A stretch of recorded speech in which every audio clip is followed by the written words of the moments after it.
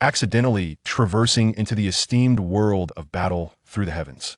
Where martial prowess reigned supreme, I inadvertently stumbled upon the private matters of the illustrious Xun'er, inciting hostility. It appears that our protagonist, Xiao, possesses an aura of invincibility, leaving one to ponder how to navigate such a precarious existence. Fortunately, a cosmic trading system grants the ability to transform worthless items into valuable treasures. Witness how I shall upheave the very fabric of battle through the heavens. Chapter 1. Transmigration to the Realm of Battle. Ah, my dear Xun'er, my cherished grandson, awaken swiftly. You are the last scion of our lineage. Should anything befall you, how shall I face our ancestors?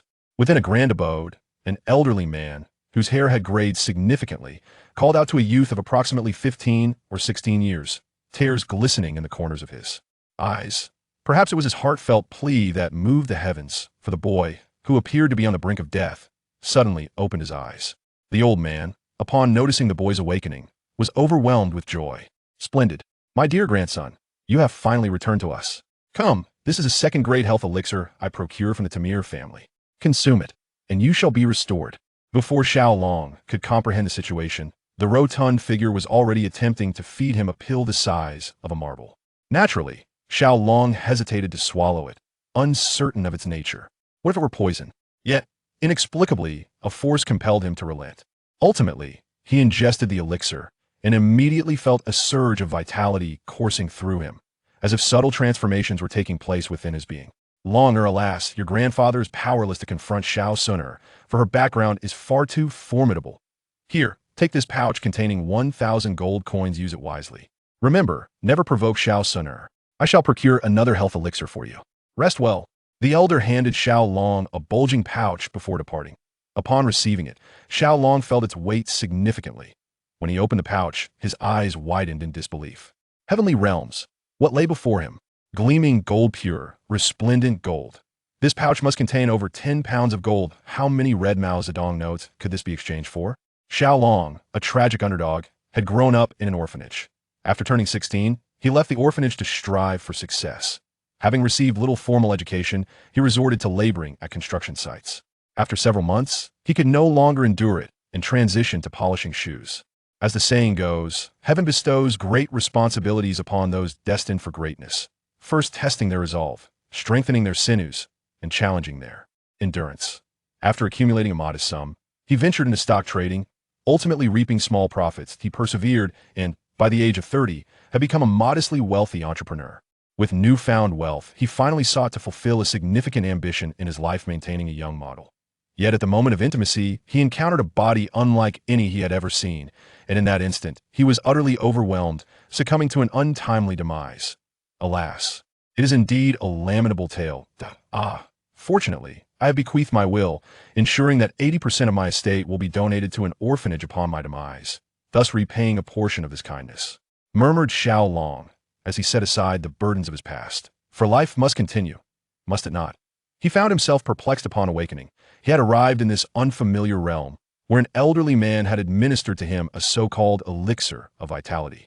Initially, he was oblivious to the reasons behind this, but soon the truth unfolded before him. He had traversed dimensions, entering the world of Do Put Song Xiao. He had assumed the identity of a man who bore his own name, Xiao. Tragically, this Xiao had lost his parents to vengeful foes at a tender age and had been raised solely by his grandfather, the second elder of the Xiao clan, the very clan to which Xiao belonged. With such a lineage, Xiao held considerable sway within the Xiao family. However, when this local tyrant encountered the cherished jewel of the ancient clan, Xun'er, he swiftly transformed from a formidable force into a mere insect. This Xiao, having insulted Xiao as a worthless individual, incurred the wrath of Xun'er, who subsequently challenged him. Initially, Xiao believed that, as a male, he would surely triumph over this female adversary. Yet, the outcome was a resounding defeat, as Xun'er overwhelmed him with her prowess. Xun'er demanded an apology from Xiao, but instead of acquiescing, he persisted in his derision of Xiao. This provoked her ire further. In a fit of rage, Xun'er placed her foot upon Xiao's head, insisting on an apology. Ultimately, Xiao recognized the insurmountable gap between them and understood that victory was unattainable.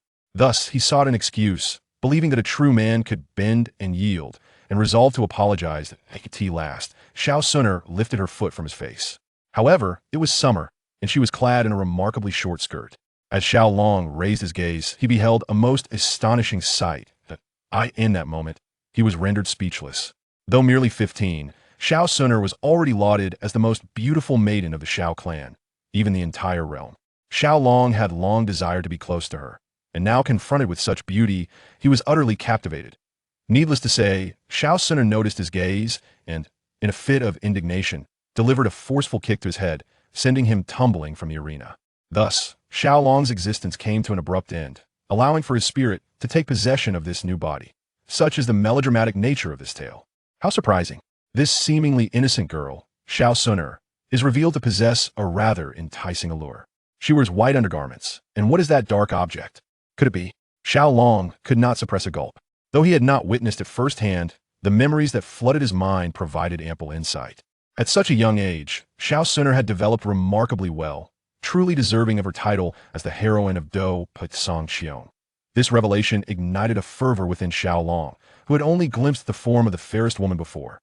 Alas, this vibrant and luscious cabbage has been taken by a rather unremarkable young man from another realm.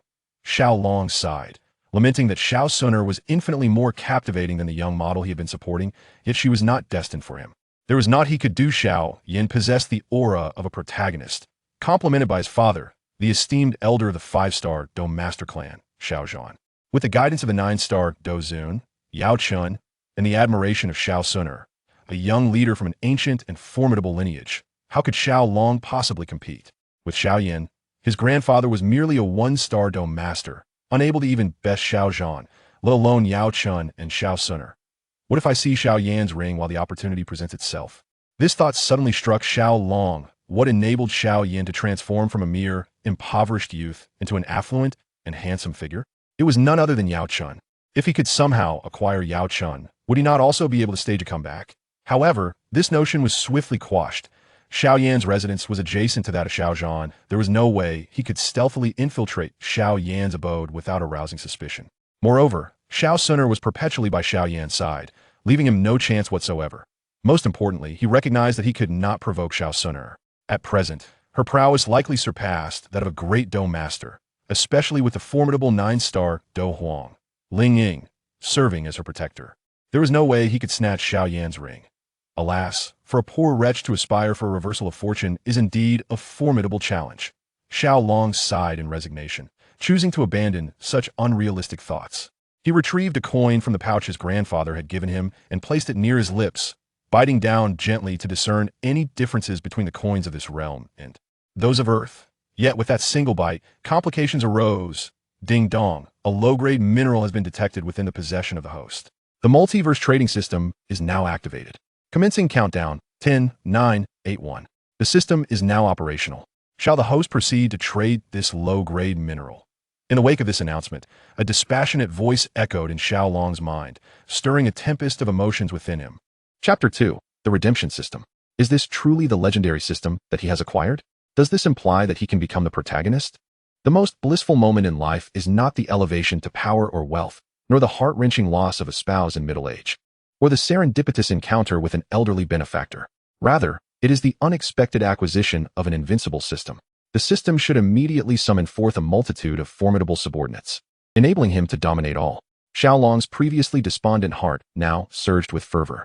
He envisioned summoning invincible allies to reign as the eternal sovereign. However, the system's cold, unfeeling response extinguished his fervor with a splash of cold water.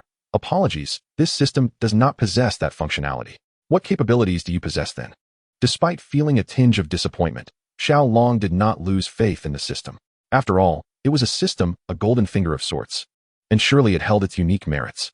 The system revealed that it was created by the master of all realms, with the singular function of providing the host a platform to engage and trade with others who possess similar systems across myriad worlds. Xiao pondered these words, ultimately concluding that he had acquired a rather mediocre system. How am I to engage and trade with them? He mused. Although the system appeared lackluster, it still had its uses. While summoning subordinates was out of the question, surely he could trade for them. After all, in some fictional worlds, there exist puppets and similar entities. Acquiring a few would not be amiss. The system informed him, the host can establish a shop of their own, placing items for sale at prices determined by the host. Upon earning redemption points, the host can purchase necessary items from other shops. The redemption system elucidated these rules to Xiao Long. What? With these rags I wear, who would want them? Xiao Long felt a wave of despondency wash over him. Do not be disheartened, host, the system reassured him. The world of combat you inhabit is considered a lower-tier realm. Below it lie even lesser realms, such as the sub-lower realms and the particle world. The items you possess may well find buyers in these lower worlds. This time, the redemption system exhibited a hint of humanity, encouraging Xiao Long. That is reassuring. Let me sell everything I possess. Xiao Long sighed with relief. Should his belongings find no buyers, he would be bereft of redemption points, which would indeed spell tragedy. Currently, the host has yet to establish their own shop.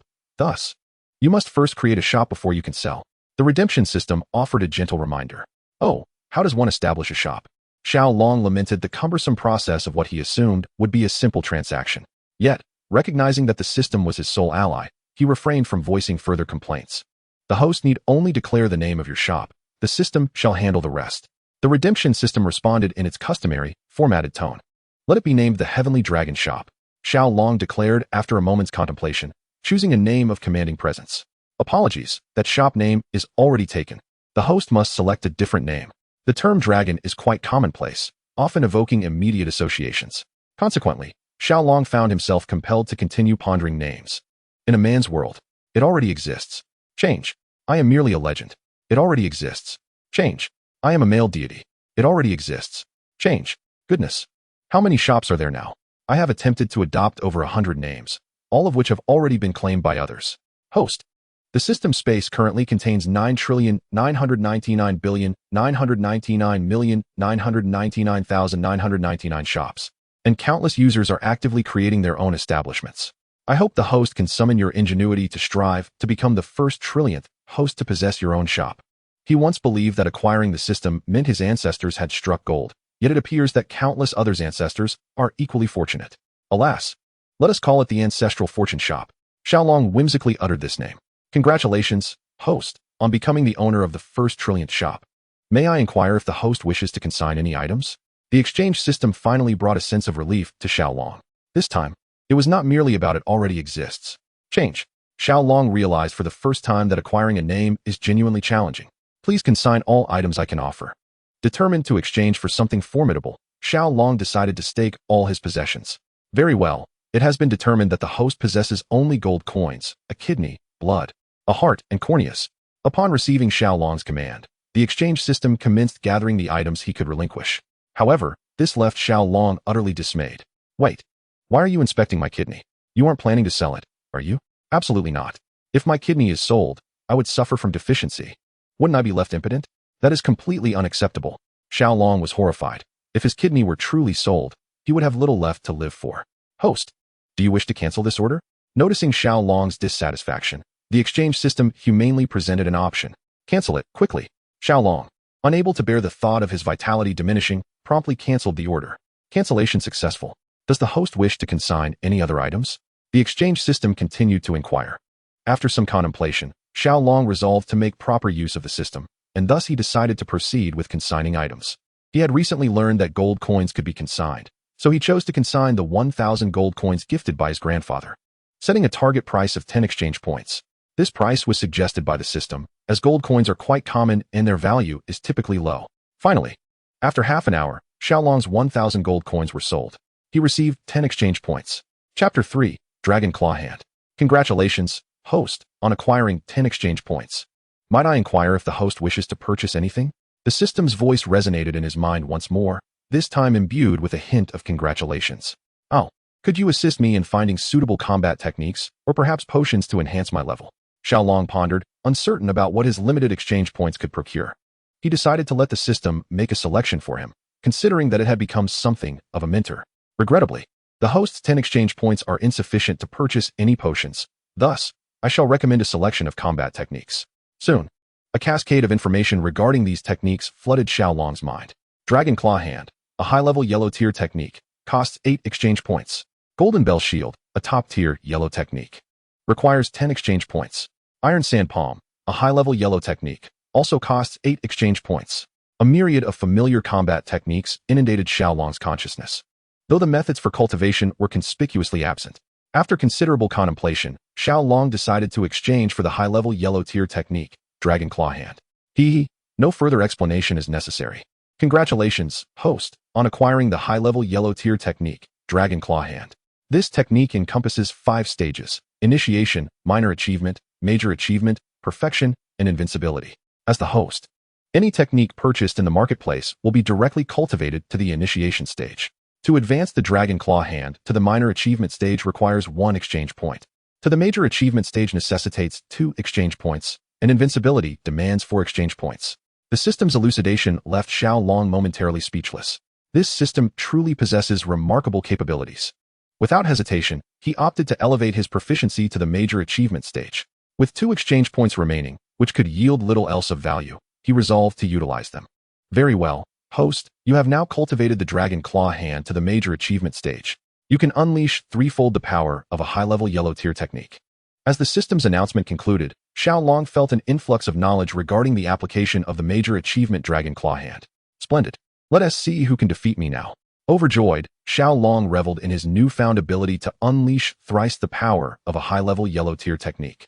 Among the younger generation of the Xiao clan, apart from the extraordinary Xun'er, who possessed the bloodline of a divine-grade Do Emperor, who could possibly rival him? He was eager to showcase his prowess while also seeking items to stock his shop and augment his exchange points. This exchange system was truly invaluable.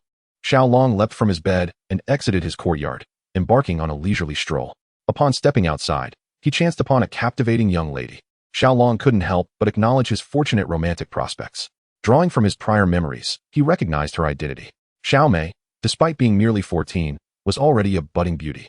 While not a perfect vision, her youthful face exuded an enchanting allure, blending innocence with charm. Securing her status as one of the beauties of the Xiao family, and even in the city of Wukan. Oh my, is that not Xiao Long, my elder brother? What a surprise. Have you recovered so swiftly?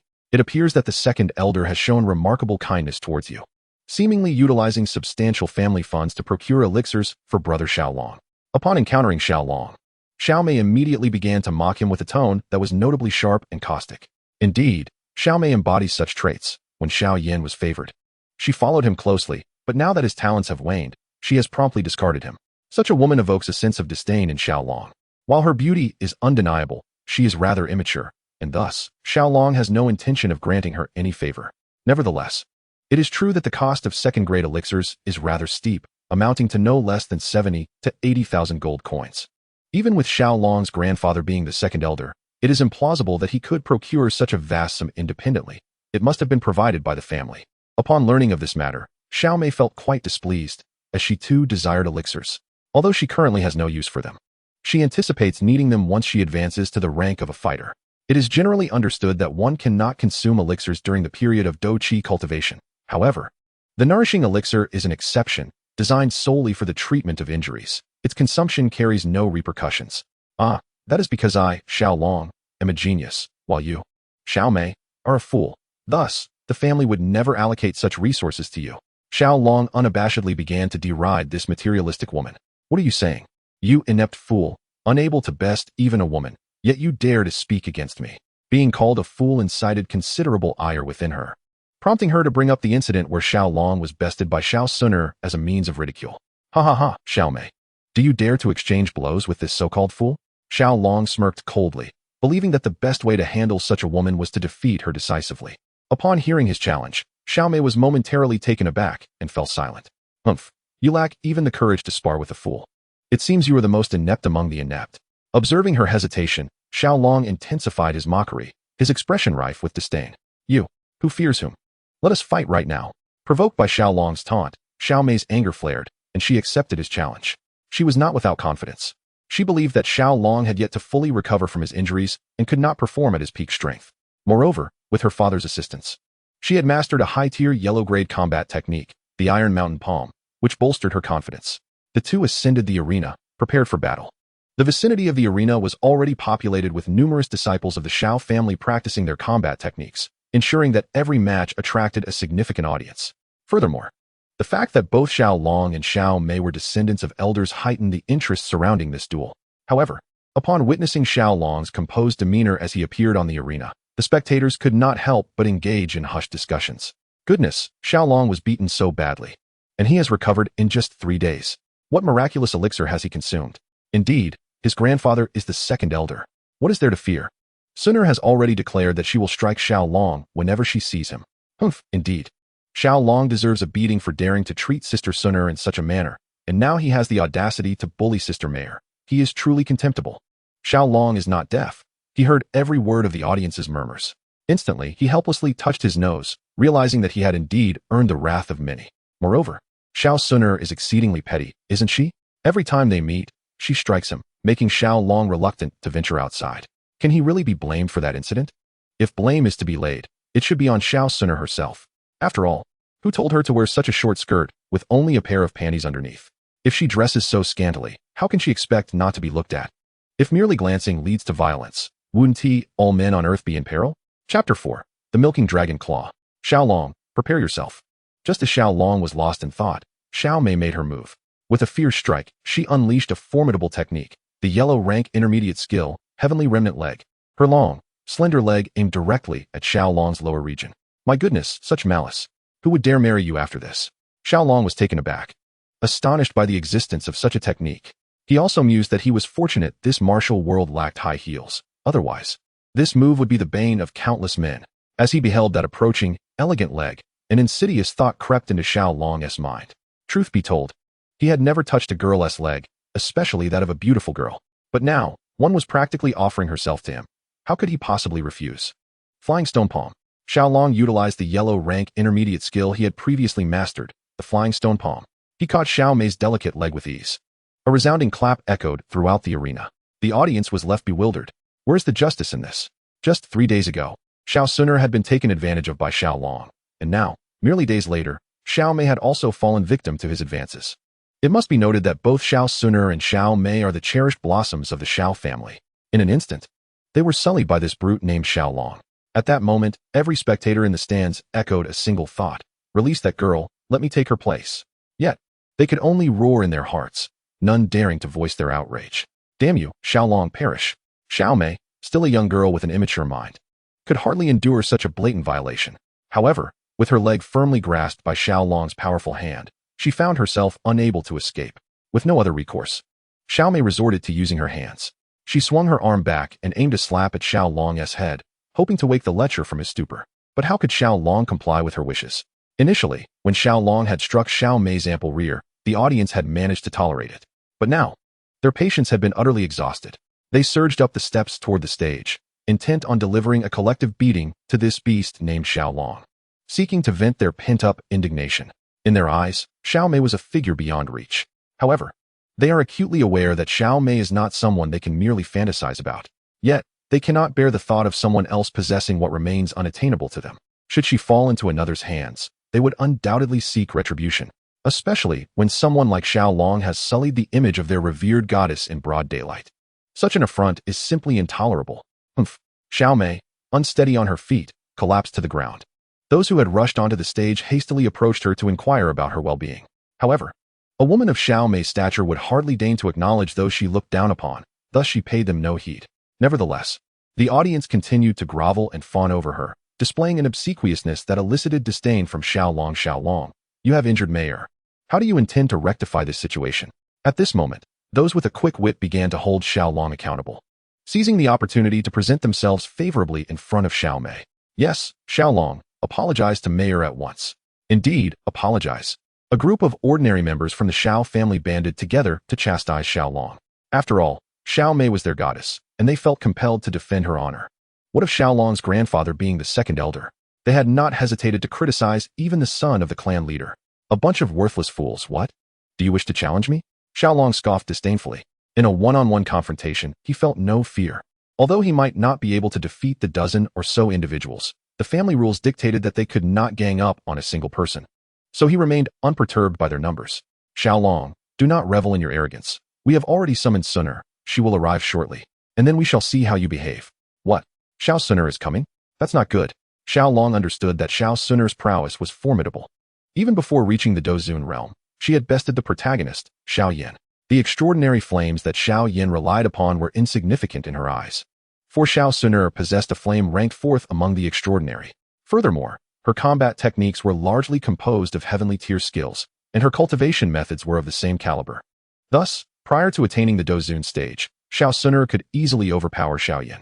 As for Xiao, who had only trained in a minor advanced yellow-tier combat technique, how could he possibly contend with Xun'er?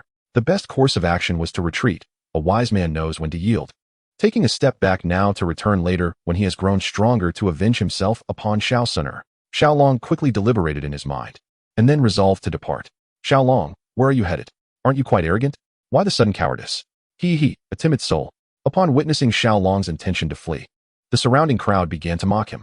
Xiao paid them no mind. Even if he could not defeat Xun'er, at least she recognized his name, while Xun'er likely did not even know their names. And yet, they pranced about in self-satisfaction, truly a bunch of fools. Xiao did not linger. Heading straight to the combat hall, where he acquired a plethora of low-level yellow rank combat techniques, alongside 3 mid-level yellow rank techniques, before departing. These constituted all the techniques available for him to borrow at present. His intentions were, of course, quite straightforward. He aimed to sell these techniques. Chapter 5, A Wager. Clutching a substantial collection of combat techniques, Xiao hastened towards his home. However, upon reaching his doorstep, he encountered a beautiful woman. This stroke of fortune left Xiao somewhat bewildered. It was none other than his cousin, Xun'er. He wondered what business she had with him. Forcing a smile, he inquired, fully aware that Xun'er had come to confront him. Yet, he could hardly ask, "Cousin Xun'er, have you come to beat me?" For if he were to pose such a question, her intentions would undoubtedly shift from mere confrontation to actual confrontation. At that moment, Xun'er was no longer clad in a miniskirt, but had instead donned a pair of green shorts. This puzzled Xiao. It seemed Xun'er had a particular fondness for the color green. Xiao, I have mentioned before that I shall strike you each time I see you. I apologize for our encounter. A glimmer of menace flickered across Xun'er's stunning visage. Indeed, it was an air of hostility. This rendered Xiao utterly flabbergasted. Did this girl truly harbor intentions to harm him? Did she really despise him to such an extent? Contemplating the formidable Do Huang Ling Ying within the territory of Wakatan, along with the numerous admirers of Xun'er, many of whom were even Do Zun or Do Shang, and recalling Xun'er's father, a 9-star Do Shang, Xiao felt a wave of trepidation. These were not challenges he could afford to provoke at this juncture. His mind raced as he contemplated how to navigate this predicament, recognizing the gravity of the situation concerning his very life and livelihood. Additionally, he wished to avoid being perpetually antagonized by Xun'er, for she was undeniably enchanting. Even though she still bore the innocence of youth, she had ensnared Xiao's heart profoundly. He believed that from the very first moment he laid eyes on Xun'er, he had fallen irrevocably in love with her.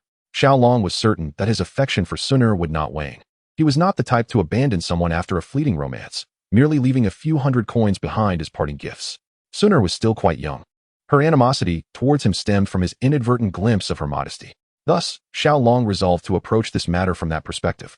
He refused to believe that, despite his familiarity with the complexities of urban relationships, he could not manage the affections of a naive young woman. Cousin Xun'er, I have harbored a sentiment in my heart for quite some time. Do you know why I harbor such animosity towards Xiao? It is because I have cherished you for a long while. Every smile and frown of yours captivates my heart. Today, I wish to confess to you my feelings. If I must ascribe a duration to this affection, I hope it lasts for 10,000 years. Xiao invoked the famous line of Zhou Xingqi. I love you for 10,000 years. To be honest, when he first heard those words, he had nearly been moved to tears. After all, who could resist the brilliance of Star Master's performance? Although this declaration may have seemed somewhat unconventional, Xiao couldn't help but acknowledge its timelessness. He could hardly believe that such a classic approach would fail to captivate a young maiden on the verge of love. Nevertheless, Xiao made a few adjustments. For the sake of progress, after speaking, he found himself daydreaming about how Xun'er would regard him with newfound affection, envisioning a scenario where he wins the heart of the beauty and ascends to the pinnacle of life. However, a fleeting glance at Xun'er revealed that she regarded him not with admiration, but with a cold indifference. A hint of a mocking smile graced her lips, leaving Xiao utterly perplexed. How could his ultimate skill, a technique of unmatched potency, fail to impress her? Did she possess a heart of stone? Certainly. Xun'er's heart was not made of stone. She felt a profound connection to his words, yet she could not fathom why Xiao would utter such infatuated sentiments. To her, his declaration was nothing short of a jest. Who was he, after all? He was merely a minor figure within the Xiao family. While she was the daughter of the ancient clan leader from one of the 8 great clans of the Do-Chi continent, hailed as a prodigy destined to become a new Do emperor, she aspired to be an unparalleled sovereign, standing tall upon the world's zenith. And what of Xiao? He was but a trivial character, and though the Xiao family once basked in glory, their former splendor was but a distant memory. Now, the Xiao family was merely a small clan within the Jiama Empire, which itself was a third-rate power on the Dochi continent. Any awakened bloodline member from her ancient clan could easily annihilate the Jiama Empire. In Xiao Xun'er's eyes, she was a phoenix from the heavens, while Xiao Long, despite his name suggesting grandeur, was merely a worm in her perception. How could a phoenix and a worm possibly inhabit the same realm? With aspirations as lofty as the heavens, she believed only a true dragon from the 9 heavens could be her counterpart, and that dragon had yet to appear. Xiao Yan could only be considered a half measure, while Xiao Long was nothing at all. Thus, she found amusement in Xiao Long's ignorance. Having said that, she prepared herself for a confrontation. Xiao Xun'er chuckled coldly, convinced that the mere opportunity to strike at Xiao Long was a privilege he had earned through countless lifetimes. Don't get too cocky. Dare you make a wager with me? Seeing Xiao Xun'er's unwavering demeanor, Xiao Long decided to alter his approach. He would buy time. Yes. He planned to delay matters, proposing a duel with Xiao Xun'er during their coming-of-age ceremony. Surprisingly, the antagonists, lacking foresight, agreed. Xiao Long intended to use this as a means to motivate Xiao Xun'er. Indeed, this strategy proved effective time and again. What shall we bet on? A flicker of interest appeared in Xiao Xun'er's eyes. How about we face off again during the next clan assessment? We shall utilize our own powers. And if I lose, I will apologize to Xiao Yan. Conversely, if you lose, you must grant me a request that you deem reasonable. What do you say? The next clan assessment was merely 2 months away. At that event, the Yunlan sect would also send representatives, and Xiao Yan would have divorced his wife. Embarking on a path of resurgence, he aimed to extend the timeline until then, utilizing the opportunity to upgrade his own system. He was incredulous that, despite the assistance of the system, he could not comprehend Xiao Xun'er. However, Xiao Xun'er beamed with a radiant smile, perceiving this merely as Xiao Long's futile struggle. Yet, this did not concern her. As long as it compelled Xiao Long to sincerely apologize to her brother Xiao Yan, she was willing to do anything. In that moment, the smiling Xiao Xun'er showcased her unparalleled beauty to its fullest extent, with each subtle expression tugging at Xiao Long's heartstrings.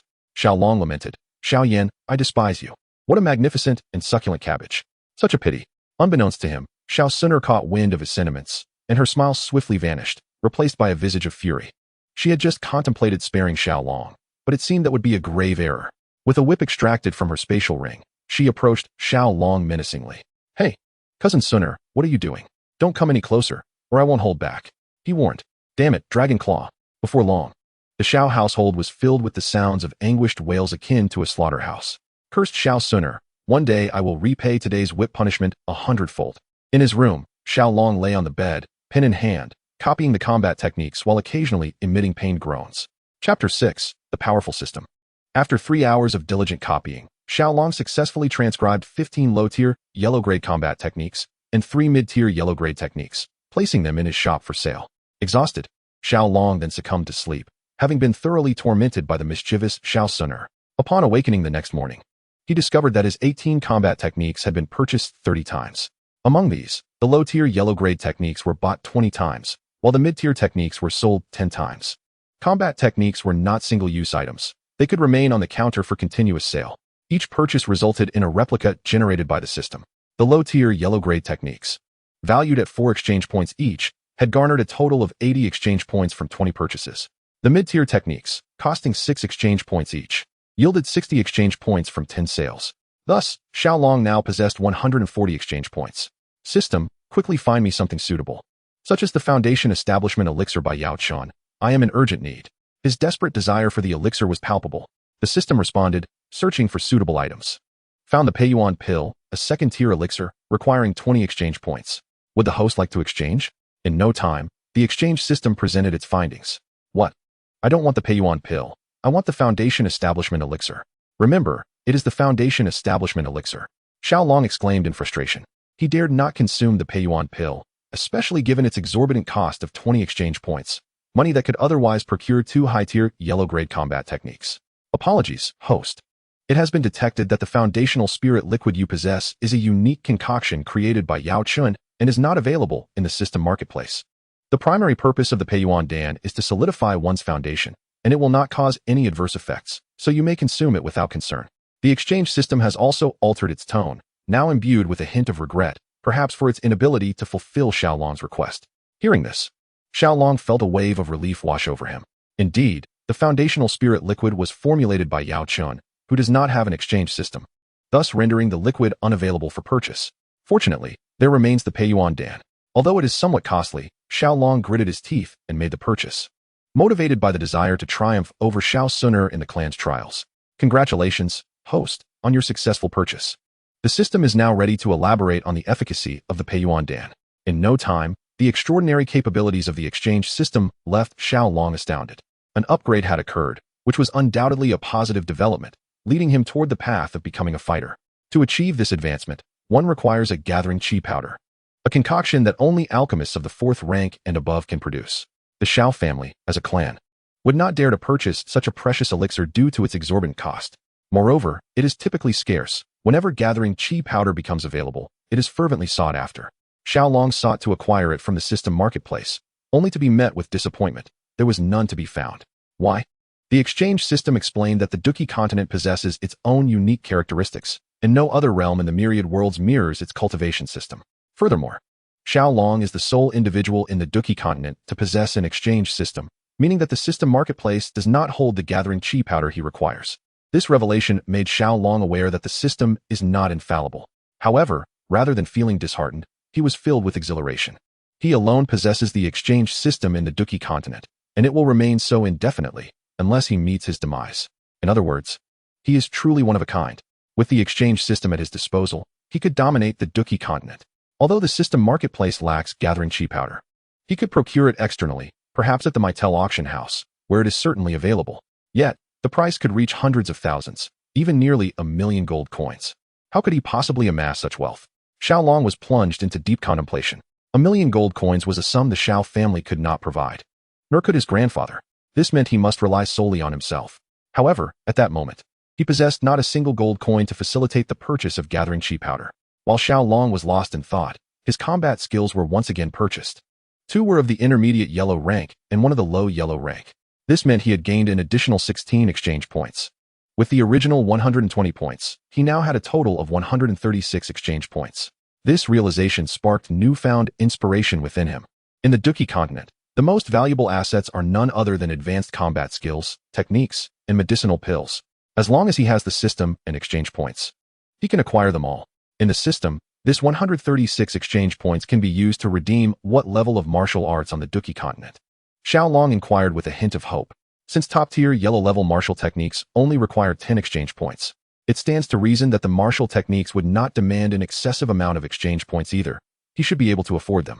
Once he redeems a martial technique, he can proceed to auction it. Even the most basic low-level technique could fetch around 100,000 gold coins. Meanwhile, a mid-level technique would roughly double that value, nearing 200,000 gold coins.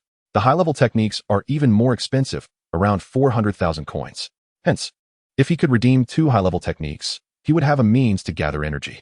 The low-level technique costs 100 exchange points, the mid-level 110 points, and the high-level 120 points. The system provided Xiao with an acceptable answer. First, I'd like to obtain a high-level technique.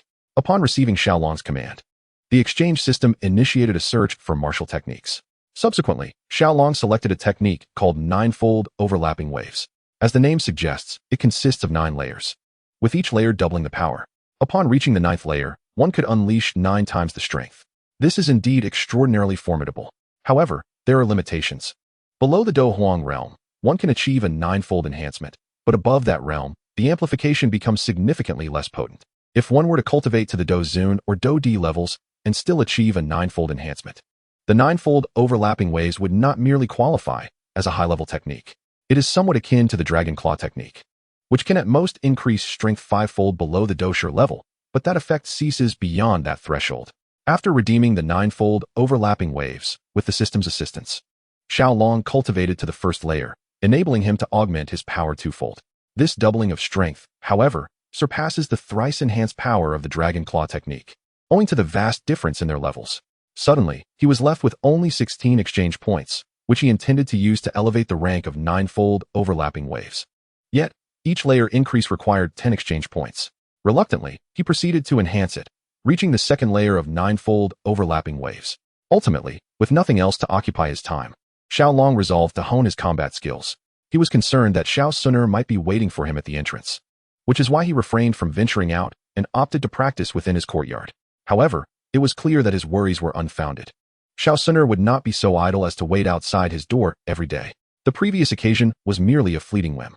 After 3 more hours, Xiaolong finally amassed 120 exchange points and redeemed another high-level technique known as carefree steps. Clearly, this technique was designed for agile movement.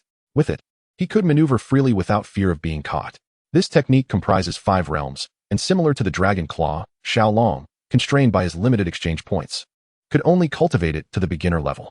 Now, everything was in place. All that remained was the wind at his back. It was time to head to the middle auction house. With 2 advanced martial arts manuals of the Xian level in his possession, Xiaolong felt a surge of confidence. This time, he was determined to succeed in his endeavors. The breakthrough to becoming a fighter was just within reach. First, he visited the Xiao family's martial arts hall to return the manuals, for failure to do so would result in inevitable penalties when the time arrived. Afterward, he donned a black robe and, under the cover of night, made his way to the middle auction house.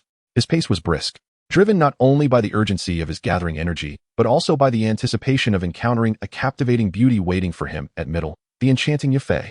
Oh, she was truly a delightful temptress, exuding allure from her very essence. Xiaolong had previously encountered her at an auction hosted by Middle, accompanied by his grandfather. Her alluring figure remained etched in his memory.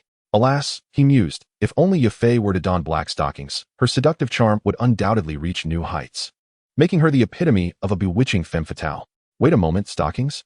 A mischievous grin spread across Xiaolong's face as he entertained delightful thoughts. He first purchased a voice-altering pill within the marketplace, transforming his voice to sound deep and seasoned before entering the middle auction house. Esteemed guest, how may I assist you? A male guard approached him, his tone amiable. I wish to consign 2 martial arts manuals for auction, Xiaolong replied in his gravelly voice. May I inquire about the level of the manuals you wish to consign? The guard inhaled deeply, attempting to steady himself. Xiaolong's voice indeed carried an uncanny resemblance to that of an ancient specter. 2 advanced manuals of the Xian level. Xiaolong's words left the guard utterly astonished. Advanced Xian level martial arts manuals were a rarity, even among the 3 prominent families of Aucton City.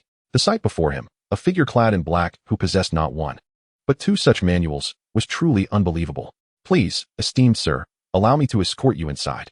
I shall summon the head of our middle auction house in Aucton City to discuss matters with you personally.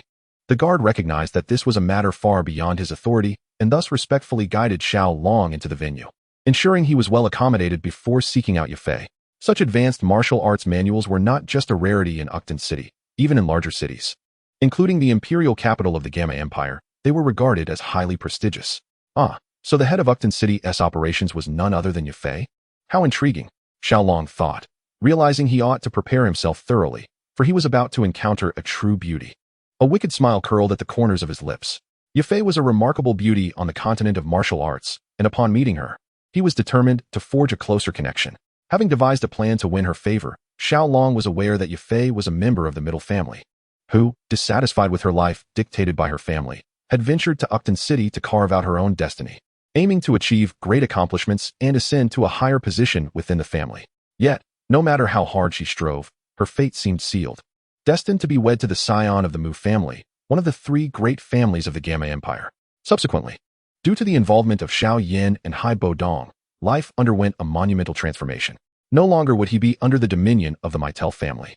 By the conclusion of Battle Through the Heavens, Xiao Yin, the Flame Emperor, ultimately supported him with 3 billion gold coins, becoming his paramour. 3 billion you say? This time, I shall provide you with 300 billion.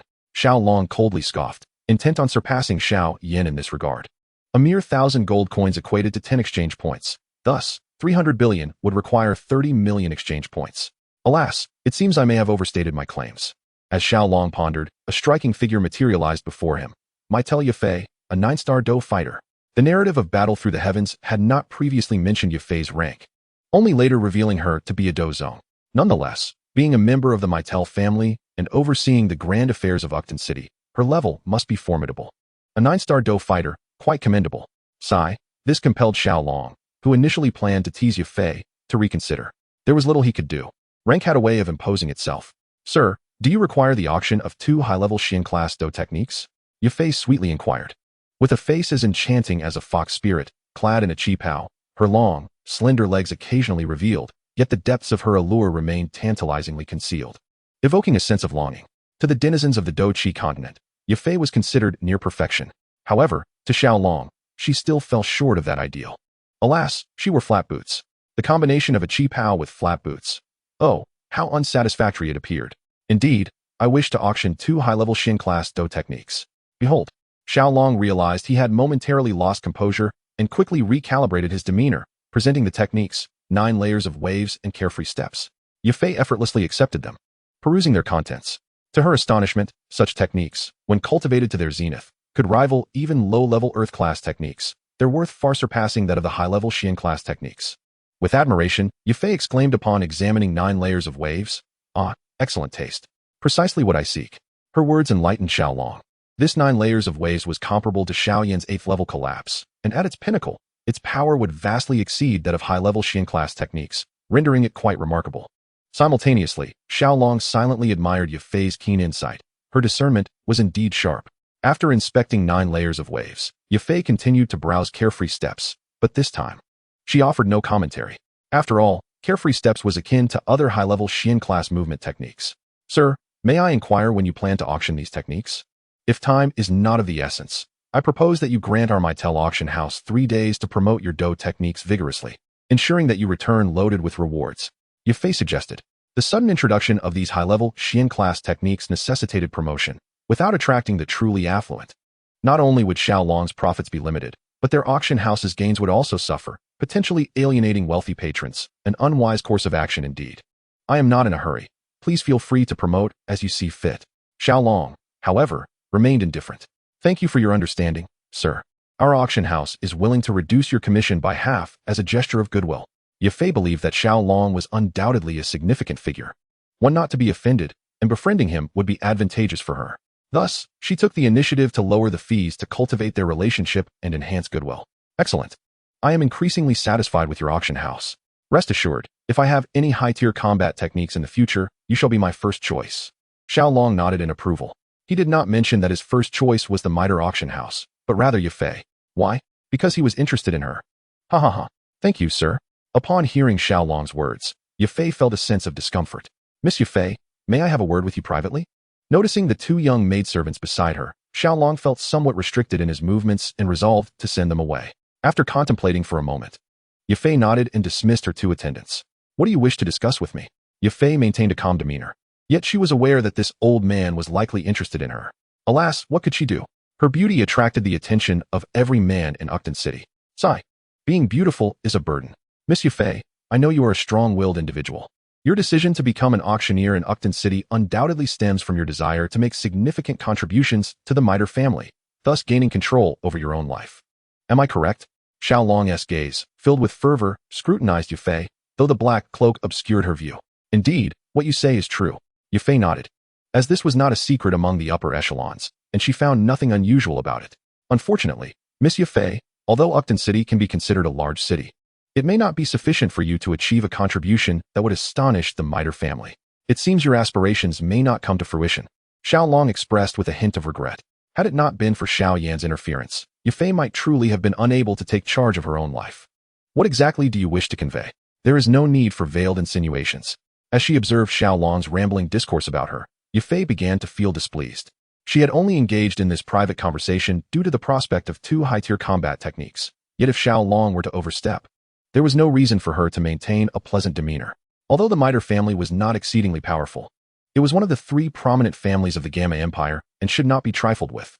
"What I wish to say is that I can offer you Earth-tier combat techniques for auction, or even gift them directly to you, provided you agree to one condition." Noticing the lady's irritation, Xiaolong decided to cut to the chase. Chapter 8. Teasing Yafei. "What I wish to convey is that I can present a low-level combat technique for auction to Miss Yafei, or even offer it directly to her, provided she agrees to a single condition." Upon noticing the displeasure on the beautiful woman's face, Xiaolong chose to refrain from further prattling and got straight to the point. "What? A low-level combat technique?" Miss Yafei was instantly taken aback. Low-level combat techniques are exceedingly rare throughout the entire Gamma Empire. The factions that possess such techniques are few and far between. The imperial family of the Gamma Empire should have some, and the Yunlan sect likely does as well. But whether the 3 prominent families do remains uncertain. This illustrates the preciousness of low-level combat techniques. A single low-level combat technique can easily fetch a staggering 10 million gold coins at auction. If she could preside over the auction of one such technique, or even contribute a low-level combat technique to the Mitel family, she might truly have the power to shape her own destiny. However, Miss Yufei felt a tinge of apprehension regarding the condition proposed by Xiao Long. She was acutely aware that her sole asset in gaining Xiao Long's favor might be her own physical allure.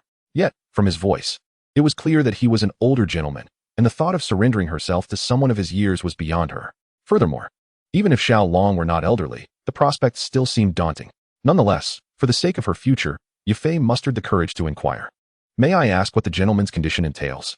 Alas, she truly wished to avoid becoming a pawn in another's game. Besides, what if Xiao Long's request was not as outrageous as she feared? That would be an ideal compromise. He chuckled. My demands are quite modest. How about spending a night with me? To be candid, in both of his lifetimes, Xiao Long remained an uninitiated youth, and the mere thought of someone as exquisite as Yufei stirred feelings he found hard to suppress. As the saying goes, to die beneath the peony is to be a spirited ghost.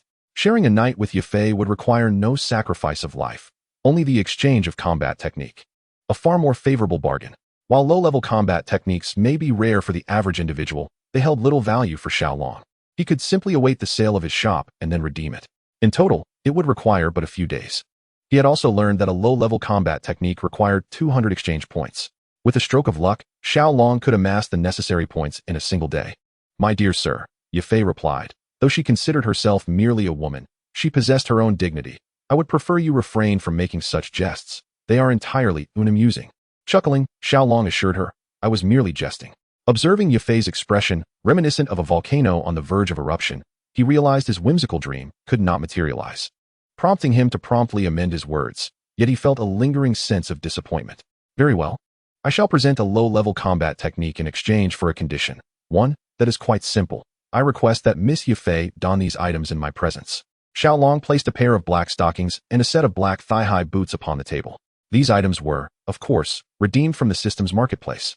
With time pressing, Xiao Long had not examined them closely, but they appeared to be products from a realm akin to Earth. Xiao Long was quite curious about how much more beautiful Yufei would appear if she donned these items. Initially, when Yufei heard Xiao Long mention that she would wear something in front of him, she felt a surge of anger. However, upon seeing what Xiao Long had presented, her anger morphed into confusion. What were these peculiar items? Noticing Yufei's bewilderment, Xiao Long understood her thoughts. He unfolded the stockings and addressed Yufei, stating, These are called stockings. You simply need to wear them on your legs, and remember to pull them up to your thighs. As he spoke, a lascivious grin spread across his face. And these high-heeled shoes, you merely need to change into them. Keep in mind, you can do this in front of me without needing to undress or anything of the sort. How does that sound? If you accomplish this, the Earth-level combat skill will be yours. After introducing the stockings, Xiao Long revealed a pair of high-heeled boots. Since Yufei possessed a strong sense of pride, Xiao Long decided to take a more gradual approach. He intended to gradually dismantle her self-esteem. This time it was stockings, next time a short skirt, and eventually outfits like a flight attendant's uniform, a nurse's attire, and a teacher's outfit. He chuckled to himself, pondering how, by the end, her pride would be thoroughly trampled. Once her self-esteem was crushed, it would be time to reap the rewards. He could take his time playing with Yufei. Sir, are you serious? It was evident that Yufei was somewhat swayed. After all, she was merely required to wear a pair of stockings and boots without any physical cost or exposure. And in return, she could obtain an Earth-level combat skill, an advantageous bargain for her. Of course, as long as you wear them, when the auction house holds its event. I will grant you the Earth-level combat skill. If I fail to do so, you may seize my 2 advanced Mystic-level combat skills instead. What do you say? Is it agreeable? Currently, Xiao Long could not provide the Earth-level combat skill, but he was confident he would be able to do so in 3 days. All right, I hope you keep your word. Yufei contemplated for a moment before agreeing. She reasoned that even if Xiao Long failed to deliver, the 2 advanced Mystic-level combat skills would serve as compensation. She took the black stockings and began putting them on in front of Xiao Long naturally. Every movement was executed with extreme caution, as she feared inadvertently revealing something inappropriate to him. Yufei intentionally slowed her actions, while this was due to her own situation. It only served to heighten the temptation for Xiao Long. His desire quickly escalated. Unfortunately, he couldn't defeat Yufei, so he could only watch, indulging his eyes. In the end, when Yufei attempted to fully wear the stockings, she realized that she could not conceal herself adequately, leaving her feeling quite embarrassed. With no other option, Yufei hurriedly slipped the stockings on. However, no matter how swiftly she moved, she still revealed more than she intended, much to Xiao Long's amusement. It hadn't been long before Xiao Long caught a glimpse of the 2 female protagonists from Do Patsong Qiong, even if it was partially obscured by sheer fabric. Nonetheless, he had still seen it. Though she had not seen the true visage of Lu Shan, a vague impression had nonetheless taken shape. Upon hearing Xiaolong's lascivious laughter, Yafei felt an overwhelming urge to deliver a swift kick to him. She noticed the long stiletto heels of the high-heeled boots, and her heart surged with joy. Was this not the perfect weapon to augment the power of her celestial severing foot? Thus, Yafei quickly cast aside her previous embarrassment and eagerly donned the high-heeled boots that Xiaolong had bestowed upon her. They were indeed a flawless masterpiece of divine artistry. Come, stand up, take a few steps, and strike a few alluring poses for me. At that moment, Xiaolong's eyes seemed ablaze with desire. He continued to command her. Clad in black stockings and high-heeled boots, Yafei exuded an undeniable maturity. She was truly a gem among gems. Xiaolong had never encountered such an exquisite beauty. With no choice, Yafei took a few steps in front of Xiaolong, tossed her long hair, and playfully winked at him. The pose was undeniably enticing. 10 volumes of Earth-level combat techniques for a night together. What do you say? As Yafei winked at Xiaolong, he could hardly contain himself. He abruptly stood, grasped her hand, wishing he could meld her into his very being, never to part again. Chapter 9. Auction of Combat Techniques. Sir, please comport yourself with dignity. The frigid tone extinguished the fire within Xiaolong in an instant. I was too forward, my apologies. I shall take my leave. Sighing, Xiaolong hurriedly departed to avoid further temptation from the enchanting maiden. He was not afraid of her allure. However, no matter how captivating Yafei appeared, she remained unattainable. It was truly a painful predicament. Thus, it was best to depart sooner rather than later. After Xiaolong left, Yafei approached the mirror and gazed at her reflection. That enchanting visage was enough to leave her entranced. What captivated her most were her own long legs. For reasons unknown, she felt as though her legs had grown longer, slimmer, and more elegant. It seemed that if she were to present herself before others, it would be her legs that drew the most attention rather than her face. Reflecting on Xiaolong's mention of 10 volumes of Earth-level combat techniques, a twinge of regret stirred within her. A night, you say? It seemed that a moment of restraint could easily pass. She could even treat it as a fleeting dream, awakening to the acquisition of 10 volumes of Earth-level techniques. For her entire life, she would be free from worries. Yet, was such a dream truly desirable or not? Xiaolong endured for 3 days at home. During this time, he accumulated 550 exchange points. He spent 80 points to cultivate both his ninefold surge and carefree step to their zenith. At this moment, Xiaolong felt that with a single punch, he could obliterate even a 1- or 2-star fighter. Finally, he expended 200 points to exchange for a low-level Earth-tier combat technique known as the Thunderous Wave Kill and made his way to the middle auction house. Now was the time to auction his combat techniques. Over these 3 days, the entire city of Ucton buzzed with excitement. Why is it that the middle auction house has chosen to present 2 books of advanced mystic martial arts for auction? Such advanced techniques are exceedingly rare within the entire city of Ucton, yet the middle family has astonishingly produced 2 at once, leaving many in awe. Simultaneously, they admire the remarkable heritage of the middle auction house, capable of amassing 2 such rare tomes for sale. Consequently, today should have been an exceedingly joyous occasion for Xiaolong. However, he failed to consult the almanac before stepping out, and upon leaving the Xiao family residence, he encountered his long-standing rival, Xun'er, accompanied by Xiao. Xun'er cast a fierce glare at Xiaolong before departing with Xiao. With Xiao present, she refrained from further humiliating Xiaolong, lest she tarnish her demure image before her older brother. Xiaolong exhaled in relief, surmising the reason behind her restraint. It seemed he ought to express his gratitude to Xiao. Without further ado, Xiaolong made his way to the middle auction house. Before long, the auction commenced. Hosted by the enchanting Yafei, with a beautiful host, many affluent individuals in attendance were bound to lose their fortunes. At that moment, Yafei donned the black stockings and high-heeled boots gifted by Xiaolong. The audience had never witnessed such attire, and they were utterly captivated by Yafei's enhanced beauty. Some attendees found themselves overwhelmed, while others were visibly affected.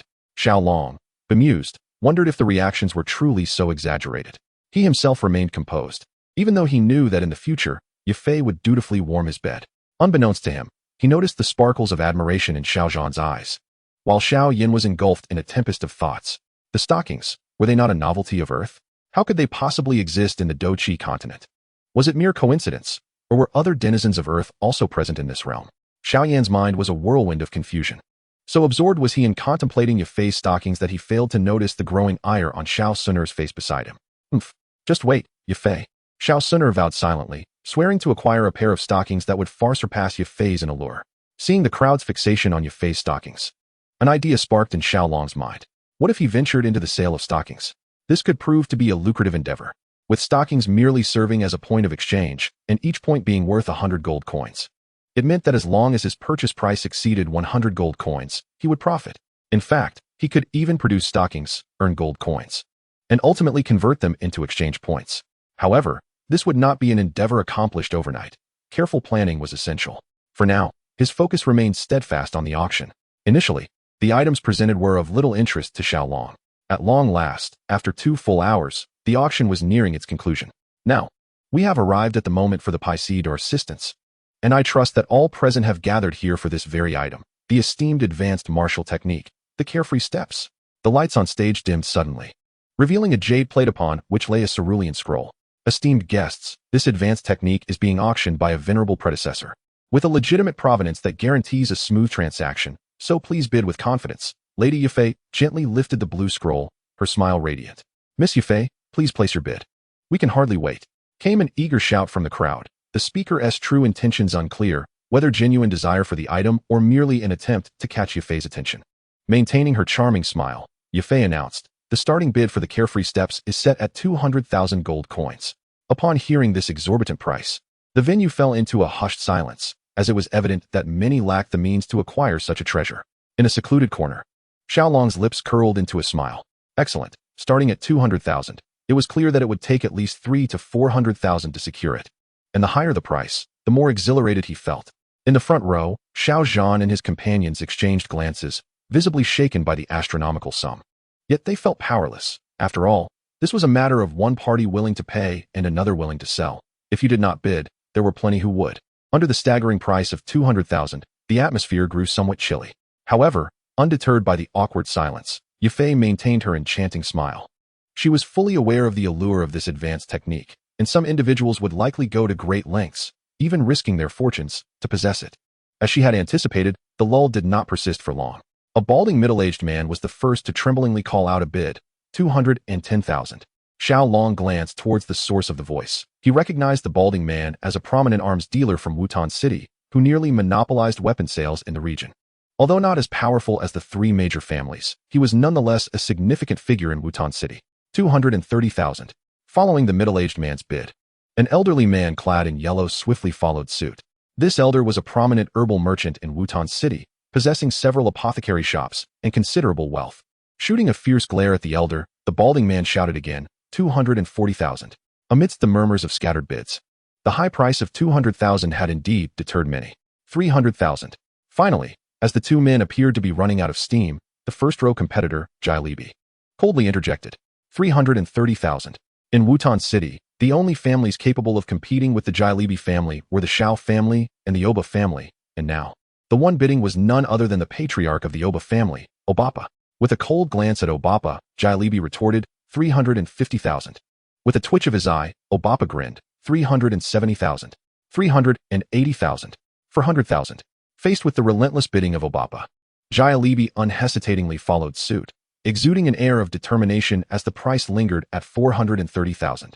At this juncture, Obapa was compelled to withdraw from the competition, for 430,000 was already sufficient to plunge the Obapa family into an economic crisis. 450,000. Upon witnessing Obapa's retreat, Jailebi had yet to revel in his triumph, when Xiao Zhan's cool voice darkened his expression. Jailebi cast a chilling glare at Xiao Zhan. Among the 3 prominent families in Yucatan City, the Jailebi family stood at the bottom. If he were to possess this martial technique, he could surely turn the tide. Thus, he was eager to raise his bid. However, a glimmer of insight soon illuminated his thoughts. This auction at the middle auction house was offering 2 high-level Xian-tier martial techniques. And this was merely the first. Moreover, it was only a movement technique. Consequently, the remaining tome must pertain to an offensive or defensive technique. If Xiao Zhan were to expend 450,000 gold coins on a movement technique, he would undoubtedly lack the resources to compete for the final item.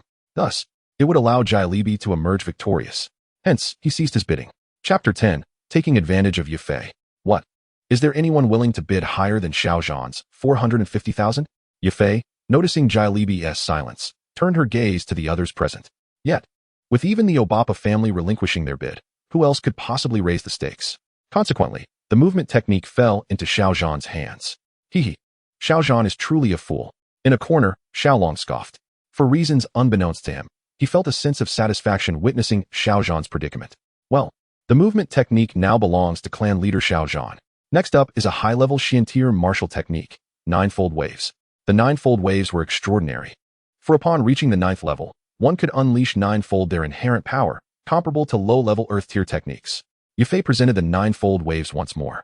This time, the impact on the audience was far more profound than before. After all, it was a technique that could rival Earth-tier techniques. With no celestial-tier techniques in sight, who could contend with the might of Earth-tier techniques?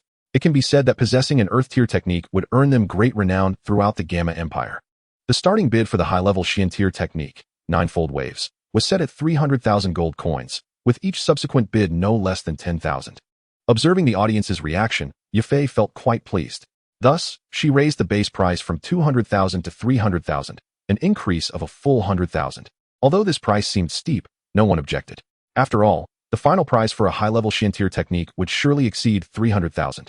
And the ninefold waves were indeed exceptional, warranting such a cost. For 100,000.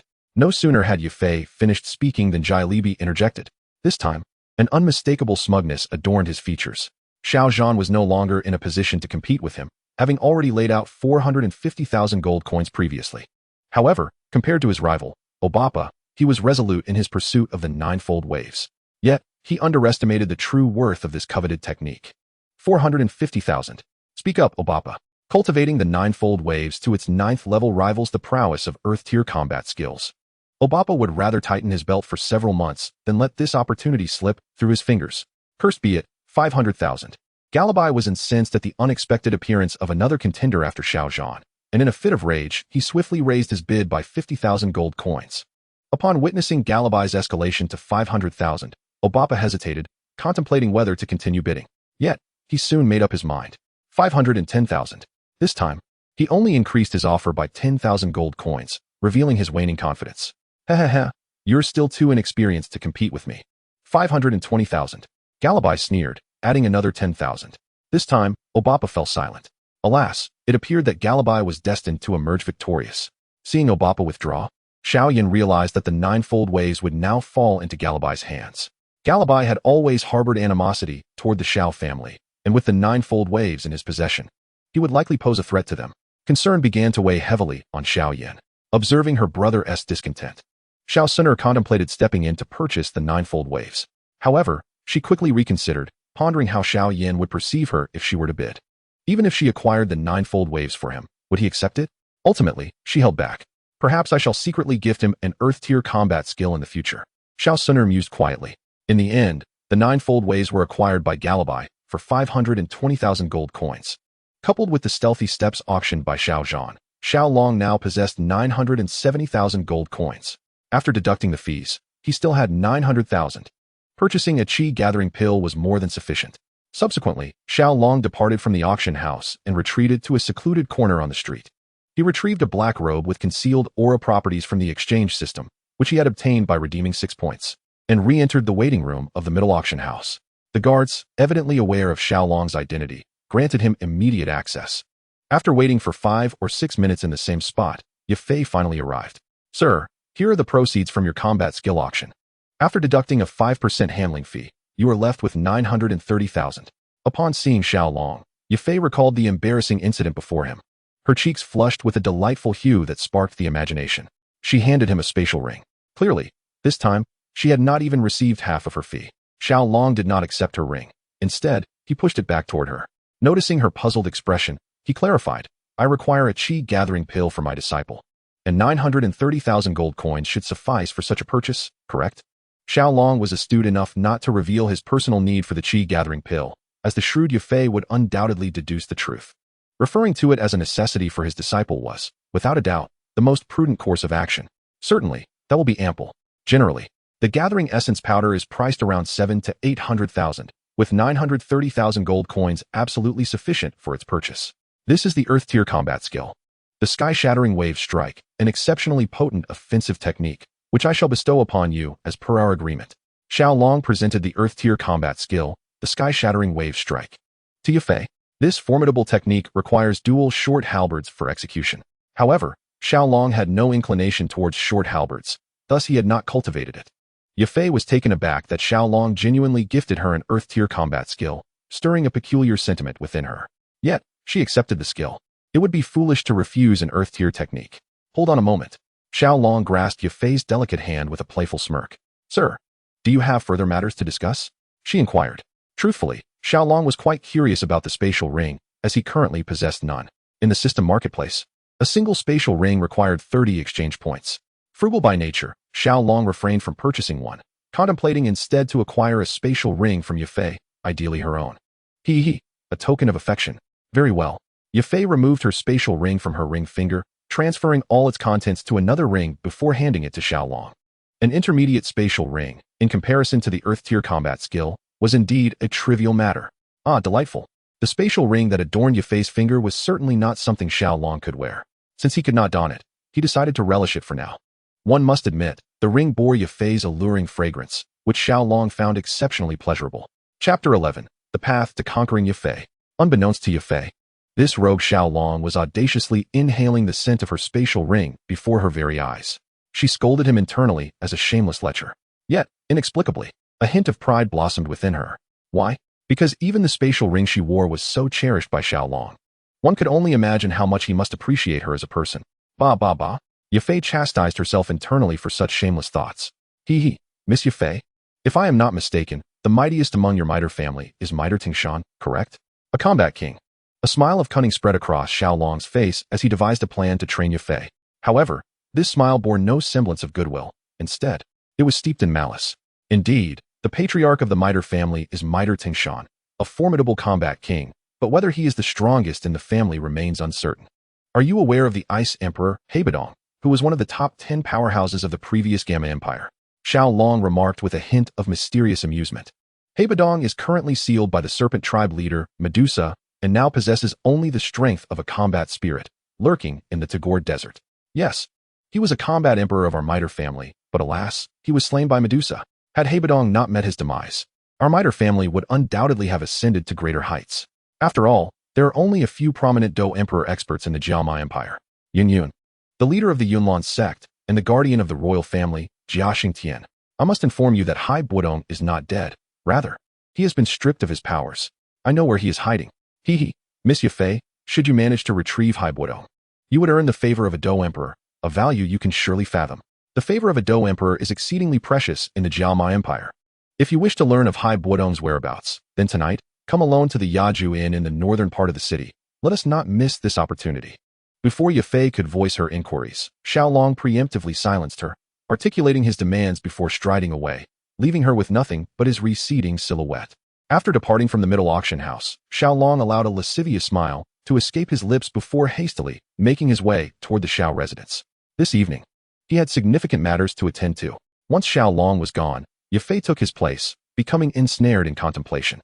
The favor of a Do Emperor, among the entirety of the Jiama Empire, could perhaps only be rivaled by high-tier techniques or 6th-grade medicinal formulas. Yet, in Yafei's estimation, the favor from the Do Emperor of the Middle family outweighed even the value of a 6th-grade elixir. Compared to the astonishing waves of destruction technique in her possession, it was worth far more. Even if she were to offer the waves of destruction to the Middle family, they would never grant her freedom. Instead, they would suspect her of harboring further techniques. At that juncture, her life would become even more unbearable than it is now. The words of the Do Emperor from the Middle family could grant her every desire. The disparity between the two is readily apparent. Thus, for her own safety, Yafei resolved not to relinquish the waves of destruction to the Middle family. Rather, she would covertly transfer it, potentially earning herself 7 to 8 million gold coins. With such wealth, her cultivation would experience a substantial enhancement. Only then could she truly struggle against her fate. Consequently, Yafei decided to meet Xiaolong that evening. Firstly, Xiaolong was shrouded in mystery and might indeed possess information about Hai Buodong. Secondly, she perceived Xiaolong as a man of integrity. As night fell, Xiaolong arrived early at the Yaju Inn, securing a room on the 2nd floor with a clear view of the entrance. He attentively surveyed the street, waiting to see if Yafei would arrive. Fortune favors the diligent. After waiting for 2 full hours, Yafei finally appeared. Clad in a black robe, she peered outside the Yaju Inn, spotting Xiaolong, who bore the mark of Do Pu. Engaging his location, she proceeded into the inn. Xiaolong cracked the door ajar, peering cautiously at the array of high-definition digital cameras he had installed. Indeed, he had set up 8 cameras within the premises, 1 for each direction. Each camera cost him 10 exchange points. This time, Xiaolong had bled his resources dry, converting all remaining exchange points into cameras. Miss Yafei truly carries an air of superiority, making me wait for 2 long hours. In an effort to gain leverage, Xiaolong feigned dissatisfaction and began to reproach Yafei. I apologize, my lord. The auction house has been overwhelmed with matters, and I have only now managed to extricate myself. Yufei quickly offered her apologies. She removed her cloak, revealing her enchanting visage. Although clad in attire suited for the night, her graceful figure, accentuated in all the right places, remained apparent. Ah, I see. Let us then discuss how we shall proceed with today's affairs. Xiaolong's tone was calm and unruffled, exuding an air of tranquility. Please, speak, sir. Yufei appeared quite obedient, standing by and scarcely daring to utter more. Yufei, I recognize your lofty ambitions and your strong sense of pride. However, you must grasp that this world reveres the strong. As a mere woman of modest cultivation, it is exceedingly difficult for you to seize control of your destiny. Xiaolong's words were indeed heartfelt. Not only Yufei, but even Xun'er would struggle to dictate her fate without Xiao Yan's influence. Perhaps only exceptional beings like Little Doctor and Medusa can truly master their destinies. Yufei, do you consider a Do Huang to be a formidable force? Xiaolong began his inquiries, clearly with intent.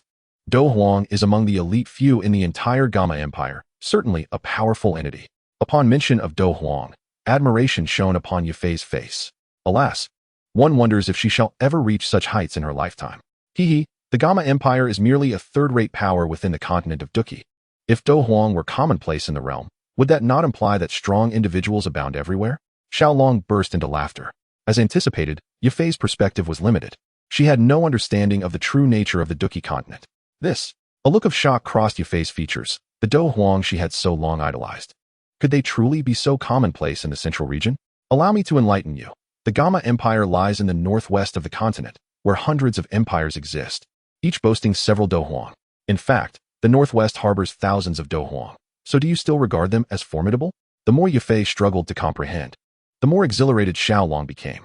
Another opportunity to impress had presented itself. Chapter 12, Overcoming Yufei. Yufei had always believed the Meitel family to be immensely powerful, perhaps even among the top 5 in the Gamma Empire. However, Xiaolong's assertions made her feel as if she were a foolish frog, confined to a well and gazing at the sky. Yufei, I reiterate, follow me, become my woman, and I shall unveil to you the most splendid vistas of the entire continent. With each revelation about the exchange system, Xiaolong's confidence grew. He knew he could ascend to the pinnacle of the Duki continent. Breaking through to Do-Di would be a mere formality. In due time, he could venture into other realms, and that would be true freedom and exhilaration. Yufei hesitated, uncertain of what course of action to take. Suddenly, her entire body leaned forward. What are you doing? Let go of me. Yufei began to struggle, yet for reasons unknown, her resistance seemed to exert no pressure on Xiaolong. Yufei, if you are unwilling, I shall not force you. Let us discuss Hebadong instead. Do not resist, simply allow me to hold you like this. After all, a mere embrace will not lead to pregnancy. Xiaolong's gentle words unwittingly caused Yufei to cease her struggles. Come, choose one. See which outfit you wish to wear. And remember, you must don it in my presence. Xiaolong retrieved 3 outfits from the exchange system, a flight attendant's uniform, a teacher's attire, and a maid's outfit. The nurse's outfit has already been claimed by the little medical fairy, and the queen's attire has been reserved by Medusa. As for the student uniform, well, I need not elaborate on that. What is this? Yufei inquired softly, her cheeks flushed as she regarded the 3 peculiar ensembles. Previously, she had donned stockings. But now, wearing these outfits in front of Xiaolong was an entirely different matter. Yufei, you must understand the weight of the favor from Hebadong compared to the earth-level combat skills. Since the favor of the Do Huang is significant, you must naturally give more than what you would receive in return for the earth-level techniques. Choose quickly, I can hardly wait. Truth be told, Xiaolong was exceedingly curious to see what Yufei would look like as a flight attendant, or perhaps as a teacher or maid. Reluctantly, Yufei opted for the simplest of the 3 uniforms, the flight attendant's attire. The flight attendant's outfit was easy to wear, unlike the more intricate teacher's and maid's outfits. Eager to dress quickly, she naturally chose the simpler option, much to Xiaolong's delight. The flight attendant's uniform was undoubtedly the most alluring of the 3, perfectly suited for a woman as enchanting as Yufei. As for the teacher's outfit, it was undoubtedly more fitting for those who appeared innocent yet harbored a more provocative nature. However, in the realm of Do Putsong Qiong, it was difficult for Xiaolong to recall who fit that description. Yet, there were plenty of women in Do Putsong Qiong, and he could take his time in searching. With flushed cheeks, Yufei swiftly removed her night attire. Of course, she retained one final layer, leaving it intact. Nevertheless, this was inconsequential. This time only one layer remained, and next time, there would be none. Soon, Yufei had donned the outfit and adjusted her hat, proceeding to dress the lower half. Upon removing her form-fitting night pants, Xiaolong caught sight of her black stockings. It seemed that Miss Yufei had a fondness for stockings. How about this, Miss Yufei? Once you wear this outfit, if you perform a dance for me, I shall grant you a plethora of stockings, of all colors and types. Xiaolong said with a mischievous grin. Stockings, after all, were abundant on Earth, with at least 20 different varieties that Xiaolong was aware of. Hearing his words, Yufei bit her lip, remaining silent. Ultimately, the enigmatic realm beneath Yufei once again stood before Xiaolong, albeit veiled by a delicate layer. Once adorned, Yufei intertwined her hands, resting them upon her lower abdomen, presenting an appearance that suggested her attire was at Xiaolong's whim. Had Yufei been clad in a maid's outfit at that moment, Xiaolong would undoubtedly have been compelled to indulge in playful mischief. Very well, Miss Yufei, let us dance, he declared, exchanging a bottle of red wine and a complete set of wine accessories, savoring the vintage with meticulous care. I cannot dance, Yufei hesitated, her desire to collect stockings evident. Indeed, a fascination for stockings was something to behold. Very well, come and sit beside me, pour me some wine, massage my legs and shoulders, and upon completion, I shall grant you your wish. Regret began to seep into Xiaolong's thoughts. He lamented not insisting Yufei don the maid's attire. What a miscalculation. After contemplating, Yufei ultimately settled beside Xiaolong, generously filling his glass with red wine. It was her first encounter with such a fine vintage, and she found herself yearning to taste its essence. Here, my dear, have a sip, Xiaolong urged, raising the glass to her lips.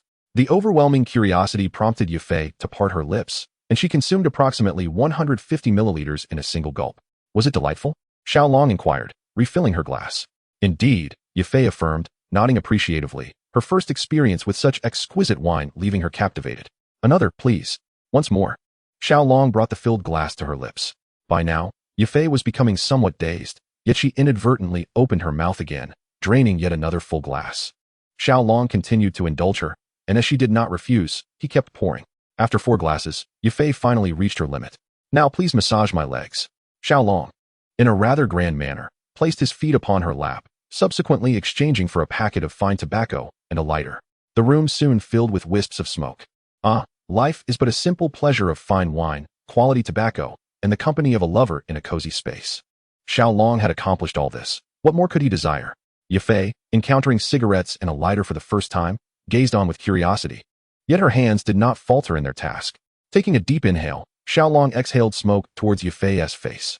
Caught off guard, she began to cough, and he quickly extinguished the cigarette, leaning closer to inspect her. The sight was astonishing. Her face was flushed, her body radiating warmth. She was evidently intoxicated. Yet, this was not the crux of the matter. What truly mattered was that Yufei was now drifting into a state of blissful disorientation.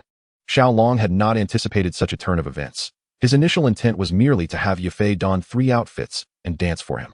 He had never anticipated that Yufei would become intoxicated. Given her state, the actions that were meant to follow should have occurred subsequently. Thus, Xiaolong had no choice but to act prematurely. Once the foreplay concluded, Xiaolong managed to calm his fervent heart. After all, he had no desire to repeat a tragic fate of sudden demise. With his composure restored, Xiaolong directed his attention towards the enchanting beauty of Yufei, advancing boldly. That night was wild, as was Yufei. Had the room not been isolated, one could only imagine the throngs of spectators drawn to witness the spectacle. Chapter 13. Yufei's Return of Heart.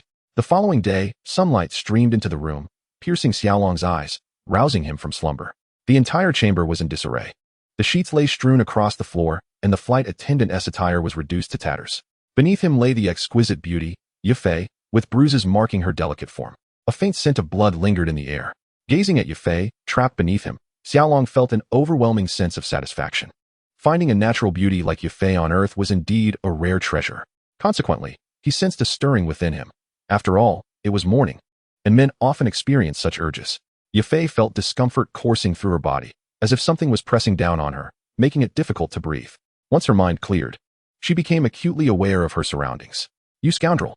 she exclaimed, delivering a sharp slap to Xiaolong, the man who had tarnished her 23 years of purity. Wait, hold on.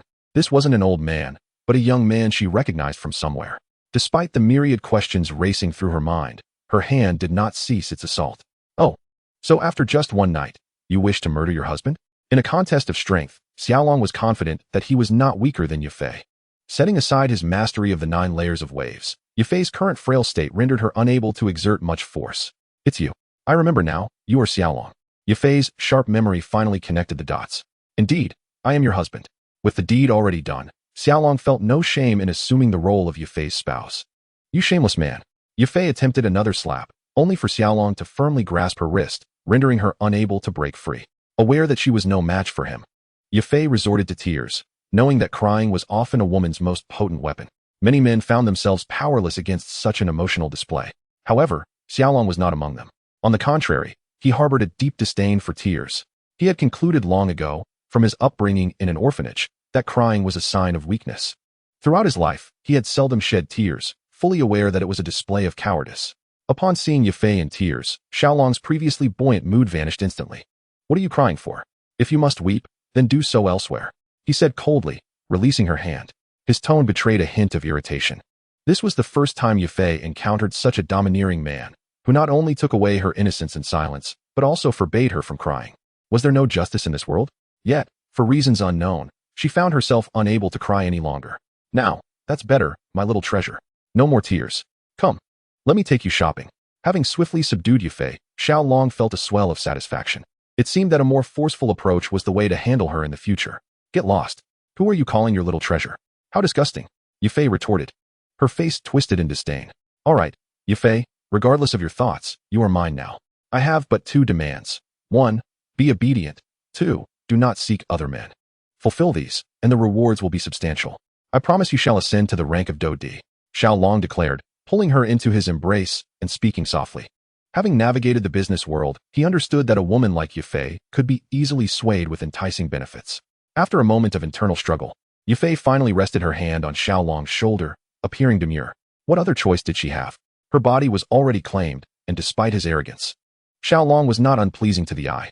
As for his promise of her becoming a Dodi, she remained skeptical. It had been ages since she had heard of any Dodi activity. Moreover, Dodi was the pinnacle of cultivation, the ruler of the continent. Was it truly that easy to attain? Seeing Yufei finally relent, Xiaolong's desires surged. How could he remain unresponsive with such an alluring beauty nestled against him? He instinctively leaned in, preparing for another round of intimacy. Not now, please. Yufei protested playfully. Xiaolong's lascivious nature was overwhelming. She hardly remembered how he had toyed with her the previous day, but she certainly felt the lingering pain.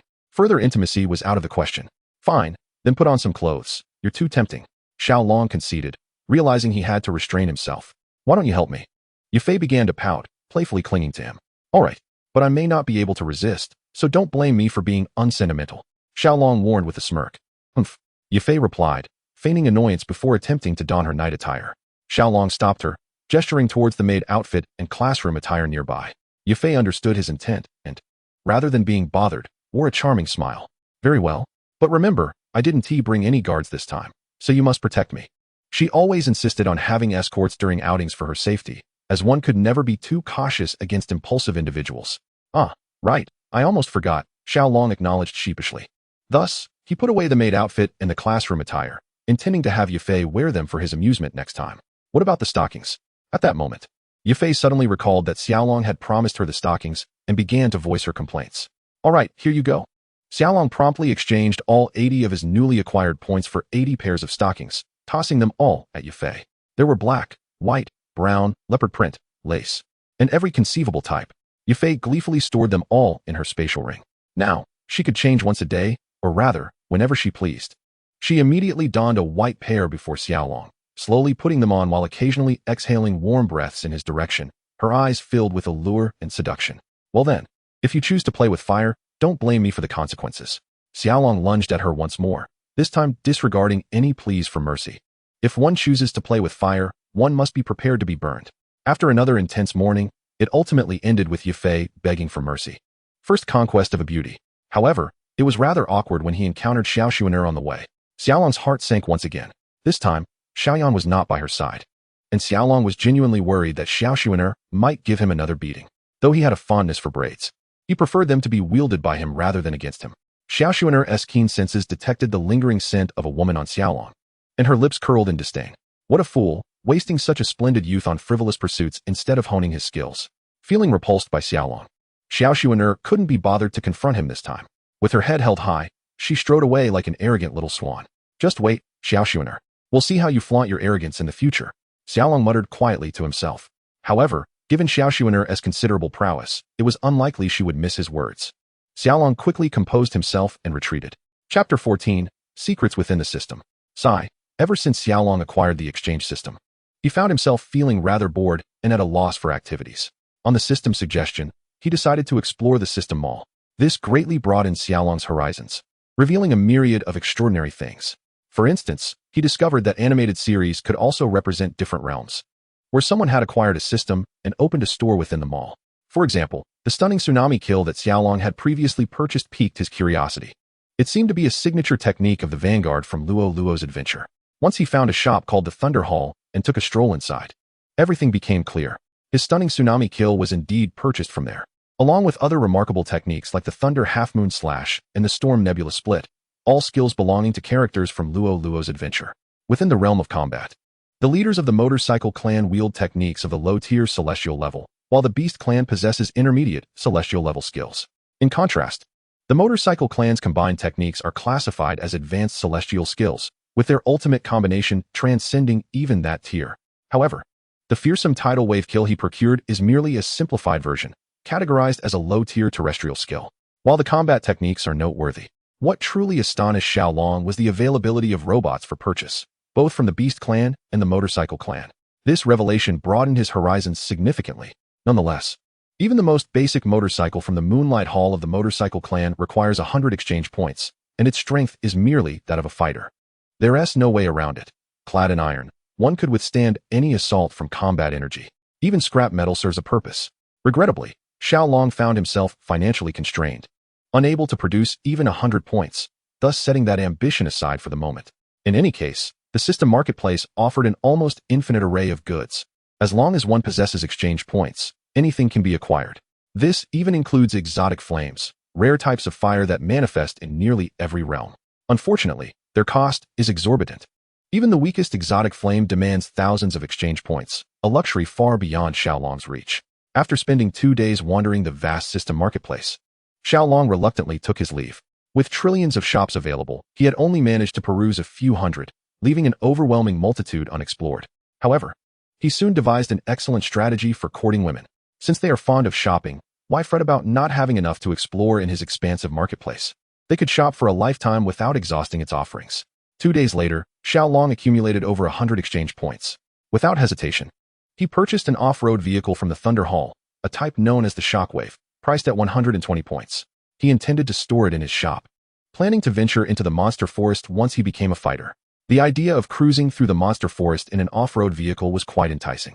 Subsequently, he used the remaining 8 exchange points to acquire 2 Xiaomi 5 phones, one for Yufei and one for himself. That evening, he headed to the middle auction house. "My dear, it's been days, and I have missed you dearly." Upon seeing Yufei, Xiaolong couldn't restrain himself from enveloping her in a warm embrace, only to be deftly evaded by her. "You men are all the same, seeking novelty in women. Once you tire of us, you abandon the old to pursue the new. After the last time we spent together, which lasted at least a month, do not expect to touch me." Yufei, possessing a keen understanding of men's hearts, resolutely refused to grant Xiaolong any advantage this time. Indeed, Xiaolong did not even manage to brush against her fingers. "Please, my beauty, how am I to survive with such treatment?" Xiaolong had intended to grow closer to Yufei, but her retort dashed those hopes. "Humph, here's your qi dispersing potion. Take it and leave swiftly." Yufei handed him a vial without further ado. "I had hoped to gift you a unique token of affection, but since you are so eager to dismiss me, I must take my leave."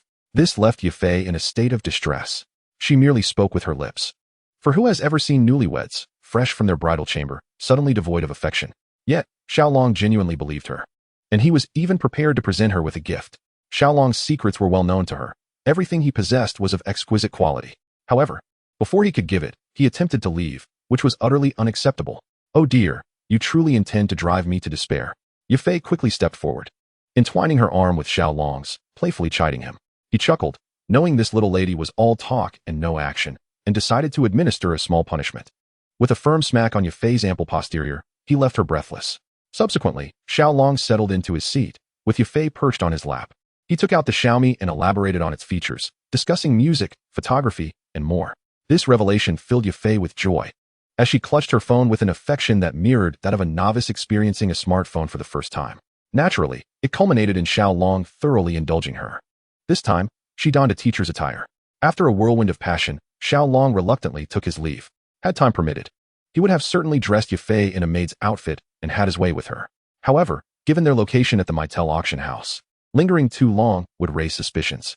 Perhaps next time, he would ensure a proper training session for Yafei. Instead, he decided to explore the Xiao family's marketplace. Xiao Yan had discovered a low-level mystic tier combat skill, Absorbing Palm, in the bazaar, and Xiao Long was eager to test his luck. After all, acquiring a low-level mystic tier skill required 100 exchange points. Selling a single low-level mystic tier skill could equate to the sale of several mid-level yellow tier skills. Skills purchased from the system marketplace could not be displayed for sale, as it would undermine the original owner's livelihood, preventing any transactions involving these skills. Otherwise, Xiao Long would have profited tremendously. If he could present a low-level mystic tier skill, he would no longer fret over exchange points at his current level. However, after searching exhaustively, he found no stalls offering black iron plates. Perhaps the merchant who sold them was out hunting, unavailable for trade. With no other option, Xiao Long left the marketplace, feeling a sense of gradual disappointment as he headed back to the Xiao residence. En route, he encountered a stroke of good fortune. It was Xun'er, yet she was presently entangled in a predicament. She had crossed paths with the son of Jalebi, Xiao, currently a one-star fighter. He was already 20 years old, indicating a mediocre talent. There was no need to elaborate on Xiao's character. In short, upon meeting Xun'er, he sought to ingratiate himself with her. This was particularly troubling, as Xun'er, still possessing the heart of a young girl, had ventured to the market to purchase some decorative trinkets, only to be ensnared by Xiao's advances. Yet she still had to feign an appearance of being bullied, so as not to arouse too much suspicion. After all, she still had tasks to attend to in the city of Uktank. Chapter 15, The Rescue. Miss Sun, what do you think of this necklace? It even features a beast core with wood attributes, a treasure fit only for a beauty like yourself. Here, Miss Sun, I present it to you, Xiao said, waving a necklace enticingly before Xiao Sun. The necklace, crafted from green gemstones and adorned with a blue wood attribute beast core, complemented the green dress Xiao Sun wore beautifully. Unfortunately, Xiao Sun had little regard for such a trinket. If she desired, she could easily use an 8 or 9-star beast core as a necklace. I'm sorry, Xiao, but I do not need it. Please, Miss Sun, I genuinely wish to gift it to you. Just accept it. Xiao, ever shameless, persisted. Xiao, go away. With that necklace, my cousin Sun wouldn't even glance at it. With Xiao Yan absent, this was a rare opportunity for a gallant rescue. If he did not seize it well, it would be a missed chance. Xiao Long stepped forward, positioning himself protectively in front of Xiao Sun. As for Xiao's necklace, well, it had accidentally fallen to the ground. You fool. That necklace is worth over 1,000 gold coins. Can you afford to ruin it? Xiao quickly retrieved the necklace, inspecting it meticulously, anxious about its condition. The Xiao family had recently suffered significant financial strain, and 1,000 gold coins were a considerable sum for them at this moment. What a worthless trinket. Allow me to show you what a true necklace looks like. Xiao Long immediately exchanged for a necklace of considerable worth. This necklace was extraordinary, costing him 30 exchange points. It was set with a medium-sized fire crystal, capable of absorbing fire attribute energies, enhancing the speed of cultivation. Given that Xiao Sun primarily possessed fire attributes, this necklace was indeed suitable for her. Xiao Sun had never encountered such a peculiar item. Her curiosity piqued when Xiao beheld the fire crystal. Sensing the powerful fire attribute aura, he momentarily found himself at a loss for words, mistakenly believing it to be a high-level beast core. His wood attribute beast core was merely a 1-star, the lowest grade. Well, cousin Sun, do you not like it? A sunny smile spread across Xiao Long's face, leaving Xiao Sun perplexed. For reasons she could not fathom, she found Xiao Long less disagreeable at this moment, even somewhat handsome. In fact, she noticed a resemblance between him and her brother Xiao Yan, who had once protected her years prior. I like it. In comparison to Xiao, Xiao Sun found Xiao Long more appealing. Coupled with her newfound lack of disdain for him, she accepted the fire crystal, her cheeks slightly flushed. She thought to herself how wonderful it would be if her brother Xiao Yan were present at that moment. However, in the next moment, she caught a whiff of the unique fragrance that belonged solely to women emanating from Xiao Long, identical to the scent she had encountered previously. Instantly, the fondness that Xiao Xun'er had just begun to nurture for Xiao Long evaporated. Yet, due to the presence of Xiao nearby, she refrained from expressing her displeasure. Xiao, do not harbor any intentions towards my cousin Xun'er in the future. Otherwise, do not blame me for being ungracious. I know you, but my fist does not recognize you. Xiao Long threateningly shook his fist, which resembled a sandbag, in a gesture of warning. At this moment, he had foolishly convinced himself that Xiao Xun'er had accepted his token of affection, thus considering her as one of his own. The audacity of Xiao to covet Xiao Xun'er compelled him to prepare for confrontation. Currently, the Galio family had successfully auctioned for a high-level mysterious stage combat technique, elevating their clan's signature technique to the 9-layered waves. Consequently, the previous clan technique, the low-level Cloud Wind Fist, had diminished in significance. His father had trained him in the Cloud Wind Fist, and thus, he intended to use Xiao Long as a living target to gauge the true potency of this technique. Cloud Wind Fist. Galio launched a punch towards Xiao Long. The onlookers began to mourn for Xiao Long, for the disparity in levels was stark. Even Xun'er held little hope for him. Secretly, she gathered her fighting spirit, intending to assist Xiao Long against this incoming strike. Yet, she inadvertently noticed a hint of disdainful amusement at the corner of Xiao Long's mouth. This perplexed Xun'er. Could it be that Xiao Long had been rendered foolish by fear? Immediately afterward, Xiao Long retaliated with a punch. High-level mysterious technique, 9-layered waves. The 9th tier of 9-layered waves unleashed 9 times the power. To everyone's astonishment, the seemingly invincible Galio was sent flying several meters, spitting blood. Galio's right hand was nearly incapacitated. His left hand continued to tremble, while his right hand, which had clashed with Xiao Long, lay numbly on the ground. Useless.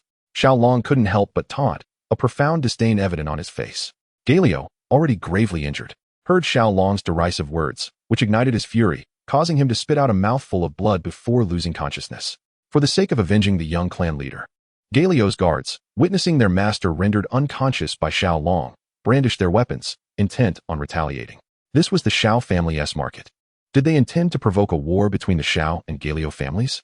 These guards were fighters, and their captain was a 2-star fighter. Xiao Long was undoubtedly no match for them.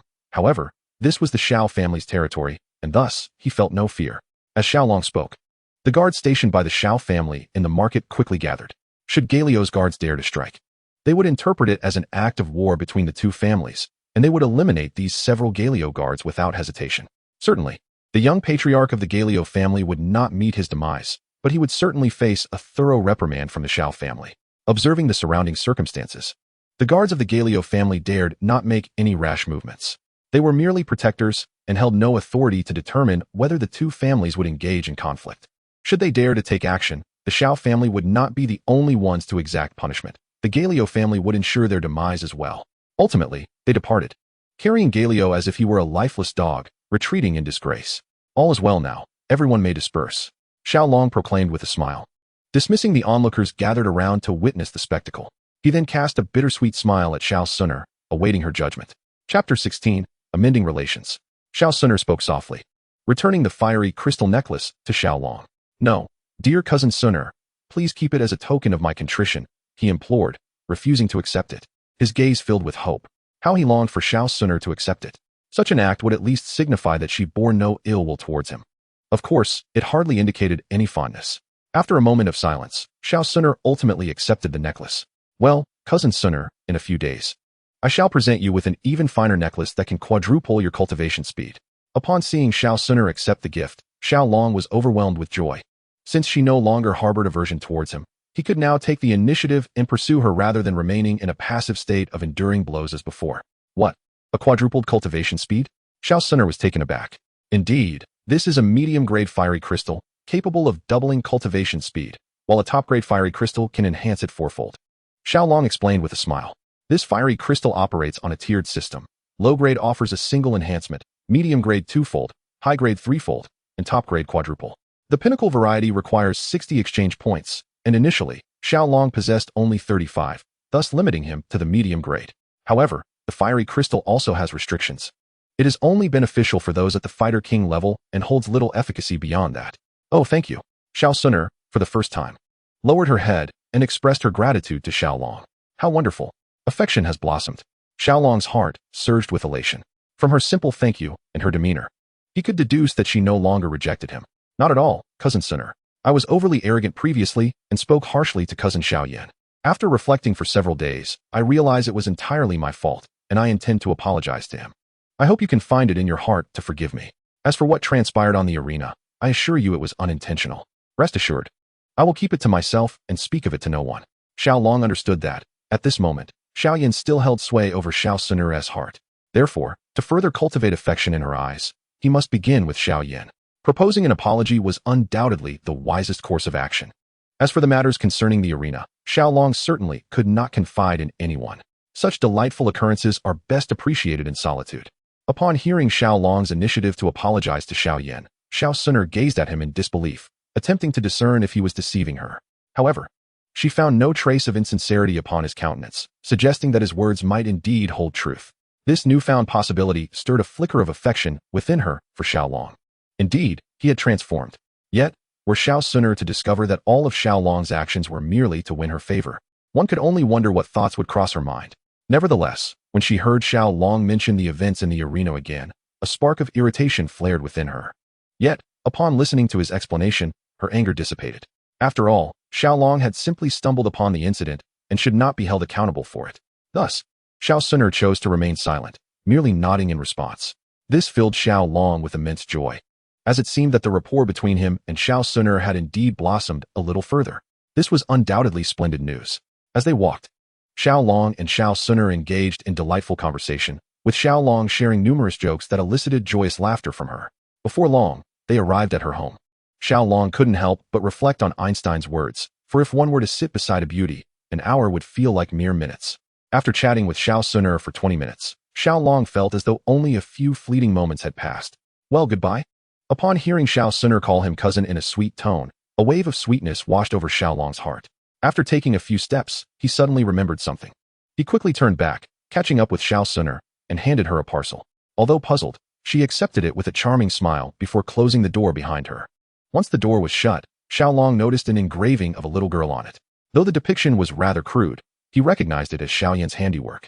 Capturing the essence of Xun'er, a bittersweet sensation welled up within him. Ultimately, Xiao Long continued on his way home, determined to harness the energy of the gathering to attempt a breakthrough to become a fighter. Once he achieved that, he could swiftly advance his realm through elixirs and celestial treasures. Upon opening the parcel, he discovered a beautifully tailored white outfit. He unfolded each piece, and upon completing his examination, a smile of delight graced his face. This was the first time he had encountered such exquisite attire, and he found it utterly enchanting, yearning to don it immediately. Yet, he restrained his impulses, setting the clothing aside to examine the next item. However, upon unveiling the subsequent piece, Xun'er blushed and playfully scolded Xiao Long for being a rascal. To her dismay, the next item was a black ultra-short skirt, even shorter than the green one she had initially worn. Upon encountering the short skirt, Xun'er was immediately struck by the notion that Xiao Long, that scoundrel, was attempting to take advantage of her once more. However, she ultimately surveyed the black skirt with a smile before setting it aside to examine the next item. At that moment, her gaze was irresistibly drawn to another piece, the stockings she had long yearned for. In her quest for a pair superior to Yafei's, Xun'er had dispatched Ling Ying to seek out something akin to what Yafei possessed. This infuriated her. All she desired were those stockings. The absence of Ling Ying only fueled her thoughts of snatching them from Yafei. Yet, she swiftly suppressed such thoughts, for what kind of person was Xun'er? She would never resort to wearing someone else's cast-offs. Poor Ling Ying, now an old soul, had ventured to that treacherous land of the Outcloud Empire. She could only wonder what misfortune might befall her. Now, a pair of stockings had appeared before Xun'er, complete with an entire ensemble. One could only imagine her thoughts. Xiao Long truly is incorrigible. Next time, I shall give him a proper lesson and see if he has any left. I want them all. A blush crept across Xun'er's face as she began to disrobe. Once she was unclad, she donned the outfit Xiao Long had gifted her. Chapter 17, Xiao Yan's Surprise. Hee. I wonder if Brother Xiao Yan will be taken aback when he sees me dressed like this? Xun'er gazed into the mirror, a triumphant smile gracing her lips, before making her way to Xiao Yan's residence. Their homes were not far apart, and she soon arrived. Without knocking, she simply entered. Given their familiarity, knocking was no longer necessary. Brother Xiao Yan, come out quickly, she exclaimed cheerfully as she bounded inside. Xiao Yan, who had been idly passing the time, heard her call and resignedly made his way out. This little girl truly was a source of constant concern. Upon opening the door and laying eyes on Xun'er, he was genuinely taken aback. What on earth was this? Xun'er had transformed into a lowly, adorning herself in a lowly outfit. A whirlwind of emotions surged within Xiao Yan. In the past, had Xun'er come to him in her new attire to flaunt it, he would have unreservedly praised her. However, today, he stood there, utterly speechless. In Xiao Yan's mind, he had lived in two worlds, Earth and the Doqi continent. He held the belief that Earth was truly unique, while the Doqi continent, being a continent, surely had others. Yet, the Doqi continent lacked lowly outfits and stockings. The last time he had seen Yafei in stockings, he considered it an anomaly. Now, seeing Xun'er clad in an outfit non-existent in the Doqi continent, a chilling thought took root in his mind. On Earth, Yet another individual has traversed dimensions. As Xiaoyan fixated on her with an intense gaze, Xun'er felt her cheeks warm with a blush. How infuriating, this brother Xiaoyan, for staring at her so, yet her heart brimmed with joy. Xun'er, where did you obtain that exquisite attire? At this moment, Xiaoyan had momentarily forgotten the beauty before him, his thoughts consumed solely by the notion of the interloper. It was a compensation from cousin Xiaolong after he made a mistake. Unaware of Xiaoyan's inner turmoil, Xun'er inadvertently betrayed Xiaolong. Xiaoyan found himself puzzled. Just days prior, Xun'er had spoken of Xiaolong with disdain, yet now she bore a smile, seemingly devoid of animosity. Nevertheless, a grave expression settled on his face. He had begun to perceive Xiaolong as a rival. If this Xiaolong hailed from Earth, with his sophisticated urban tactics, he might easily win Xun'er's heart. Leaving Xiaoyan in despair. In the brief span of half a day since he last saw Xun'er, Xiaolong had evidently altered her impression of him, indicating that he was indeed a formidable opponent. However, Xiaoyan might have misjudged. Xiaolong could merely be a novice in the realm of romance. Furthermore, it was unfathomable to Xiaoyan that Xiaolong had gifted Xun'er a lowly costume, which she received with delight rather than embarrassment. If this were Earth, one could only imagine the thoughts of other men regarding such a gift. The thought of another bestowing garments upon Xun'er, whom he cherished dearly, made Xiaoyan's heart feel sour with jealousy. It was impossible for Xiaoyan to deny his feelings for Xun'er. Otherwise, why would he have confronted all her suitors? Consequently, Xiaoyan's animosity towards Xiaolong grew. What is wrong with brother Xiaoyan? Cousin Xiaolong has changed. He is no longer the same. Oh, and he will come to apologize to brother Xiaoyan. Perhaps brother Xiaoyan, being magnanimous, will let this matter rest. Sensing Xiaoyan's unusual demeanor, Xun'er hurriedly sought to clarify her words. However, her explanation only muddled the situation further. Xiaoyan misconstrued her intentions as support for Xiaolong, intensifying his disdain for him. Oh, it's nothing. His change is certainly for the better, and I will forgive him, Xiaoyan replied, donning a gentle smile that appeared harmless. Yet, internally, he scoffed, as if I would trust him. Only a pure-hearted girl like Xun'er would fall for such a ruse. Brother Xiaoyan, would you also like a garment like this? If you desire one, I can request it from Xiaolong. He would surely oblige. Xun'er teased, nearly causing Xiaoyan to stumble in disbelief. What? Wear a lowly costume? Absolutely not. Oh, by the way, brother Xiaoyan, this is a fire crystal pendant, which can double your cultivation speed. With it, you will surely regain your former talents. Xun'er removed the pendant from around her neck and presented it to Xiaoyan. Xiaolong promised her that he would provide an even better fire crystal jade, one that could enhance her cultivation speed fourfold. Consequently, she did not hesitate to part with the jade that only doubled her speed. Had Xiaolong not mentioned the superior jade, she would not have bestowed this one upon Xiaoyan, for she had only just reached the level of a great fighter. And this fire crystal jade would indeed aid her training. If she could advance to the Dozong stage sooner and awaken her bloodline, it would yield significant benefits. Is there truly such a remarkable item? Xiaoyan exclaimed in astonishment as he received it. Upon holding it in his palm, he immediately felt a notable increase in the speed at which his internal fighting energy circulated. This truly had a profound impact on his cultivation. Xun'er, this is far too precious. I cannot accept it. Though Xiaoyan yearned for the fire crystal jade, his pride prevented him from requesting it from Xun'er. After all, such a unique treasure was exceedingly valuable. Please accept it, brother Xiaoyan. This is a small token of my affection. If I desire something better, I will surely attain it. Xun'er insisted, refusing to take it back. Ultimately, the enhancement provided by the fire crystal jade could not be stacked, as Xiaolong had informed her. Of course, if there were a significantly larger fire crystal jade, perhaps it could serve as a meditation platform. Then the increase would undoubtedly exceed twofold. Alas, such a large fire crystal jade was far too costly, and Xiaolong could not afford it. In the end, Xiaoyan's hidden desires compelled him to accept the fire crystal jade. He truly did not wish to continue living as a wastrel. This jade was undoubtedly a fortuitous opportunity bestowed upon him by the heavens. By the way, Xun'er, who gave you this fire crystal jade? Xiaoyan inquired, puzzled. For such a precious item could not be easily procured by just anyone. It was given to me by my father. Rest assured, brother Xiaoyan. Xun'er, concerned that Xiaoyan might misunderstand, told a small fib. If Xiaolong were to discover the truth, he would surely have his own thoughts on the matter. Xiaoyan, however, did not suspect her, as she had never deceived him before. Moreover, he understood that Xun'er had an extraordinary background.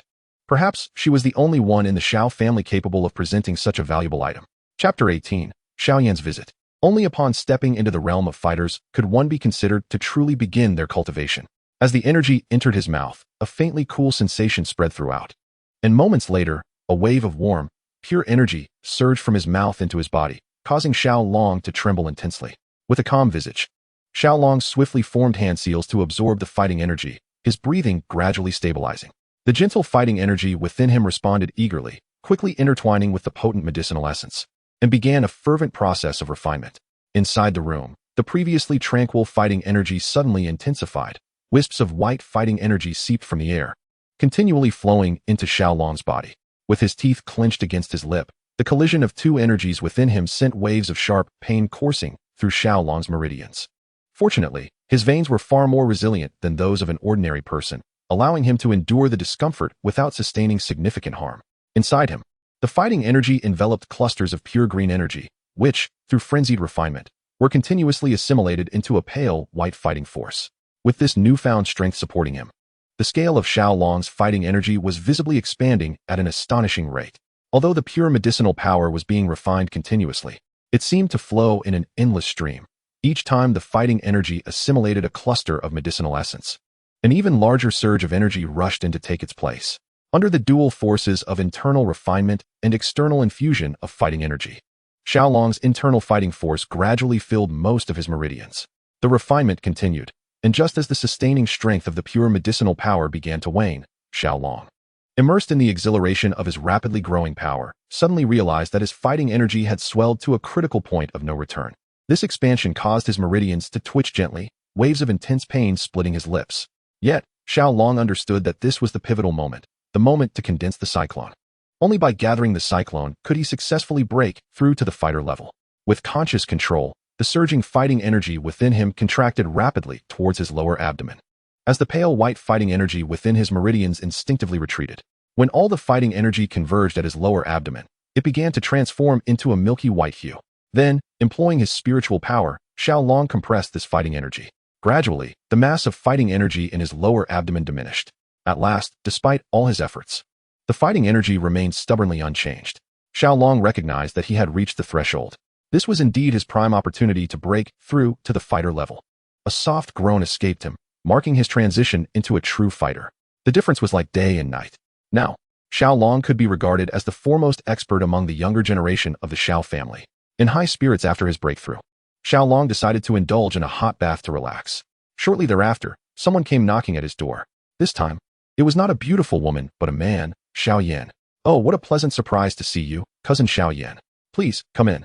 At this moment, Xiao Long had only just managed to alter Xiao Xun'er's perception of him, so he dared not be too presumptuous with Xiao Yan. "No, I'll just say a few words and then leave. No need to come in." It was evident that this was a clear case of a warm face meeting a cold shoulder. They say one should not strike a smiling face. Yet Xiao Yan seemed to take pleasure in doing just that. Without regard for Xiao Long's fleeting warmth, Xiao Yan extinguished it in an instant. "Oh, what brings you here? Speak. May I inquire, Xiao Long, whence did you acquire that exquisite outfit for Xun'er?" Xiao Yan, now harboring suspicions that Xiao Long might be a time traveler, approached with the intent of gauging his response.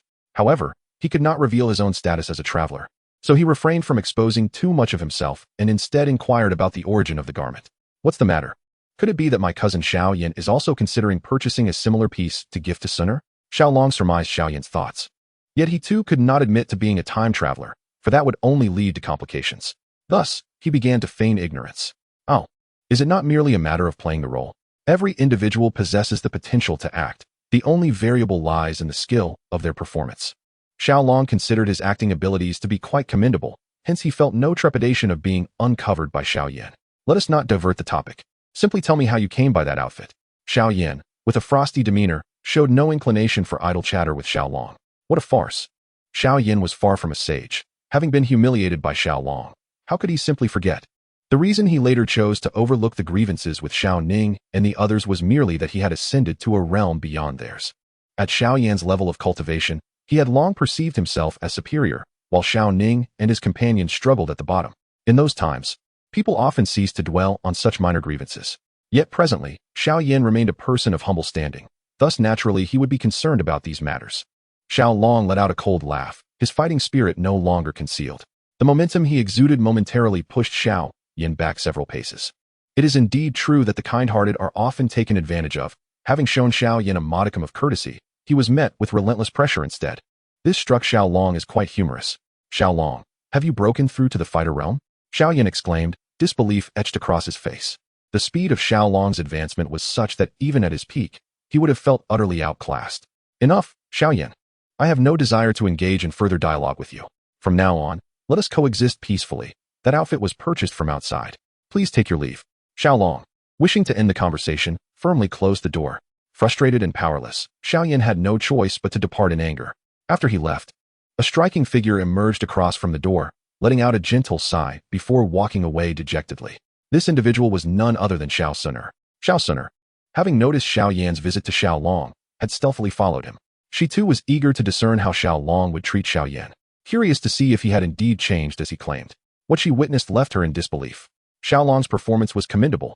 Were she to assign a score, she would rate him an 80. His talent would warrant a perfect 10. Conversely, Xiaoyan, in her eyes, might very well have failed this time. This significantly diminished Xiaoyan's standing in Xun'er's heart. Chapter 19. Strolling through the forest with Xun'er, Xiaoyan once again endured the blows and humiliation inflicted by Xiao Long, igniting a fierce anger within him. Upon returning home, he immediately began to meditate and cultivate. Remarkably, his rate of cultivation indeed doubled. However, he soon found himself plummeting from the heights of success into despair. The fighting energy he had painstakingly cultivated suddenly vanished. No. By the heavens, I refuse to accept this. I shall confront you to the very end. Xiaoyan roared to the sky before resuming his training. Thus, 10 days passed in relentless toil. He immersed himself in cultivation, neglecting even the visits from Xun'er. The situation left him no choice, as Xiao Long had broken through to become the foremost figure of the Xiao clan, overshadowing even his former peak. Therefore, he must strive to reclaim his former glory. Unbeknownst to Xiao Long, the fire crystal he had once gifted to Xun'er would unwittingly bestow upon him a formidable adversary. Indeed, the emergence of the fire crystal heralded unforeseen changes. On the 6th day of his rigorous training, Xiao Long mastered a high-level, profound fighting technique, the Crimson Flame Fist. Achieving only the basics in 10 days, he felt immensely grateful for the system that assisted him. Otherwise, the cultivation of fighting techniques would have been an arduous endeavor.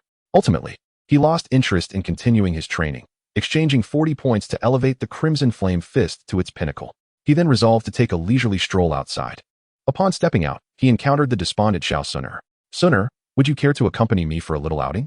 Xiao Long suggested. His initial intent was to take Yafei for a leisurely exploration of the monster beast forest, perhaps to showcase his driving skills and enjoy the company of a charming companion.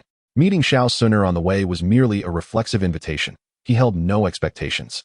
Yet, to his astonishment, after a moment of silence, Xun'er agreed. Wonderful. A sweet smile graced Xun'er's face as she accepted, leaving Xiao Long blissfully unprepared for such sudden joy. Could it be that their bond had strengthened so profoundly? However, their relationship was not as solid as it seemed. Today marked the 6th occasion Xun'er had been turned away by Xiaoyan, leaving her heart heavy with sorrow. For a young girl, newly awakened to her emotions and steeped in grief, how high do you think her defenses would be? Moreover, following Xiao Long's previous conversation with Xiaoyan, Xun'er had rated him quite favorably, harboring no animosity and even a hint of fondness. It was this faint affection that led her to accept Xiao Long's invitation. Xiao Long felt immense relief that he had not called Yafei in advance to invite her.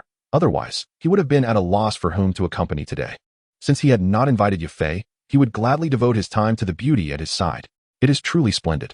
I have just broken through to the fighter realm and intend to explore the monster beast forest. I wonder if cousin Xun'er would be willing to join me? A sincere smile adorned Xiao Long's face as he extended the invitation. Xun'er could not help but admire Xiao Long's audacity regarding the monster beast forest. Having just advanced to the rank of a fighter, she dares to venture into the beast forest. It is worth noting that even as a Grandmaster, she would not easily tread into such perilous territory. The forest is rife with formidable beasts, many of which belong to the 3rd and 4th tiers. And there are even 5th and 6th tier creatures lurking about. Should she encounter a 4th tier beast, surrender would be her only recourse. However, with Ling Ying by her side, she felt a semblance of security. Suddenly, a thought struck Xun'er. Ling Ying had already been dispatched and was not at her side. Without Ling Ying, a sense of trepidation began to envelop her. Well, if my cousin Xun'er is afraid to enter the beast forest, let us find another place for amusement. Xiao Long observed Xun'er's reluctance and surmised that she might possess unspoken concerns. Nevertheless, he was resolute in his desire to showcase his skills in the beast forest, prompting him to employ a bit of provocation. Indeed, the Navi Xun'er fell into his trap without hesitation. Do not underestimate me. I shall go. Who dares to shy away? Xun'er seemed determined to assert her resolve, stepping ahead of Xiao Long to take the lead. This left Xiao Long both amused and exasperated. The two departed from Upton City, engaging in light-hearted banter as they entered the outskirts of the beast forest, brimming with audacity. Yet, they were not unnoticed. The onlookers began to gaze upon Xun'er with unabashed interest, some even drooling at the sight of her exquisite beauty, something they had never encountered in their lifetimes. How could they possibly let such an opportunity slip through their fingers? Little girl, you have yet to achieve the rank of a fighter. The beast forest is far too perilous for you. Join our mercenary group, and I shall protect you. After all, I am an 8-star fighter. A rotund man, resembling a pig, leered at Xun'er, grinning lewdly. Indeed, join our mercenary group. We shall ensure your safety. Others around began to echo this sentiment, though it felt less like an invitation and more like coercion, as they brandished their weapons ominously. Though Xun'er's level surpassed theirs, she had never encountered such a repulsive scene. Unable to suppress her anxiety, she instinctively linked her arm with Xiaolong's, leaning closely against him, finding solace in his presence. Seeing Xun'er lean in, Xiaolong felt immense joy swell within him, for it signified a growing affection in her heart towards him. He gently patted her shoulder, reassuring her not to worry. You there, let go of that girl if you know what's good for you. The pig-like man brandished his battered blade before Xiaolong, issuing a veiled threat. And if I don't? Xiaolong regarded them with disdain, feigning ignorance. You are merely a bunch of nobodies. It seemed that he was prepared to face the consequences. Then do not blame me for what follows. A leaner thug, noticing Xiaolong's disregard for their leader's words, prepared to voice the next threat on behalf of his companion. As he stepped forward, gripping the knife tightly, he intended to slay Xiaolong with a single strike. However, before he could utter another word, a gigantic iron ball descended from the heavens, mercilessly reducing the 4-star fighter to a pulpy mass. Blood splattered, and even the organs within his body were violently expelled, accompanied by a foul, yellowish substance that emanated a putrid stench. A piercing scream erupted from a female voice, unmistakably belonging to Xun'er, the only woman present. Having never witnessed such a gruesome scene, she felt something splatter against her calf and instinctively leaped into Xiaolong's embrace. The beauty in his arms stirred a tempest of emotions within him. Yet, the surrounding mercenaries, unwilling to allow him this moment of respite, brandished their weapons and charged at him. Unable to maintain his composure any longer, Xiaolong shouted, "Get in the vehicle." He swiftly tossed Xun'er into the off-road vehicle and jumped in himself. The mercenaries, taken aback by the sight of the vehicle, momentarily froze as Xiaolong climbed aboard. Upon noticing their hesitance, he smirked coldly, mentally chastising them for their folly. Taking control of the vehicle, he surged forward. The 2 mercenaries before him were caught unawares and were sent flying several meters away. While being struck by the vehicle might not guarantee death, especially as they were fighters with superior physiques, their misfortune was compounded as they crashed directly into a large boulder. The outcome was grim. Their heads burst apart like ripe watermelons, leaving them lifeless. Xun'er, believing she had been abandoned by Xiaolong, opened her eyes only to witness the gruesome spectacle of 2 heads exploding, blood splattering in all directions. Overcome with terror, she fainted. Observing her fainting spell, Xiaolong felt little concern. After fastening her seatbelt, he resumed driving, reveling in the reckless abandon that came with such a thrill. Having a penchant for games like Rampage, he found the act of running over people to be a familiar occurrence. Consequently, he bore no guilt for the demise of the 2 men. It was merely a game in his mind. With Xun'er unconscious, he could drive without restraint, sparing her the horror of witnessing such gruesome scenes unfit for her youthful eyes. A gaggle of foolish frogs dared to covet a swan. But that was not the crux of the matter. The true offense lay in their audacity to attack him. With a cold smile, Xiaolong resolved that they would face dire consequences. As he accelerated, he collided with another foe, sending him flying dozens of meters away, claiming yet another life. Run! The mercenaries, witnessing the ferocity of Xiaolong's driving, were paralyzed by fear, lacking the courage to confront him. In a panic, they fled, ultimately being dispatched over 100 meters away. The only exception was that gluttonous beast, truly too corpulent. It collided a mere 70 meters away. After all, the scene was undeniably bloody. At that moment, Xun'er remained unconscious. Perhaps it was fate. Her attire at this moment was reminiscent of the outfit Xiaolong had once seen, a garment that left little to the imagination. The short skirt barely concealed her most intimate areas. Xiaolong could not help but swallow hard, his heart filled with longing. Oh heavens, send a breeze my way. Unfortunately, it seemed even the heavens found his request a tad shameless. Yet, as the protagonist, Xiaolong was entitled to some consideration. Thus, the wind did come, but alas, it was so feeble it could hardly stir the leaves. Consequently, Xiaolong's beautiful dream was dashed. With plans thwarted, he resolved to take action. He directly unfastened Xun'er's short skirt, eager to behold the unveiling of her true form. However, Xun'er was so innocent, and Xiaolong truly did not wish to descend to such baseness. Yet, that was not the crux of the matter. The real concern was that should she awaken at that moment, he would be caught in the act. What then? Xiaolong knew that, at that juncture, a deadly confrontation between him and Xun'er would be inevitable. Weighing the consequences in his mind, he ultimately dismissed that shameless desire. Instead, he gently traced his finger across Xun'er's delicate face. As he observed the mercenaries had vanished, she was greeted by a lush green forest. This instilled within Xiaolong a sense of triumph, as if he were trampling all beneath his feet. By the way, cousin Xiaolong, what is this? Xun'er inquired. Her curiosity piqued by the vehicle before her. It was her first encounter with such a peculiar contraption. Although she was oblivious to its nature, seeing Xiaolong adeptly manipulate it led her to believe he possessed the knowledge, prompting her to seek his explanation. This is an all-terrain vehicle, named Shockwave. It's incredibly useful. Come, allow me to demonstrate its merits. Hold on tight. Xiaolong pressed the accelerator, eager for Xun'er to experience the thrill of riding. Xun'er obediently secured herself in her seat, gripping it tightly. Suddenly, Shockwave roared to life, causing her to lurch forward, but thankfully a harness held her securely in place. Xun'er had never encountered such exhilarating sensations, unable to restrain her exuberant screams. What is the matter? Should I slow down? Xiaolong, concerned, inquired, thinking she might be unaccustomed. No need, I'm fine. Xun'er shook her head, eager to continue this thrilling experience. It was simply too exhilarating. Very well. I shall accelerate further. Since Xun'er was unfazed, Xiaolong shifted into the highest gear, significantly increasing their speed once more. Xun'er felt her heart soar. She had never anticipated such sensations while traversing land. Furthermore, the jarring motions exhilarated her. Gradually, Xun'er acclimated, no longer feeling anxious, but rather immensely relaxed. Occasionally bursting into cheers from the vehicle. Be careful, there's a demon wolf ahead. Suddenly, Xun'er spoke up to remind them. There was no way around it. A pack of demonic wolves appeared before them. Leading the charge was a third-tier demonic wolf, comparable to a grand fighter. Xun'er couldn't help but feel anxious. For she was merely a grand fighter herself, albeit a first-star one, and uncertain if she could contend with such a beast. However, it was not just a single wolf they faced, but a whole pack. At the very least, there were over 30 demonic wolves, many of which were at the second-tier fighter level, causing her heart to race with trepidation. Chapter 21, The Might of the Mecha. Fear not, cousin Xun'er. Watch how I deal with them. Xiaolong's face displayed no trace of worry. Instead, it radiated confidence. Why? Because he was utterly certain that the impact of the shockwave could send these creatures flying. Just consider the weight of a mecha. It must weigh at least several tens of thousands of pounds. With a weighty mecha coupled with a speed of 100 kilometers per hour, how could a mere pack of wolves, each weighing only a couple of 100 pounds, withstand such a collision? The Wolf King, encountering the immense shockwave for the first time, was momentarily stunned.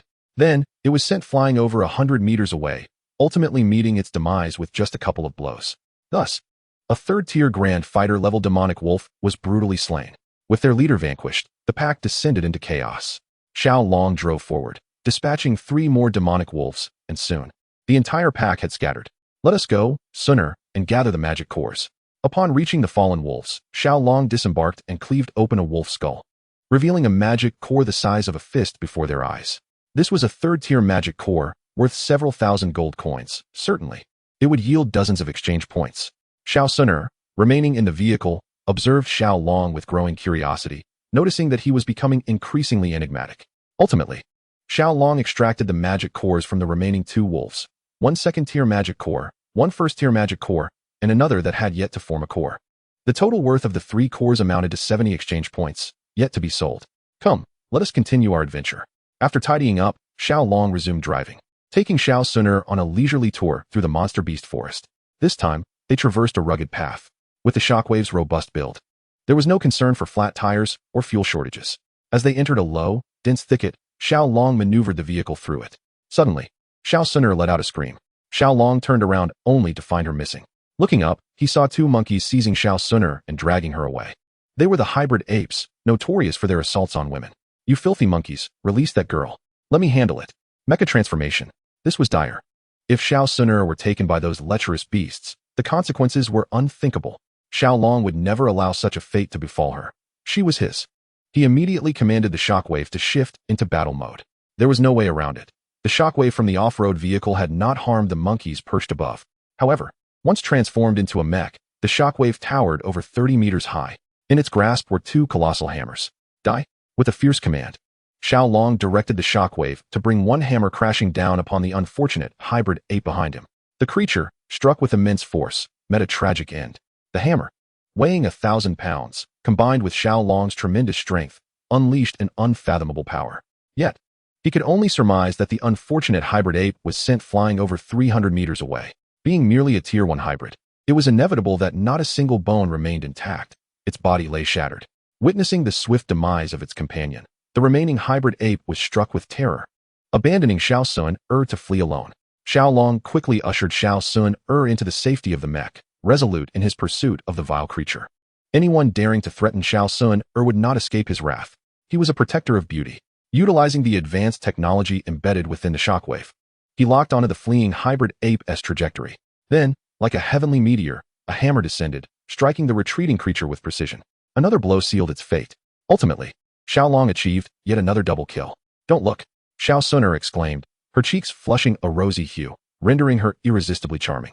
"Oh, I want to look. I want to look." Xiao Long averted his gaze, his heart racing with fervor. He pondered whether he should seize the moment and embrace Xiao Xun'er. From his perspective, the likelihood of success at that moment stood at 50%, a rather high chance. Should he proceed, the ecstasy would be unparalleled. Yet if the ancient clan learned he had sullied Xiao Xun'er's purity, even 10 of him would not suffice against their vengeance. Conversely, if he hesitated, Xiao Xun'er might turn against him, leading to dire consequences for both. Thus, after much contemplation, Xiao Long restrained his tumultuous heart. Nevertheless, while he could not act upon his desires, he could still take steps to enhance Xiao Xun'er's affection for him. He removed his outer garment and offered it to her. "Here, cousin Xun'er, wear this." Without turning his head, he extended his arm towards her. After a moment of hesitation, Xiao Xun'er accepted the coat and draped it over herself. At that moment, her perception of Xiao Long underwent a significant transformation, elevating her view of him to an entirely new level.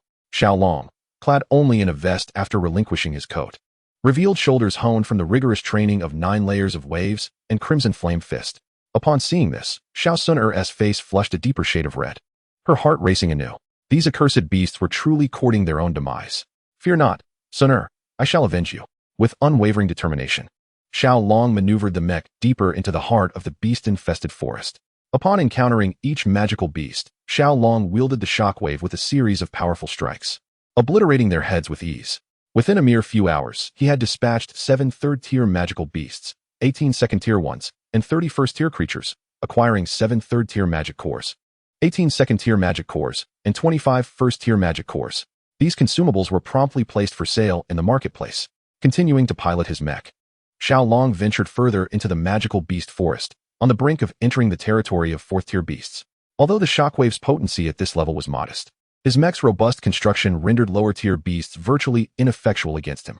In the early stages, mechs overwhelmingly dominated both magical beasts and humans alike. However, in the later stages, figures like the Do Wong represented a turning point. Humans at this level could manifest wings of fighting energy, rendering ordinary mechs largely ineffective.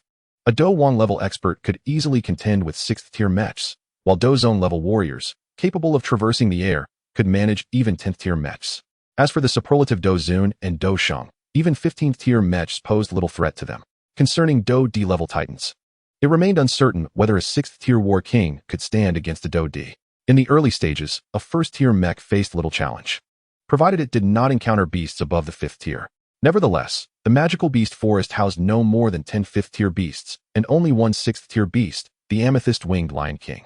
Thus, as long as Xiao Long refrained from delving into the forest's depths, he felt little apprehension. His goal was to gather as many magic cores as possible for lucrative exchanges. Chapter 22. The premier female driver of the Do Chi continent. "This is so much fun. Brother Xiao Long, can I try it, please?" Xiao Xun'er exclaimed, her playful spirit ignited by the sheer prowess of the mech. The ease with which it crushed 3rd-tier beasts dazzled her, sparking her desire to experience the thrill of operating the mech firsthand. Having watched Xiao Long in action, her face was constantly adorned with an infectious smile, which only fueled her curiosity. "Xun'er, you call me Brother Xiao Long?" Xiao Long was taken aback. Xiao Xun'er had referred to him as brother, a significant shift from the previous cousin. This simple verbal change bore immense implications. It was a monumental transformation within the Xiao family. She had only ever called Xiao Yan brother. The others were merely cousins, and Xiao Long had not even warranted that title until now. With her calling him brother, did it signify that Xiao Long had ascended in her esteem to stand alongside Xiao Yan? This was indeed fantastic news. "Yes, what's wrong, Brother Xiao Long?" Xiao Xun'er queried, oblivious to the reason behind his astonishment, having merely spoken her mind. All right, come here, Xun'er, this time it's your turn. With that single utterance, Xiao relinquished the controls to her. Thus, the premier female driver of the Do-Chi continent was born.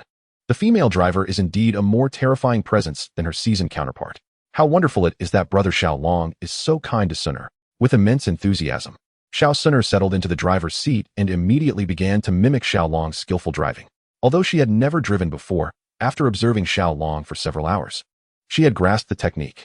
After all, her innate talent is rarely matched across the entire continent of Duki. Caution is warranted. A fourth-tier magical beast, the Earth Demon Ape, has emerged. Just as Xun'er took her seat, a colossal creature appeared before them. A fourth-tier magical beast, a presence at the level of Doling. Without their mech, it could easily eliminate both Xun'er and Xiaolong. This was also Xiaolong's first encounter with a fourth-tier magical beast, and he too felt a pang of worry, uncertain whether Xun'er's skills would suffice to defeat it. Should they fail, trouble would surely ensue. How delightful! Let me show you how I shall handle you. Upon seeing the Earth Demon Ape, Xun'er felt a surge of excitement instead of fear. This was her first adversary, and she was determined to showcase her prowess. Die, you foul monkey. Witness my hammer. Admittedly, it is called a demon ape, and there are distinctions from a monkey. However, since they belong to the same category, she would reluctantly refer to it as a monkey. Most importantly, Xun'er harbored a deep disdain for simians, yet she could not differentiate between apes and monkeys, thus referring to the ape as a monkey. Xun'er piloted the shockwave, leaping into the fray and bringing both hammers down upon the Earth Demon Ape. The creature stood approximately 8 meters tall, yet before the shockwave, it seemed almost diminutive. The disparity in size was staggering. In terms of stature, weight, and strength, the mech utterly overwhelmed the Earth Demon Ape. However, this also meant that the ape's speed was somewhat enhanced in comparison to the shockwave. Consequently, her strike missed its mark. Nonetheless, the impact created a massive crater, roughly 10 meters wide and 6 to 7 meters deep, indicative of the ferocity of her attack. Ah, quite impressive. Since you managed to evade that one, let us see if you can escape this next assault. Upon realizing her previous attempt had failed, Xun'er did not feel disheartened. Instead, her excitement only intensified. If the fourth-tier magical beast were to be defeated so easily, she would find it utterly uninteresting. Learning from her prior experience, she refrained from striking with both hammers simultaneously, opting instead for a sequential approach. Nevertheless, she still failed to land a blow on the Earth Demon Ape. The creature, intimidated by the formidable iron behemoth before it, chose to evade rather than confront it head-on. After a series of exchanges, Xun'er began to feel a sense of urgency. Beads of sweat forming on her forehead, which inadvertently added to her allure. Do not fear, Xun'er, try this technique. Xiaolong pressed a control button. Instantly, the two heavy hammers in the shockwave retracted, and a sturdy iron rod emerged from beneath. Xun'er was unaware of its significance, but Xiaolong recognized it as a shotgun, dubbed the Striker. Although the first-tier shockwave was only equipped with the most basic of shotguns, it held great potential in this battle. The formidable power of a shotgun is indeed evident. It surpasses that of higher-tier rifles, handguns, and submachine guns. Xun'er, aim at him, and keep your finger pressed on the control stick's button. Xiaolong commanded the novice, Xun'er, from the side. She complied without hesitation. Immediately, Isaka unleashed a barrage of fire. The Earth Demon Ape was caught off guard, sustaining heavy hits. Regrettably, the force was still insufficient against the fourth-tier Earth Demon Ape, failing to inflict significant damage. However, as the bullets continued to strike, the Earth Demon Ape gradually felt the pain, akin to relentless droplets of water eroding solid rock. Ultimately, the Earth Demon Ape succumbed to genuine fury, plunging into a state of rage. There was no escape. No matter where it fled, it would be hit. Cornered, it resolved to fight to the death, disregarding the hail of bullets and charging toward the mech's location, intent on obliterating it. What should we do, Brother Xiaolong? Xun'er suddenly panicked, realizing that Isaka was incapable of subduing the Earth Demon Ape. As the creature neared them, how could Xun'er remain calm? Have no fear. I shall unleash our final trump card. Xiaolong smiled gently, signaling her not to worry. He then pressed the most conspicuous red button, the trigger for the mech's ultimate move, the Shockwave's signature technique, the Meteor Hammer. It was a true celestial-level combat skill. Initially, a first-tier Shockwave mech could not perform such a technique. Yet, with the presence of a controller, namely the King of Mech Battles, the rules were bent. One King of Mech Battles would suffice, but now there were two, a male and a female, perfectly paired. Hence, the first-tier Shockwave was empowered to unleash its ultimate move. The dual hammers were raised once more, and in a dazzling display, the Shockwave executed its ultimate technique. The two colossal hammers collided with the Earth Demon Ape's fists, and the outcome was inevitable. The ape's fists were utterly crushed, reduced to a bloody pulp. Having witnessed such brutality for several hours, Xun'er remained relatively unfazed. Yet she understood that this was her prime opportunity to eliminate the Earth Demon Ape. With the ultimate move released, she pressed the attack, pursuing the Earth Demon Ape, which had been knocked back by the shockwave, and delivered 2 crushing blows to its head. The Earth Demon Ape was struck down, its life extinguished with doubled damage. Thus, Xiao had vanquished a formidable spirit fighter.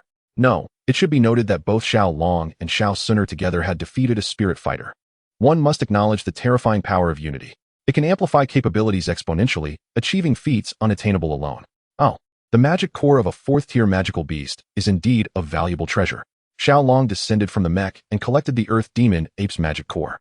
Xun'er, would you like this magic core? Magic cores are highly sought after, whether in the continent of fighting energy or the system marketplace. His magic core would be sold out swiftly in the shop. The previous magical cores yielded a substantial income of 320 exchange points for Xiao. Coupled with his prior earnings, his total exchange points finally surpassed the impressive milestone of 1,000. No, brother Xiao, you should keep them for yourself.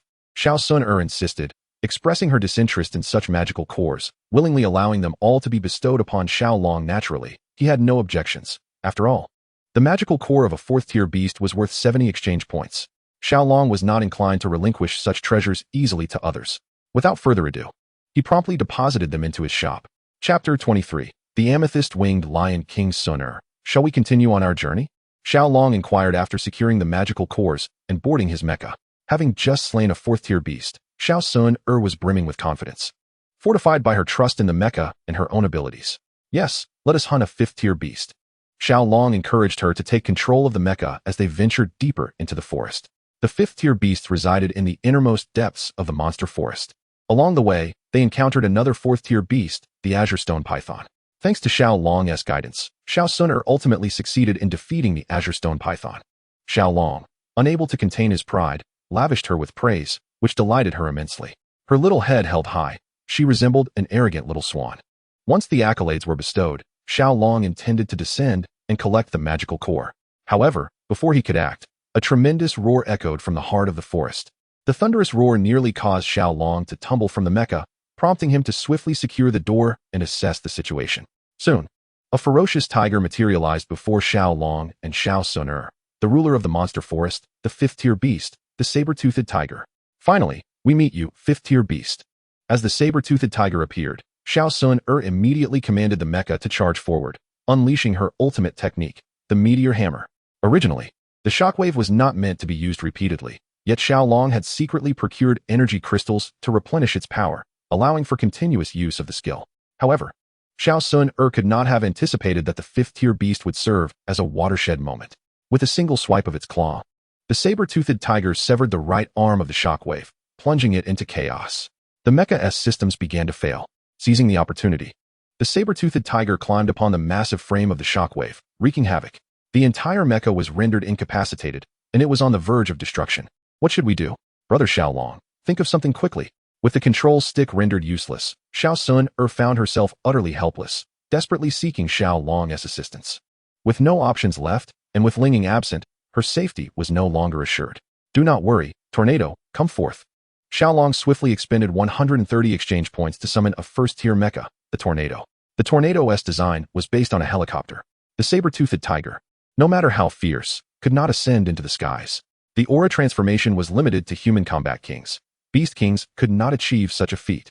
Xiao adjusted the door of the shockwave and seamlessly transitioned to the Tornado beside him. Just as he settled in, the saber-toothed tiger became aware of their movements. In an instant, it pounced upon the Tornado, shattering its propeller with a single claw. Deprived of its propeller, the Tornado was rendered utterly ineffective. With a surge of adrenaline, I exchanged 150 points to summon the Sovereign of the Skies, a supersonic fighter jet. This time, upon boarding the supersonic craft, I soared to an altitude exceeding 100 meters. The supersonic speed rivaled that of sound itself. At this moment, the saber-toothed tiger failed to react. Saber-toothed tiger, this time I shall claim your life. Energy-guided missiles, launch, launch, launch. The supersonic jet was the mightiest mech of the motorcycle clan, a near-legendary war machine, its strength surpassing that of the Tornado. The energy-guided missiles it bore were the most formidable among 1st-tier mechs. Not only 1st-tier, even 10th-tier mechs would struggle to compare, for these were missiles. The supersonic jet could unleash 8 missiles at a time. I unleashed a barrage of 9, totaling 72 missiles. In one fell swoop, I obliterated the mountain that the saber-toothed tiger was ensconced upon. Yet, astonishingly, the saber-toothed tiger remained unscathed. It was as if it were a reincarnation of a fierce tiger king, evading all 72 missiles with astonishing speed. I stood there, utterly bewildered. 72 missiles leveled the mountain. Yet the 4 to 5 meter tall saber-toothed tiger emerged unscathed. Had I not witnessed it firsthand, I would scarcely have believed it. The 72 missiles had already consumed 4 of my energy crystals, equating to 80 points. Each 2 missile launches required replenishment of energy crystals. I realized that if this continued, I would be unable to inflict any real damage on the saber-toothed tiger. The brutal lessons learned from the shockwave and the tornado had made it abundantly clear to me how fragile a first-tier mech was in the face of a fifth-tier saber-toothed tiger. Thus, I dared not confront it head-on. Avoiding close combat with the saber-toothed tiger and refraining from missile use rendered the supersonic jet nearly powerless. Observing the battered tornado and the impending demise of the shockwave, I steeled my resolve. Shockwave, tornado, activate the hidden energy in your backs. The hidden energy in the back is a universal skill of every mech's last resort, enabling a mutually destructive end. Of course, a lower-tier mech employing hidden energy would be unable to significantly harm a higher-tier mech. However, the hidden energy of a first-tier mech could undoubtedly devastate the saber-toothed tiger. Upon activating the hidden energy, its explosive power would surpass that of the missiles. The saber-toothed tiger feared the missiles, indicating that they could inflict harm. Therefore, the explosion from the hidden energy could assuredly annihilate the saber-toothed tiger or at the very least, gravely wound it. Unbeknownst to the saber-toothed tiger, the 2 mechs directly behind it possessed self-destruct capabilities, catching it completely off guard. The explosion, tenfold the power of the missiles, created a massive pit over 30 meters deep in the ground. As the smoke cleared, the saber-toothed tiger was nowhere to be found. It appears that they have been reduced to ashes by an explosion. Alas, I have lost 2 sets of mechas and not a single magic core remains for me. This is a tremendous loss. In the air, Xiao Long could not help but mutter, "Brother Xiao Long, how rude." Xun'er stuck out her little tongue, as if she had uncovered a significant secret. In a moment of desperation, I spoke nonsense. Haha, mere nonsense. Xiao Long realized his slip and hurriedly attempted to explain. However, no matter how he tried, Xun'er remained unconvinced. Who dares to act recklessly within my territory? Just as Xiao Long was about to clarify further, a roar belonging to a sovereign echoed from deep within the beast forest. It was the lion's roar, the legendary roar of the He-Dong lion. Oh no! The amethyst-winged lion king, we must flee. The amethyst-winged lion king is a genuine 6th-tier magical beast, a being of Emperor Do caliber. Moreover, it stands at the pinnacle of Emperor Do, and even Yun, the leader of the Yunlan sect, is no match for it. In the entirety of the Jama Empire, perhaps only Dozong Yunshan could contend with it. Even Medusa, before attaining Dozong status, could only fight it to a standstill. This illustrates the formidable nature of the amethyst-winged lion king. Most importantly, the amethyst-winged lion king is a peculiar creature, for it possesses wings. This implies that safety in the air is not guaranteed. Thus, without hesitation, Xiao Long activated his supersonic speed. However, before he could fully engage, the amethyst-winged lion king had already made its appearance. Chapter 24. I shall return. I shall treat you to a missile head. Since fate has brought them together, he must now experience the might of the amethyst-winged lion king. Should he inadvertently slay the amethyst-winged lion king, it would be quite a feat after all. The amethyst-winged lion king is immensely wealthy. Even its offspring are equivalent to Earth-tier combat skills, possessing the potential to become a powerful Emperor Do. Furthermore, the amethyst crystal, born of the amethyst source, is an exceedingly rare treasure. Acquiring it would allow Xiao Long to ascend to Do Shi with ease. However, it was evident that Xiao Long was dreaming. The purple flames of the amethyst-winged lion king gently engulfed him, and the unfortunate missile head was reduced to ashes before it could even detonate. I must run. The missile head is utterly ineffective against the amethyst-winged lion king, and Xiao Long had no choice but to resort to the best strategy of retreat. After all, he could not possibly sacrifice several mechas in a futile attempt to destroy the amethyst-winged lion king. Moreover, the self-detonation of several mechas may not even affect the amethyst-winged lion king. The purple flames are indeed formidable. It's likely that they would be incinerated before even getting close to the amethyst-winged lion king. Where do you think you are going? The amethyst-winged lion king flapped its enormous wings, each measuring 6 to 7 meters, and pursued him relentlessly. Let us see whose speed prevails. Xiao Long had great confidence in the speed of his supersonic mode, for it is the swiftest among mechas. Yet, his confidence was swiftly shattered. The supersonic mode was struck. How could this be possible? Xiao Long had no idea how the supersonic mode had been hit. but the reality forced him to accept it. The supersonic mode crashed. Soon after, a tremendous explosion erupted on the ground. Oomph. Competing with me is akin to courting one's own demise. Upon witnessing the explosion of that iron lump, it was only natural to assume that his opponent had perished. As for the recently deceased fifth-tier beast, he couldn't care less. After all, it was not his progeny. So why should he be concerned? Why did Xiao Long's supersonic aircraft crash? The internal structure had already been compromised by the lion's roar technique of the amethyst-winged Lion King. It would have been more surprising had it not crashed. Did Xiao Long perish in the crash? Clearly, the answer is in the negative. Having exchanged his supersonic aircraft for the most inferior mech, the firewheel motorcycle, Xiao Long set off for the city of Ucton with Xun'er. After offending the ruler of the beast forest, it was prudent to avoid the limelight for a while. What do you think, Xun'er? Is it thrilling? Feeling the girl resting on his back, Xiao Long felt a sense of pride and inquired. Yes, it's exhilarating. Xun'er nodded, experiencing the happiest and most thrilling moment of her life. Brother Xiao Long, could you possibly gift me one of those peculiar items? She asked shyly, her cheeks flushed. She was utterly enamored with those mechs and yearned to possess one. However, she felt that such a request might be a bit excessive, considering she believed those mechs must be exceedingly expensive. Not at all, Xun'er. That was merely a basic mech.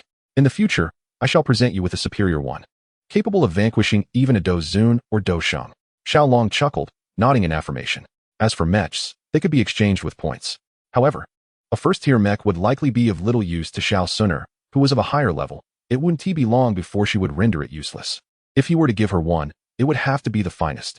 Xiao Long explored a marketplace known as the Thunder Palace and discovered that the highest-ranking mech was called the Blue Venom Beast, which was a level 17 and valued at 17,000 exchange points. For Xiao Long at present, that was a distant prospect. Moreover, the Blue Venom Beast was exceedingly vicious and could not transform, prompting Xiao Long to forego it. Below the Blue Venom Beast was the Golden Iron Beast, a level 15 mech priced at 15,000 exchange points. The Golden Iron Beast was quite formidable, and Xiao Long surmised that even a Do Xun might struggle against it, for it was indeed made of gold. Thus, Xiao Long resolved to gift the Golden Iron Beast to Xun'er. However, that too was far beyond his reach for the time being, so he could only promise it for the future. Thank you, brother Xiao Long. Xun'er beamed with satisfaction. Soon, they arrived at Ucton City. Xiao Long gifted the firewheel motorcycle to Xun'er, as such a small vehicle could easily fit within his spatial ring. Xun'er was, of course, overjoyed, brimming with happiness. Xun'er, may I accompany you for a while? Xiao Long asked, infused with hope. Yes. Xun'er nodded in agreement, having lowered her guard around Xiao Long entirely. Splendid. Xiao Long inwardly rejoiced. However, this was not Earth. The occurrences there would not transpire here. Xun'er, I have something to give you. Then, Xiao Long exchanged for an Opal 12 and handed it to Xun'er. He proceeded to explain the usage and various features of the phone to her. Wow, how marvelous. Thank you, brother Xiao Long. Much like Yufei, this little girl was utterly enchanted by the phone. After all, it was a novelty for them. Xun'er, promise me you won't tell Xiao Yan about the phone, please. If he finds out, it could create trouble. Thus, Xiao Long needed Xun'er to safeguard this secret. All right, she agreed, though she couldn't quite fathom the reason. But for the sake of the phone, she set Xiao Yan aside. And this, a supreme fire crystal jade, which enhances cultivation speed by 4 times. I promise to give it to you. Here, take it, Xun'er. Xiao Long exchanged for a supreme fire crystal jade and presented it to Xun'er. There was no denying it. This trip to the beast forest had allowed Xiao Long to earn a bit of extra money, and now he had some to spare. Thank you, brother Xiao Long. Xun'er felt a bit bashful receiving so many gifts from him. However, these items were far too extraordinary for her to decline. Seeing her accept his gifts without hesitation, Xiao Long secretly rejoiced. It seemed their relationship had progressed further. Xun'er was ultimately unable to escape his grasp. As they walked, an unexpected guest approached, Xiao Yan. Upon seeing Xun'er laughing and chatting with Xiao Long, and noticing she was wearing Xiao Long's clothes, a wave of inexplicable anger surged within him. He couldn't believe that in just 6 days, Xun'er had been so easily charmed by Xiao Long's Xun'er. However, in her presence, he dared not display any other emotion, instead forcing a bright, sunny smile. Oh, brother Xiao Yan. After not seeing him for a long time, Xun'er cast aside her previous grievances and immediately donned a cheerful expression. Seeing Xun'er still favoring him, Xiao Yan felt a swell of pride and cast a provocative glance. Xun'er, I'll take my leave now. You two enjoy your conversation. With Xiao Yan's arrival, Xiao Long felt it prudent not to linger in the middle. After all, his relationship with Xun'er was still delicate, and he did not wish to create any unfavorable impressions in front of Xiao Yan. He brushed past Xiao Yan, a subtle smirk playing on his lips. Chapter 25. The maid outfit gifted to Xun'er. Xun'er, This fellow actually calls her Xun'er, and it seems Xun'er had no objections. Hearing Xiao Long addressing Xiao Xun'er in such a manner stirred a faint jealousy within Xiao Yan. The name Xun'er was exclusive to him within the Xiao family. She would never oppose his calling her that. Now, another Xiao Long had emerged. Contemplating this, Xiao Yan's expression darkened. He hadn't anticipated that in just half a day's absence, Xiao Long would manage to charm Xiao Xun'er. Oh, by the way, Xun'er, I have something else I forgot to give you. Xiao Long suddenly conceived a method to humiliate Xiao Yan effectively. After walking 5 steps past him, he turned back and approached Xiao Xun'er. What is it, brother Xiao Long?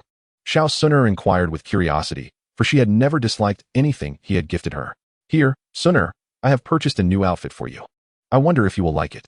Xiao Long casually exchanged for a maid outfit from the system and handed it to Xiao Xun'er. Having never encountered a maid outfit before, she found it truly exquisite. At that moment, Xiao Xun'er nodded enthusiastically like a chick pecking at grains, her face blossoming with joy. I love it. I truly adore it. Haha, I'm glad you like it. I shall take my leave now. Seizing the opportunity, Xiao Long gently ruffled Xiao Xun'er's hair before departing. Xiao Xun'er displayed no reaction to this gesture. Meanwhile, Xiao Yan was on the verge of expiring from anger. Xiao Long had gifted Xiao Xun'er a maid outfit, and she wore a radiant smile, expressing gratitude toward him. Xun'er, must it be this way? Do you not understand the implications of a maid outfit? At that moment, Xiao Yan felt as though he had uncovered Xiao Long's intentions. Yet he dared not voice it. He could not reveal his identity as a time traveler. Xun'er, Xiao Long's gift of such attire signifies inappropriate intentions. You must keep your distance from him. Xiao Yan, deeply concerned that Xiao Long might steal Xiao Xun'er away, began to caution her after Xiao Long had departed. Upon hearing Xiao Yan's words, Xiao Xun'er was momentarily taken aback. She sensed a change in her brother, one that rendered him inscrutable. He was no longer the innocent Xiao Yan she once knew. To her, his warnings resembled the whispers of a petty individual speaking ill from the shadows. Xiao Long's perceived malice was contradicted by her own understanding from the time she had bested him on the arena, after which he had transformed. No longer as arrogant and instead treating her kindly. Although only a few hours had passed, it allowed her to gain a profound insight into Xiao Long, proving him to be far from the wretched character Xiao Yan described. Even when she had fainted momentarily, Xiao Long had not taken advantage of her. Rather, he had helped her with her clothing. From these occurrences, her perception of Xiao Long had significantly improved, while Xiao Yan's portrayal of him only tarnished his own image in Xiao Xun'er's eyes. As a fighter, one requires auxiliary techniques. Xiao Long opted for the low-grade, earth-level technique, Thunder Flame combat skill, cultivating Thunder Flame Do Qi, which harmonized with the earth, fire, and thunder attributes within him. He also combined it with the second-grade cultivation pill, Qi Gathering Pill, and commenced meditative practice. Upon reaching the fighter level, the speed of cultivation accelerated substantially. Naturally, Xiao Long utilized Fire Crystal Jade to assist in his training, enhancing his cultivation pace. After 4 arduous days of training and consuming 2 Qi Gathering Pills, Xiao Long progressed to a 3-star fighter. Initially, he intended to continue his training, but he received 2 phone calls. Perhaps it was the unspoken understanding among women that prompted Yafei to call after hanging up, followed closely by Xiao Xun'er. Yearning for connection, Yafei mentioned that she would be submitting this year's gains to the Meitel family headquarters and requested Xiao Long to fund some worthwhile endeavors. Meanwhile, Xiao Xun'er expressed her desire to explore the monster forest and insisted on Xiao Long's company. This situation became rather awkward. Who should he accompany? Ultimately, Xiao Long informed Xiao Xun'er that she should wait a moment as he intended to make a significant breakthrough to a 3-star fighter. After receiving her encouragement, he stealthily scaled the wall, donned a black robe, and made his way to the Meitel auction house. To his surprise, his initial assumption was correct. Indeed, he was required to submit the year's harvest to the Meitel family headquarters, especially with the new year approaching in less than 2 months. Generously, Xiao Long presented Yafei with 3 advanced techniques of the mystic rank and subsequently engaged in an intense session with her for 3 hours. This little enchantress was growing stronger by the day. Xiao Long favored this development, transferring more of the Shaolin Temple's 72 ultimate techniques to Yafei, which only enhanced her allure. Naturally, this included adorning her in unique outfits to heighten their playful interactions. After taking a bath, considering Xiao Xun'er's keen sense of smell, he feared that their intimate encounters would betray him. Xiao Long felt it prudent to cleanse himself. Once refreshed, he proceeded to Xiao Xun'er's residence. Upon knocking, the door opened, but no one appeared. Puzzled, he contemplated entering. Suddenly, Xiao Xun'er sprang forth, startling him. Hee, you can only blame yourself for being so timid, brother Xiao Long, she teased, her face alight with a smile. Xun'er, do you not like the outfit I gifted you? Why aren't you wearing it? In all honesty, Xiao Long was genuinely curious to see how Xiao Xun'er would look in either a lowly dress or a maid outfit. Oh, I do like it. Since you wish to see, I shall change, she replied, her cheeks flushing as she retreated inside, leaving the door ajar. However, he reminded himself not to peek. His fleeting thoughts were swiftly quelled, and he nodded in compliance. After patiently waiting for half an hour, Xun'er finally emerged. One must admit, women do indeed take considerable time to change. She was dressed in a lowly outfit, and Xiao felt no disappointment. In fact, Xun'er appeared utterly innocent. As pure as a blank sheet of paper. She resembled a celestial fairy, untouched by the mundane world. All right, mischievous brother Xiao, let us go. Xun'er waved her hand cheerfully before leading the way. As Xiao watched her, an unfamiliar sensation stirred within her heart. He followed closely beside her. And as they walked, passers-by, men and women alike, were left utterly bewildered. The men were nearly drooling, their eyes ablaze with fervor. Today, Xun'er's charm had multiplied 100-fold. This transformation was not merely due to her attire. The novelty of the lowly outfit was irresistibly captivating to the denizens of the Duki continent. Since it is novel, it undoubtedly captivates attention. However, not a single soul dares to approach. Xun'er's terrifying prowess has instilled fear in them, rendering them immobile. The women, filled with jealousy, particularly Xiao, contorted her face in dismay. What bewilders them further is the sight of Xun'er and Xiao engaging in amiable banter, sharing laughter. Just days prior, Xiao and Xun'er were adversaries. Today, they observe Xiao occasionally taking liberties with Xun'er, such as inadvertently brushing against her voluptuous form. Yet Xun'er remains unperturbed, her countenance adorned with a smile. Alas, their goddess has fallen. This was the sentiment echoing in their hearts. Some even contemplated throwing themselves against a wall, feeling utterly devoid of motivation to continue living. Yet ultimately, they lacked the courage to act upon it. Chapter 26. The Awakening of Yaochen Xiaoyan. Amidst the crowd, witnessed Xun'er once again frolicking with Xiao. Moreover, she was attired rather provocatively. A surge of anger and jealousy coursed through Xiaoyan's heart. Xiao, I am your sworn enemy. Upon returning home, Xiaoyan roared in fury. Hey there, little one, it seems you are in need of assistance? Just as Xiaoyan etched a vow in his heart, an ancient, peculiar chuckle suddenly pierced his ears. Startled, Xiaoyan swiftly turned, his hawk-like gaze sweeping behind him, yet he discerned no trace of a presence. No need to search. I'm right on your fingertip. As Xiaoyan suspected it to be mere hallucination, the eerie laughter resounded once more, boundless and unsettling.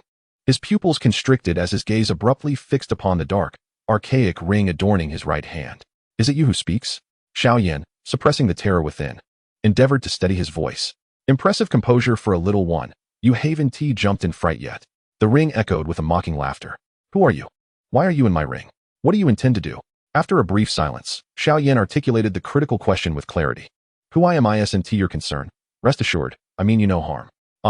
After all these years, I have finally encountered a soul strong enough to break through. Truly fortunate. However, I must first express gratitude for your offerings over the past 3 years. Without them, I would still be trapped in slumber. Offerings? Xiaoyan blinked in confusion, and moments later, his expression darkened, cold words escaping through clenched teeth. Are you implying that the 3 years of vanished Doqi are your doing? I was left with no choice, little one. Do not hold it against me. You insolent creature. Upon realizing the truth, Xiaoyan began to curse vehemently. Little one, is such fury truly necessary? It's merely the absorption of your Doqi over 3 years. The transparent elder grinned, fixating on the astonished Xiaoyan. With a twitch of his lips, Xiaoyan's voice trembled with suppressed rage. Old fool, since you have hidden within the ring, you must be aware of the humiliation I endured due to your consumption of my Doqi for 3 years, correct? Indeed, you have been ridiculed by your kin for 3 years, and now, even your beloved has cast you aside, remarked the transparent elder with an air of indifference, as if none of this pertained to him. In truth, it seemed he was unaffected, for it was Xiaoyan who endured the mockery, not him. Do not speak of Xun'er in such a manner, Xiaoyan exclaimed, unable to contain his fury at the elder's words, which implied that Xun'er, whom he cherished, had abandoned him. His voice roared like that of an enraged lion. Have I erred in my statements? Did your kin not deride you for 3 years? Did that girl not leave you to frolic with another man? And look how scantily clad she is. I dare say they are off to indulge in unsavory pursuits. The elder seemed intent on provoking Xiaoyan further, recounting every unfavorable scenario. He delivered a final, cutting remark that left Xiaoyan seething with rage. Perhaps this is not their first encounter. Otherwise, how could their bond have grown so intimate in such a short span? That man gifted her revealing attire, and rather than display anger, she wore a smile. What do you make of that? Impossible. Xun'er is not that kind of person. It cannot be. At this moment, Xiaoyan was not merely angry. It was more akin to jealousy and resentment. He could not bear the thought of the perfect Xun'er, whom he envisioned as his future bride, lying in another's bed, completely vulnerable, especially with that man being Xiao Long. Believe it or not. But if you continue down this path of decline, their relationship will only deepen. Have you not noticed how your bond with her has soured? Clearly, after 3 years. Her patience has worn thin.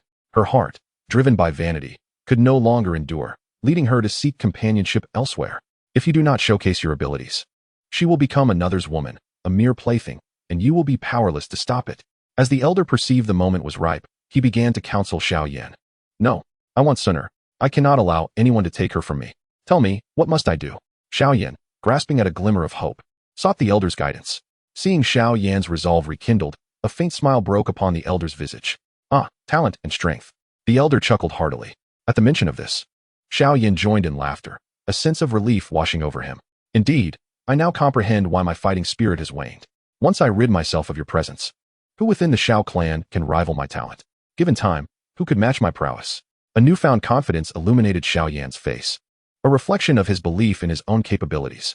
Simultaneously, he cast a meaningful glance at the transparent elder, a silent declaration of intent to take action. The elder, witnessing Xiao Yan's readiness to act, could not help but chuckle at the unfolding scene. Xiao Yan is indeed foolish. How could he believe he could forcibly absorb his Do Qi? His strength is not something a mere child can contend with. What? Xiao Long is now a 3-star Do fighter? This is impossible. Just days ago, he was merely a 1-star Do fighter. Upon hearing the elder claim that Xiao Long has attained the rank of 3-star, disbelief marred Xiao Yan's face. This simply cannot be true.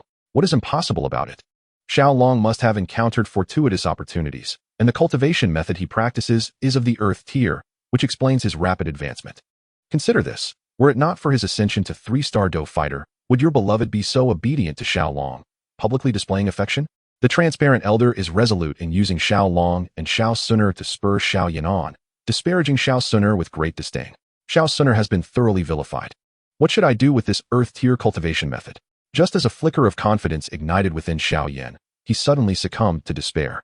The clan's foundational cultivation method is merely of the mystical tier, which pales in comparison to earth-tier methods. The cultivation method dictates the future of one's advancement. Even if his talent surpasses that of Xiao Long, if his method is inferior, his future will remain eclipsed by Xiao Long's. This plunged Xiao Yan into utter hopelessness. What significance does a mere earth-tier method hold? In my prime, I wielded even celestial tier Do techniques. Observing Xiao Yan following the path he had anticipated, the transparent elder's face blossomed with a confident smile. What? Celestial tier Do techniques? Xiao Yan could not suppress a gulp. To his knowledge, celestial tier Do techniques had not been seen in the Do Qi continent for a millennium. Is this old man telling the truth? Young man, do not doubt. How about becoming my disciple? I assure you, I can expedite your surpassing of Xiao Long and help you in the heart of your beloved. To be frank, earth-tier methods are trifling in my presence. Should you desire, I can present you with techniques even more bizarre than those of the celestial tier. After all this time, this transparent elder's true intentions have been unveiled. After all these years, he has encountered someone with such formidable spiritual perception, thus sparking the thought of taking on a disciple. Of course, he harbors some selfish motives as well. You wish for me to become your disciple? On what grounds? If Xiao Long can be swayed by mere flattery from this elder to become his disciple, then Xiao Yan would cease to be Xiao Yan. Simply because I am an alchemist. As he spoke, a cluster of ghostly white flames erupted around the transparent elder, sending a chill deep into Xiao Yan's bones. Chapter 27. Xun'er's Downfall. If Xiao Long were to discover that his precious fire crystal had awakened the alchemist over a month early, he would likely be infuriated to the point of spitting blood. He has long coveted the alchemist, planning to humiliate Xiao Yan upon Nalan Yinran's arrival to withdraw from their engagement, then seize the ring containing the alchemist after Xiao Yan fainted from excessive blood loss. He intended to plunder its techniques, Do skills, and alchemical recipes, as well as the bone's spirit cold fire. Most importantly, the burning decision. However, it is evident that his beautiful dreams have been dashed. Not only that, but he has also created a formidable enemy. At this moment, Xiao Long remained oblivious to the significant events transpiring within the Xiao family, as he and Xiao Xun'er had already arrived outside the city of Wakaten. Brother Xiao Long, do you have any more vehicles like this? Xiao Xun'er inquired, brandishing the windfire wheel. Indeed, I do. Why do you ask, Xun'er? Xiao Long pondered what scheme Xiao Xun'er was concocting. As for the windfire wheel mecha, he could obtain as many as he desired, provided he had the exchange points. Brother Xiao Long, do you dare to race with me? Let us have a competition with this racing vehicle. Xiao Xun'er declared assertively, donning her helmet as she climbed onto the windfire wheel. Her stance exuded a certain charm that ignited a spark in Xiaolong's eyes. All right, I fear you not. Without hesitation, Xiaolong spent 180 points to exchange for a level 3 Windfire wheel. Do not blame Xiaolong for cheating. For the sake of impressing a lady, such measures are unavoidable. The speed of the level 3 Windfire wheel was undoubtedly superior to that of the level 1. And given Xiaolong's background in motorcycle riding, he was indeed a seasoned veteran. With his expertise coupled with the vehicle's advantage, Xun'er had little chance of victory. All right, let us commence. Upon receiving Xiaolong's affirmation, Xun'er was eager to take off, her face alight with anticipation. Wait a moment, Xun'er. Before we begin, we should clarify the rules, Xiaolong chided, noting her impatience. What else do you want to say, brother Xiaolong? Xun'er paused, her curiosity piqued. Firstly, we will start here and race to the peak of that mountain over there. Whoever arrives first will be declared the winner, Xiaolong explained, pointing to a mountain nearly 2,000 meters high, situated 500 meters away. Sounds good. Xun'er readily agreed, relieved that her victory wouldn't be dismissed by Xiaolong. Clearly, she was confident in her abilities. Furthermore, Xun'er, since this is a competition, shouldn't we have a wager? Xiaolong suggested slyly. Fully confident in his impending victory and eager to gain an advantage over Xun'er. What shall we wager? Xun'er asked, intrigued but uncertain of the stakes. How about this? The loser must grant the winner a reasonable request. All right, let's get started.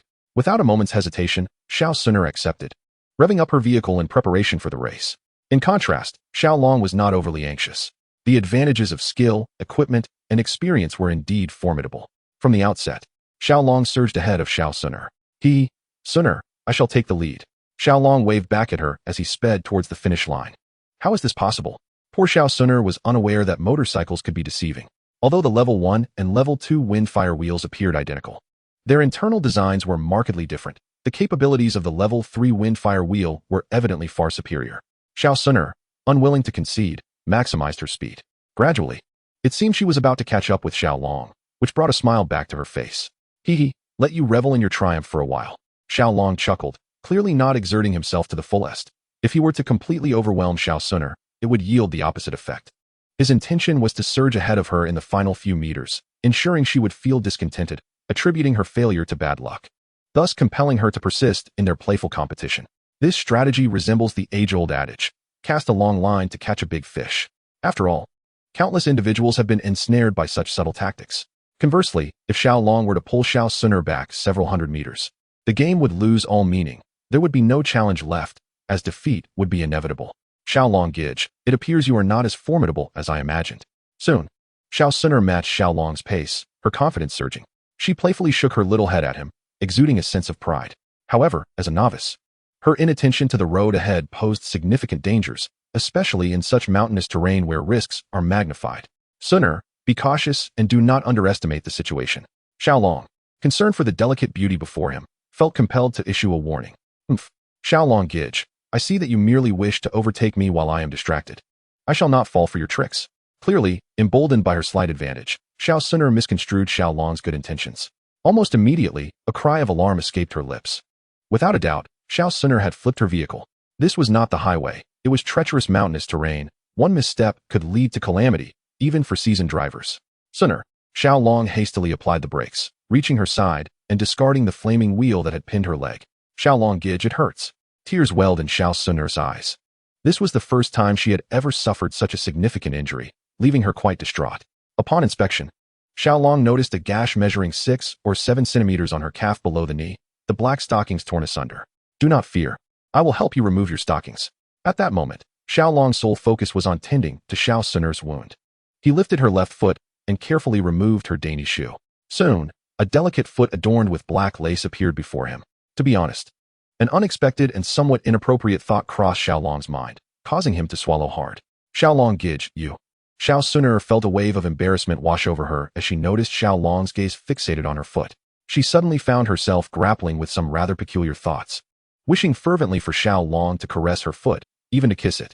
Just as she opened her mouth to speak, the shame of her own thought silenced her, and she quickly fell quiet.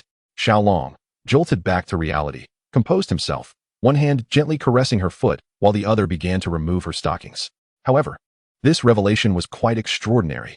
Xun'er was adorned in a diminutive outfit, the skirt so shockingly short that it scarcely concealed even half of her thighs. Ordinarily, regardless of how brief the skirt may be, Sitting down would still allow for the concealment of the most sensitive areas, leaving only a teasing glimpse to ignite the imagination. Yet this occasion was different. Xiao Long had elevated Xun'er's legs, not to an extreme height, but certainly by several centimeters. This elevation created a disparity in height, causing the already brief skirt to rise further, thus unveiling a considerable view below. Xiao Long, once again, beheld the most exquisite scenery that Xun'er had to offer. His mind involuntarily began to compare, recalling the last time she wore a pure white ensemble that revealed much of what lay beneath. This time, however, the outfit he had provided was a charming pink number, presenting an entirely different allure. In this instance, Xiao Long had gained some wisdom. To avoid detection by Xun'er, he focused his gaze primarily on her legs, stealing sidelong glances at the enticing view below. Initially, Xun'er was oblivious, preoccupied with concerns about any potential odors emanating from her feet, fearing that Xiao Long might catch a whiff, which would indeed be mortifying. However, she quickly reassured herself, recalling that she had changed her entire outfit before leaving home, and thus felt a sense of relief. She then shifted her gaze upward from her feet. To her astonishment, she noticed that Xiao Long seemed to be slowing his pace in removing her socks. A flicker of pride surged within her. Surely, her brother Xiao Long must be quite fond of her feet, or else why would he linger so long? Yet, inexplicably, she felt a sudden chill in her lower abdomen. A quick glance revealed the truth. A lecher. Xun'er kicked out her foot, striking Xiao Long squarely in the face as he was surreptitiously observing the most intimate parts of her body. The force of the blow sent him sprawling to the ground. Fortunately, it was her foot, unshod, that delivered the strike. Otherwise, Xiao Long would have faced dire consequences. Dazed, Xiao Long quickly comprehended the situation upon catching sight of Xun'er's furious gaze. He realized he had been caught in the act of peeping. Inwardly, he lamented, for this was not the first time. To put it plainly, he had become a repeat offender. The first time, he had exerted immense effort to earn Xun'er's forgiveness. What was he to do now? Words eluded him in that moment. Meanwhile, Xun'er was too enraged to articulate her thoughts. She could not fathom that the beautiful garment Xiao Long had gifted her was imbued with ulterior motives, leaving her feeling deceived. I'm sorry, Xun'er. I am a scoundrel, shameless. Unable to resist temptation, cursed am I. Xiao Long realized that the cunning advice passed down from experienced predecessors indicated that in such moments, one should embrace audacity. Thus, he began to repent, while simultaneously slapping his own face. With each forceful slap, Xiao Long's face became increasingly flushed.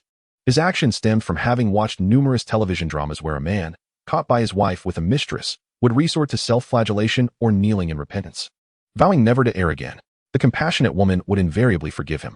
Xiao Long was convinced that Xun'er, a naive young girl, would be easily deceived by his theatrics. After delivering nearly 10 slaps to himself, Xun'er could no longer bear to watch. Brother Xiao Long, please stop. Xun'er forgives you. Seeing Xiao Long's face nearly swollen from the blows, her perspective shifted, perceiving this as mere coincidence. Although Xiao Long had ulterior motives in gifting her a lowly outfit, this time it was indeed an accident. No, Xun'er, let me continue. I feel guilty, and I cannot find peace without punishment. He understood that the more wretched he appeared, the more reluctant she would be to hold a grudge against him. Brother Xiao Long, please don't. Yet, as she attempted to intervene, the movement aggravated her injury, prompting an involuntary cry of pain. What is wrong, Xun'er? Upon witnessing the change in her condition, Xiao Long was elated. He could finally cease his self-inflicted torment, which had been quite unpleasant. He quickly approached her, only to discover that she was bleeding profusely. Xun'er, we must prioritize your treatment. How about I close my eyes while I tend to your wounds? In a bid to demonstrate his sincere remorse, Xiao Long offered to treat her with his eyes shut. No, this time I'll close my eyes. Brother Xiao Long, please be quick, Xun'er replied, her cheeks flushed, obediently shutting her eyes. This left Xiao Long momentarily bewildered. He could hardly comprehend her response. He first exchanged for a vial of black jade ointment, a bottle of disinfectant, and a roll of antiseptic wipes. He began by cleaning her wound with the disinfectant. The sudden sting made Xun'er wince, yet she kept her eyes closed. Then, he applied the black jade ointment to her injury. The soothing sensation made her momentarily forget the pain. No, it seemed as though all discomfort had vanished. Xun'er felt immense gratitude towards Xiao Long for providing such excellent care. To repay him, she resolved to allow him to gaze upon her a little longer. However, once that thought crossed her mind, she was engulfed by a wave of embarrassment. Yet, inexplicably, when she caught Xiao Long stealing a glance at her, alongside her anger, a thrill coursed through her. His gaze signified her allure. Xun'er mused that her brother Xiao Yin was somewhat timid, lacking the audacity of Xiao Long, for he had never dared to act inappropriately towards her. As thoughts of these matters crossed her mind, Xun'er could not help but inwardly chastise herself for her indecency. While Xiao Long was applying the black jade ointment to her wounds, He noticed the peculiar expression on her face and was suddenly struck by a bold idea. He gently lifted her slender leg and began to cleanse the bloodstains around her injury with a disinfectant wipe. Unexpectedly, Xun'er felt as though her leg had been elevated again, although the cloth was tending to the blood near her wound. She sensed that Xiao was up to mischief once more. Her leg was raised again. However, she stifled her embarrassment and refrained from any protest this time, accepting Xiaolong's actions, for she felt she had nothing to lose. This undoubtedly emboldened Xiaolong, prompting him to elevate her leg further, bringing it to a height reminiscent of their previous encounter. Thus, he once again beheld the exquisite sight of the fair maiden. Xun'er could feel her leg being lifted to that very height again. At that moment, she longed to kick Xiaolong away, yet inexplicably, she found herself unable to do so. Xiaolong was merely attending to her treatment. There could be no impropriety in his actions, she reassured herself internally. Yet, it was evident that she had underestimated Xiaolong's character. All done, Xun'er. You may open your eyes now. Xiaolong felt as though he had glimpsed something unfathomable. Thank you, brother Xiaolong, Xun'er uttered in a voice barely above a whisper, her head bowed, avoiding his gaze. It's nothing, Xun'er, your matters are my concerns. Xiaolong replied with a soft chuckle. In truth, he yearned to express his gratitude to her as well. Hearing him say that her affairs were his brought a sweet sense of satisfaction to Xun'er. However, upon noticing the wound on her foot, she sighed. Every girl yearns for beauty. Chapter 30, The Longing for Home. Once Xiaolong donned his attire, he retrieved a blanket and draped it over Xun'er before activating the mech, the tornado, and soaring into the sky. There was no other option. Xun'er was far too weak at that moment, clad only in 2 white thigh-high stockings, the rest of her garments having been torn to shreds by Xiaolong. Even those stockings bore numerous small holes. This mech was equipped for human-machine operation, and this time, Xiaolong allowed it to glide gracefully through the sky on its own. After Xiaolong departed, mercenaries arrived at their battlefield. Goodness, the battle was so intense that all the clothing was shredded? Who among the esteemed predecessors possesses such prowess to dare engage in a wild skirmish here? Exclaimed one mercenary, marveling at the audacity of fighting in such a manner, where death seemed a foreign concept. Look, there's blood here, and it's in a rather intimate place. I wonder who was fortunate enough. Another remarked upon spotting the scattered bloodstains on the ground. Sigh, yet another beautiful gem has turned dark. Wow, there's even a pair of undergarments here. They smell delightful. Hee, I shall have good fortune tonight. At this moment, someone discovered a discarded pair of pink panties lying aside. Upon bringing them to his nose, he was utterly entranced. Such a fine treasure should not be hidden away. Xun'er, I apologize for my impulsiveness. I shall take responsibility for my actions. Observing the despondent expression on Xun'er's face, Xiaolong attempted to console her. Responsibility, coming from you? The usual warmth in Xun'er's demeanor had vanished, replaced by an icy demeanor. Her innocence had been stripped away, mercilessly taken by someone she had barely known for a mere 10 days. This not only robbed her of her virtue, but also jeopardized her future. She harbored an intense desire to eliminate Xiaolong right then and there. Of course, what am I but a mere member of an ancient clan? Do not even mention a mere 9-star Do Saint.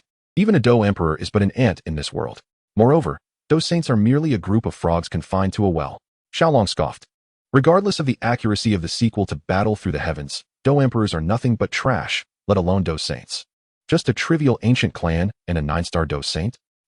What is your current level? I asked. Xun'er let out a cold smile, dismissing Xiaolong's words as mere nonsense. A mere 3-star Do practitioner daring to belittle Do Saints, and even Do Emperors, as ants truly demonstrated a lack of understanding of mortality. She had always believed the ancient clan to be the most powerful force in this world. Even the Soul Clan, in her view, could not rival the ancient clan. Yet Xiaolong's assertion that the ancient clan was insignificant incensed her. I understand you may find this hard to believe. But do you know the origin of our current situation? They hail from another world, one that differs vastly from the Duki continent. They do not cultivate Duki but rather gather energy, with battles among the strong relying on collisions, while the weak depend on firearms. That world is categorized into levels 1 through 20, followed by the War King level. The mecha capable of slaying a 4th-tier magical beast is merely the weakest tier of mecha. Xun'er, do you still believe your ancient clan is formidable? Xiaolong recognized that accepting such truths would be challenging for Xun'er, but they were indeed facts. Xun'er, follow me, and do not fret about your father or clan. If they dare to trouble us, I shall bring thousands of mecha to flatten their ancient realm. Xiaolong immediately grasped Xun'er's hand, gazing at her with deep affection. Release me. Xun'er was uncertain of her feelings toward Xiaolong. She felt ensnared in a tumultuous mix of love and hatred. She enjoyed being with Xiaolong, finding immense joy in his company. Yet, she loathed him for taking her innocence. This inner conflict tormented her. Now, as Xiao Long encroached upon her once more, she wished to resist, but found herself utterly powerless. Xun'er, do not reject me. I will surely protect you well. Ignoring her struggles, Xiao Long pulled her into his embrace. Eventually, the icy barrier around Xiao Xun'er's heart began to thaw. Come, Xun'er, allow me to show you this. At that moment, Xiao Long possessed a total of 1,320 exchange points. He knew that having taken Xun'er's essence would cause her bloodline level to stagnate. He inquired with the system to see if there was anything that could assist Xiao Xun'er in elevating her bloodline rank. The exchange system informed him that the blood of divine beasts could enhance her bloodline. Consequently, Xiao Long redeemed 3 drops of the blood from the demon emperor Qing Wan, a creature comparable to a Dou emperor from the Dou Qi continent. The Qing Wan, a divine beast, possessed blood far superior to that of the ancient emperors. Each drop of Qing Wan's imperial blood required 300 exchange points, surpassing even the cost of Earth-tier Dou techniques. For the stunning Xiao Xun'er, Xiao Long was not stingy and directly acquired 3 drops. What is this? A look of disbelief filled Xiao Xun'er's eyes. She sensed a powerful fiery aura emanating from the 3 drops of blood, an aura that rivaled that of certain Dou Zong experts from her ancient clan. Moreover, she felt an insatiable desire to obtain these 3 drops of imperial blood, sensing that if she were to refine them, her strength would undergo a remarkable enhancement. This is the blood of the demon emperor, capable of elevating your bloodline rank. You have no objections now, do you? Xiao Long chuckled. Xiao Xun'er lowered her head, remaining silent. She was uncertain whether Xiao Long spoke the truth, but her instincts assured her of its authenticity, as a woman's intuition is often quite accurate. Come, my dear Xun'er, put on this garment lest you catch a chill.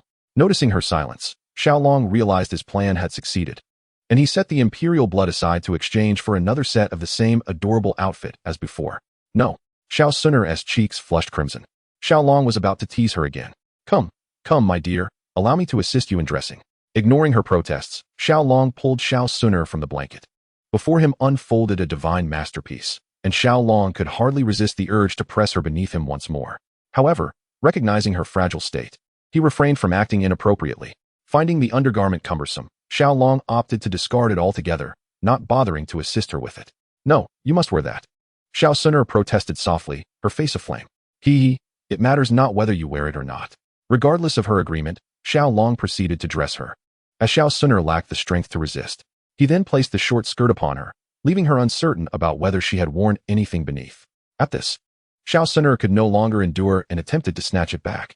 Yet, Xiao Long was swift, securing it within his spatial ring.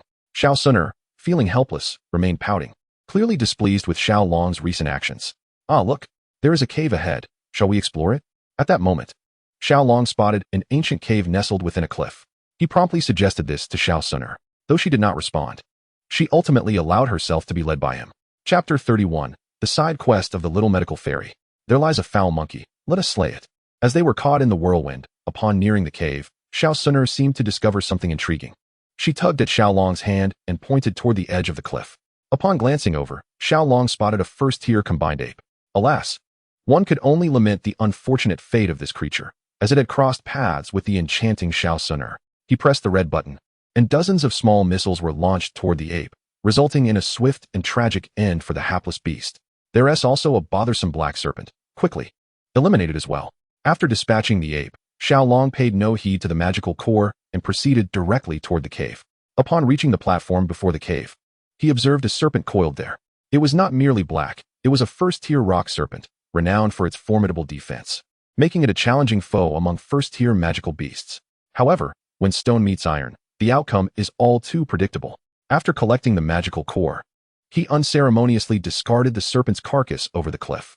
For reasons unbeknownst to him, Xiao Long felt an uncanny familiarity with this dungeon, particularly with the rock serpent, whose name struck a chord in his memory.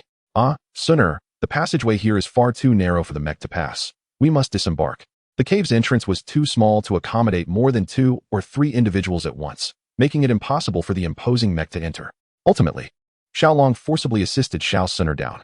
The moment she stepped off the mech, Xiao Xun'er felt a chill beneath her, quickly understanding why, and cast an accusatory glance at Xiao Long. Unfazed by her silent reproach, Xiao Long shrugged. Utilizing the 9-fold waves, he forcibly opened the stone door of the cave, leading Xiao Xun'er inside. Goodness, look at all these herbs. Upon entering, Xiao Long's eyes widened in astonishment. The cave's floor was blanketed with various medicinal herbs, though regrettably, he could not identify a single one, as he was not an alchemist. Xiao Xun'er paid them no mind, not even glancing at them. while she remained indifferent. Xiaolong was quite the opposite.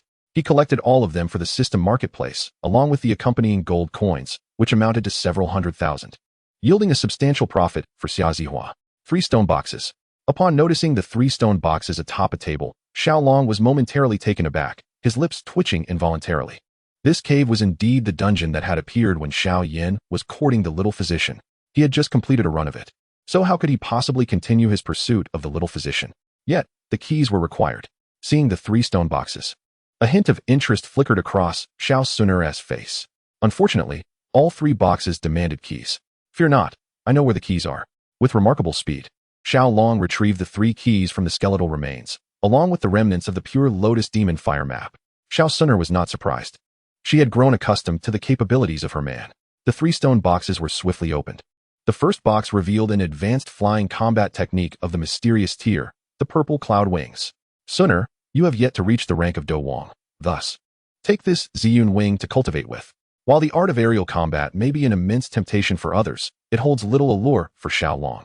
His collection of flying devices is vast, often involving helicopters and supersonic crafts, luxuries unattainable for the average individual. Brother Xiaolong, you should keep it, Xun'er insisted.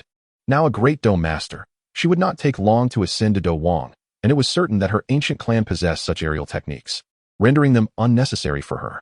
Meanwhile, Xiaolong remained merely a Do fighter, far from Do Wang, and could greatly benefit from such auxiliary combat skills. Xun'er, do you not see what is parked outside? Xiaolong teased. Upon hearing this, Xun'er came to a sudden realization and accepted the aerial technique. The second stone box contained the advanced Do technique, Roar of the Wild Lion, a rare soundwave technique inspired by the furious roar of the amethyst-winged Lion King. Hehe. This technique should be kept by Brother Xiaolong. It is not suitable for a girl, Xun'er remarked with a smile upon discovering it. Very well, it is mine now. The advanced Do technique, valued at 120 exchange points, indeed marked a great gain for Xiaolong. The third stone box revealed the 7-colored poison manual, a compendium of knowledge from a master of toxins. Sigh, I thought it might be something worthwhile, but it turns out to be a poison manual. Xun'er said, Brother Xiaolong should take it. If not, feel free to burn it. She harbored no fondness for poison, detesting it immensely. Let us keep it. It will surely hold value, Xiaolong replied. How could he consider destroying the 7-colored poison manual? After all, it would serve well for the little medical fairy, who possessed the rare and troublesome poison body. Her potential was formidable. She could eventually ascend to Do Saint, and even Do Emperor. For Xiaolong, having a Do Saint as an ally would be of great assistance. Moreover, the little medical fairy had aided Xiao Yin significantly, which Xiaolong found intolerable. Thus, he felt compelled to draw her to his side. Furthermore, the 7-colored poison manual was as valuable as an Earth-tier Do technique, requiring 500 exchange points for acquisition. Well, this cave is rather mediocre. Its owner is at most a Do zone, offering little of worth. Let us depart. Brother Xiaolong observing the surroundings of the cave. Xun'er felt a profound sense of boredom, devoid of any interest. Do zone. Apologies, but among the ancient clans, they are plentiful. Awakening a bloodline often results in becoming a Do zone. The lowest ranked protectors of the Soul Palace are Do zone, scattered throughout the entire Do Chi continent. This illustrates how commonplace Do zone is for the ancient clans. Very well, my little beauty, let us go. Indeed, there was nothing of value left in this cave, and Xiaolong had no intention of lingering. He escorted Xun'er away. Just before departing, Xun'er pleaded earnestly for Xiaolong to let her don the item. However, he remained resolute, proposing a condition that left Xun'er feeling profoundly embarrassed. Xun'er did not acquiesce. Thus she had no choice but to leave the machine unattended. However, how could Xiaolong possibly comply with her wishes? Chapter 32. Look at how adorable I am. Xiaolong embraced Xun'er, gradually making his way to her home. Xun'er yearned to break free, yet found herself powerless, compelled to submit to the situation. Along the way, anyone who beheld Xiaolong and Xun'er could not help but be captivated. They sensed that their goddess seemed to have undergone some change, though they could not pinpoint the exact nature of it. Meanwhile, Xiao Yin, facing a shortage of funds, intended to borrow a little from Xun'er, leading him to encounter her on the road. Kid, I must inform you, that little girl's inner essence is no longer abundant. Yichun, with keen perception, immediately discerned Xun'er's current state. Xiao Yin stood frozen, clearly unable to accept this reality. He simply could not fathom the thought of his beloved Xun'er exposing herself to serve another. One could only wonder how he would react if he were to discover that Xun'er was engaging in wild battles outdoors. Observing Xiao Yan's dejected expression, Yichun began to counsel his newly accepted disciple. Xiao Yin remained silent as he made his way to his father's chamber. After enduring numerous trials, Xun'er finally arrived home, her heart finally at ease. Xiao Long, perplexed, stubbornly followed her inside. Brother Long, you're incorrigible. What are you saying? Xun'er could no longer tolerate this rogue and gently struck him, yet still proceeded to open the door. Xun'er, do you not wish to refine that Emperor Beast's blood to elevate your bloodline level? I shall protect you. Ultimately, as soon as Xun'er opened the door, Xiao Long forcibly entered. To be honest, this was his first time in Xun'er's room. Come, let us begin the refinement. Xiao Long handed the Emperor Beast's blood to Xun'er. Although the 3 drops of blood had only cost 900 exchange points, the energy to dilute the Emperor Beast's blood required an additional 200, making the total expenditure 1,100 points. Xun'er accepted the imperial blood, then seated herself on the bed, activating the ancient techniques left by the ancient clan's Dou Emperor, subtly absorbing the bloodline power contained within this imperial blood, integrating it into her own bloodline. This process was reminiscent of when Xiao Xian aided Xiao Yin in refining the blood within him. However, this time it was a fusion, not merely a coordination. The bloodline of the Qing Yuan was evidently far superior to that of the ancient emperor's blood. After all, it belonged to a divine beast. High-level bloodlines greatly benefit lower-level ones. When Xun'er was younger, she had tested her bloodline level and found it to be merely 6th grade. One could only wonder what grade it would ascend to after refining the Qing Yuan's blood. While Xun'er practiced, Xiao Long could not merely observe. He too began to cultivate, employing the Thunder Flame battle technique to refine his Dou Qi. Xiao Long had not anticipated that Xun'er's pace in refining the imperial blood would be exceedingly slow. After half a day, not a single drop had completely dissolved. Alas, there is no remedy. Xun'er's rank is simply too low. Despite being a descendant of the Dou Emperor and the daughter of a 9-star Dou Saint, she is still overshadowed by her mere status as a great Dou Master. Regrettably, Xiao Long remains in Xun'er's chamber, waiting for her. Should she inadvertently succumb to the perils of her cultivation, he would be there to intervene. With the aid of medicinal elixirs, Xiao Long has managed to elevate his prowess by 1 star over the course of 3 days, reaching the rank of 4-star Dou fighter. The higher the rank, the more arduous the ascent becomes. At this moment, Xiao Long yearns to refine a rare flame, hoping for a meteoric rise in his cultivation, yet he is acutely aware of the near impossibility of this endeavor. Even if he could acquire such a flame, would he dare to refine it? The ferocious flame would effortlessly reduce him to ashes. Although he could enlist the system's assistance, doing so would preclude any enhancement of his rank. Thus, possessing the rare flame would prove futile. It is prudent to first elevate his cultivation to that of a Dou Master before contemplating further advancements. The Monster Beast Forest is indeed a splendid locale. After a single visit, Xiao Long's exchange points soared to over 3,000. The 7-colored poison scripture and the roaring lion song have both been purchased, and all the medicinal ingredients have been cleared out, along with his gold coins. This newfound wealth has rendered Xiao Long affluent once more, and the exchange points at his disposal seem nearly inexhaustible. Typically, he only acquires medicinal pills to aid his cultivation, occasionally indulging in the purchase of mechas and the like. A considerable portion of his exchange points has been lavished upon women, and it must be said that women can indeed be extravagant. 3 days later, Xun'er awakened, signaling the completion of her refining process. How are you, my little beauty? To what extent has your cultivation improved? Xiao Long, who has never utilized the Emperor's blood, is deeply concerned that Xun'er may have experienced a significant elevation in her rank. After all, when Xiao Yin employed the last remnants of the Xiao clan's bloodline to enhance his cultivation, he surged through several minor levels within the Douzun realm. Given that Xun'er currently does not possess the Douzun rank, it is certain that her improvement exceeds mere minor levels. Should she inadvertently ascend to the Dou Huang, or even the Dou Zong, Xiao Long would find himself in a dire predicament. The whip would be indispensable. In the eyes of a Dou Huang or a Dou Zong, Xiao Long would be regarded as insignificant. I shall not divulge. Xun'er, resembling a proud little lioness, began to frolic with Xiao Long. Perhaps due to her rank increase, her confidence has notably swelled. After refining the 3 drops of Emperor's blood, she comprehended the magnitude of her enhancement. Rank aside, the most significant revelation was her acute awareness of her bloodline's elevation by at least 2 levels. Furthermore, she sensed that her bloodline had undergone certain transformations, seemingly evolving into a unique skill. This skill, only executable through bloodline heritage, possesses power rivaling that of heavenly-tiered Dou techniques. However, 3 drops of Emperor's blood evidently are insufficient for her to fully manifest this bloodline skill. My dear girl, have your wings grown sturdier? Sigh, never mind. I had intended to continue providing you with Emperor's blood, but seeing you in this state, it seems you no longer require it. So be it. Xiao Long remains resolute. Regardless of Xun'er's rank, he is determined to maintain a firm grasp over this little girl. Oh, dear brother Xiao Long, Just look at how adorable and charming I am. Please, grant me a little more. Xun'er felt a surge of joy upon discovering that Xiao Long possessed such formidable blood, and she eagerly sought to acquire it, playfully pouting for attention. Oh, where do you see any cuteness in me? Xiao Long inquired with a feigned seriousness, suppressing his laughter. He never expected Xun'er to utter such words. Look at me. I'm so adorable, she exclaimed, placing her tiny hands beside her cheeks, widening her eyes, and shaking her head while playfully blinking, resembling a delicate peony ready for admiration. Wow, truly delightful. Xiao Long could not resist pinching her little face, a smile gracing his features. Indeed, quite charming. Now, quickly bestow upon me the imperial blood. Xun'er declared triumphantly, her expression one of utmost pride.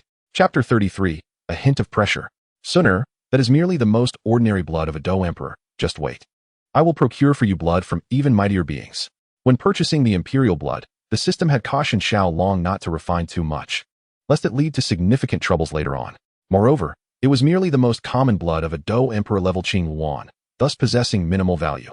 The essence of a Dou emperor's Qing Yuan blood is worth 100 times that of ordinary blood, requiring 30,000 exchange points. After all, the essence of a Dou emperor is scarce. Each drop not only contains immense energy, but also the comprehension of the realm possessed by the Dou emperor, which truly holds immeasurable worth. Conversely, the ordinary blood of beings above the Dou emperor rank is even costlier than the essence of a monster emperor. And as for the essence itself, it reaches astronomical figures, which Xiao Long currently cannot afford. Alright, you must remember, do not underestimate Xun'er's memory. Xun'er warned fiercely. Although she was unaware of the realms beyond the Dou emperor, she curbed her curiosity and chose to believe Xiao Long. Rest assured. Xun'er, what is our relationship? Xiao Long gazed at Xun'er with affection while gently tidying her hair. Xun'er relaxed, lying in his embrace, allowing him to caress her. Otherwise, he would truly struggle to keep pace with her. After 7 days of continuous training, Xiao Long finally took a break to rest, balancing work and leisure. He then called Yafei, inviting her to join him for some leisure. In the elegant meeting room, Xiao Long wore an expression of utter contentment. He had never experienced such treatment before and felt fortunate to finally enjoy it. Yafei, the enchanting beauty, was clad in an adorable maid outfit, massaging Xiao Long's back and shoulders from behind. One can only imagine the scene of such an extraordinarily alluring woman donning a cute maid outfit. Husband, did you know that something quite peculiar has recently emerged at the auction house? Yafei inquired while continuing her massage, her gaze filled with affection for Xiao Long, as if she wished to devour him whole. Oh, what strange thing? Xiao Long replied, intrigued, for the auction house always featured an array of bizarre items. And he was quite interested. After all, the vast world is home to countless wonders. There exists an enigmatic figure who has submitted for auction at the Middle Auction House a rare elixir known as the Foundation Establishment Liquid, comparable to a second-tier medicinal pill, capable of aiding those beneath the realm of fighters in their cultivation. This is the first time I have encountered such a substance. Had it not been for Master Gunny's appraisal leading to this conclusion, I would have found it utterly unbelievable. A remark from Yafei caused Xiao Long to abruptly expel the red wine he had just consumed. What? The Foundation Establishment Liquid? Surely I did not mishear that? Wasn't this elixir supposed to be the exclusive formula of Yaochen? And shouldn't Yaochen only awaken after the clan's trial? Why is it appearing now? This defies all logic. This left Xiao Long utterly perplexed. What is it, husband? Is there something amiss with the Foundation Establishment Liquid? Yafei inquired. Observing Xiao Long's reaction as she promptly refilled his glass, her brow furrowed in confusion. Was the individual who submitted it clad in black attire, resembling my appearance when I first attended the auction? And did he possess an elderly voice? Xiao Long downed the wine Yafei had offered and asked. In the original narrative, Xiao Yin donned black clothing, prompting Yaochen to engage in conversation with others, his voice bearing a weathered timbre. Indeed, it was almost identical to your appearance when you first presented items for auction. Yafei pondered briefly before nodding in agreement. How intriguing, truly fascinating. Xiao Long squinted his eyes, revealing no trace of his feelings. He had begun to suspect that Yaochen had indeed awakened and was assisting Xiao Yin in his rise. Otherwise, the currently impoverished Xiao Yin would not have dared to auction the Foundation Establishment Liquid. No, it is impossible for the Foundation Establishment Liquid to exist. If Yaochen has awakened, then that spells trouble. His carefully laid plans would be in vain. The centuries of accumulated techniques, combat skills, medicinal formulas, and the bone spirit cold fire that Yaochen possesses would have to bid him farewell. If he were to attempt to seize the ring now, the already awakened Yaochen would swiftly instruct Xiao Long on how to conduct himself. After all, a Dou Huang expert is not someone Xiao Long can contend with at present, as exemplified by the formidable amethyst-winged Lion King. The most crucial factor is that Xiao Yin, as Yaochen's disciple, might very well see Yao Chen fulfill Xiao Yan's wish to eliminate Xiao Long. Those lower-tier mechas are as ineffectual as mere wood in the face of the mysterious fire. A gentle burn would likely reduce them to a puddle of molten iron. There is no recourse. The combination of a Do Huang and mysterious fire renders even the less powerful Do Zong incapable of posing a threat to the current Xiao Yan, let alone the present Xiao Long Humph. What nonsense! Does someone find this amusing? Yafei nestled into Xiao Long's embrace, speaking with a hint of melancholy, while exhaling a warm breath toward him, adopting a demeanor of submission. Observing Yafei, who appeared ready to accept punishment, Xiao Long temporarily pushed aside all other thoughts. After all, this was merely speculation. The truth of Yao Chen's awakening could be easily verified. He could ascertain the authenticity of the Foundation establishment liquid and whether Xiao Yan's cultivation had indeed progressed. For now, he would focus on attending to the alluring presence before him. With that thought, Xiao Long produced a whip over a foot in length. Gazing at Yafei with a mischievous smile, Xiao Xun'er's punishment, he sought to practice upon Yafei before returning to fulfill his previous vow and repay Xiao Xun'er 100-fold. A mournful yet oddly comforting cry echoed throughout the elegant chamber. Xiao Long now felt a tinge of pressure within. Upon returning to his abode, he commenced his cultivation. Should Yao Chen awaken, Xiao Long would face a formidable adversary. Moreover, due to Yao Chen's connections, Xiao Yan already had a powerful backing, namely, the Starfall Pavilion, along with several strong fighters, such as Do Zun, who were allied with Yao Chen. In stark contrast, Xiao Long found himself utterly alone. Although he had shared an intimate moment with Xiao Xun'er, her family would never acknowledge him in his current state, rendering any assistance from them highly improbable. In fact, they might even seek to eliminate him. Xiao Long was left with no choice but to rely solely on his own efforts to carve out a path for himself. As for the foolish notion of informing the Soul Palace about Yao Chen, leading them to deal with him, Xiao Long would never entertain such a thought. If Yao Chen were to perish, Xiao Yan's identity as a member of the Xiao clan would inevitably be exposed. Without Yao Chen's assistance, Xiao Yan would be rendered powerless, and Xiao Long would find himself facing the frenzied onslaught of the Soul Palace, with the ancient clans potentially intervening as well. This scenario would spell disaster for Xiao Long. He must harness formidable strength. If he could elevate his prowess to that of a Do Huang or even a Do Zong, he could seize Yao Chen midway and cast Xiao Yan down from his lofty position, significantly diminishing the threat he posed. Chapter 34, The Clan Trials. Thus, Xiao Long declined the invitations from Xiao Xun'er and Yafei to partake in leisurely outings. Prior to the clan trials, he suspended his cultivation. At this moment, he had reached the level of a 7-star Do Shi. The cultivation of his tiered technique was indeed impressive. Regrettably, his affinity lay with fire and thunder, not fire and wood. Otherwise, he could have dabbled in alchemy to pass the time and flaunt his skills. Humph, brother Xiao Long, I thought you wouldn't come to play with Xun'er anymore. Xiao Xun'er playfully pounded her little fists against Xiao Long's chest. Were she to exert her full strength, she might well have struck him down. All right, Xun'er, from now on, when we are alone, you shall call me husband. The incessant address of brother Xiao Long irked him. The title of husband held a far more pleasing resonance. Husband. Ultimately, Xiao Xun'er blushed and nodded shyly. Xun'er is truly obedient. Come, allow me to bestow upon you a reward. Xiao Long grinned mischievously. Husband, you are insufferable. Xiao Xun'er felt a rush of embarrassment, already anticipating the nature of the reward he would bestow. All right. If you refuse the reward and instead call me insufferable, then I shall keep this blood of the Demon Emperor for myself. Xiao Long waved the vial of 5 Emperor Qing Yuan blood, a hint of melancholy in his voice, though his total resources barely surpassed 30,000 exchange points. In order to fulfill his promise, Xiao Long reluctantly exchanged for 5 drops of ordinary Qing Yuan blood, intending to present it as a gift to Xiao Xun'er. Husband, I was wrong. You are the best to Xun'er, husband. Xiao Xun'er once again beheld the Emperor blood of Qing Yuan, her eyes widening in astonishment as she swiftly turned to Xiao Long, playfully apologizing. Just moments ago, someone remarked how much I detest it. Xiao Long was not so easily swayed by her charm. No, my husband, you must have misheard, Xiao Xun'er hastily denied. Very well, my little beauty, take it. Xiao Long entrusted the Emperor blood of Qing Yuan to her. But do not rush to refine it. Wait until after the clan trial. Noticing the eager glint in her eyes, Xiao Long cautioned.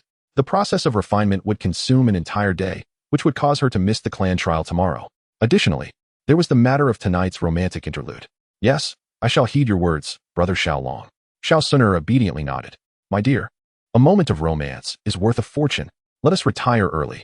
Xiao Long could no longer restrain himself, his hands beginning to wander towards Xiao Xun'er's bosom. You are insufferable, my husband. Xiao Xun'er realized his intentions and felt a wave of embarrassment wash over her. What? Insufferable? It seems you are in need of punishment. Xiao Long quickened his pace, and suddenly, it appeared he had discovered an uncharted territory. Oh ho ho, my little girl, you are not wearing anything up top. And how curious, nothing below as well. It seems you have been well prepared. Watch how I shall indulge you. The next day heralded the annual clan trial of the Xiao family. As the name suggests, it was a test to assess the progress of the younger generation over the year. On this day, Xiao Long arose quite late, gently waking Xun'er, who lay in his embrace, so they could head to the testing grounds together. Upon seeing Xun'er and Xiao Long approach, laughing and joking, with Xun'er nestled in Xiao Long's arms, Xiaoyan felt an uncomfortable sensation akin to swallowing a fly. Boy, do not be incensed, just wait. They shall face retribution soon enough. The voice of Yao Chun echoed in his mind, calming Xiaoyan's turbulent heart. Xun'er caught sight of Xiaoyan, but as Xiao Long had instructed her to avoid him, she merely passed by without offering a greeting. Xiao Long paid little heed to the antics of these youngsters. His sole interest lay in determining whether Xiaoyan had received assistance from Yao Chun.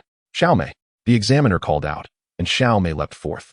The little enchantress cast a smug glance at Xiao Long before placing her hand upon the testing stone. Truly, she is my goddess. Cheers erupted from the audience, their adoration inflating Xiao Mei's pride. Brother Xiao Long, do you have some secret affair with this Xiao Mei? Xun'er, witnessing Xiao Mei's provocation toward Xiao Long, pinched him sharply at the waist, her voice tinged with jealousy. How could Xiao Mei possibly compare to Xun'er? Xiao Long hastily declared his innocence. After all, that tall beauty, Xiao Yu, is a different matter altogether. Xun'er clearly held some skepticism. Next, Xun'er, following Xiao Mei's descent from the stage, the examiner called again. All right, it is your turn. Go on. Xiao Long playfully swatted Xun'er's bottom, urging her onto the stage. Wow, my goddess Xun'er. What do you mean, your goddess? She is mine. You scoundrel, she belongs to me. As soon as Xun'er took the stage, before the assessment even began, her devoted fans erupted into joyful cheers. Clearly, their clamor drowned out even that of Xiao Mei, inciting her fierce indignation. Within the Xiao clan, only Xun'er could eclipse her brilliance. I must say, Xun'er has grown increasingly beautiful, her skin seemingly more delicate, and her legs more alluring. This incited a deep jealousy within Xiao Mei. As she pondered why she could not undergo such transformation, many men within the Xiao household drifted off to sleep at night, lost in fantasies of Xun'er. Upon hearing their calls, Xiao Long felt a profound disdain. If only they knew that their goddess was begging for mercy beneath him, I wonder how they would feel. Xun'er, a one-star Do fighter. The tester's astonished proclamation silenced the entire arena. Surely, they had not misheard. A one-star Do fighter, how could this be possible? Yet, the 4 characters inscribed on the magic stone tablet confirmed their disbelief. Chapter 35, Xiaoyan's counterattack. Although Xiaoyan had lost all hope for Xun'er, witnessing the person he despised embrace his goddess stirred a discontent within him. Do not dwell on such feelings, with diligence and my guidance. Becoming a Do Xun is well within your reach, and even attaining the status of Do Sheng is not a mere fantasy. In this era where Do emperors have vanished, Do Sheng reigns supreme over the continent. Once you achieve that level, what kind of woman could you not have? Back in Zhongzhou, countless female Do Xuns sought to warm my bed, yet I never acquiesced. Once you reach that realm, not even a mere girl, but a queen or the leader of a sect, will be but a fingertip away. Yao Chen earnestly counseled the naive Xiaoyan. Upon hearing Yao Chen's words, Xiaoyan could scarcely suppress his saliva. What? Countless Do Xuns vying to warm your bed? A queen or a sect leader would be as simple as a fingertip. Is it true? It is worth noting that, not to mention Do Xun powerhouses, even if a Do Shi were to offer to warm Xiaoyan's bed, he would be over the moon, let alone queens and female sect leaders. Yet, Xiaoyan understood that strength was the most vital asset in this continent. Soon after, Xiao Long took the stage. When Xiaoyan saw Xiao Long place his hand upon the magic stone tablet, he offered him a provocative yet disdainful smile. Moments later, as Xiao Long's hand rested upon the tablet, the words 7-star Do fighter flashed brilliantly before everyone's eyes. Xiaoyan could hardly fathom that. In just a few short days, Xiao Long had gained 4 stars. This left him feeling somewhat powerless. Rest assured, once you become a Do fighter, training techniques and medicinal pills will greatly accelerate your cultivation speed. Xiao Long's pace is not the fastest. Fear not, for your teacher is the foremost alchemist in the continent, capable of providing you with any pill as if they were mere sweets. It would be challenging for your level to remain stagnant. At the opportune moment, the medicinal dust opened its mouth to offer consolation, reigniting a flicker of confidence within Xiaoyan. How could this be possible? Had he not been bested by Xun'er in the past? How could he now surpass her prowess? Am I mistaken? The heavens are unjust to favor such a person. Xiao Long paid no heed to the murmurs of the crowd. With the system at his disposal, they appeared as mere detritus in his eyes. Even Xun'er and Xiaoyan, despite their exceptional gifts, paled in comparison. Upon witnessing Xiao Long rise to the forefront of the younger generation, the second elder, his grandfather, beamed with uncontainable joy, whereas Xiao Zhan and the other elders wore expressions of dismay. After Xiao Long took his leave from the stage, it was Xiao Yan's turn. He strode confidently towards the experimental platform. "Oh, isn't this the illustrious third master Xiao? Would you like me to fetch you a ladder?" Came the taunts from the onlookers, laughter echoing around him. If anyone in the Xiao family possessed the most popularity, it was undoubtedly Xiao Yan. Listening to the ridicule, observing the grotesque expressions of those around him, a hint of disdain curled at the corners of his lips. Soon, he would deliver a resounding slap to their faces. "Look at this waste daring to look down on us. A waste is a waste. There's no need to engage with him. Humph. I shall see how this useless one performs." Before the speaker could finish his scornful remarks, he fell silent, for Xiao Yan had leapt effortlessly atop the experimental platform. The individual who had yet to conclude his sentence felt a wave of discomfort so profound it was akin to consuming excrement. This moment of humiliation imparted a painful enlightenment. 3 years of indignity, let them be cast aside. Xiao Yan whispered to himself, and inexplicably, he felt an overwhelming sense of relief wash over him. Gently, he placed his hand upon the magic testing stone. This is inconceivable. When did those they deemed weak transform into such formidable beings? When did talent become so commonplace? Suddenly multiplied? After 3 long years, his son had finally returned to form, paying no mind to the astonishment, envy, or jealousy emanating from the crowd below. Xiao Yan scanned the vicinity for Xiao Long. Yet, he found neither Xiao Long nor Xun'er. After a fleeting glance, he descended from the stage.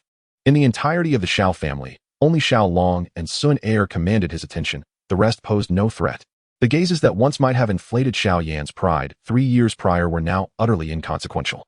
For without power, all discussions are mere empty words. "Brother Xiao Yan, may we venture out together tomorrow?" she inquired, an embodiment of ambition. Surely, Xiao Yan would rise to become a formidable force within the empire. Thus, Xiao Mei contemplated drawing closer to him. Ordinarily, Xiao Yan would disregard such a calculating woman. However, thoughts of Xun'er and Xiao Long stirred an unquenchable frustration within him. He glanced at Xiao Mei, who was indeed quite charming. Although she could not compare to Xiao Xun'er, her purity combined with allure gave her a unique charm. Otherwise, Xiao Mei would not have garnered such a following within the Xiao family. Thus, Xiao Yan nodded, revealing a radiant smile, and agreed. Xiao Mei felt a surge of joy, thinking to herself that her allure was truly extraordinary. Even if one were a prodigy, they would still bow before her enchanting presence. "Xun'er, Xiao Yan has now regained his talents. Aren't you going to congratulate him?" Upon reaching Xiao Xun'er's home, Xiao Long smiled and inquired. He was now entirely convinced that Yao Chun had awakened and had taken Xiao Yan as his disciple. "My dear, what are you saying? Xun'er is already yours. Why would she concern herself with Xiao Yan's affairs? His talent being restored has no bearing on me," Xiao Xun'er replied, not a fool. Quickly realizing that Xiao Long must have been upset after seeing Xiao Yan's talent restored during the trial. Thus, she hastily distanced herself from Xiao Yan. For reasons unknown. The more benefits she received from Xiao Long and the higher her cultivation rose, the more fearful she became of him. Yes, it was fear. She was deeply concerned that Xiao Long possessed the power to strip her of everything. This was the nature of being elevated higher, only to dread a more disastrous fall. Chapter 36. Xun'er has changed. But he is your good friend. You grew up together, essentially childhood sweethearts. How can you not congratulate him now? Xiao Long asked with an indifferent expression, his tone tinged with confusion. "My dear, we were once good friends, but I am your woman. How could Xiao Yan compare to you?" Xiao Xun'er nestled in Xiao Long's embrace, feigning anger. Her petite feet tapped against the ground, venting her displeasure at Xia Zihua's disbelief in her. Xiao Long, feeling somewhat irritable and burdened by pressing matters, showed little warmth toward Xiao Xun'er, turning away and leaving her standing alone in the bustling street, at a loss. The street was lively, yet Xiao Xun'er found herself devoid of interest in the sights. Suddenly, 2 familiar figures caught her eye. It was her once beloved Xiao Yan, accompanied by Xiao Mei. She observed as Xiao Mei enthusiastically linked arms with Xiao Yan, laughing and chatting as they strolled down the street. Xiao Mei would occasionally adorn Xiao Yan with charming compliments, and he reciprocated with unabashed praise for her. Witnessing this scene filled Xiao Xun'er with a pang of bitterness, not for any other reason, but because she had known Xiao Yan for over a decade, had always treated him well, and had remained steadfastly by his side, even when he lost his talents. Of course, this was before Xiao Long intervened. Within the Xiao family, perhaps only Xiao Yan's father, Xiao Zhan, could have reached the level Xiao Xun'er had attained. Yet, despite her unwavering support for Xiao Yan, he had never taken her out for a stroll or gifted her anything. In contrast, Xiao Mei, before Xiao Yan lost his talent, enjoyed playing together with him just as much as anyone else. However, after his talent faded, she distanced herself from him, only to now seek his favor once he has regained it. Such behavior causes Xiao Yan to treat her with more kindness than he does towards himself, leaving Xun'er feeling heartbroken. It is as if her efforts have been utterly disregarded. Today, Xiao Yan felt an inexplicable joy, as if Xiao Mei, this enchanting young lady, was perpetually tempting him, instilling a sensation that perhaps he could share a bed with her. Thus, whatever Xiao Mei desired, Xiao Yan willingly provided, acting generously, almost like a fool. After all, Xiao Yan had amassed considerable wealth, having auctioned several bottles of foundational elixirs, thus accumulating a fortune amounting to hundreds of thousands. He was wealthier than his father and spent mere thousands of gold coins on trivial items without a second thought. Xiao Mei possessed remarkable acting skills, ensnaring Xiao Yan in her charm, for she had discerned his desire to be intimate with her. Such a ploy would certainly not deceive Yao Chun. Yet he chose not to alert Xiao Yan, preferring that he learn a lesson through experience. Observing Xun'er alone and forlorn, Xiao Mei signaled to Xiao Yan, who turned to see her. Instantly, a thought of revenge against Xun'er sparked in his mind. He took the initiative to wrap his arm around Xiao Mei's slender waist and approached Xun'er. Cousin Xun'er, what brings you here? Where is Cousin Long? Is he not accompanying you on your outing? Xiao Yan inquired with feigned concern as he stood before her. Xun'er, dear cousin? Xun'er gasped in surprise, realizing how distanced she had become in Xiao Yan's heart.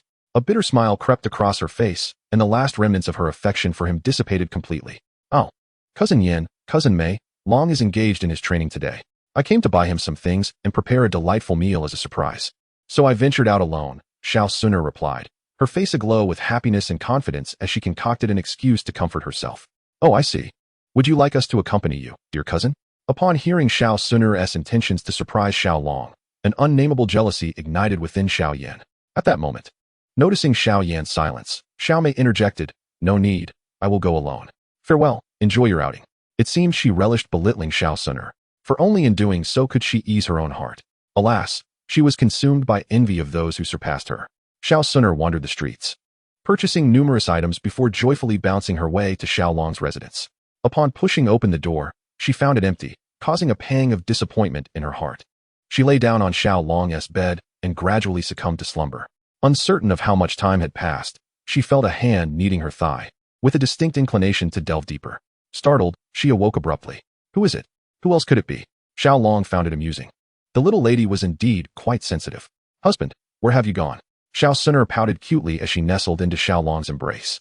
I haven't gone anywhere. In truth, Xiao Long had merely visited the middle auction house to procure a plethora of low-grade herbs, tending to Yafei's business, for he intended to embark on alchemy. He had also instructed the auction house to refuse any purchases made by Xiao Yan. Yafei dared not decline. Xun'er, with her keen sense of smell, detected the lingering fragrance of another woman on Xiao Long, a scent that belonged to Yafei, and felt a pang of jealousy. What is wrong? Is something strange? Xiao Long's demeanor was nonchalant, exuding indifference. Husband, why have you suddenly grown so distant towards Xun'er? Have I done something wrong? Please forgive me just this once. I promise to be obedient in the future. Even now, Xun'er failed to perceive Xiao Long's warmth towards her. Given her understanding of him, she expected to be teased as soon as she fell asleep. Yet, he had not done so.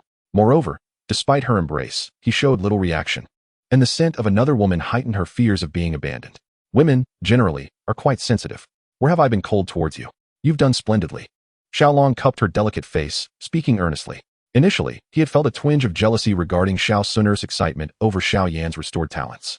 However, upon reflection, he understood it was only natural. After all, Xun'er had known Xiao Yan for quite some time, and her relation was to be expected. Thus, he bore no ill will towards her. Then why don't you take advantage of Xun'er?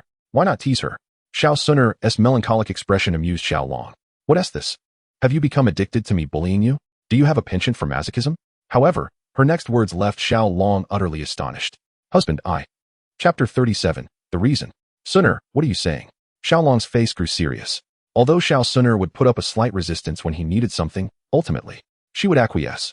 Yet, unlike Yafei, who was more open, Xun'er hesitated to utter anything lewd, no matter how he coaxed her. Why then? Had she suddenly expressed something so reluctant today? This puzzled Xiao Long greatly, as he sought to uncover what had transpired to evoke such a significant change in her. Husband, do you no longer like Xun'er? In the past, did not my husband take pleasure in bullying Xun'er upon their first encounter? Husband, come swiftly and chastise Xun'er fiercely. Xun'er is quite empty within. With her arms entwined around Xiao Long's neck, Xun'er implored with affectionate eyes, pressing her body closely against his and swaying gently. At that moment, She was adorned in an adorable maid outfit. Now, Xun'er, do tell me what transpired today. Xiao Long inquired solemnly as he released her hands. My apologies, husband. Initially, I did harbor a lingering affection for Xiao Yan, but from today, no, from this very moment, I shall devote my love solely to you. I will heed your every command. Whatever you desire of me, I shall comply without resistance. Please do not forsake me. Noticing the seriousness etched on Xiao Long's face, Xun'er hastily recounted her encounter with Xiao Yin and Xiao Mei. Huh, how amusing that Xiao Yin and Xiao Mei are entangled together, Xiao Long remarked as he released her.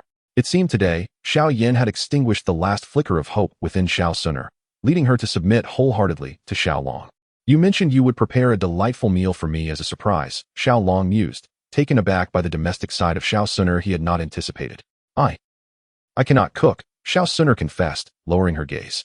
Having been pampered all her life, how could she possibly manage cooking? Very well, remain here obediently. And allow me to prepare a delectable feast to reward you for your splendid performance today.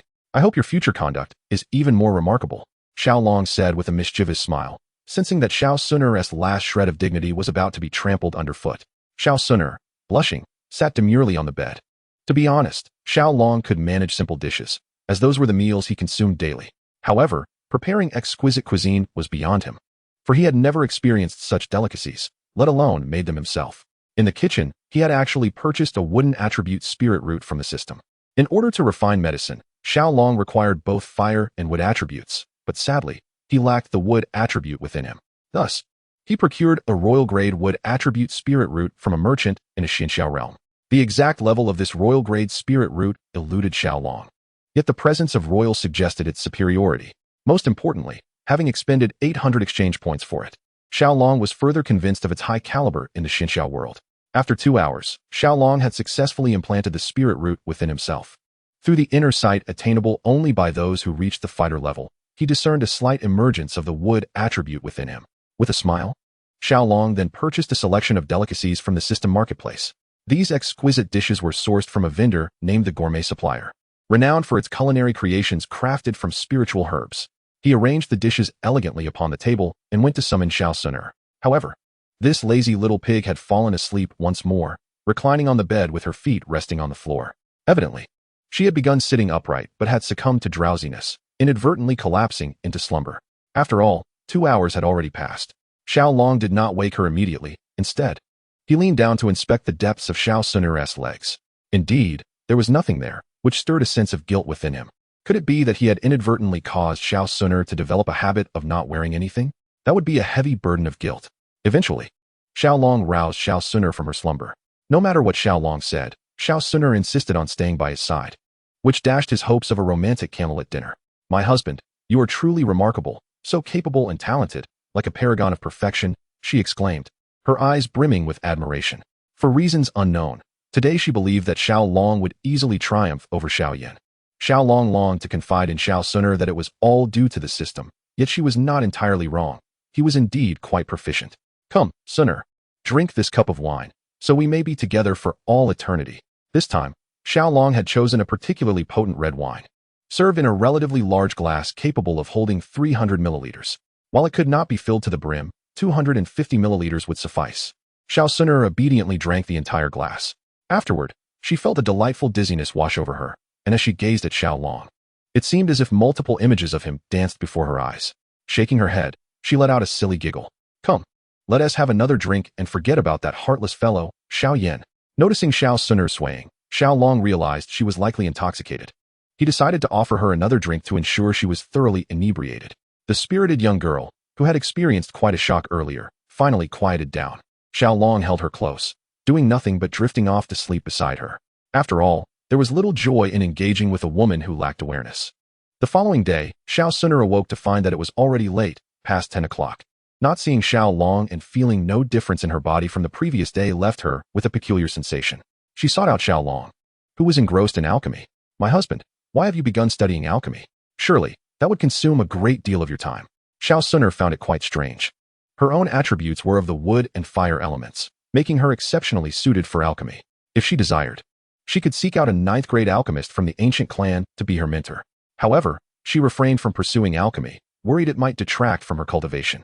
Now seeing Xiao Long engaged in it, she felt compelled to advise him. After all, Not only was alchemy costly, but it also demanded a considerable investment of time, which she deemed quite unworthy. But was that the entire truth? Xiao had exchanged for the memory inheritance of a 7th-grade alchemist, meaning that if he mastered this inheritance, he could effortlessly attain the status of a 7th-grade alchemist. He then handed a 1st-grade elixir to Xun'er. Her face registered shock. It was astonishing that Xiao, as a novice in alchemy, had managed to produce a 1st-grade elixir so swiftly.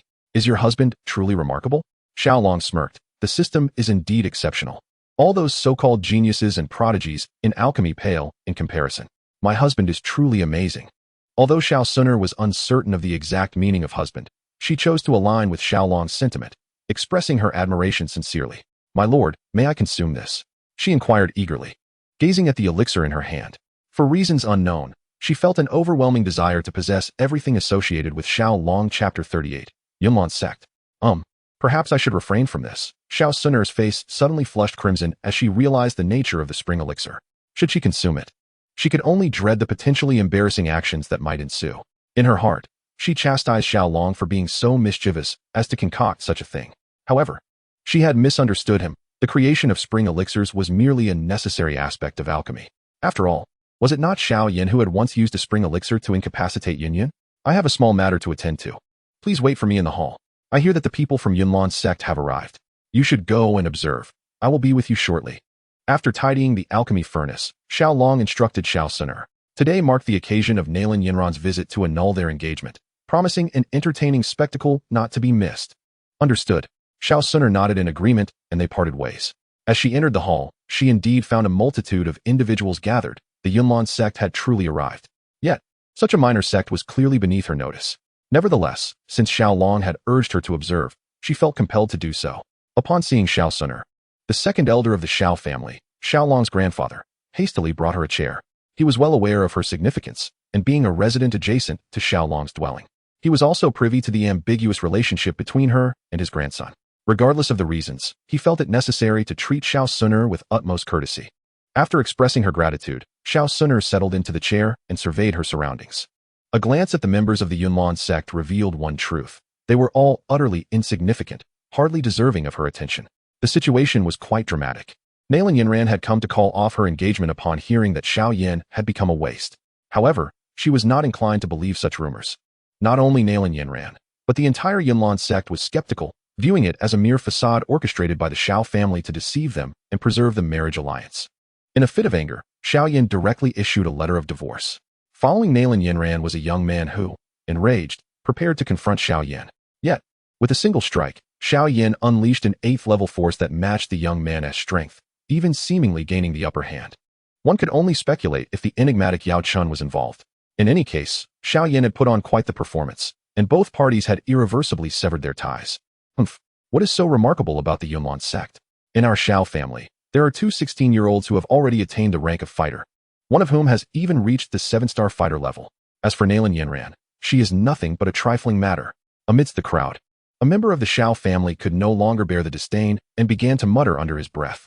Though his voice was barely audible, it nonetheless reached the ears of Nalan Yunran and the members of the Yunlan sect. Yet, what he spoke was undeniably the truth.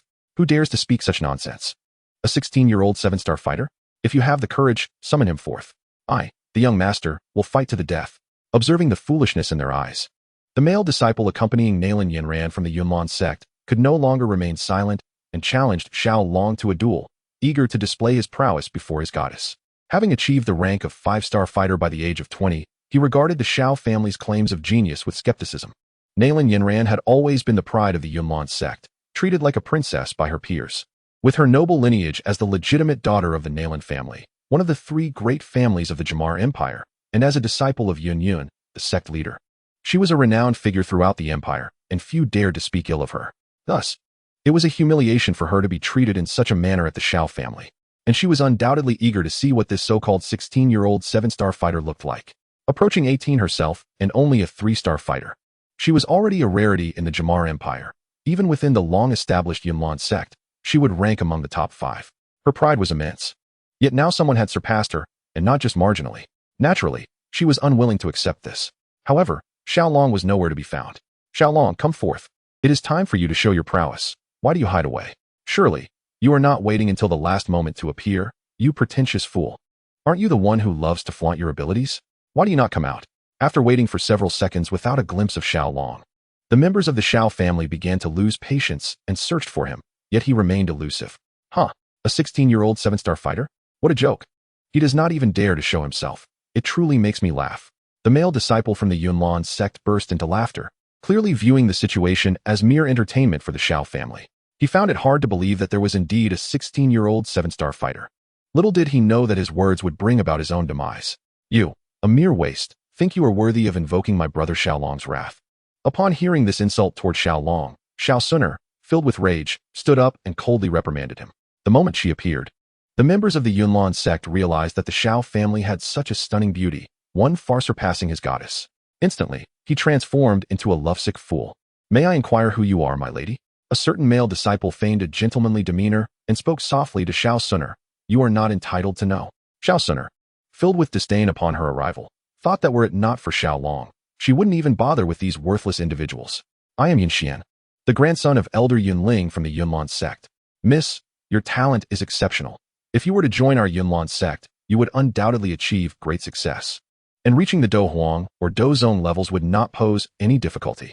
He revealed his identity, boasting of his lineage as the grandson of the esteemed Elder Yunling, a 9-star Do Huang. He firmly believed that once he displayed his status, Xun'er would submissively acquiesce to his demands. But could this be the case? Ha ha ha. What is the Yunlan sect? A third-rate power. Is it truly formidable? Is it so challenging to reach the Do Huang or Do Zone levels? A bunch of frogs at the bottom of a well. Do you think you are worthy to pursue me? Yunling is nothing but trash. I'm sorry, I have never heard of him. Xun'er was laughing so hard that her waist bent with mirth. The Yunlan sect, is it truly powerful? Yunling, a Do Huang, huh? He is unworthy to even carry my shoes. Hearing Xun'er's ridicule of the Yunlan sect, the expressions of its members turned ashen. They could hardly believe that a member of the Xiao family dared to speak to them in such a manner, especially Yunxian, who, while he had remained silent at the insult to the Yunlan sect, could no longer contain himself at the disparagement of his grandfather. If his grandfather were trash, then what did that make him? Chapter 39, Terrified. Miss, please mind your words. Be cautious, for calamity may arise from your tongue. Yunxian said coldly, his previous warmth replaced by indignation and embarrassment. Indeed, calamity may arise from one's tongue. You wish to challenge Brother Xiaolong, do you? No need for him to intervene. Let us spar, then. You, a mere waste, have no right to disturb Brother Xiaolong. Threatened by such a lowly individual from the Yunlan sect, Xun'er found herself laughing in anger. She resolved to seek an opportunity to annihilate the Yunlan sect. It was merely a trifling third-rate sect, and her ancient clan could easily dispatch a Do Zone to obliterate it in an instant. You seek death. At this, Yunxian could no longer restrain himself. He aimed a slap at Xun'er's chest, intending to teach her a lesson. Yet, Xun'er stood her ground, unmoved, gazing at Yunxian with disdain. As he approached, her eyes sharpened, exuding an intensity that seemed capable of unleashing flames of destruction. Yunxian crumpled to the ground. Trembling in fear, and a yellow liquid began to seep from beneath him. In that moment, all present looked down upon Yunxian. To be frightened to such an extent by a girl was the epitome of disgrace. However, they were unaware that Xun'er was no ordinary woman. She had already attained the pinnacle of the 9-star Do Huang realm. For a peak Do Huang to instill fear in a mere Do Zhou was an exceedingly simple task. Moreover, it seemed as though a shadow of a fourth-ranked lingered about her, which was the true source of Yunxian's terror. The fourth-ranked is indeed terrifying. It seems that without the cultivation of A, one cannot hope to subdue it. Even though possesses only a trace of its essence, she is more than capable of dealing with the incompetent. Is this the way your family treats its guests? At this moment, the most formidable member of Elder A could no longer remain seated. He rose from his seat and coldly declared, it is essential to note that is the grandson of Grand Elder. Who is? He is the second most powerful figure in, subordinate only to the, and oversees the Elder Pavilion. As for, he is under authority, with his grandson rendered helpless. How could he not intervene to uphold justice, lest he jeopardize his standing within? However, had no intention of treating with any courtesy. First, the representatives had come to annul a marriage, which was already a significant affront to his dignity. Additionally, the power backing compelled him to speak on her behalf. Believed that even the esteemed of the appeared as a minor power in the eyes of the forces supporting. Thus, this choice was not as difficult for him as it might seem. As for the etiquette of receiving guests, I must ask you, Elder, what claim do you have to be considered a guest? Coldly remarked.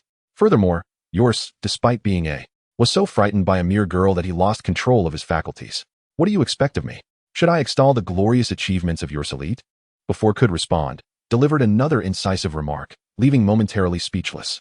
Indeed, this was a setback for. Very well, I shall not waste further words with you. Bring forth that girl. I demand that be allowed to address this matter with the Grand Elder. After a moment of contemplation, spoke. While it was true that found itself at a disadvantage, their dignity was not something to be easily trampled upon.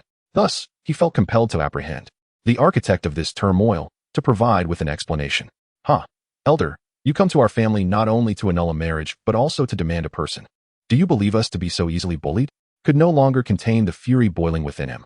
If he were to surrender the girl, it would be a true humiliation. How could he call himself if he could not even protect his own kin?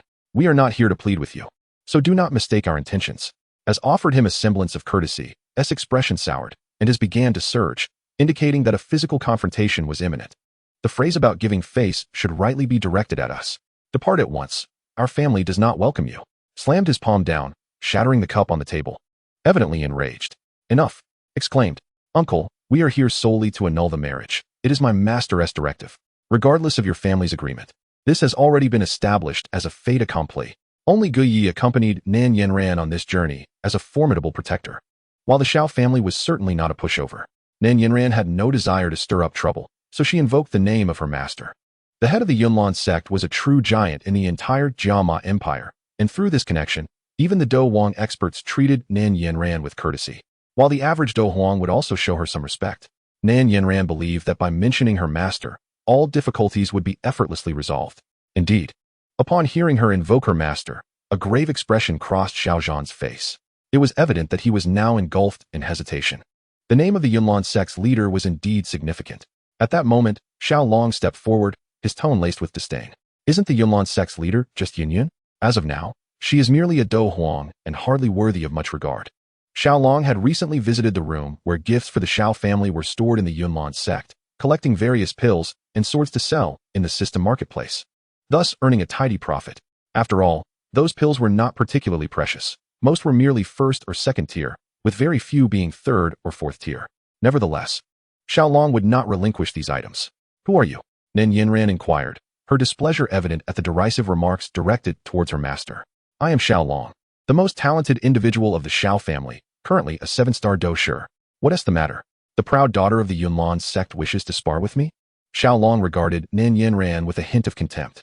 He had little interest in her. After all, her beauty paled in comparison to Xiao Xun'er, as did her talent and background. In short, Nan Yanran was simply inferior to Xiao Xun'er in every aspect, leading Xiao Long to lose interest in her. You are Xiao Long. Nan Yanran felt a surge of curiosity upon hearing his name. This was her first encounter with the Xiao family's top genius. Xiao Long replied nonchalantly, dismissing any notion of Xiao Yan's so-called 3-year promise. After all, Xiao Long had already planned to seize the medicinal dust from Xiao Yan. Without it, Xiao Yan would be nothing more than a minor player, perhaps a king in such a small place as the Jiama Empire, but hardly significant on the Doqi continent. Establishing a 3-year promise without the aid of medicinal dust would only lead to humiliation for Xiao Yan. Considering that Xiao Yan was part of the Xiao family and had also stolen his woman, Xiao Long decided not to make things too difficult for him. It wouldn't be right to strip him of all dignity. After all, he had once played the role of a protagonist, hadn't he? Nan Yanran had never endured such humiliation before, her teeth clenched in fury. Ultimately, however, she swiftly departed with the members of the Yunlan sect. She lacked the courage to accept Xiao Long's challenge. After all, Xiao Xun'er, the second prodigy of the Xiao family, had effortlessly defeated the formidable Yun Xian, leaving him utterly dazed. The thought of confronting Xiao Long herself filled her with trepidation. She could only imagine the potential humiliation if she were to be so frightened as to lose control. Hence, she chose to depart. TSK.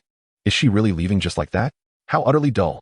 Xiao Long felt a wave of boredom wash over him as he watched Na Lan Yanran exit, prompting him to take his leave alongside Xiao Xun'er. Following Xiao Long's departure, the attendees of the Grand Hall began to disperse, for the main spectacle had concluded, rendering their presence here rather meaningless.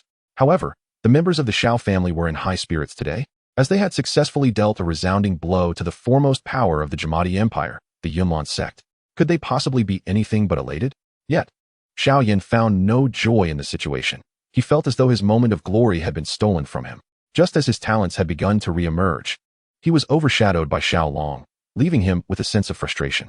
Nevertheless, the events had unfolded, and considering that both Xiao Long and Xiao Xun'er had assisted him against the Yunlan sect, he refrained from voicing his discontent. Xun'er, tell me, What is your current level? Xiao Long contemplated retrieving Xiao Yan's ring, which contained Yao Chun.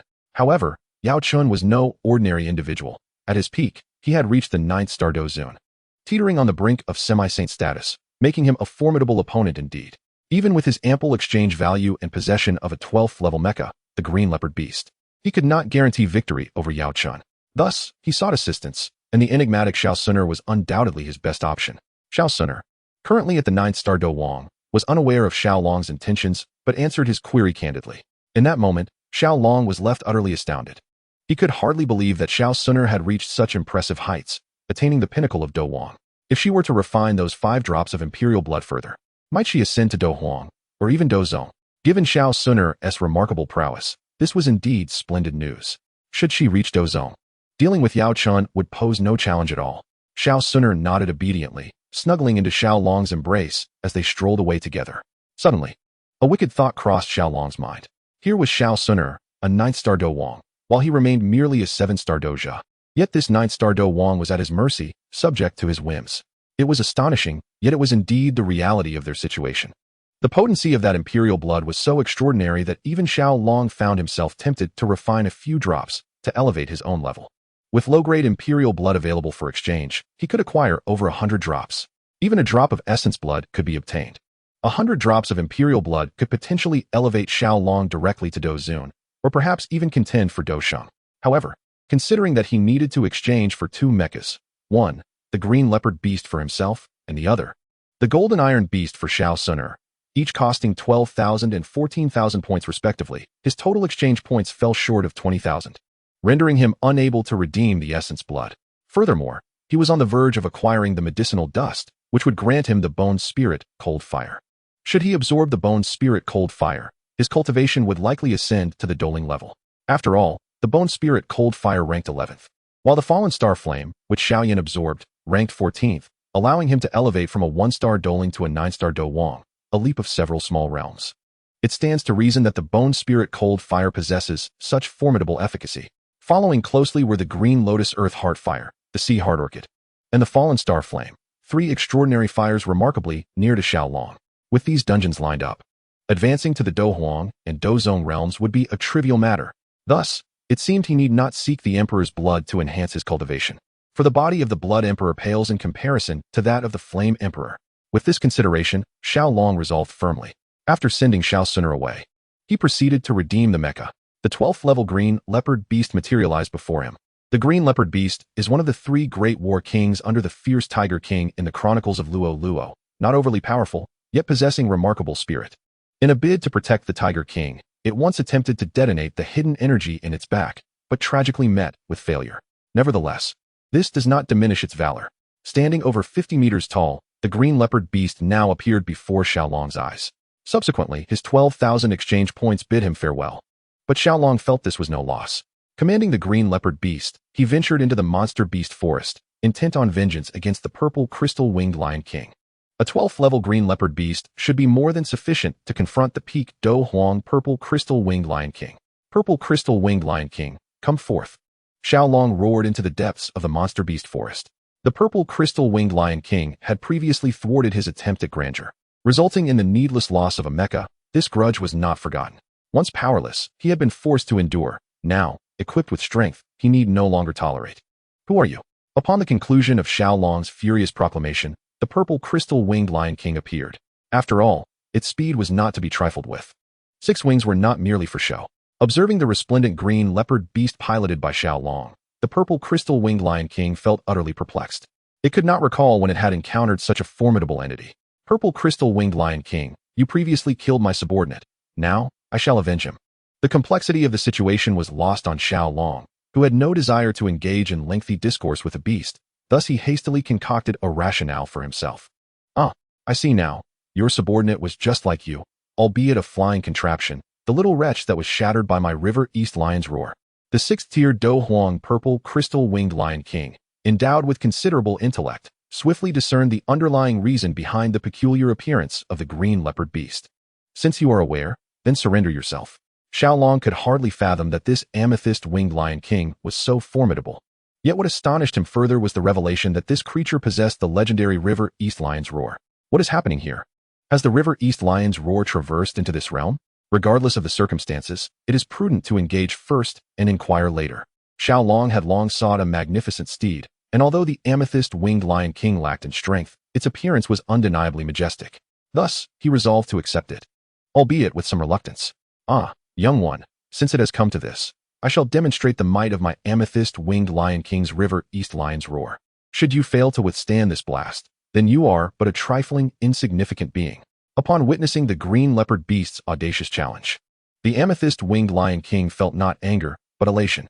Having held the title of King of the Beast Forest for so long, he understood the profound solitude of invincibility. Now, with a rival before him, his spirits were invigorated. What followed was a cacophony of deafening roars, each resonating at an astonishing decibel level exceeding 500 or 600. Instantly, Xiao felt his ears buzzing. Quickly, bring me a superlative pair of headphones. He could no longer endure it. Truly, it was unbearable. He feared that if he possessed no cultivation, that single roar might spell his demise. Even with some cultivation, remaining in the vicinity of such a roar for too long could lead to his downfall. Thus, he hastily procured a pair of highly effective noise-canceling headphones from the system, finally restoring his senses. Fortunately, the green leopard beast was of considerable rank and was accustomed to the roars of the king of beasts, the Tiger King. As a result, it easily disregarded the amethyst-winged Lion King's roar. After all, the Tiger King, the true ruler of beasts, was far superior to the amethyst-winged Lion King. You, amethyst-winged Lion King, dare to unleash such a roar upon me? I am not one to be trifled with. Witness how I will repay you in kind, letting you experience the terror of a leopard's roar. A scheme of retribution against the amethyst-winged Lion King formed in Xiao mind, and a smile crept across his lips. Exchange for 100 amplifiers. He commanded the exchange system, purchasing 100 amplifiers from the marketplace. He chuckled. The amethyst-winged Lion King wished to compete in volume, and Xiao felt it imperative to show him what a true loud voice was. With 100 amplifiers at the ready, Xiao grasped the microphone and proclaimed, "Amethyst-winged Lion King, you are a fool, a dimwit, a mere triviality." The green leopard beast's voice was already formidable, but with the addition of 100 amplifiers, the sound would ascend to unimaginable heights. If the amethyst-winged Lion King's voice caused the beasts of the entire forest to tremble, then Xiao voice would surely send them into a frenzy of chaos. For the first time, they heard of such a formidable creature residing within their Warcraft forest. Even the king of the amethyst-winged lions was taken aback, as the lion's roar had always been one of his trump cards. He never anticipated that today, he would be bested in a contest of roar. And the defeat was quite humiliating. Well then, if you possess some ability, allow me to demonstrate the might of my amethyst fire. Within the king of the amethyst-winged lions dwells a unique flame, a potent beast fire indeed. It was by a fortunate twist of fate that Xiao acquired this beast fire from the king, elevating his burning technique to a new level. Thus, it is evident that this amethyst fire is no ordinary flame. Its power is tremendously formidable. Should an average individual encounter this fire, they would likely be reduced to ash. Behold my windward slash. Xiao brandished his massive cleaver, cleaving directly towards the fiery pillar that shot towards him. The violet flame was effortlessly split into two by the force of his blade, leaving the green leopard beast unscathed in between. Now, experience the might of my energy cannon. With one hand wielding the cleaver, Xiao grasped the other weapon, a powerful small-scale energy cannon, typically equipped by every mechanized beast with hands. Regrettably, the green leopard beast was adorned with this exceptionally potent armament. Xiao commanded the green leopard beast, his right hand wielding the blade while his left hand aimed the cannon at the colossal wings of the king of the amethyst-winged lions before pressing the trigger. Ah, how it pains me. The king was preoccupied with spewing fire, blissfully unaware of Xiao subtle maneuvers. As a result, he was struck directly on his left wing. Being a peak fighter emperor, a single blow was not sufficient to incapacitate him. However, the onslaught from Xiao energy cannon showed no signs of abating. Following that, the cannon unleashed a barrage of projectiles. After enduring 2 more hits, the king finally realized the necessity of evasion and began to soar through the air. With the king now airborne, he ceased his fiery assault on Xiao. Unfortunately, despite the green leopard beast's level 12 prowess, it could not take flight. This limitation was an inherent flaw of mechanized creatures, regardless of their level, even if they reached 20 or even the rank of a war king. As long as they belonged to the terrestrial species or vehicles, they were destined to remain grounded. Of course, there was an exception, the fierce Tiger King.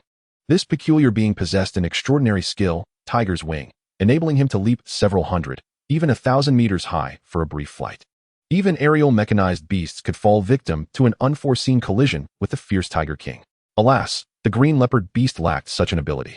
Nevertheless, although it could not soar through the skies, the ammunition for its energy cannon seemed virtually inexhaustible. Xiao Long was confident that with enough strikes against the king of the amethyst-winged lions, he would ultimately compel him to surrender. Thus, he raised the energy cannon in his hands, aiming at the amethyst-winged lion king, and commenced a relentless barrage of fire. The amethyst-winged lion king, in turn, circled ceaselessly in the sky, evading Xiao Long's attacks with deft agility. This spectacle instilled a profound fear among the beasts of the monster forest, each trembling at the thought of inadvertently offending the king of the forest, which could lead to their untimely demise. Of course, had they known that their king was being hunted, their thoughts might have taken a different turn. How infuriating! Was it merely the slaying of a subordinate that warranted such vengeance? I could offer you 100 more. Let us put an end to this. Eventually, the amethyst-winged lion king began to feel the strain of flight, his wings having sustained injuries. Ignoring his wounds, he continued to soar, which exacerbated his condition to a critical point.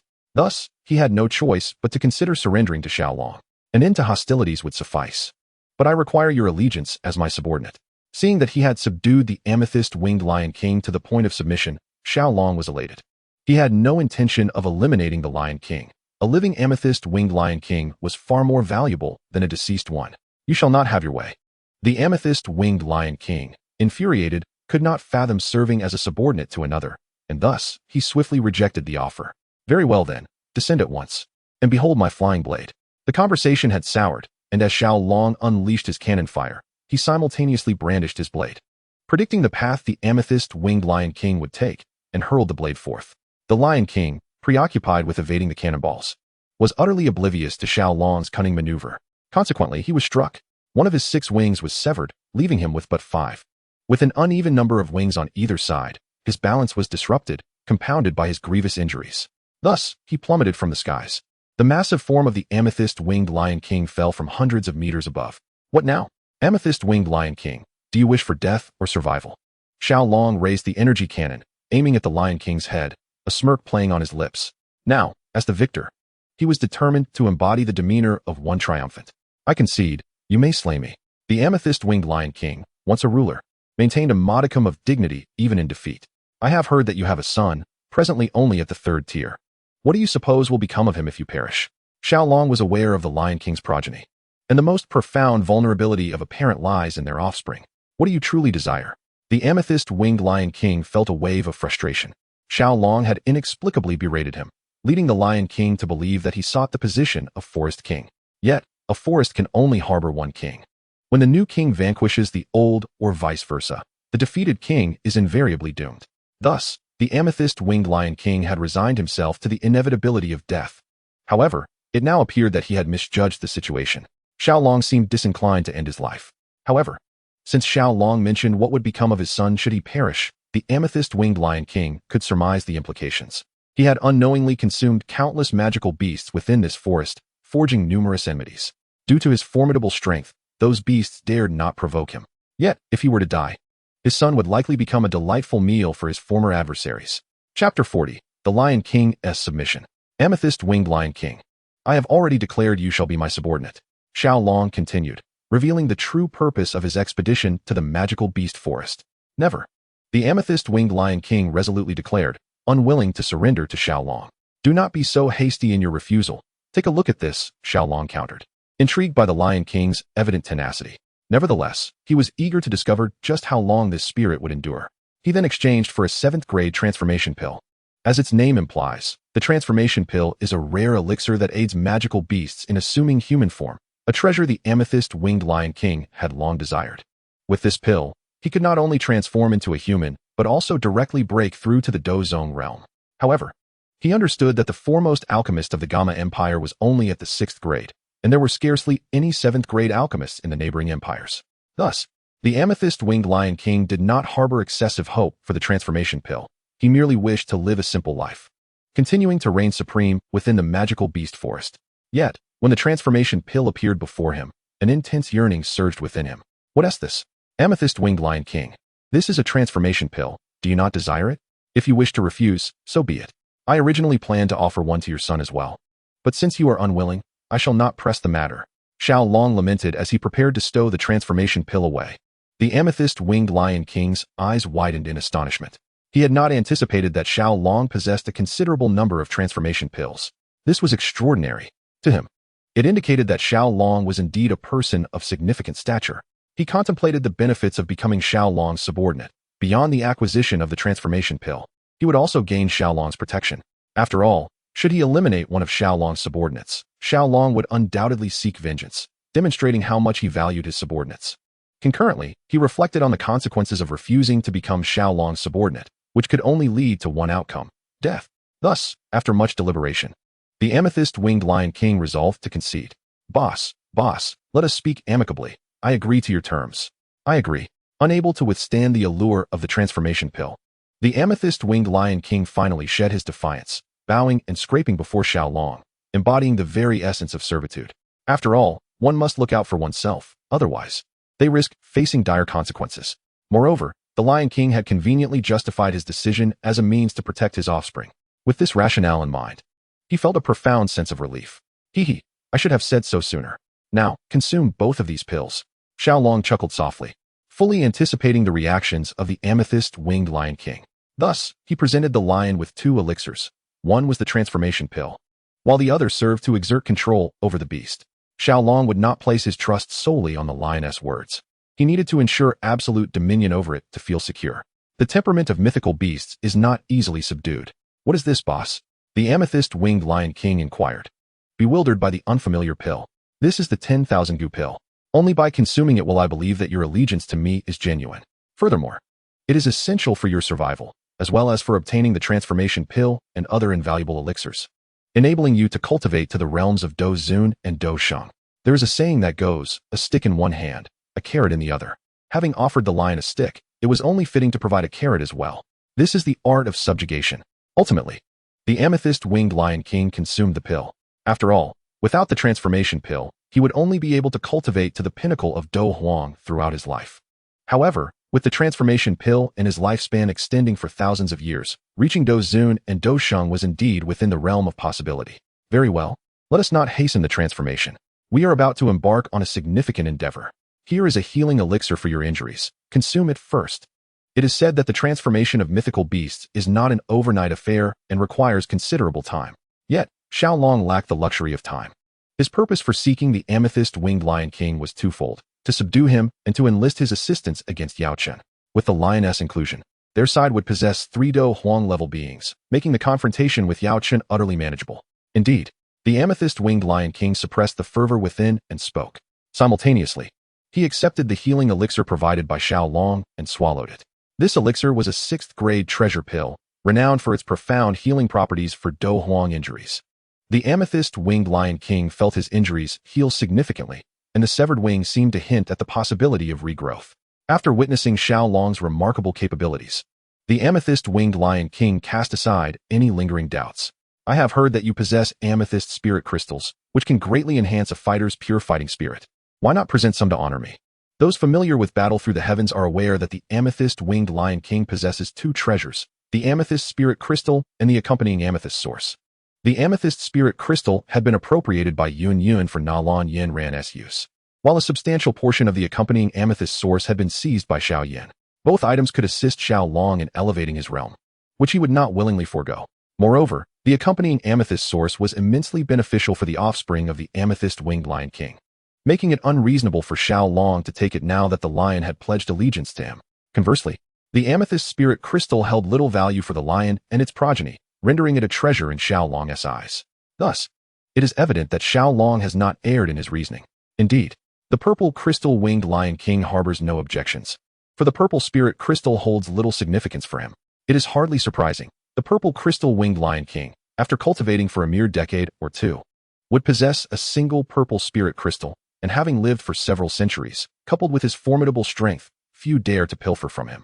Consequently, the purple spirit crystal has been diligently preserved by the purple crystal-winged Lion King. The transformation pill is a treasure to the purple crystal-winged Lion King. Yet to Xiao Long, it is of little worth. Thus, he graciously bestowed it upon the purple crystal-winged Lion King in exchange for what he truly required. Before Xun'er emerged from her seclusion, which would be in 4 days, Xiao Long had successfully refined all 14 pieces of the purple spirit crystal. The Do Qi within him was nearing the point of being transformed into a flawless gemstone. becoming as transparent as glass. Meanwhile, Xiao Long's cultivation level ascended to that of a 4-star Dome Master. "My dear, have you missed me?" Upon her emergence, Xun'er sought out Xiao Long immediately. Leaping into his embrace, her face alight with a sweet smile. "I've missed you dearly, my wife." Unfazed by Xun'er's affectionate advance, Xiao Long reciprocated by lifting her and playfully tossing her onto the grand bed, eliciting a series of delighted shrieks from her. It had been nearly a week since Xiao Long had indulged in intimacy with Xun'er, as he had been preoccupied with his cultivation. It is often said that a brief separation enhances the joy of reunion, a sentiment perfectly applicable to their situation. Like dry tinder meeting a fierce flame, the two swiftly ignited into a fervent passion. Chapter 41. The Quest for Medicinal Herbs. After a prolonged absence from battle, Xun'er was more than cooperative, her lithe form entwining around Xiao Long, making it difficult for him to part from her. Ultimately, Xun'er lay contentedly upon Xiao Long's chest, her face radiating satisfaction. "Little enchantress, wrote a letter to Xiao Yan, inviting him to the monster forest tomorrow. I have matters to discuss with him." Xiao Long, taking a breath, remarked with a sly grin. "All right." Regardless of Xiao Long's intentions, Xun'er obediently nodded. Following his instructions, she penned a letter to Xiao Yan, requesting his presence in the monster forest for a discussion. "My dear, what business do you have with Xiao Yan?" Xun'er pondered, believing that Xiao Yan would be too fearful to venture into the monster forest at this time. Xiao Long had previously escorted Xun'er into the depths of the monster forest, driving the purple crystal-winged Lion King from his lair, thereby establishing their residence there. Xun'er aimed to alleviate Xiao Long's worries. Typically, one would only venture into the monster forest in a party once reaching the Dome Master rank, and even then, only at its periphery. They currently resided in the heart of the inner sanctum of the monster forest. Not only would Xiao Yan, who had yet to attain the Dome Fighter rank, be unable to enter, but even Dome Masters, great Dome Masters, and those of Do Ling or Do Wang stature would tread cautiously in such a perilous locale. Xun'er did not believe Xiao Yan would come, in the past. Even when she had been on good terms with him, he had been reluctant to visit, and now, given their estrangement, she was convinced that Xiao Long was even less likely to arrive. "Fear not, he shall undoubtedly come." Xiao Long gently lifted Xun'er's delicate chin, a self-assured smile gracing his lips. With the protection of Yaochun, there was no part of the beast forest that Xiao Yan could not traverse. Moreover, Xiao Long believed that Xiao Yan was equally eager to reach a resolution with him. "By the way, little fairy, what level have you attained now?" Xiao Long suddenly recalled that Xun'er had previously been a 9-star Do Wang. After refining 5 drops of ordinary Qing Wan Emperor's blood, what heights would she now reach? With a proud smile, Xun'er, now a 5-star Do Huang, exuded confidence in her current prowess. She could distinctly sense a new skill within her bloodline, one related to flames. This resonated harmoniously with the 4th rank sealed within her by her father, filling her with delight. Anything associated with is undeniably extraordinary. The notion that a mere Do Shi could command a 5-star Do Huang is hardly believable. Xiao Long beamed with pride. Conquering a beautiful woman is exhilarating.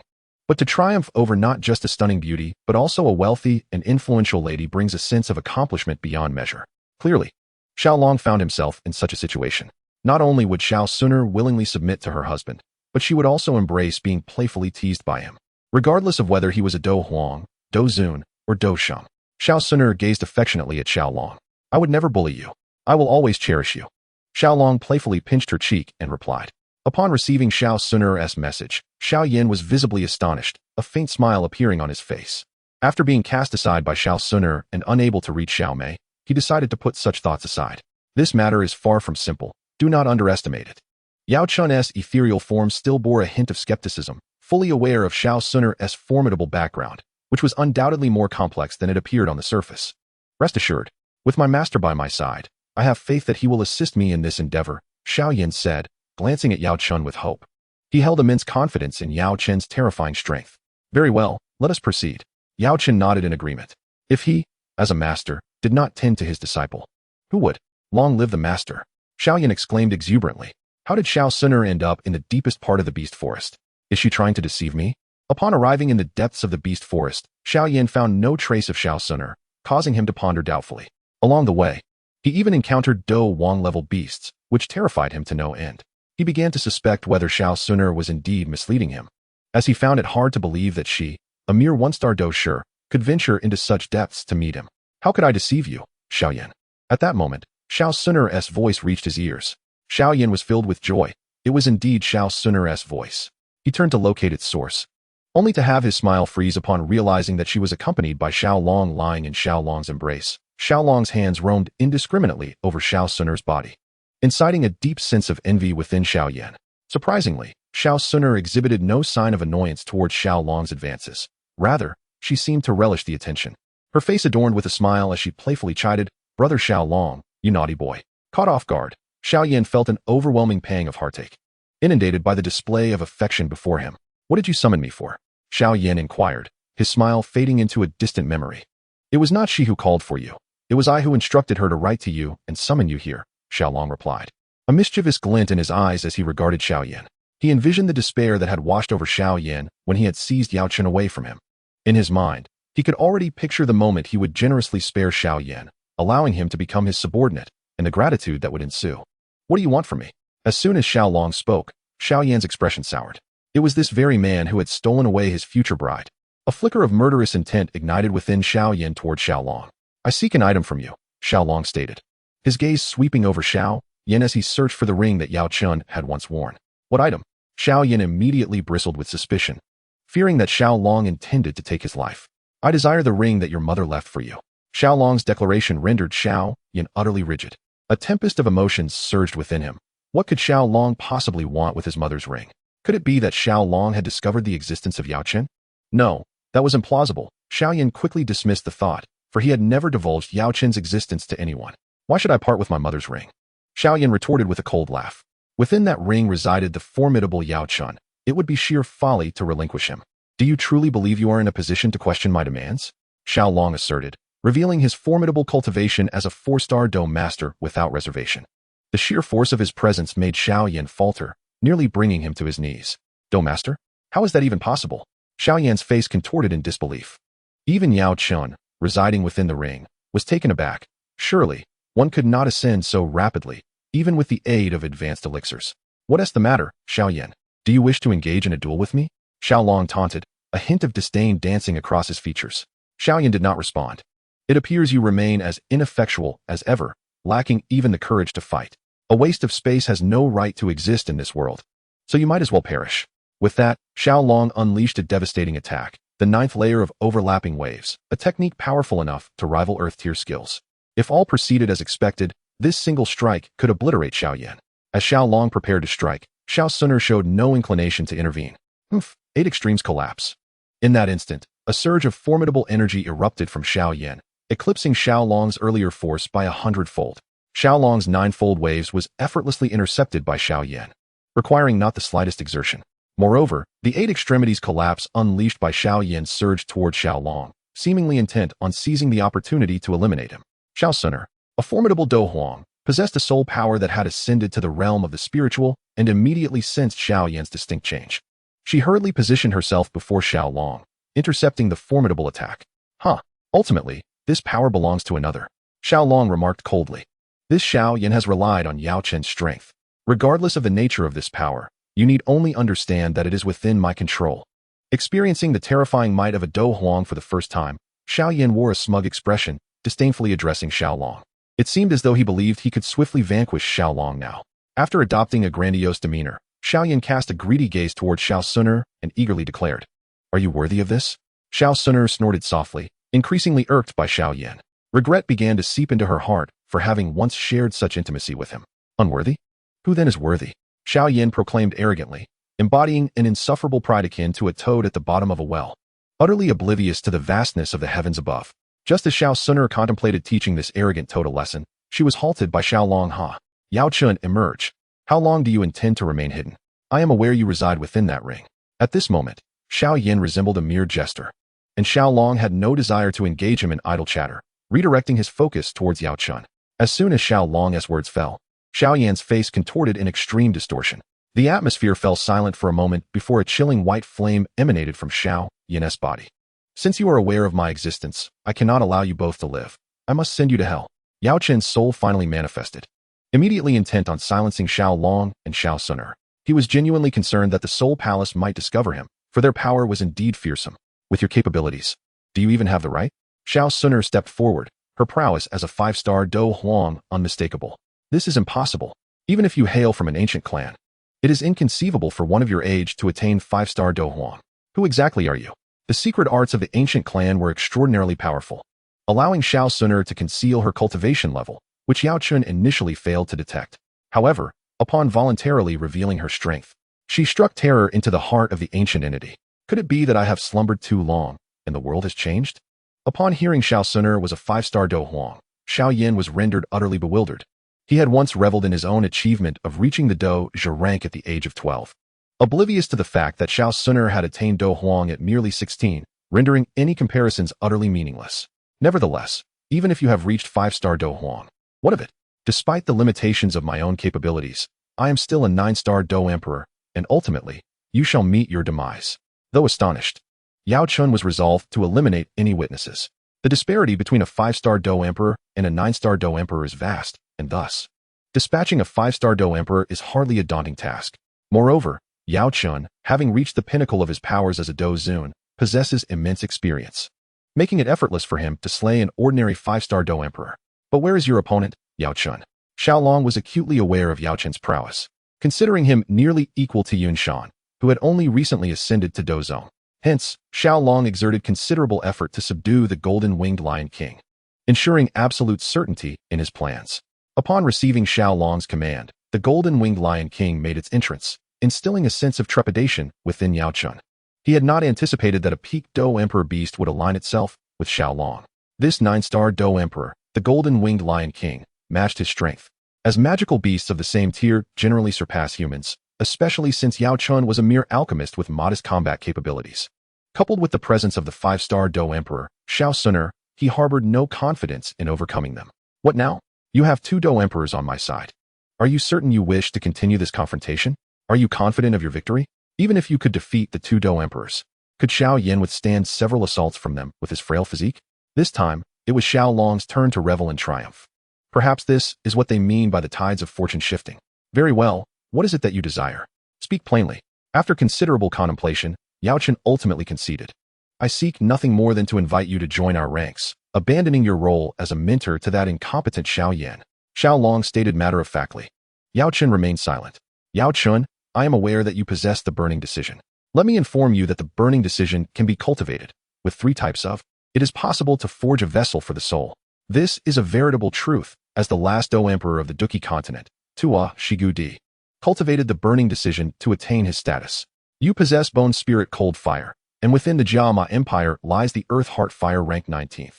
Your wayward disciple holds the Ocean Heart Blue, and the Jianan Academy boasts the Fallen Heart Flame. Just in this vicinity, there are 3 types of. Should you choose to join us, I can assure you that within a year, I will forge a body for you, enabling your rebirth. Xiao Long understood Yao Chun's profound desire for resurrection, thus employing this as bait. Clearly, he succeeded. Yao Chun was intrigued. If I join you, how will you treat Xiao Yan? Yao Chun's relationship with Xiao Yan was not particularly intimate, having only recently met, and Xiao Yan's performance left much to be desired. Therefore, Yao Chun held little hope for this disciple. Nevertheless, he had assisted him, and thus, Yao Chun felt compelled to consider Xiao Yan's fate. There shall be another update tonight. Chapter 43, Dealing with Xiao Yan. Yao Chun chose to join Xiao Long's faction because he found his words worthy of trust. He was aware that within the territory of the Jiama Empire, there existed a unique flame, a conclusion he had reached after prolonged contemplation. However, he was uncertain of its exact nature. Now that Xiao Long had articulated it, he connected it with the clues he had previously gathered and chose to believe that the flame within the Jiama Empire was indeed the Blue Lotus Heart Fire. Meanwhile, he was certain that within the Canaan Academy, the falling heart flame resided. What astonished him the most was that his wayward disciple, Han Feng, had actually discovered a unique flame, one that ranked in the middle, only slightly inferior to his Bone Spirit Cold Fire, the Ocean Heart Blue. This revelation unsettled him. He could only imagine the potential ramifications if his rebellious disciple continued to grow stronger. Thus, he acquiesced to Xiao Long's proposition. As for Xiao Yan, he mused, if he were to serve as my loyal hound, would that not suffice? What say you, Xiao Yan? Would you accept this position? Should you become my faithful servant? Achieving the rank of Do Zun and Do Sheng would be but a mere stepping stone.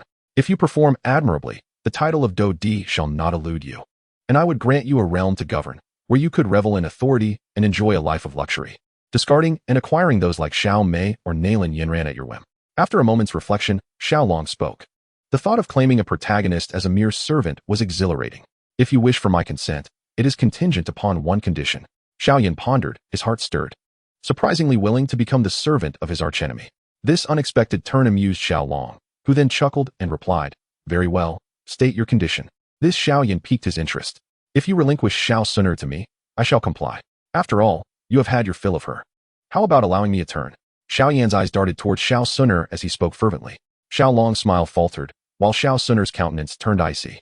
She had already regarded Xiaoyan with disdain the moment he agreed to become Xiaolong's servant, deeming him an utterly contemptible creature. Now he dared to covet her. Were it not for Xiaolong's intervention, she would have surely sought retribution against Xiaoyan. "Xiaoyan, do you truly believe you can toy with my woman?" Xiaolong's voice was chilling. "Even if I have grown weary of her, she shall only ever belong to me, Xiaolong." His possessiveness and obsession with women were profound, leading him to outright reject Xiaoyan's request. "Xun'er, this wretched cur has dared to insult you. I shall leave him in your capable hands for your discretion." Xiaolong addressed Xun'er. "Thank you, darling." Xun'er nodded with a smile, then delivered a gentle palm strike toward Xiaoyan. Instantly, he was sent reeling, blood spewing forth as he was hurled into the distance. "Xiaoyan, it is in your best interest to keep your distance from me, should our paths cross again. Do not blame me for slaying you." This time, Xun'er was truly enraged, her disdain for Xiaoyan having morphed into an intense loathing. Yet, she refrained from delivering a fatal blow, leaving him with but a flicker of life remaining. Yao Chen observed coldly from the sidelines, choosing not to intervene. He could never have imagined that he would choose such a person as his disciple. Now, he has begun to question his judgment, especially after having been misguided once before. Observing Xiaoyan's demeanor, he anticipates disappointment, fearing that his vision may be blinded a second time. This is not the outcome he wishes to witness. Thus, at present, Yao Chen no longer regards Xiaoyan as his apprentice. Xiaoyan lies not far away, his life force exceedingly faint, leaving his fate uncertain. Xiaolong has retrieved the ring belonging to Yao Chen into the system, incurring a fee of 1,000 points to extract all its contents. Notably, even the bone spirit cold fire within Yao Chen's body has been extracted and stored within the system. He has no intention of selling that, for he requires it for his own refinement. In short, Yao Chen has yet to comprehend his situation before he finds himself utterly destitute. Stripped of every last bit of his savings, all seized by Xiaolong. Even the bone spirit cold fire, which he had refined for many years, has vanished without a trace. He initially intended to caution Xiaolong about the intricacies of refining, but upon recalling Xiaolong's recent display of transcendent skill, he deemed his concern unnecessary. Residing in the depths of the purple gold-winged Lion King's cavern, the fire attribute battle energy envelopes him in a comforting embrace. Even in his current ethereal form, the purple gold-winged Lion King is also present, preparing to transform, striving for ascendance to a 6th-tier magical beast. This is a prospect he ardently anticipates. To ensure flawless execution, he has driven the nearby 5th-tier magical beasts to the periphery before commencing his metamorphosis. As for Xiaoyan, he has been left abandoned in the magical beast forest, his survival now contingent upon fortune. Upon returning to the Xiao family, before Xiaolong could utter a word, Xun'er had already thrown him onto the bed, positioning herself atop him. "What's this, little enchantress? Are you seeking to take the lead this time?" Xiaolong mused, unsure of her intentions, yet a mischievous smile graced his lips. With Xun'er atop him, the posture proved quite advantageous. It not only provided him comfort, but also required little exertion. Thus, Xiaolong found favor in this arrangement, having engaged in such playful encounters with Xun'er multiple times. "My dear, is it true that the burning decision is a cultivation technique of the ancient Emperor Tuashi?" Xun'er inquired with great curiosity. It is known that anything associated with the Emperor Do is extraordinary. The cultivation methods of the Emperor Do are undoubtedly the pinnacle treasures of the Do-Chi continent. Their ancient clan possesses but one such tome, revered as a clan treasure, a privilege even she does not currently hold. This illustrates the formidable nature of the Emperor Do's cultivation methods. They may not be the absolute finest, yet they possess the potential to cultivate one to the level of Emperor Do, an irresistible temptation for anyone. Moreover, this technique belongs to the most enigmatic and final Emperor Do, Tuashi, which piqued Xun'er's interest even further. It is noteworthy that within their ancient clan lies 1/8 of the key to Emperor Tuashi's cavern. The burning decision is a cultivation method of Emperor Tuashi, potentially linked to his hidden sanctum. Indeed, allow me to narrate a tale.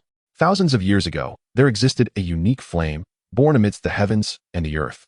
It took a millennium to take form, a myriad of years to gather spirit, and countless epochs for profound cultivation. In its enigmatic essence, it underwent subtle transformations. It is well known that typically, extraordinary flames rarely venture far from their birthplace, yet this flame was different. Upon acquiring sentience, it traversed the underground magma, wandering for a millennium and sustaining itself by consuming fire. The flames it devoured were all renowned on the list of extraordinary fires, of which 21 had once been its sustenance. This flame was remarkably distinct. It exhibited an innate understanding of fortune and misfortune, prioritizing the weak. After expending thousands of years devouring 20 different extraordinary flames, even the innate sovereigns of flame, such as the void-devouring flame and the pure lotus demon flame, could only submit before it. Ultimately, after consuming all 22 extraordinary flames on the list, it proclaimed itself Emperor Flame.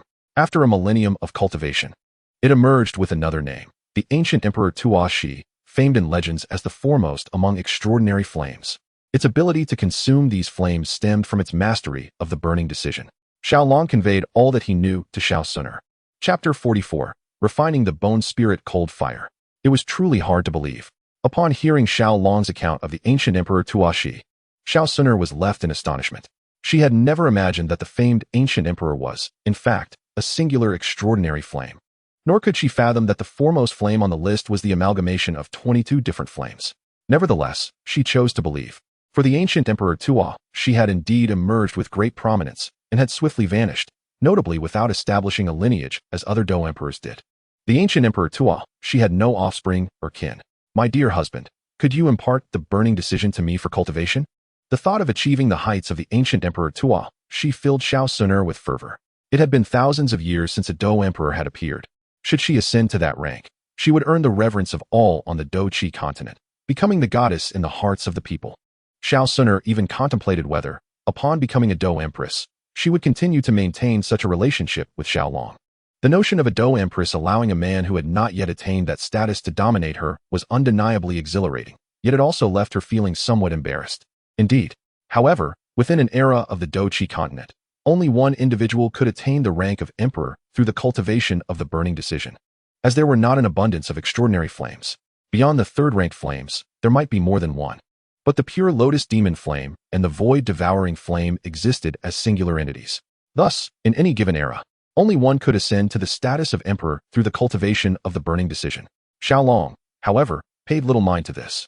He too wished to practice the burning decision, and if Xun'er desired to cultivate it as well, it would certainly be permissible. While it was true that the burning decision could only allow one to become emperor, attaining that rank was not solely reliant on it. The two were not mutually exclusive. Only one person can become emperor? Then it seems best for you to pursue the path of cultivation. Upon receiving this revelation, Xun'er promptly abandoned her aspirations of cultivating the burning decision. She resolved instead to have Xiao Long undertake its mastery. After all, being the woman of a Dou emperor held its own allure. Fool, ascending to the throne isn't solely reliant on the burning decision. There exist myriad pathways to achieving the status of Dou emperor, so take it. Xiao Long presented the replicated burning decision to Xun'er. To reach the pinnacle of Dou emperor, one requires source energy. While source energy is scarce on the Dou-Chi continent, it is of little consequence in realms of a higher echelon. My dear, you are truly kind to Xun'er. Xun'er loves you. Xun'er clutched the burning decision, her large, tear-filled eyes shimmering as if on the verge of spilling over. She could hardly fathom that Xiao Long was genuinely willing to share the opportunity of ascension with her. With such a devoted partner, what more could she desire? Xun'er resolved to heed Xiao Long's every command henceforth, willing to comply with his wishes. Even if it meant undertaking tasks she would otherwise resist. What's this? Did you not love me before? Xiao Long began to tease, his hands becoming rather unruly as he playfully smacked Xun'er's rear. No. Xun'er has always loved you, and only you, she quickly retorted, aware of Xiao Long's thoughts. All right, you should commence your training with the burning decision. I know you possess the fourth-ranked Golden Emperor's burning heaven flame within you. If you, this little sprite, were to refine it, who knows what realm you might achieve? Xiao Long expressed with envy. He truly envied those fortunate heirs, particularly those of the elite class, as they were beyond the reach of ordinary individuals. He had toiled to obtain the 11th-ranked Bone Spirit Cold Fire. But in comparison to the 4th-ranked Golden Emperor's burning heaven flame, it was like comparing heaven and earth. Consider Xiao Yan who, upon refining the 8th-ranked 3,000 flames, ascended from a lowly dozong to a 9-star dozong. If Xun'er were to refine the 4th-ranked Golden Emperor's burning heaven flame, reaching the 9-star dozong would be a mere trifle. And she might even leap directly into the realm of Dozun. After all, while the 3,000 flames are ranked 8th, they pale in comparison to the formidable Golden Emperor's burning heaven flame. It would likely take 2 or 3,000 flames to match its power. A Dozun at the tender age of 16, what a terrifying prospect. No matter how formidable Xun'er may be, she will still be teased by her husband. I must take my leave now, goodbye. With a peck on Xiaolong's cheek, Xun'er bounded away like a joyful child. System. I wish to refine the Bone Spirit Cold Fire. Do you have any suggestions? It is said that the Bone Spirit Cold Fire can incinerate even Do Huang experts to ashes, possessing immense power, and Xiaolong dared not approach its refinement lightly. Considering that the overwhelming force of the Bone Spirit Cold Fire was beyond the current host's capacity, the system advised, I suggest you provide a processing fee, allowing me to assist you in segmenting it into smaller portions for gradual refinement. Very well, proceed with the segmentation. In his pursuit of refining the Bone Spirit Cold Fire, Xiaolong was prepared to take the plunge. The cut was successful, costing 1,000 exchange points. Soon, the exchange system divided the Bone Spirit Cold Fire into 3 segments, each possessing varying degrees of power, manifesting a progressive hierarchy. Excellent. Let us first refine the weakest fragment. Although he had expended 1,000 points, Xiaolong felt no significant regret. He summoned the fragment with the least power and absorbed it into his body. Following the method of the burning decision, he began to connect this flame with his. As soon as the weakest segment of the Bone Spirit Cold Fire entered Xiaolong's body, it erupted with an extraordinarily terrifying temperature. This temperature was peculiar, oscillating between extremes, creating a sensation akin to a clash of ice and fire, leaving Xiaolong somewhat embarrassed. He pondered if such a dichotomy was not typically reserved for women. Fortunately, the system was quite judicious, no matter how strange the temperature was. It remained within the limits of Xiaolong's endurance, thus causing him no harm. After approximately an hour and a half, the weakest was completely consumed by Xiaolong, merging seamlessly with him. A small space within his cyclone was now designated for the Bone Spirit Cold Fire. Additionally, the within Xiaolong began to undergo subtle changes, taking on a chilling sensation. Perhaps this was the influence of the Bone Spirit Cold Fire. Most delightfully, this fragment, barely a third in size, allowed Xiaolong to break through to the realm of a great fighter, attaining the rank of a 2-star great fighter. If this trend continued, once he refined the Bone Spirit Cold Fire completely, he might ascend to the level of A. This was precisely what Xiaolong had hoped for. The burning decision had also reached the advanced tier of yellow-grade techniques. Without further delay, Xiaolong consumed the segment containing the intermediate power, elevating his cultivation to a 9-star great fighter. The burning decision ascended to the initial level of Xian-grade techniques. Upon refining the final segment of the Bone Spirit Cold Fire and amalgamating it, the burning decision reached the intermediate level of Xian-grade techniques. Xiaolong's cultivation now stood at the 3-star realm. It seems that if I can acquire the Qinglian Earth Heart Fire, I should be able to reach the level, and obtaining the Fallen Heart Flame would allow me to challenge the. Furthermore, if I were to secure the Haixin Blue, it would be sufficient to reach the pinnacle of. Even the. He chuckled, envisioning the bright days ahead. The following day after Xiaolong refined the Bone Spirit Cold Fire, Xun'er had yet to emerge from her seclusion. It appeared that the power of the Golden Emperor's burning heaven flame was too formidable for her to completely refine in such a short span.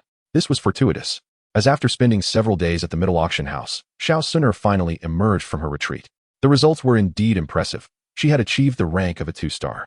The burning decision had, as hoped, directly ascended to the intermediate level of the Earth-grade techniques. The disparity between the 4th-ranked Golden Emperor's burning heaven flame and the 11th-ranked Bone Spirit Cold Fire became evident. Upon their meeting, the Bone Spirit Cold Fire within Xiaolong trembled violently, as though it had encountered a formidable adversary.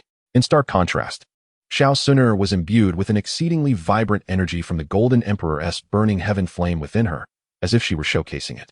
After the punishment concluded, she gazed at Xiaolong with an expression of deep grievance, as if she had suffered an immense injustice. Unable to bear the trembling of his Bone Spirit Cold Fire whenever he encountered Xun'er, Xiaolong bid farewell to his beloved Yafei and his somewhat unworthy grandfather before departing from the city of Wakaten.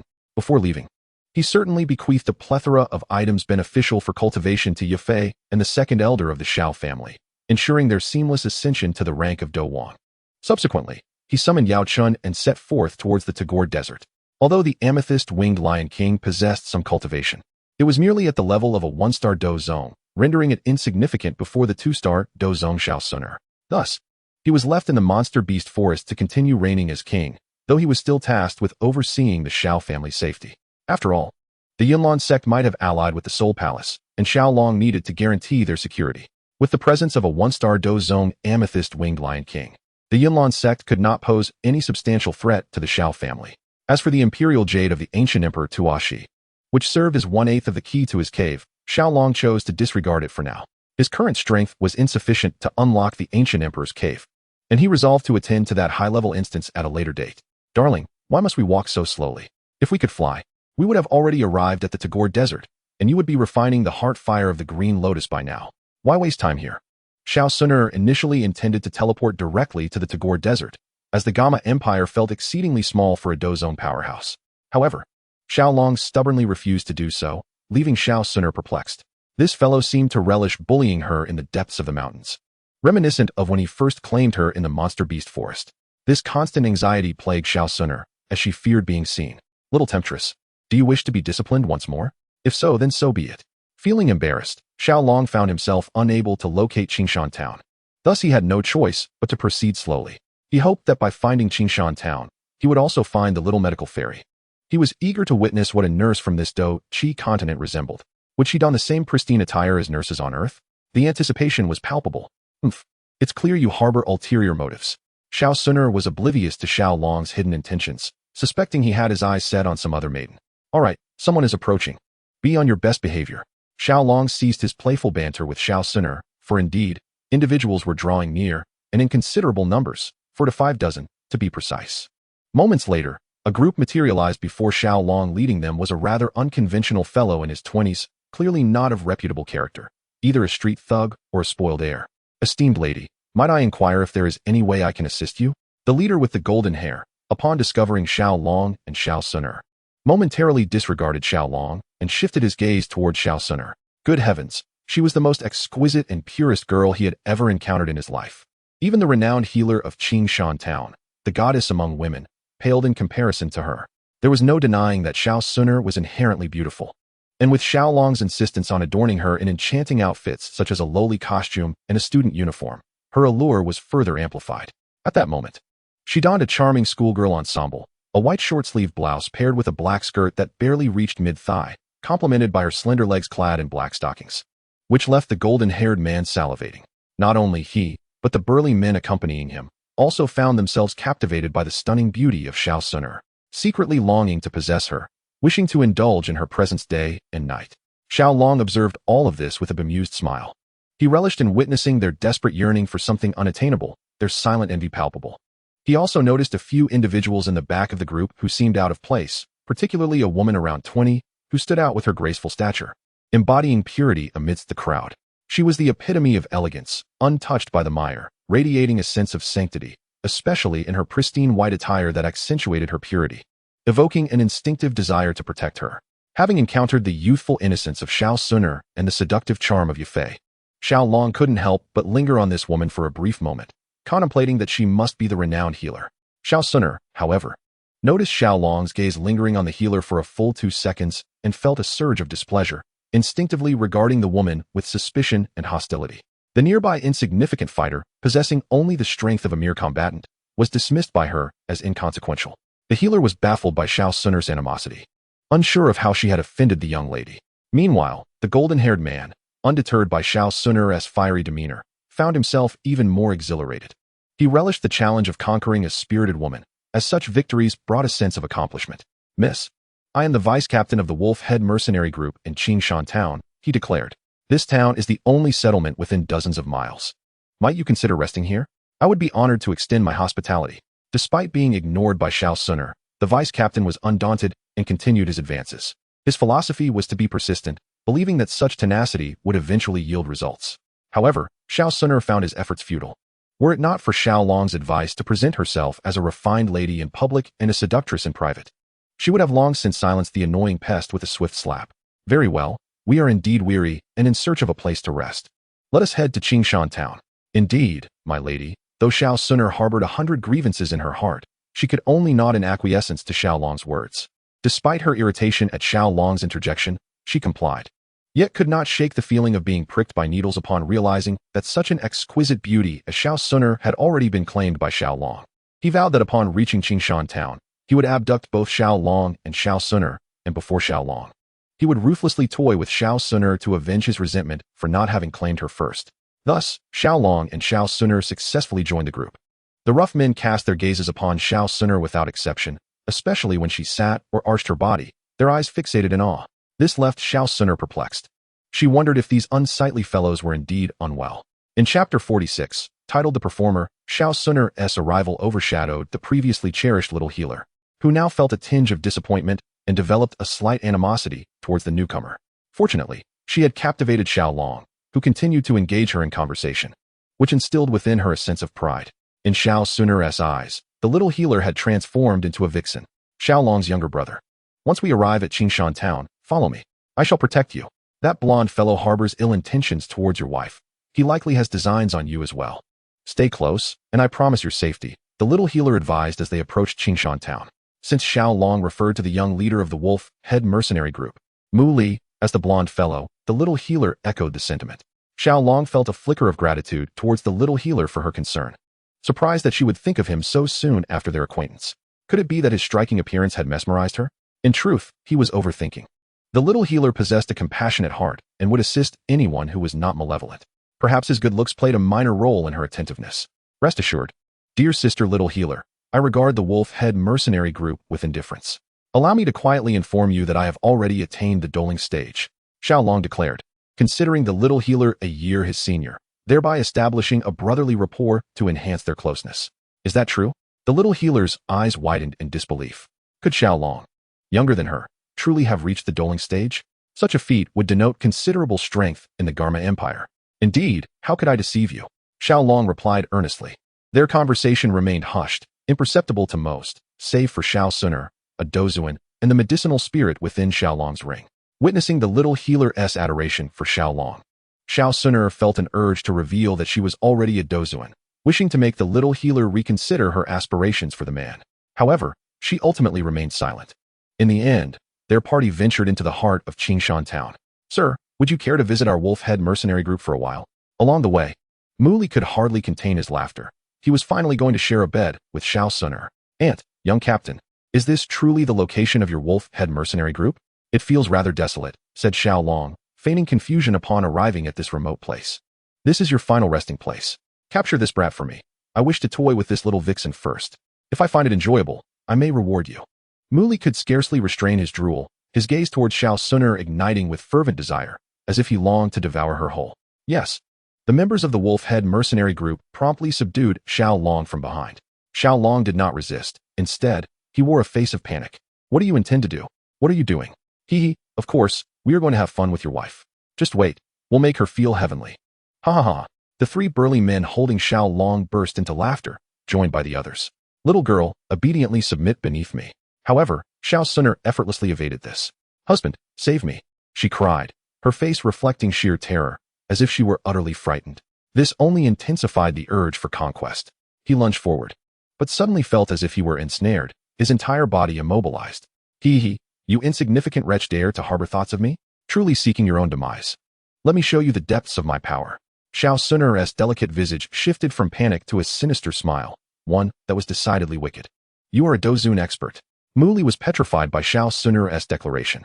A Dozuan? How could this be? How could someone so young attain such a rank? Even if she had begun cultivating in the womb, it would be impossible to reach Dozuan at such a young age. Die, you wretched eyes. I have long grown weary of them. Explode. Xiao Xun'er concentrated the Do Qi from the surrounding air into two marble-sized energy orbs, which collided with his eyes. Tragically, he became blind, both eyes bursting in the process. And your pig-like legs and hands have long disgusted me. Vanish. Subsequently, his legs and hands simply disintegrated. At this moment, Xiao Xun'er seemed to transform from a little angel into a little demon, her smile sending chills down one's spine. All right, you all may disappear. Having had her fill of play, Xiao Xun'er lost interest and incinerated all members of the wolf head mercenary group into ashes with the Golden Emperor's burning flame. After all, a Dozuan had toyed with these fighters enough. Witnessing Xiao Xun'er conclude the battle so swiftly, Xiao Long, truthfully, felt he had not had enough fun. He still wished to see what would transpire next. What happened to the promised ladylike demeanor? Xiao Long chastised, slapping Xiao Xun'er on the back of her head. My dear, are they truly attempting to bully your wife? Should I simply allow them to do so? Xiao Xun'er wore a pitiful expression that made Xiao Long contemplate enacting justice right then and there. He found himself somewhat bewildered by the recent situation and was uncertain of Xiao Xun'er's thoughts. Their vile demeanor repulsed him, and Xiao Xun'er displayed her disdain. Very well. You first go and eradicate the scourge that is the wolf-head mercenary group while I attend to some matters. Xiao Long had no intention of blaming Xiao Xun'er. He had always intended to eliminate such individuals. Are you going to seek out that flirtatious vixen we encountered earlier? Upon hearing Xiao Long mention he had matters to attend to, Xiao Xun'er pouted in displeasure. What is wrong? Do you have objections? Xiao Long turned to her, cradling her in his arms and planting a couple of gentle kisses on her neck. My little beauty, you can keep your objections to yourself. Humph. Go on, go. Just don't come looking for me. And if you do find me, I won't let you touch me. This time, Xun'er appeared genuinely upset. Little enchantress, do you believe I won't take immediate action against you? Xiao Long, perplexed by her demeanor, chuckled softly in an attempt to ease the awkward atmosphere. Chapter 47. It is truly just delivering something. Come on, after all, I am merely someone you can toy with at will, someone you can discard without a second thought. This time, I shall let you play to your heart's content. Don't think I'm unaware of your clandestine affair with that vixen, Yafei, in Ukraine City. Now that you've left, you've abandoned her to pursue other women. I know that one day you will tire of me too and cast me aside. Woe is me. Xun'er seemed to recall something distressing, and surprisingly, tears began to flow. This reaction took Xiao Long aback. Initially, he had planned to reprimand Xun'er as he had with Yafei, for he detested seeing women cry. Yet, for some reason, he found himself unable to raise his voice in front of Xun'er. What are you talking about? Yafei was already my woman before you came into the picture. Xiao Long understood that Xun'er likely could not tolerate the notion of him being associated with multiple women, so he hurried to defend himself. So, you abandoned Yafei the moment you had me, and once you encounter that flirtatious vixen again, you will cast me aside, correct? Xun'er shouted vehemently. I obey your every command. Whatever you wish for me to do, I will do. Why do you treat me this way? Why toy with my emotions? Woe is me. Do you not know that I truly like you? At that moment, Xiao Long finally grasped the reason behind Xun'er's unusual behavior. She believed he sought out the little healer for mere carnal pleasures, only to discard her afterward. Fear not, my Xun'er, I shall never abandon you. Xiao Long cupped her delicate face and kissed her gently. How could he possibly forsake such a captivating being? Really? Xun'er asked, half in disbelief. Of course. During your seclusion to refine the Golden Emperor's flame of devastation, I did spend several days with Yafei, but I exhausted her completely. Yafei was indeed thoroughly played by Xiao Long, and the image of her pleading in desperation remains vividly etched in his memory. Ah, you are wicked, my husband, Xun'er exclaimed, blushing as she did not expect Xiao Long to become so frivolous mid-conversation. Humph, what is the first rule of our household? Disobedience towards me is intolerable. What kind of punishment do you think you deserve? Seeing that he had successfully coaxed this little enchantress, Xiao Long quickly adopted a stern expression and inquired with gravity. He had indeed established household rules, particularly concerning Xun'er and Yafei. Humph, very well, come punish me. I wonder if you have time to seek out other women, Xun'er retorted, nonchalantly. Perhaps you are unaware. My visit to the little medical fairy was not for illicit purposes, but merely to deliver something to her. Now that you have placed yourself in my line of fire, do not blame me for being ungracious. Xiao Long was not a lecherous fiend who would disregard all for a woman, especially when he was already involved with someone. If he were to indulge, he would ensure that matters at home were well taken care of first. His intention to visit the little medical fairy was solely to present her with the 7-colored poison classic. For someone possessing a body riddled with toxic afflictions like her could not be without it. Furthermore, given the uncertainty surrounding her toxicity, Xiao Long dared not act recklessly. The thought of his own member becoming incapacitated during their dalliance was a tragedy he wished to avoid. He had stumbled upon a piece of news indicating that one nation intended to infringe upon the territorial sovereignty of another, with tensions escalating towards potential military conflict. A certain woman on the internet, who had once loved, stated that should such an act occur, she would poison herself and become a harlot in that country, taking down one foe at a time. This revelation shocked Xiao Long, as it reminded him of the little medical fairy's toxic nature, leaving him wary of any potential dangers she might harbor. Dear husband, I was wrong. I shall never dare again. Not here. There are people around. Xun'er panicked upon realizing she might have misjudged Xiao Long, who seemed genuinely ready to take decisive action. This was Qingshan Town, where people were ever present. Was it truly wise to engage in such antics here? Aware of this, Xiao Long delivered a firm slap to her backside, choosing to let the matter rest. Be more cautious in the future, do you understand? After relishing the sensation of his hand, he spoke with a hint of satisfaction. Xun'er nodded vigorously, obedient as ever. Subsequently, Xiao Long and Xun'er set out to eliminate the leader and core members of the Wolfhead mercenary group, as they were not the most virtuous of individuals. After completing this task, they proceeded to Wanya's High, where they encountered the little medical fairy. Ah, Xiao Long, what a pleasant surprise. What brings you here? The little medical fairy, who remembered their brief but positive encounter, was taken aback by his visit. Won't you invite us in for a chat?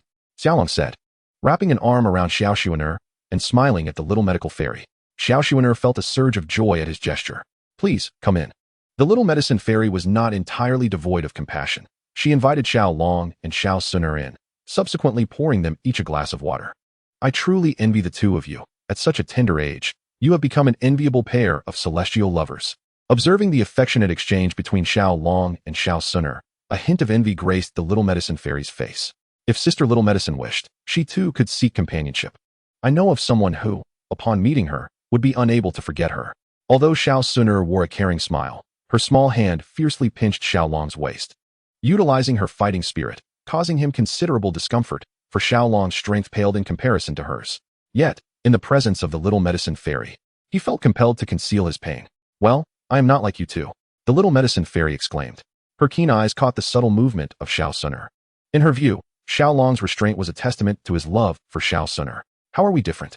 We are all women, Xiao Xun'er remarked, unaware of the little medicine fairy's thoughts. You do not understand, the little medicine fairy replied, a shadow of sorrow crossing her features. Deep within her heart lay an indelible scar, likely due to her cursed physique. It is because of the cursed poison body, Xiao Long murmured. In an instant, astonishment washed over both women's faces. Sister Little Medicine possesses the cursed poison body? Xiao Xun'er had heard of this dreadful condition. Those afflicted were nearly universally despised across the continent, as their presence symbolized death. Indeed, the little medicine fairy acknowledged, casting a meaningful glance at Xiao Long. Xiao Xun'er fell silent, unsure how to confront the little medicine fairy. I have a scroll specifically tailored for the cursed poison body. Would you be interested, Sister Little Medicine? Xiao Long produced the colorful poison scripture he had obtained from the cave. How did you come by this? The little medicine fairy's mouth fell agape upon seeing the scroll. If her shock at Xiao Long discerning her condition could be deemed mere surprise, then the emergence of the colorful scripture rendered her utterly astounded. Her curiosity about Xiao Long's true identity intensified. I acquired it within the beast forest. Knowing how much you need it, I chose to keep it for you. Here, take it. If you wish, you may cultivate it. Xiao Long offered the scripture to the little medicine fairy. Thank you. To be honest, this was the first time a man had gifted her something. Though it may be deemed the least significant gift by ordinary standards, for her, it was the most precious. Chapter 48, Bullying the Ice Monarch. Ultimately, Xiao Long and Xiao Xun'er bid farewell to the little medicine fairy. Darling, I apologize, I misjudged you. After leaving the little medicine fairy, Xiao Xun'er sincerely offered her apologies to Xiao Long. It's nothing, Xun'er. It has been a while since we raced. Shall we have another go? Having entrusted the colorful scripture to the little medicine fairy, Xiao Long decided to swiftly depart for the desert, as there was little left to do in the beast forest. Thus, the plan to ride was set in motion. My dear husband, you are quite mischievous, exclaimed Xiao Xun'er, playfully delivering a couple of light punches to Xiao Long's chest, leaving him utterly bewildered. What was happening? What had he done? However, it soon dawned on Xiao Long that his reckless racing with Xiao Xun'er had ultimately led to their intimate encounter. Therefore, when he made this request, Xiao Xun'er could not help but entertain other implications. It appears that when I mentioned vehicles, I was referring to these. With a single breath, Xiao Long procured an array of mechas, all of the first tier. The total cost amounted to a mere 2,000 exchange points. He acquired various models such as Time City, Moon Goddess Temple, Energy City, Wind and Snow City, Thunder Palace, and Phantom City, with the exception of the Blue Poison Beast. Now, which one has caught your eye?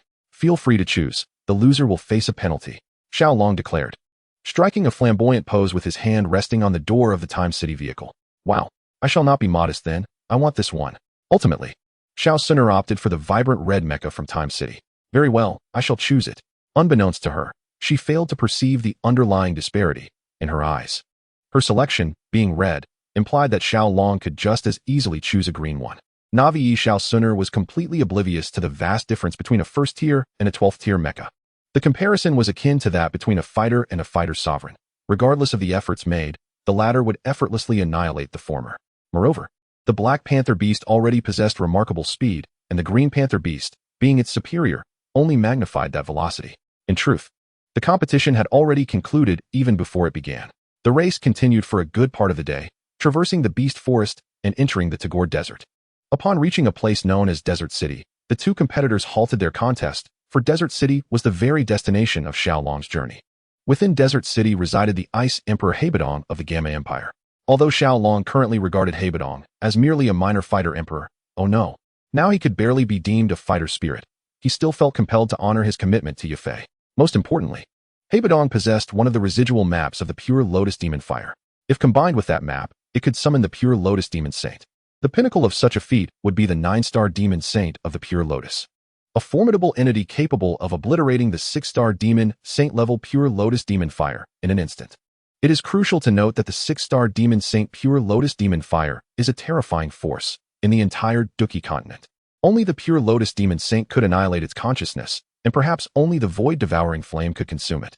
After all, the current strength of the Void-Devouring Flame stood at 8 stars. Aside from the Void-Devouring Flame and the Pure Lotus Demon Saint, even fellow 9-star demon saints such as Gu Yuan, Soul Heaven Emperor, and Zhu Kuan could do little against the Pure Lotus Demon Fire. For Xiao Long to devour the Pure Lotus Demon Fire, he would require the assistance of the remnants of the Pure Lotus Demon Saint's soul. Regarding the heart of Blue Lotus Flame, Xiao Long had no intention of seeking assistance from Haibo Dong. Instead, he aimed to find the young girl Qing Lin, who possessed knowledge of its whereabouts. "Xun'er, you have lost," he remarked. Xiao Long arrived a full minute before Xun'er, a fact he orchestrated deliberately. Otherwise, the outcome for her would have been far more embarrassing. All right, I shall attend to you tonight," she conceded. "Just 1 minute, 1 minute."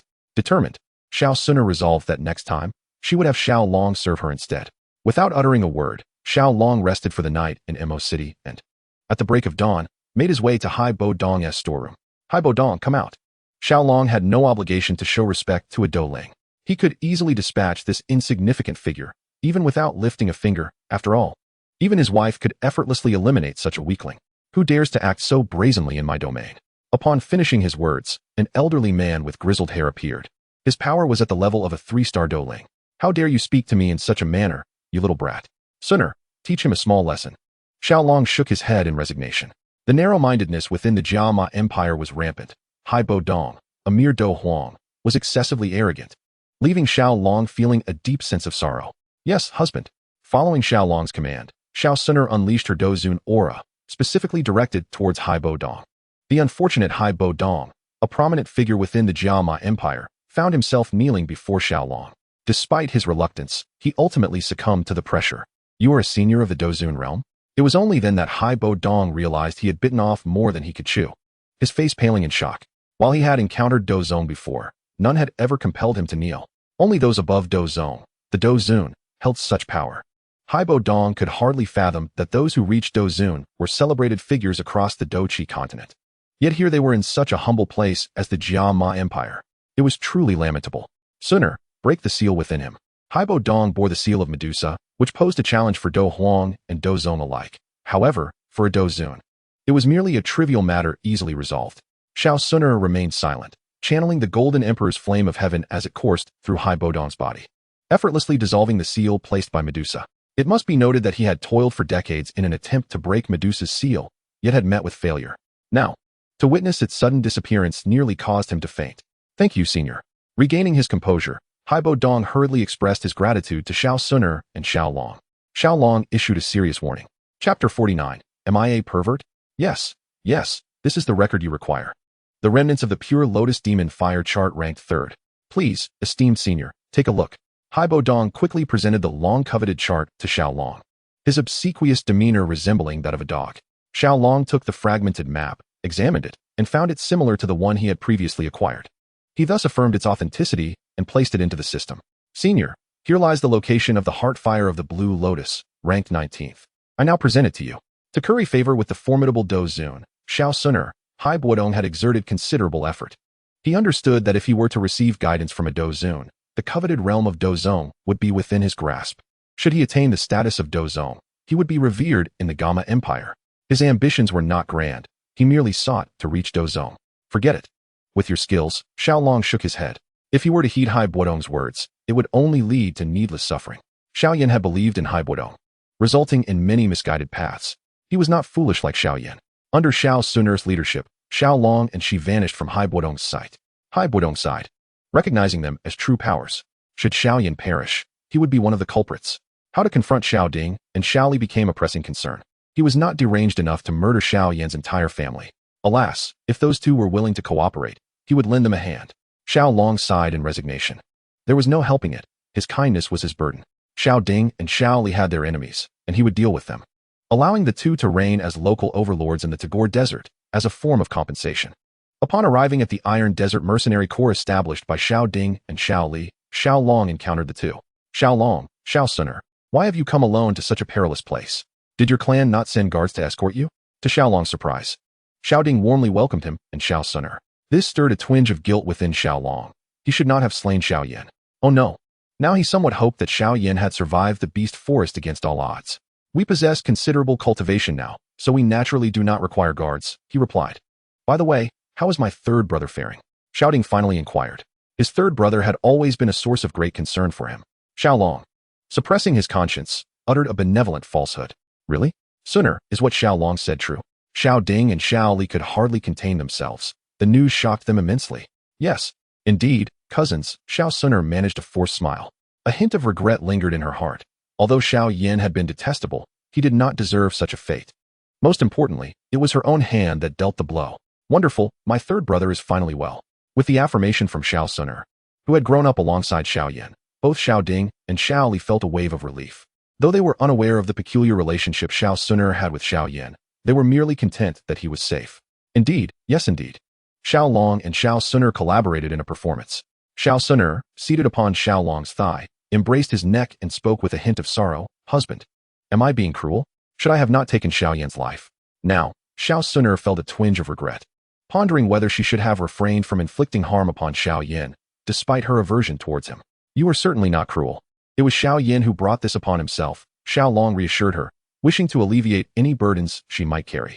I must share something with you. After you both departed, I saved Xiao Yan and even utilized the purple spirit crystal from the purple crystal wing Lion King for him. He has now reached the status of a fighter. As for his whereabouts, I am uncertain. At this moment, the voice of Yao Chun, residing within the ring, emerged. He could not forget the 3 years of devotion Xiao Yan had shown him, and thus could not bear to witness his demise.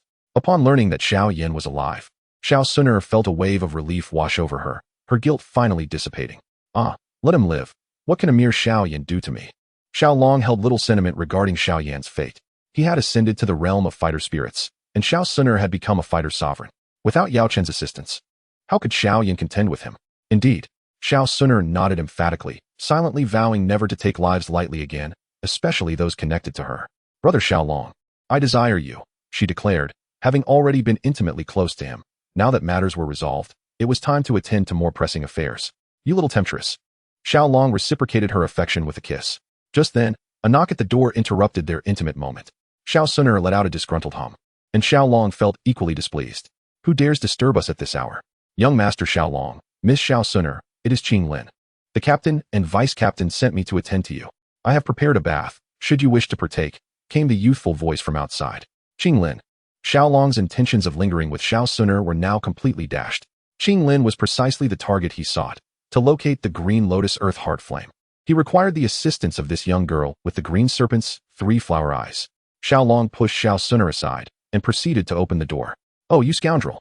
Xiao Xun'er never anticipated such a reaction from him, and before she knew it, she had collapsed onto the bed, her rear stinging from the impact. Unable to restrain her grievances toward Xiao Long, she complained playfully, as one might in a loving quarrel. Simultaneously, she was eager to see who this woman was that could provoke such a response from her husband. Xiao Xun'er had never believed she would be outdone by anyone. When Xiao Long opened the door, a little girl, no more than 10 years old, with flowing green hair styled in 2 horn-like braids, stood before her. Husband, you pervert. Upon seeing Qing Lin, Xiao Xun'er let out a heart-wrenching scream, her voice, powerful as a fighter sovereign, resonating throughout the entire city. Chapter 50, Qing Lin. In Xiao Xun'er's perspective, the notion that Xiao Long harbored lewd thoughts towards a mere 10-year-old girl was truly perverse. Although the young Qing Lin currently appeared remarkably delicate and would undoubtedly blossom into a beauty in the future, she was still far too young. How could one not show restraint towards such a tender child? Hence, Xiao Xun'er labeled Xiao Long as a deviant. Xiao Long was momentarily taken aback, bewildered by the accusation. What was going on? This Xiao Xun'er was indeed a source of relentless worry. Just then, Xiao Ding and Xiao Li hurried over, compelled to investigate the thunderous noise that had echoed moments prior. In an effort to avoid further embarrassment, Xiao Long decided to dismiss Xiao Ding and Xiao Li before addressing the disobedient Xiao Xun'er. Ultimately, Xiao Ding and Xiao Li departed, their minds clouded with confusion. Before leaving, they made a point to remind Qing Lin to take good care of both Xiao Long and Xiao Xun'er. The meaningful glances exchanged left Xiao Long feeling an involuntary chill run down his spine. Did Xiao Ding and Xiao Li misunderstand something? Xiao Long pondered to himself. Subsequently, he lifted the petite Qing Lin, closed the door, and set her down, turning to Xiao Xun'er with a stern inquiry. Little enchantress, What is the matter now? This time, spare me the explanations, for I shall not let you off lightly. As he spoke, he brandished an electrified rod, threateningly. My dear, Xun'er won't impede your pursuits with women outside, but you must exercise discernment. Look at how small Qinglin is. How could you possibly entertain such thoughts? Can you not wait until she matures a bit more? Xun'er gazed apprehensively at the electrified rod, instantly cowed. She pointed at the petite Qinglin, who stood at only 2/3 Xiaolong's height, and innocently remarked that Qinglin was still too young to comprehend what was being said. However, upon hearing Xun'er suggest waiting until she grew older before being consumed, Qinglin was momentarily stunned. She covered her mouth, which had opened wide in astonishment. As disbelief washed over her, she instinctively moved closer to Xun'er, creating distance from Xiaolong. She could scarcely fathom that Xiaolong, who appeared so gentlemanly, could harbor such sinister intentions, claiming he would devour her. Moreover, he seemed to find her youth unappealing, preferring to wait until she was more robust before indulging. Despite her trepidation, Qinglin recalled the debt of gratitude she owed to Xiao Ding and Xiao Li for their benevolence in saving and nurturing her. Thus, she resolved to repay them, even if it meant facing death. If I must perish, it will be a fitting tribute to their kindness, she encouraged herself inwardly. Upon hearing Xun'er's explanation, Xiaolong nearly choked on his own words. Am I truly such a person? Xun'er, what absurdity are you spouting? Would I ever consider such a thing towards someone as young as Qinglin? He protested vehemently. Yet, his fervent denial only served to reinforce Qinglin's fears, as she perceived his words as a foreboding omen. It was settled. This young master Xiaolong indeed intended to wait until she was more plump before feasting upon her. Qinglin glanced at her recently developed physique, having made a resolute decision. From now on, once she receives her salary, she must refrain from excessive eating, lest she gain weight. Perhaps, in this way, she could extend her life by a couple of years. Forgive me, my dear husband, since Xiaolong has spoken, and Xun'er has indeed acted recklessly. Misunderstanding Xiaolong, she repeatedly apologized to him. In the future, she ought to be more cautious with her words. Is that achievable? Xiaolong shook his head in exasperation and tidied up his belongings. Yes, it can be done, Xun'er replied, nodding her head like an adorable little bunny. Qinglin, where's the bathing water you mentioned? I wish to take a bath. After attending to Xun'er, Xiaolong turned to the true little lowly Qinglin and inquired. Arriving in the desert, he felt somewhat out of place. After all, regardless of the past life, this was his first visit to the desert, and he needed to cool off. It's in the bathhouse.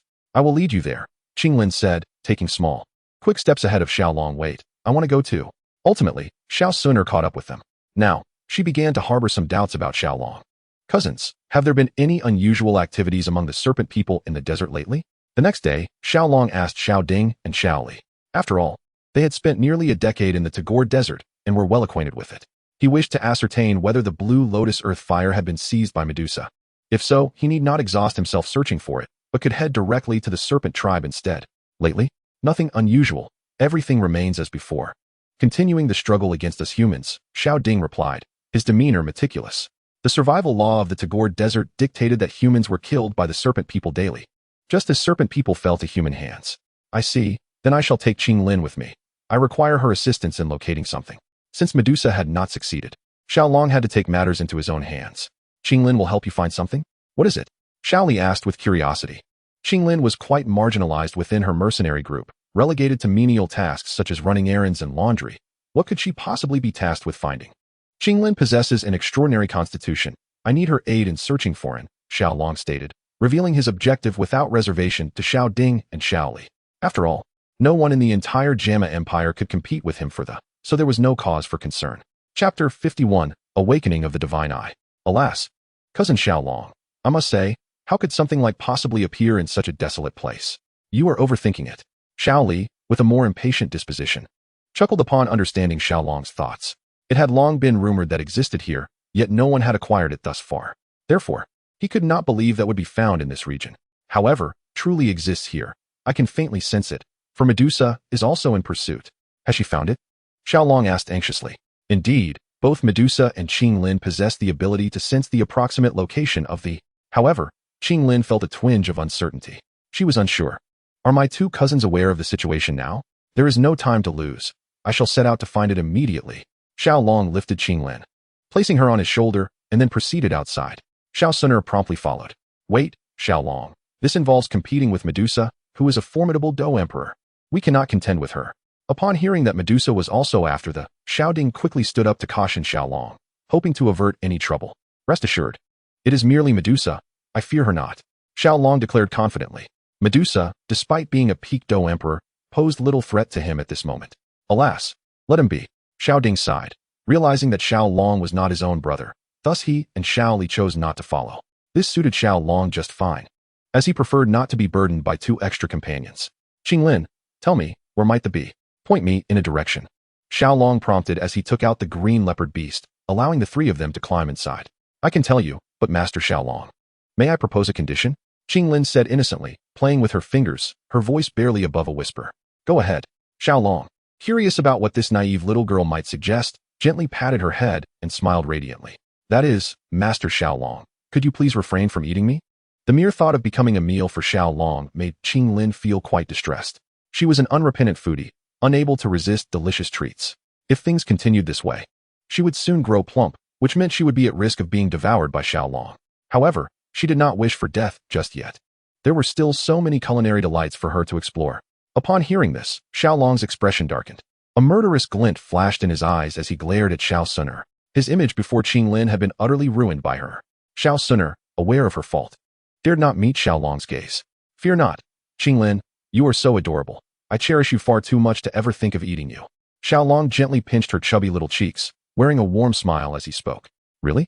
Qinglin asked, her trust wavering. Did Xiaolong truly hold her in such high regard? It was noteworthy that very few within the mercenary group were willing to befriend her. Of course, I would never deceive you.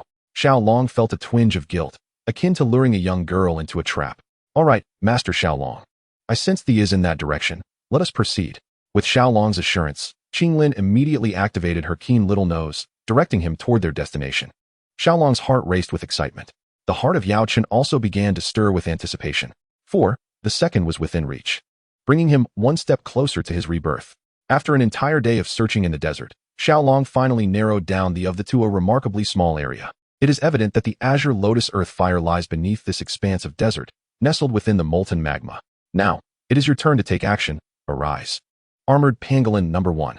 Xiaolong exchanged for a mechanical creature resembling a pangolin and swiftly burrowed into the ground, setting his plan into motion. Upon reaching the depths of the earth, Qinglin's senses sharpened, immediately pinpointing the location. In truth, even without Qinglin's input, both Xiaolong and Xun'er had already discerned the whereabouts of the within them surged with excitement, akin to a feast laid before them. The azure lotus earth fire had yet to be claimed by Medusa. Truly, fortune favors us. Xiaolong hastened his pace, propelling himself forward with utmost speed. Soon, they arrived at the region encompassing the molten magma. For several hundred meters, and even extending for miles, the magma churned restlessly. The trio disembarked, and Xiaolong was acutely aware of the presence of a Do Ling level fire spirit serpent within the magma. It was this very fire spirit serpent that had awakened Qinglin's azure serpent triflower eyes. Contemplating this, Xiaolong devised a plan and unleashed an attack into the magma. Instantly, a splash erupted. The 2-headed fire spirit serpent, nestled within the molten depths, was jolted awake, catching the scent of food. Thus it set forth. The formidable spiritual powers of Xun'er and Yao Chen swiftly detected the presence of the 2-headed fire spirit serpent. Just as Xun'er prepared to strike from across the magma to eliminate the serpent, Xiaolong intervened, halting her. Uncertain of Xiaolong's intentions, Xun'er felt her surging begin to subside. Suddenly, the 2-headed fire spirit serpent surged from the magma, charging towards Xiaolong and Xun'er. Xiaolong instinctively pulled Xun'er back. Yet, emboldened by its initial success, the 2-headed fire spirit serpent continued its assault. Then, the seemingly diminutive Qinglin stepped forward, declaring, "Do not harm the young master and young miss." In an instant, the once menacing 2-headed fire spirit serpent transformed into an endearing toy serpent, morphing into a ring that encircled Qinglin's hand. Xiaolong was utterly astonished. The storyline mirrored that of legends. This little girl was indeed the fabled possessor of the azure serpent triflower eyes. Yao Chen, an ancient being of several centuries, quickly discerned Qinglin's origins. What? The azure serpent triflower eyes? Xun'er was equally bewildered. Qinglin, endowed with the divine eyes capable of commanding all serpents, was an extraordinary entity. Was this not terrifying? Having previously been astonished by Xun'er's rare and cursed body, witnessing the azure serpent triflower eyes left her at a loss for words, grappling with disbelief. While the cursed body might be rare, a few could still emerge over a span of centuries. However, the azure serpent triflower eyes, one might not see even a single one in millennia. Reflecting on this, Xun'er found herself somewhat envious of Lin, the naive girl. Suddenly, she recalled how Xiao had cast her aside upon hearing Lin's name, his demeanor brimming with excitement. Accompanied by the enigmatic little healer possessing the calamity toxin, Xun'er appears to have uncovered some extraordinary secrets. Chapter 52, The Blue Lotus Heartfire. Enough of the trivialities, Lin. Remain here while we seek thee. With a guardian of Douling caliber, Lin will be safe. Thus, Xiao prepares to embark on a quest for the Blue Lotus Heartfire. Yao Chun initially presumed Xiao was unaware of the formidable nature of the Bai Shi San Huatong, yet reflecting on Xiao previous exploits, he realized his concerns were unfounded. The awakening of Lin's eye technique was indeed due to Xiao. How could he possibly be ignorant of the prowess of the Bai Shi San Huatong? Consequently, Yao Chun regarded Xiao with newfound respect, marveling at his composure in the presence of such a prodigy. He found himself nearly compelled to take Lin as his disciple. "Oh no, young master." Lin replied dutifully, her heart brimming with joy at having gained another friend. Thus, Xun'er, and Yao Chun plunged into the molten depths. With Xun'er, a Zun, among them, they could nearly remain indefinitely within the magma pool. As they ventured deeper, the within them grew increasingly invigorated. A blue lotus, gentle and poised, swayed amidst the molten rock. Indeed, it was the illustrious Blue Lotus Heartfire, ranked 19th on the list. Upon sighting the azure flames, Yao Chun was utterly elated. The Blue Lotus Heartfire, ranked 19th on the chart, emerged from the depths of the earth, forged through countless trials of the earth's flames, amalgamated, compressed, and sculpted over the course of a decade to attain spiritual essence, a century to take form, and a millennium to blossom into a lotus. When fully realized, it exhibits a bluish hue, with a cluster of azure flames at its core, known as the Blue Lotus Fire or the Blue Lotus Heartfire. This fire possesses immeasurable power, capable of triggering volcanic eruptions in proximity to volcanic regions, embodying the cataclysmic forces of nature. Now it is mine. Xiao enveloped himself with his bone spirit cold fire and extended his hand toward the Blue Lotus Heartfire, intending to incorporate it into the exchange system for further refinement. "Human, release the, and I shall spare your life." At that moment, a powerful voice, imbued with alluring authority, resonated. Behind her, a pair of wings formed from Do Qi emerged, alongside an aura that sent shivers down Xiao spine, signifying her formidable strength. A Do Huang, among the serpentine race. Such a young and beautiful Do Huang could only be one, the contemporary Medusa. This Medusa truly lives up to her legendary beauty in Greek mythology. She was a woman so enchanting that even the gods felt inferior. Her stunning beauty drew the ire of a goddess, resulting in a dreadful curse that transformed her into a loathed witch. However, the Medusa of the Do Qi continent bears no resemblance to the grotesque creature with serpents for hair. Rather, she exudes a terrifying allure. Even the most captivating individuals Xiao has encountered, such as Yafei, pale in comparison to her radiance. Yet, what proves most lethal is her noble demeanor, akin to that of a cold and elegant queen. Indeed, she is a queen in her own right. Had Xiao encountered such a woman in the past, he would have undoubtedly acted with shamelessness. However, the current Xiao has resolved to reverse the situation. The beauty of Medusa at the Do Huang level poses little threat. Yet it is unfortunate that the young girl, Lin, has already fallen into her clutches. After all, despite having a Douling bodyguard, the Douling is woefully inadequate in the presence of Medusa. "You wretched reptile, release Lin at once, or I shall ensure your demise." Upon observing Xiao gaze linger longer upon the serpent woman, Xun'er inwardly cursed him as a pervert once more and prepared to confront Medusa. This time, she was determined to seize the opportunity to eliminate the vixen. "Oh, no, the interloper." "Silence, Medusa. I am aware that your pursuit of thee is solely to achieve the ultimate purification for your serpent tribe, but you must understand the peril it embodies. A moment's carelessness, even for a Do Huang like yourself, can lead to dire consequences. I propose this. Once I refine the green, I shall assist you in your evolution. How does that sound?" Before Medusa could respond, Xiao delivered a stern reprimand to the troublemaker, Xun'er, and then addressed Medusa. Should Medusa succeed in her evolution, she could transform into a 7-colored devouring python, or even a 9-colored devouring python. Naturally, the most significant factor remains her captivating beauty. Thus, Xiao aims to cultivate a favorable relationship with her, hoping for a chance at closer intimacy. If I were to believe the words of humans, I would be the epitome of foolishness. Enough of this prattle. Hand over thee. In light of your efforts in seeking it for me, I might spare this young girl's life." Medusa retorted coldly, having suffered greatly at the hands of humans over the years. Consequently, she had no intention of trusting Xiao words.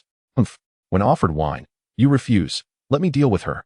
Xun'er felt an inner thrill at Medusa's blatant disrespect, as she sensed an opportunity to eliminate her rival. Xiaolong gestured for her to hold back. Medusa, I am willing to offer 3 7th-rank transformation pills as collateral. What do you think? If you agree, these 3 pills shall be yours. Xiaolong tempted Medusa with the 3 transformation pills. The allure of such pills is utterly irresistible for a 6th-tier Do Huang, particularly for a peak Do Huang beast. The mere mention of the transformation pills caused Medusa's breath to quicken. Should she consume one, it would elevate her directly to the Dozong realm.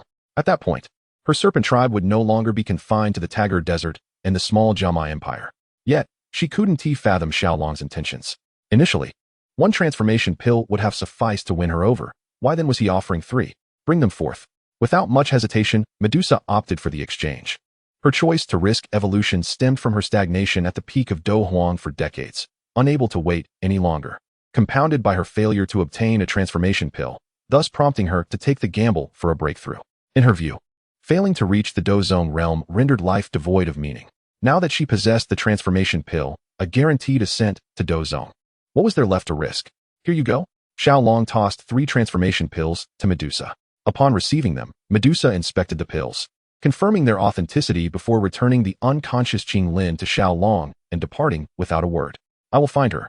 Xun'er resolved to pursue Medusa stealthily, intending to eliminate her and reduce her competitors. However, before she could take a single step, Xiaolong seized her. Under his watchful gaze, Xun'er lowered her head once more. Do not seek trouble with her. Although Xiaolong was unaware of Xun'er's fervent desire to kill Medusa, he certainly did not wish to witness such a confrontation. You all may leave. I will remain here to merge the Qinglin Earth Heart Fire and will seek you out afterward, Xiaolong said as he handed Qinglin to Xun'er.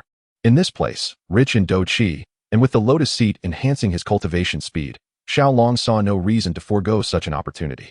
Thus, he resolved to refine the Qinglin Earth Heart Fire here. I shall accompany you. Xun'er returned Qinglin to Yao Chun and addressed Xiaolong. Refining was perilous, a lesson she had learned firsthand, and she wanted to safeguard Xiaolong. Xiaolong nodded in agreement, not declining her offer. Yao Chun, understanding the situation, took Qinglin and left. Chapter 53, Unity of 2 into 1. As Xiaolong settled onto the lotus seat, the surrounding fire attribute Do Qi surged forth, infiltrating his body and allowing him to relax completely.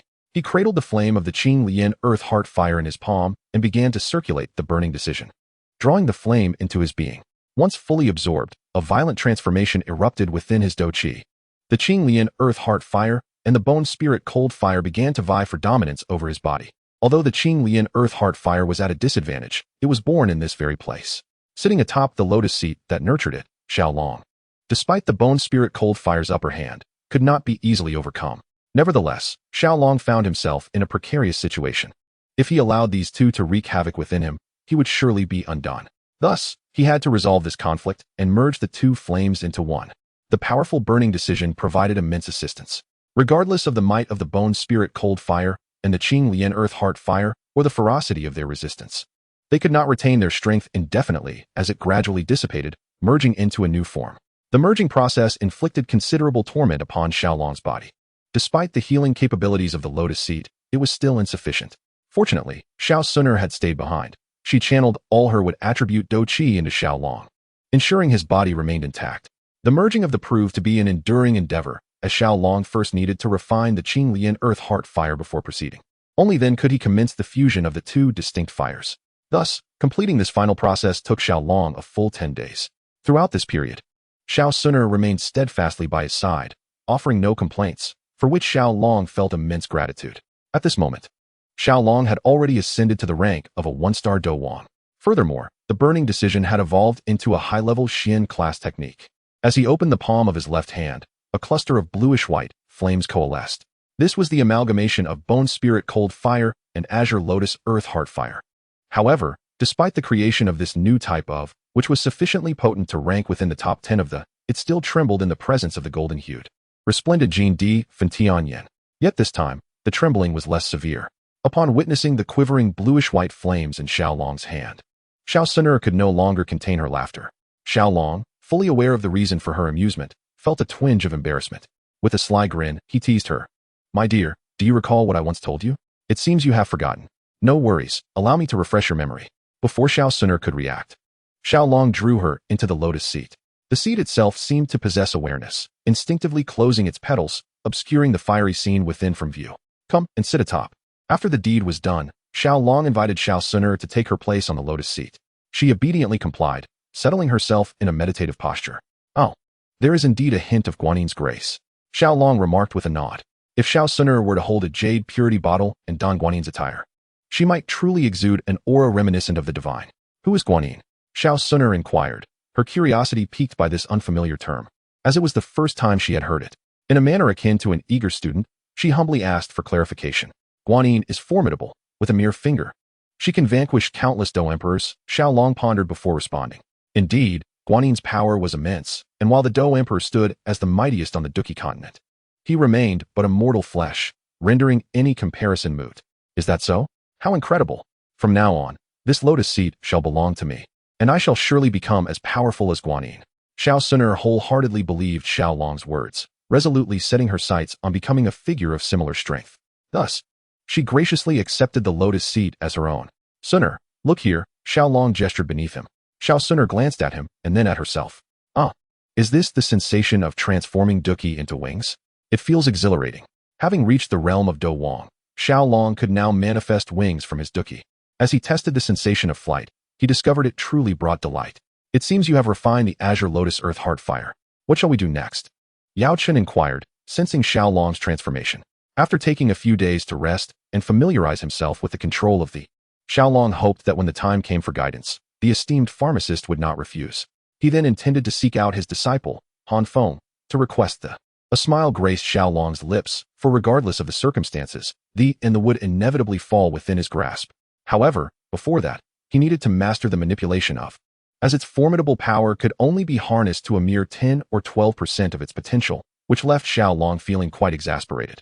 Akin to possessing a treasure trove, yet being unable to extract its riches.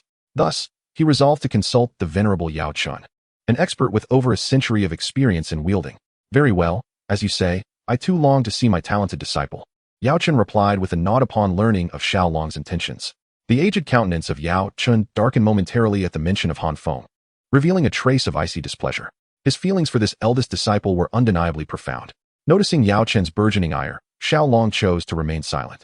Ultimately, if necessary, he could eliminate Han Feng, claim the for himself, and leave the handling of Han Feng to this old sage. Truth be told, Xiaolong bore no deep-seated animosity toward Han Feng. Were it not for the latter's possession of something he deemed unmerited, he would hardly concern himself with such trivial matters. The only source of his unease was the young girl, Qinglin. He worried that once he departed, the factions of the might come for her. A dual-headed fire serpent of rank would be no match for the. In such a scenario, Qinglin would find herself in peril, even in the absence of those from the might seek to take Qinglin. Although it was well suited for her, Xiaolong's bond with Qinglin was not particularly deep. Losing her to someone else would be a significant loss. However, he could not simply leave the young girl unattended. It would be improper to do so. And had it not been for the formidable strength of Xun'er, he would not have permitted her to accompany him. Ultimately, after much contemplation, Xiaolong decided to entrust Qinglin to Medusa's care. After all, a fully transformed Medusa would not be easily dealt with by ordinary individuals, and her inherent nature was not malevolent, making her a worthy guardian. Thus, Xiaolong lingered in the Tagore Desert for a few more days, estimating that he would seek out Medusa in the serpent tribe once she had successfully transformed. Chapter 54, The Augmented Medusa. Upon arriving at the serpent tribe, Xiaolong encountered one of the 8 leaders, Yu Mei, who was on duty. Currently, their queen, Medusa, was at the final stage of her transformation, necessitating her utmost caution. Recognizing the formidable strength of both Xiaolong and Xun'er, she refrained from any overt hostility. It struck Xiaolong as odd that Medusa's transformation was taking so long. By now, she should have successfully completed it. He pondered, recalling that the transformation of the Amethyst Wing Lion King had only taken 2 days. Given that Medusa was of similar caliber, she should have succeeded by now, especially since 5 days had elapsed since she had obtained the transformation elixir. What? Who are you? Upon hearing Xiaolong's words, Yu Mei was taken aback. The transformation of their queen was a momentous event, known only to the 8 leaders and 4 elders of the Serpent clan. How could this man possibly be aware of it? Darling, why are you even engaging in conversation with him? Just eliminate him. He's merely a Do Wang. Xun'er expressed her impatience, always quick to resort to violence. After all, for a Do Wang to obstruct a Do Xun was akin to courting death. A mere Do Wang had the audacity to challenge Xiaolong. speaking as if he were not of the same rank. Of course, Xun'er did not mean it that way. It was merely a slip of the tongue. Xiao chose not to respond to her frivolous banter and continued conversing with Yume. The transformation pill your queen received was provided by me. How could I not know? Yume was rendered speechless.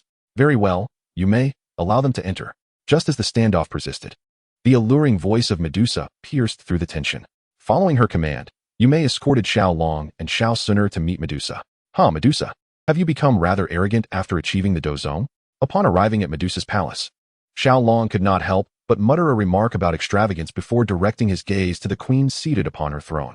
The throne, originally designed to accommodate Medusa's tail before her transformation, now appeared oversized as she reclined upon it like a bed, exuding an irresistible charm. Witnessing Medusa's pride, Xiao smirked disdainfully. It seemed her aspirations were rather limited, content with merely reaching the dozone realm. Indeed, human, while you provided this king with the transformation pill, do not become too presumptuous. Otherwise, do not blame this king for being impolite, Medusa teased, adopting the demeanor of a playful older sister as she cast a flirtatious glance at Xiao. He remained silent, exchanging a knowing look with Xun'er. Understanding, she revealed a mere 30% of her strength. Even at that fraction, it equated to a dozone of 8 or 9 stars. How is this possible? The previously disdainful expression on Medusa's face transformed to one of astonishment, perspiration forming on her brow. She had always assumed that Xiao was the more formidable of the two, as Xun'er invariably complied with his commands. From her observations, Xiao was merely a 1-star Dowang. Although she had never encountered such a young Dowang before, she did not regard it with much concern. Yet, now that Xun'er showcased her prowess as a high-level dozone, how could Medusa not be shocked? It was important to note that she herself was only a 1-star dozone. The disparity between a 1-star dozone and a high-level dozone was not trivial. Medusa, I trust you will now heed my words. Witnessing the proud Medusa humbled, Xiao felt a surge of triumph within. He mused that no matter how arrogant she may be, she would ultimately have to submit to his formidable presence. Was it not so? Did Xun'er not possess her own pride? It is impossible. Xun'er is undoubtedly a little proud. But what about now? I shall not elaborate further.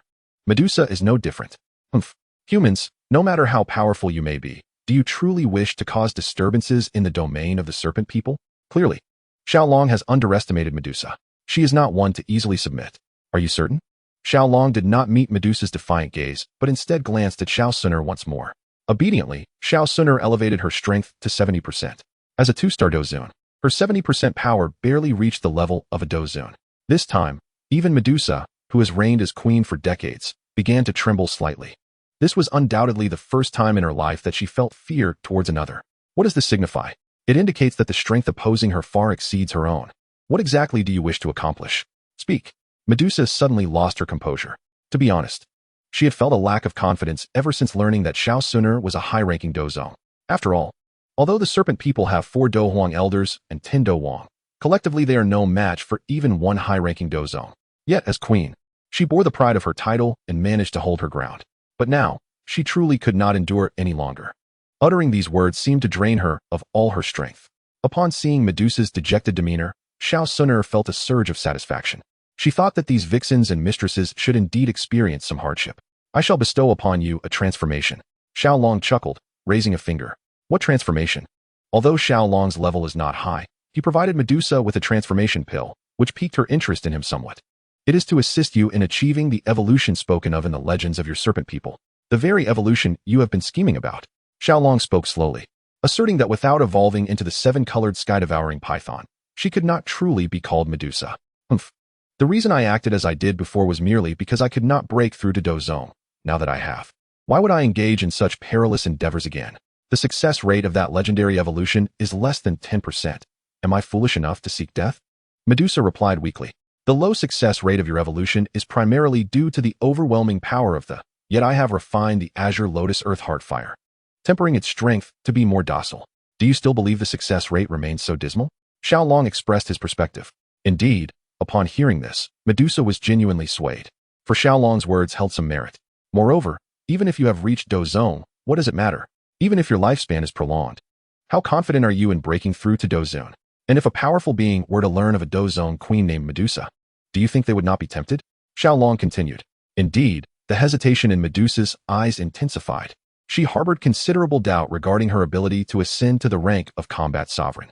Moreover, The final point raised by Xiao Long was undeniably plausible. Should she lack sufficient strength, she might indeed become a mere plaything for others. Most importantly, the serpentine race inherently possesses a chilling energy within, in stark contrast to the strange fire. Yet I possess the bone spirit cold fire, which bears a resemblance to your kind's chilling energy. Are you truly certain you do not require my assistance? Xiao Long dropped a bombshell, leaving Medusa momentarily bereft of direction. Chapter 55, The Beginning of Evolution. The serpentine lineage is naturally imbued with the chilling attribute, rendering them incapable of merging with. However, exceptions exist, such as the bone spirit cold fire, a variant flame. Medusa observed a white flame emanating a profound icy energy, casting a faint glow from Xiao Long's palm. Although she had never encountered such, she could sense that acquiring this flame might serve her well. Thus, she found herself increasingly inclined to believe Xiao Long's words. I shall grant you 3 seconds to decide. Do you agree, or do you not? Xiao Long continued to press his advantage. 3 seconds? Could you perhaps extend that to a few days? Medusa retorted, exasperated. 3 seconds. What could one possibly contemplate in such a fleeting moment? Xiao Long disregarded Medusa's frustration and persisted in teasing her. You. Medusa, incensed, felt an unfamiliar embarrassment. It appears you are unwilling. Very well. We shall take our leave. Xun'er, let us go. Without hesitation, Xiao Long grasped Xun'er's hand and began to exit. This was a classic case of desire disguised as retreat, a strategy that proved exceedingly effective. Wait, I agree. Why the rush? Medusa exclaimed, her irritation palpable. You keep mentioning 3 seconds. Do you possess only 3 seconds to spare? Xiao Long was taken aback, muttering inwardly, if I only have 3 seconds. You would squander 2 of them. If you are unaware, it is best not to speak recklessly. Xun'er, unable to contain herself, stepped forward to defend Xiao Long. How could a few thousand instances be merely divided into 3 seconds, 1 second per 1,000 times? Is that even feasible? Oh, little sister. How long do you suppose your husband lasts? Medusa inquired, her curiosity piqued. As a queen, she certainly would not be ignorant of such matters. While Xun'er's rank was evident, Medusa felt no reservations in jesting with her, confident that she was not her equal in this regard. Regardless of the duration. I am certain I could leave you, you sly vixen, utterly overwhelmed. Xun'er mumbled, uncertain of the answer. This left Medusa momentarily speechless with indignation. She found herself at a loss for a rebuttal. Otherwise, would she dare to suggest a personal trial? That would indeed be a significant loss for her. Though she had lived for over a century, among magical beasts, she was still in her prime, akin to a mere 16 or 17-year-old among humans. Furthermore, she was still considered a maiden. How could she possibly compare herself to Xiao Long? That would undoubtedly be a grave miscalculation. Regardless of whether she or Xiao Long emerges victorious, she remains the one at a disadvantage. If she wins, Xiao Long will tarnish her purity. If she loses, she must plead for mercy from him, a prospect unbefitting her regal stature. Thus, she resolutely refuses to engage in such actions. All right, Medusa, have you truly made up your mind? Xiao Long interrupted the ongoing dispute between the 2 women, which had become quite a spectacle, leaving one quite perplexed. Xiao Long spoke, prompting both stunning beauties to grant him a semblance of respect, albeit with disgruntled huffs. Indeed, I have made my decision. I shall give it a try. Medusa finally resolved. Very well, Xun'er, step outside to guard me. I shall assist her in her transformation. Xiao Long nodded, feeling a surge of excitement at the prospect of performing his first surgery for another. My dear, this cunning vixen possesses the cultivation of a dozong. It would be prudent for me to remain by your side to protect you. Xun'er expressed her concerns. The disparity between a Do Wang and a Dozong is monumental. I do not possess a heart as malevolent as yours. Medusa retorted, irritated by Xun'er's skepticism, uttering words even she found hard to believe. Fear not. A mere 1-star Dozong is of no concern to me. You may exit, and I shall rejoin you shortly. Despite Xun'er's protests, Xiao Long ushered her outside and closed the door. Reluctant to depart, Xun'er pressed against the window, eager to eavesdrop on the unfolding events. Now, Medusa, voice your needs. This time you shall take the lead, and I shall assist. Xiao Long shamelessly took his seat upon Medusa's throne, locking eyes with her. This infuriated Medusa, as it was the first time a man had occupied her seat. Yet, with a request in mind, she begrudgingly swallowed her indignation. The throne was spacious enough for 2. Why do you exhibit such benevolence in aiding me? Medusa inquired before their actions commenced, a question that had long lingered in her thoughts. She could not fathom why Xiao Long would provide her with so many transformation pills and assist in her metamorphosis. You are so exquisite that I have long been captivated by your charm. My intentions are to forge an enviable pair with you. Xiao Long replied with a broad smile. This declaration was overheard in its entirety by Xun'er outside. Wah! Has my husband found a new love? Will he forsake Xun'er? She lamented, her heart heavy with sorrow. Umph. Sweet-talking charmer, none of your kind are to be trusted. You already possess such a beautiful wife and yet covet my attention, such is the epitome of greed. I detest individuals like you. Medusa was taken aback by Xiao Long's sudden confession. For the first time, her regal countenance flushed, stirred by an inexplicable feeling within. Umph. At least Medusa has some discernment. She recognizes that I surpass her in beauty. Xun'er felt a flicker of joy at Medusa's words. What does it mean to be content with what one has while coveting what one does not? Both of you are indeed within my grasp. Xiao Long laughed heartily. He had long regarded Medusa as a dish meant for him, so why ponder over what lies beyond? If one wishes to pursue this king, one must possess the strength to defeat and protect him. You, however, are still far from that mark. Medusa sought a way to gracefully retreat from the conversation.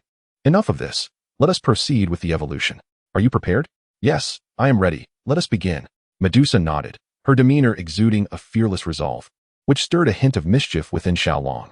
He unleashed the power of his, initially applying only a third of his strength, wary that Medusa might struggle to adapt. Naturally, he was also concerned about potential mishaps, as this could be perilous. Medusa did indeed find it somewhat challenging at first, given that it was her inaugural encounter with. Yes, increased the intensity. To be honest, Medusa found Xiao Long's exceedingly pleasurable, and thus her sounds were inevitably intoxicating.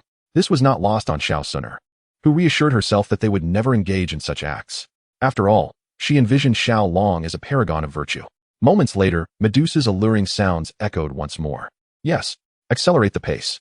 To transform into a true seven-colored devouring python, Medusa needed to refine the power of within her being, altering her bloodline and constitution. Though was remarkably gentle, devoid of any ferocity, particularly in relation to Medusa. Consequently, she faced no significant difficulties in enhancing her physical form through its power. Utilizing the profound secrets from the mysterious evolution tome, Medusa underwent a dramatic transformation. Chapter 56, Evolution Successful. Woe is me, that vixen has ensnared my husband. At this juncture, Xun'er could no longer console herself. After all, the sounds of ecstasy were unmistakable. Suddenly, she was struck by a thought that weighed heavily on her future happiness. Would Xiao Long grow to prefer Medusa over her? After all, she was not as uninhibited as Medusa. This contemplation stirred a sense of unease within her. After an exhausting half-day, depleting all of Xiao Long's strength, Medusa finally triumphed. She had achieved the pinnacle of transformation for her serpentine kin. At this moment, Xiao Long experienced the sensation of being utterly drained. Now, even if Medusa wished to be at his beck and call, he might lack the energy to comply. Human, you have performed admirably. This pleases me greatly. Therefore, I shall grant you the honor of being my foot caretaker. How does that sound? Are you delighted? Sensing the tumultuous change within her bloodline and the elevation of her cultivation by 2 stars, now reaching the realm of 3-star Do Zone, Medusa triumphantly addressed Xiao Long. In a single phrase, one could describe Medusa now as being rather inflated with pride. Her cultivation had reached the 3rd star, and coupled with her formidable bloodline, Medusa believed that her strength, even if it did not quite match that of Xun'er, who possessed a cultivation level of 7 or 8 stars, or even 9 stars in the Do Zone realm, was still not far behind. Thus, she no longer regarded Xiao Long and Xun'er with any respect, embodying her regal demeanor. In her view, it was already a significant favor to Xiao Long that he could serve as her subordinate. After all, her exquisite feat, let alone Xiao Long, a mere 1-star Do Wang, even Do Huang or Do Zone had never come into contact with them, having transformed and acquired legs. Medusa became particularly enamored with her long, graceful thighs. She considered it a grand privilege for Xiao Long to have the opportunity to touch them. Furthermore, had Xiao Long not professed his infatuation with her? Therefore, she felt compelled to accept. Outside the door, Xun'er, upon hearing that Medusa wished for Xiao Long to assist her with that, was seething with rage. She yearned to burst in and eliminate that little harlot, Medusa. Even if Xiao Long opposed her, she was determined to rid herself of Medusa to vent her frustration. She sought to discern whether Xiao Long would act in such a manner, whether he favored her, his former love, or Medusa, that shameless new flame, more. Xiao Long was amused and enraged by Medusa's words. After all the effort he exerted to assist her in her transformation, was it all for merely a pair of legs? What he desired was the entirety of her being. Although those jade-like feet were indeed exquisite, he believed that merely having legs could never satiate him. However, upon witnessing Medusa's delicate form, completely bare and charred by his, he felt a sense of balance within himself. Medusa had just extended her right leg towards Xiao Long, but in the next moment, she realized the predicament she was in. "Ah, bastard, I shall kill you," Medusa exclaimed in fury. Her body had been seen so clearly by a man. Her first instinct was to eliminate Xiao Long, for only in death could her secrets be preserved, and her reputation remain untarnished. Damn it, you shameless woman. I provided you with the transformation pills to achieve your form, assisted in your evolution, and now you wish to kill me?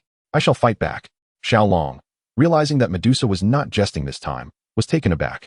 After all, the power of a Dozong was no trifling matter. He summoned his remaining strength and lunged at Medusa, pinning her against the throne, with both her hands firmly restrained. Medusa's extraordinary form was fully revealed to Xiao Long, causing him to swallow hard. Even the weapons he had crafted for Xun'er paled in comparison to Medusa's allure. Bastard, you have destroyed my purity. I wish to die alongside you. Medusa, once a proud queen, now resembled a stubborn girl intent on seeking mutual destruction with Xiao Long. Given the gravity of the situation, it was impossible for Xun'er, waiting outside, to remain oblivious. Upon hearing that Medusa intended to kill Xiao Long, she was poised to burst through the door. Yet, she hesitated. Recalling how Medusa had just been entwined in affection with Xiao Long, how could she possibly act so ruthlessly? Then, Xiao Long's derogatory remark about a wretched woman filled Xun'er with a rush of delight. However, the ensuing argument between Xiao Long and Medusa soon gnawed at her heart with unease. She pushed the door open, only to find Xiao Long atop the bare Medusa, prompting her to mock herself for being overly suspicious. Clearly, the two were merely indulging in heightened romantic tension. Nevertheless, a twinge of jealousy lingered within her. Xun'er, your timing is impeccable. Assist me in subduing this ungrateful harlot, so I may catch my breath. Upon seeing Xun'er enter, a flicker of joy crossed Xiao Long's face. Chapter 57 concludes here. Xun'er remained stationary, uncertain of Xiao Long's intentions, hesitant to take action. What are you dawdling for? Hurry up, Xiao Long urged, noticing her lack of movement. Ah, yes, I'm coming. Xun'er nodded, stepping forward to replace Xiao Long and restrain Medusa. With his hands now free, Xiao Long reclined to rest. He then clarified Xun'er's doubts.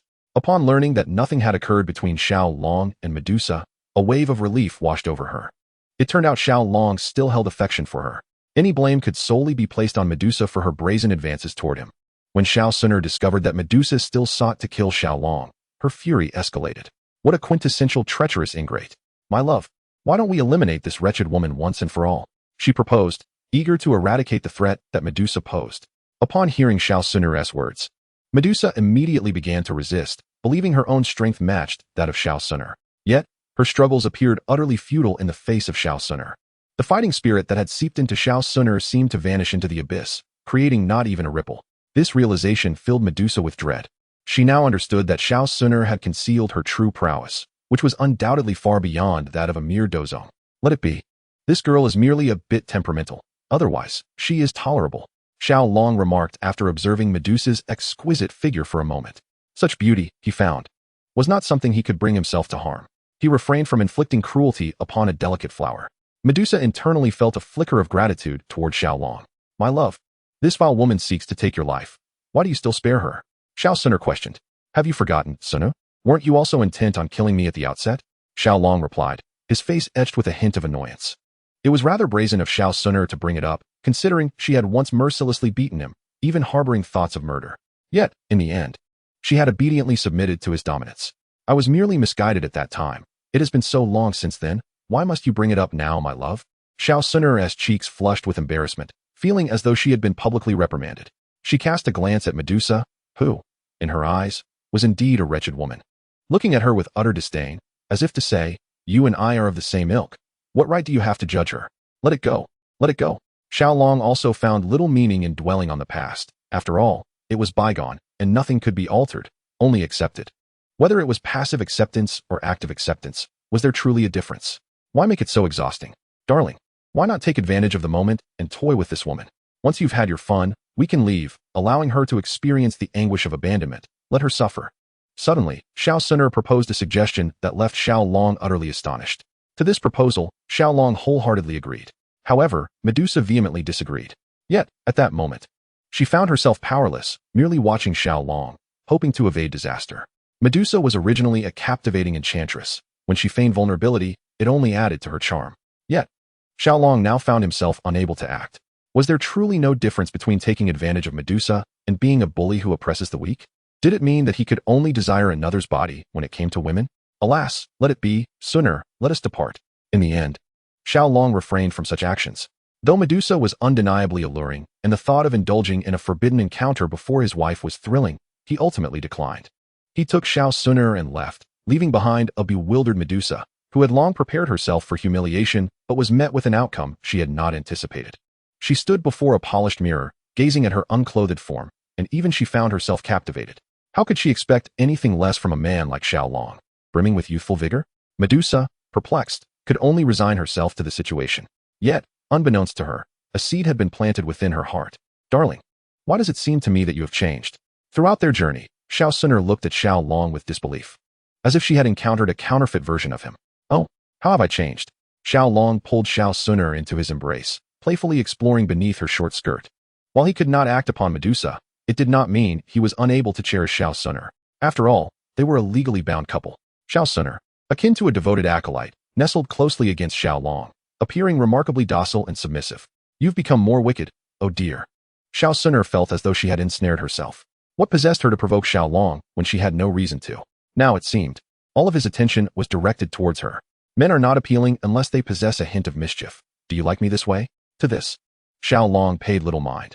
Instead, he positioned Xun'er upon his lap and inquired, regardless of how I may be, do you still like me, my dear?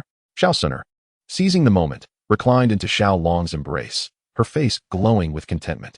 Let us deliver the green scales to the golden-winged Lion King, and then we shall set off for the Black Corner region. Xiao has now made up his mind. Initially, he considered sending Qinglin to Medusa, given her lineage tied to the Serpent People. However, circumstances have shifted, and thus he has opted to send her to the golden-winged Lion King instead. The Lion King, being a dozong, can ensure Qinglin's safety. Moreover, the beast forest is teeming with serpents, alleviating any concerns about Qinglin's unique blue serpent three-flower eyes being left to waste. In Xun'er's heart, Xiao is always her steadfast anchor. Whatever Xiao wishes to pursue, she will follow without hesitation. Gazing at the beauty in his arms, Xiao activated the supersonic mech for active positioning flight. Before embarking on his own endeavors. Chapter 58, Hanfeng. Is this truly the Black Corner region?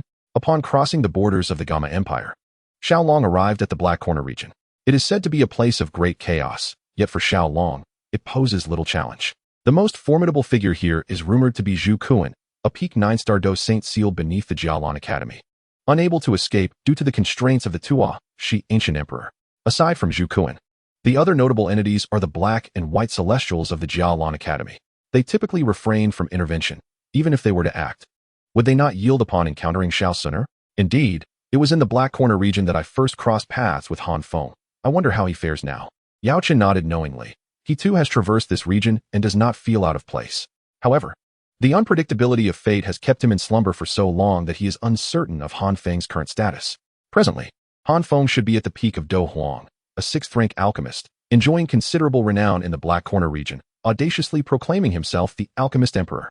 Xiao had a faint understanding of this Hanfeng and remarked, a mere 6th-rank alchemist dares to call himself the Alchemist Emperor? I cannot believe I have taken such a narrow-minded individual as my disciple. How utterly embarrassing. I am already eager to eliminate him. Yao Chen expressed his disdain, clearly finding his disciple's behavior exasperating. It is evident that Hanfeng has tarnished his reputation. Fear not, a little inquiry will reveal his whereabouts. I too aspire to acquire High Xianlan. Xiao chuckled. He is resolute in his pursuit of High Xianlan. Xiao sought out a small sect governed by a Do Wang, finally obtaining news of Hanfeng. This revelation took him by surprise. Hanfeng has seized control of a city within the Black Corner region, shamelessly naming it Feng City. Xiao found this audacious. He had seldom encountered someone so brazen. Nonetheless, this clarity provides a clear target, making it significantly easier for Xiao to locate Hanfeng. Initially, he feared Hanfeng might be hiding in some secluded mountain wilderness, but now it seems Feng City serves as his final resting place. Let us proceed to Feng City. Without further ado, Xiao set off with Xun'er towards Feng City.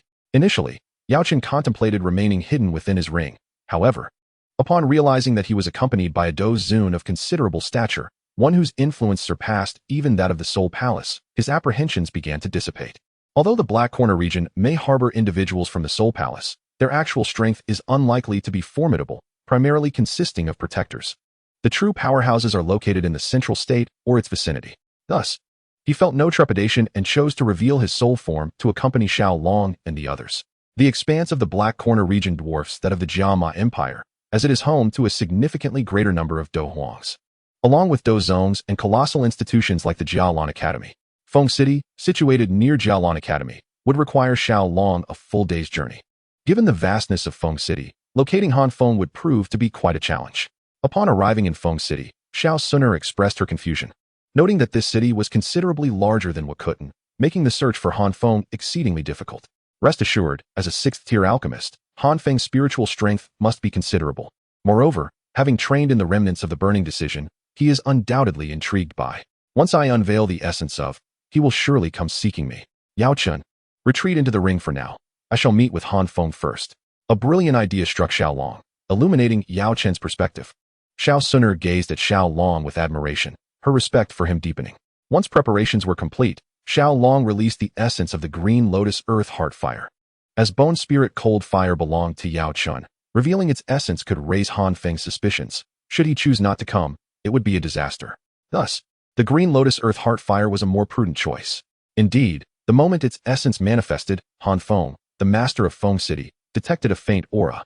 A subtle fragrance of green lotus wafted through the air, causing his sea heart blue to stir with delight. Could it be the green lotus earth heart fire, rank 19th? In the heart of Feng City, within a bamboo garden, Han Feng was preparing to refine pills. However, just before he ignited his furnace, he sensed a powerful aura nearby, indicating that its master was quite close, right in Feng City. Upon delving deeper into this revelation, an unmistakable smile broke across Han Feng's face. This was fortuitous news. He had long yearned to discover a second to devour and refine, enabling him to directly ascend to Dozong.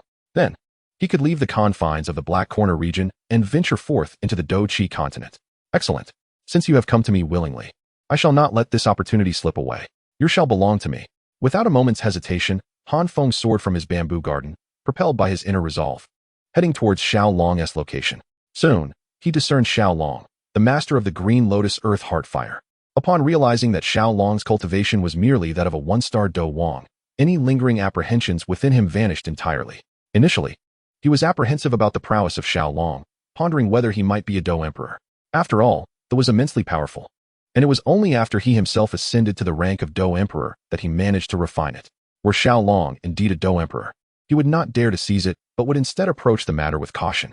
Although he too was a Do Emperor, having achieved the 9th star, the prospect of vanquishing another Do Emperor wielding posed a significant challenge. This matter pertained to the, and he could not afford to be careless. Thus, he resolved to seek assistance. After all, Han Feng had spent considerable time in the Blackhorn region, accruing favors from numerous Do Emperors. If he could enlist 2 or 3 Do Emperors to aid him, Xiao Long would stand no chance of escape. Currently, Xiao Long was merely a 1-star Do Wang, easily dealt with. Hence, why should he harbor any trepidation? As for Xun'er, who stood beside Xiao Long, Han Feng observed her for a moment and noted that she was merely a 5-star Do Ling. This further diminished his concern. However, upon beholding her beauty, even the usually indifferent Han Feng found himself stirred. This woman was remarkable. He had never encountered a woman who exuded such allure while retaining an air of elegance. Moreover, her talents were formidable, having achieved 5-star Do Ling at such a young age.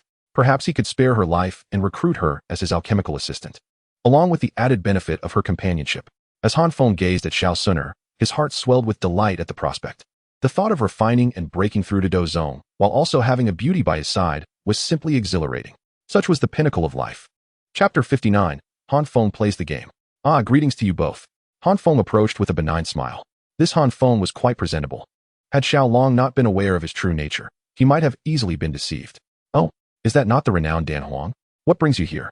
Han Feng relished Xiao Long's response, for his title as Dan Huang carried significant weight throughout the Blackhorn region. Hee, I presume you possess? Might I inquire if I could borrow it? Han Feng articulated his request with utmost politeness. Borrow? Xiao Long was perplexed. Han Feng's manner of speaking was indeed quite courteous. However, would he truly return the once lent? It seemed more akin to Liu Bei borrowing Jingzhou, a case of lending with no intention of repayment. If it is a loan, how long does the esteemed Dan Huang wish to borrow it? Since Han Feng was intent on posturing, Xiao Long would play along with his charade. Regardless of Han Feng's pretense, victory would ultimately belong to him.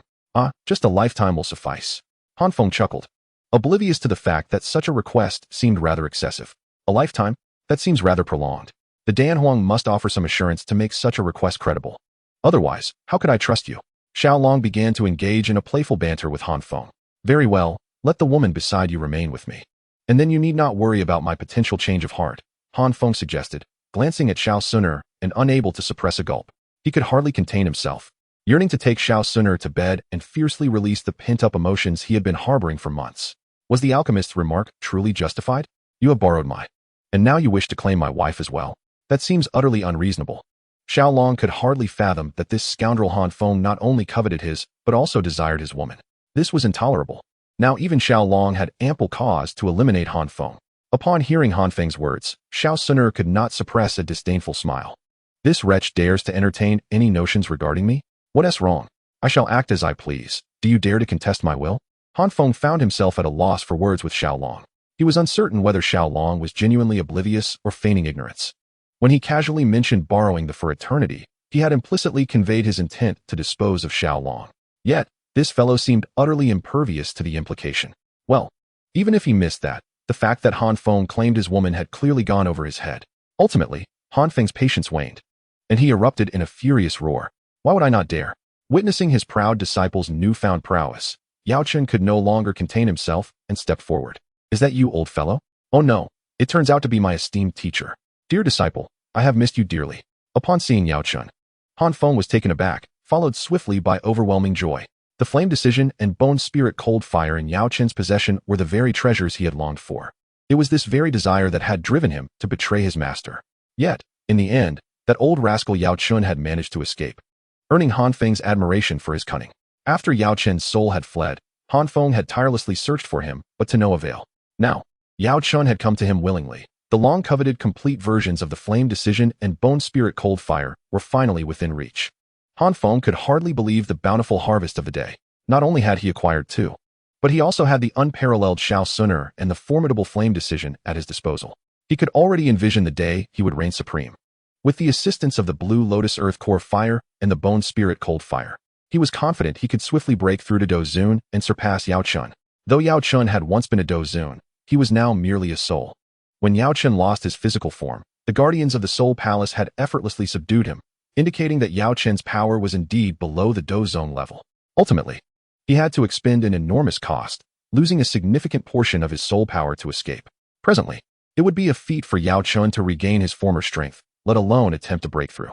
As a peak Dohuang, Han Feng was no longer intimidated by his former master. My dear disciple, I too have been thinking of you constantly. Yaochen began reminiscing with Han Feng. Master, you have aged. Hand over the bone spirit cold fire and the flame decision. I shall ensure you enjoy a life of leisure. Han Feng replied with utmost filial piety, as if he were truly Yaochen's devoted disciple. Even Xiao could not help but admire Han Feng's acting skills, which are undoubtedly of the highest caliber. No, I still believe that you should hand over your Hexenland to me, for I am in dire need of it. Yaochen chuckled coldly, proving that a dog cannot change its nature. His apprentice remains as he is. Since the master is unwilling to surrender I shall take matters into my own hands. With negotiations futile, Han Feng decided to cast aside all pretenses and prepare for confrontation. Is that so? Apprentice, do you truly believe you can defeat me? Yaochen scoffed derisively. Without the aid of the Soul Palace, what could Han Feng possibly do against him? If the master's strength were at Dozun, the apprentice would certainly not dare to challenge him. But now the master possesses only a fraction of his former power. Han Feng paid no heed to Yaochen's contempt, for he placed his faith in his own strength. Then let us see. Yaochen did not call upon Xiao or Xun'er for assistance, as he intended to settle this matter personally. The two ascended into the air, taking flight to commence their duel. The citizens of Feng City, witnessing a confrontation with the Pill Emperor, silently mourned for Yaochen. In the Black Corner domain, no one dared to cross Han Feng, not even a Dozong. His presence was simply too formidable. Surely, had they realized that Han Feng was contending with the renowned Pill Sovereign of Dochi Continent, they would deem their previous thoughts utterly naive and laughable. Due to Han Feng's influence, numerous disciples from various sects were stationed in Feng City. Upon learning that Han Feng was engaged in battle with a Do Huang, they hastily sent messages back to their sections. For if their sect leader intervened to aid Han Feng, repelling or even slaying his adversary, Han Feng would owe them a significant favor. The value of a Do Huang's favor is immeasurable, especially when that Do Huang is a distinguished 6th-grade alchemist. This favor is nearly priceless. They must take this matter seriously. Chapter 60, Seeking One's Own Demise. Apprentice, I never imagined that you have made such great strides over the years. Yaochen regarded Han Feng with an appreciative gaze, seemingly quite satisfied with his apprentice. Master, it appears your strength has regressed over the years. You are no longer my match. Surrender willingly. Although Yao Chun possessed the strength of a Do Huang, he was but a soul entity. His power could not replenish, and soon he found himself at a disadvantage, feeling somewhat strained. Haha, Pill Emperor. Do you require our assistance? At that moment, a cheerful voice rang out from a distance. Looking towards the sound, two figures approached. Both were Do Huangs. The leader of the Blood Sect and the master of the Eight Gates. What a fortuitous arrival. If you two can assist in subduing him, I shall reward you with a royal extreme pill. Upon seeing the newcomers, Han Feng was overjoyed. If these two stood by his side, they would possess 3 Do Huangs, rendering Yao Chun truly unable to escape. Upon witnessing Han Feng produce the Huangji Dan, both the Blood Sect master and the leader of the Eight Gates gasped in astonishment. They had not anticipated that Han Feng would be capable of such a grand gesture. The Huangji Dan, a 6th grade elixir, could assist Do Huang experts in advancing their prowess by 1 to 2 minor realms, while also fortifying their bones. Its capacity to enhance combat effectiveness was undeniably enticing to Do Huang practitioners. Given the courtesy shown by the medicine sovereign, they felt compelled to take action. Thus, the Blood Sect Master Fan Lao and the leader of the Eight Gates decided to intervene. Realizing that he was outmatched with the addition of 2 Do Huang fighters, Yao Chun sought assistance from Xiao Long. Has he lost his mind? Seeking help from a mere 1-star Do Huang? How absurd. Fan Lao found it utterly laughable that a Do Huang like Yao Chun would turn to Xiao Long, a 1-star Do Huang, for support.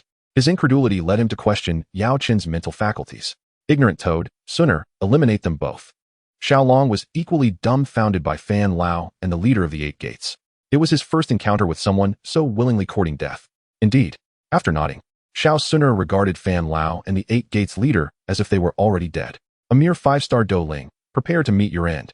Though Xiao Xun'er possessed beauty that could captivate even the most formidable of beings, such as the leader of the Eight Gates, he had long grown indifferent to feminine allure and intended to ruthlessly crush her. However, before he could act, his own body ignited in a furious blaze. No matter his attempts to extinguish the flames, the golden fire continued to consume him.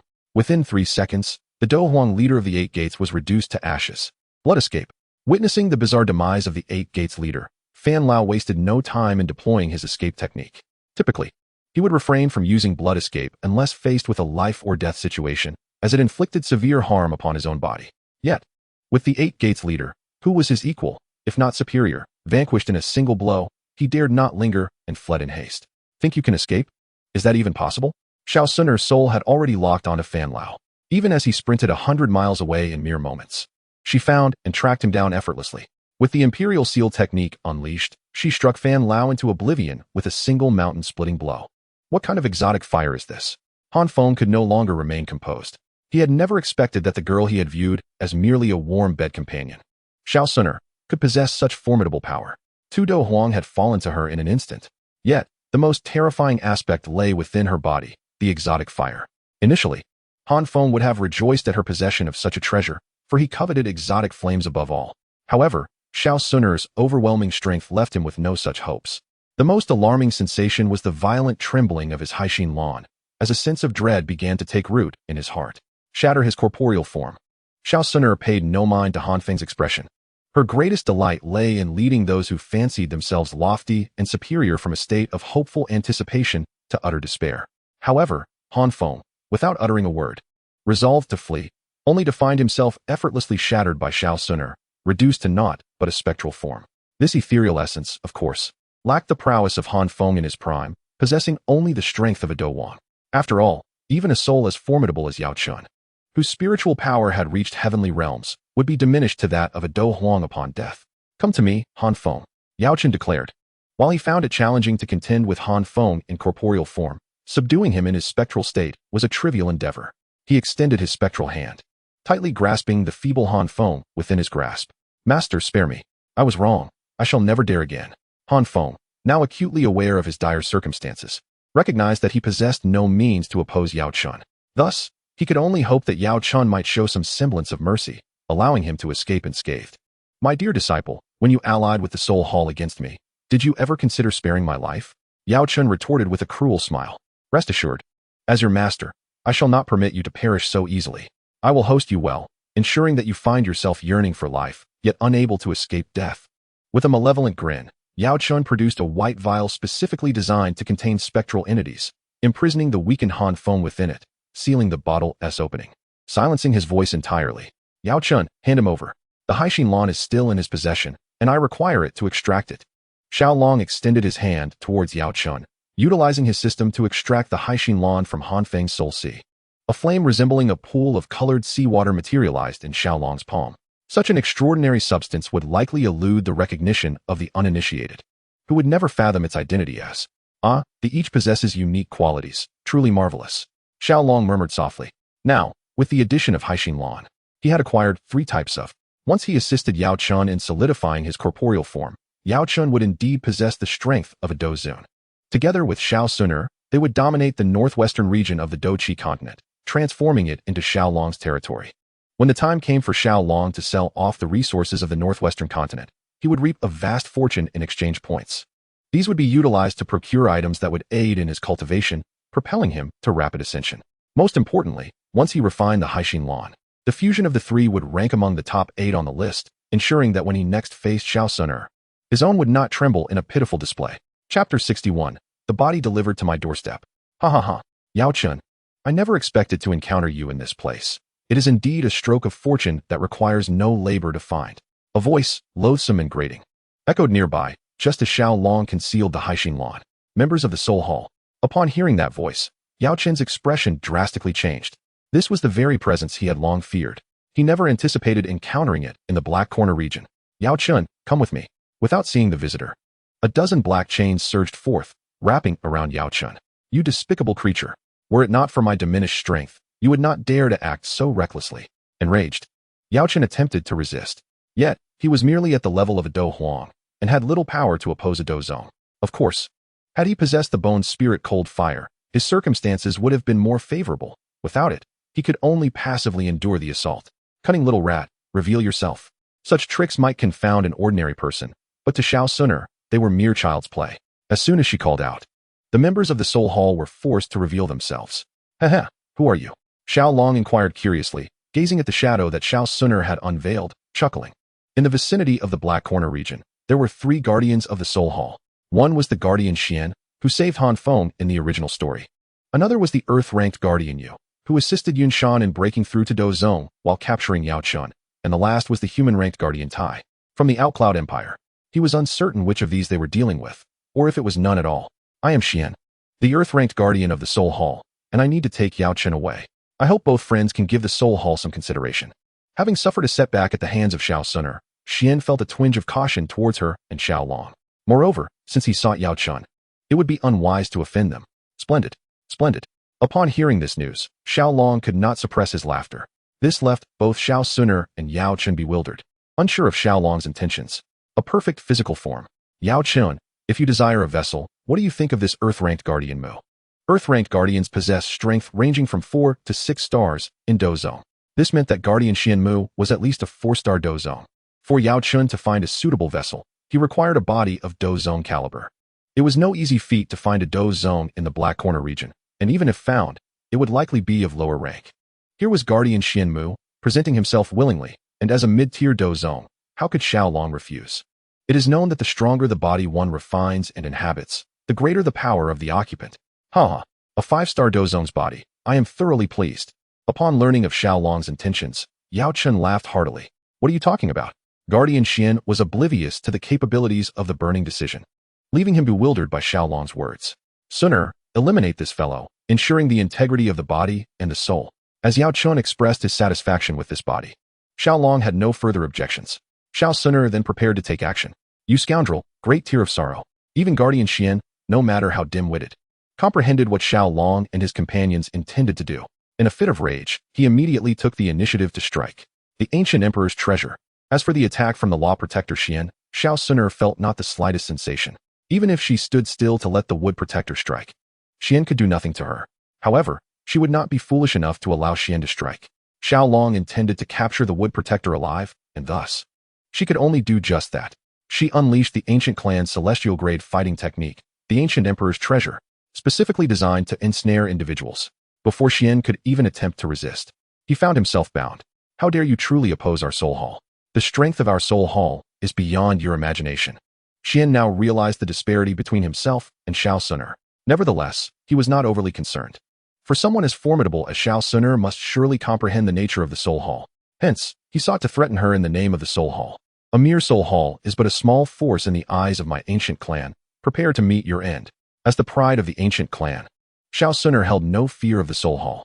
Only the soul ancestor, behind the soul hall, instilled in her a modicum of apprehension. The soul hall itself lacked the qualifications to intimidate her. Who are you? One of the ancient clan? Generally, individuals of a slightly higher rank would discern Xun'er's identity upon witnessing her employ the ancient emperor's treasure.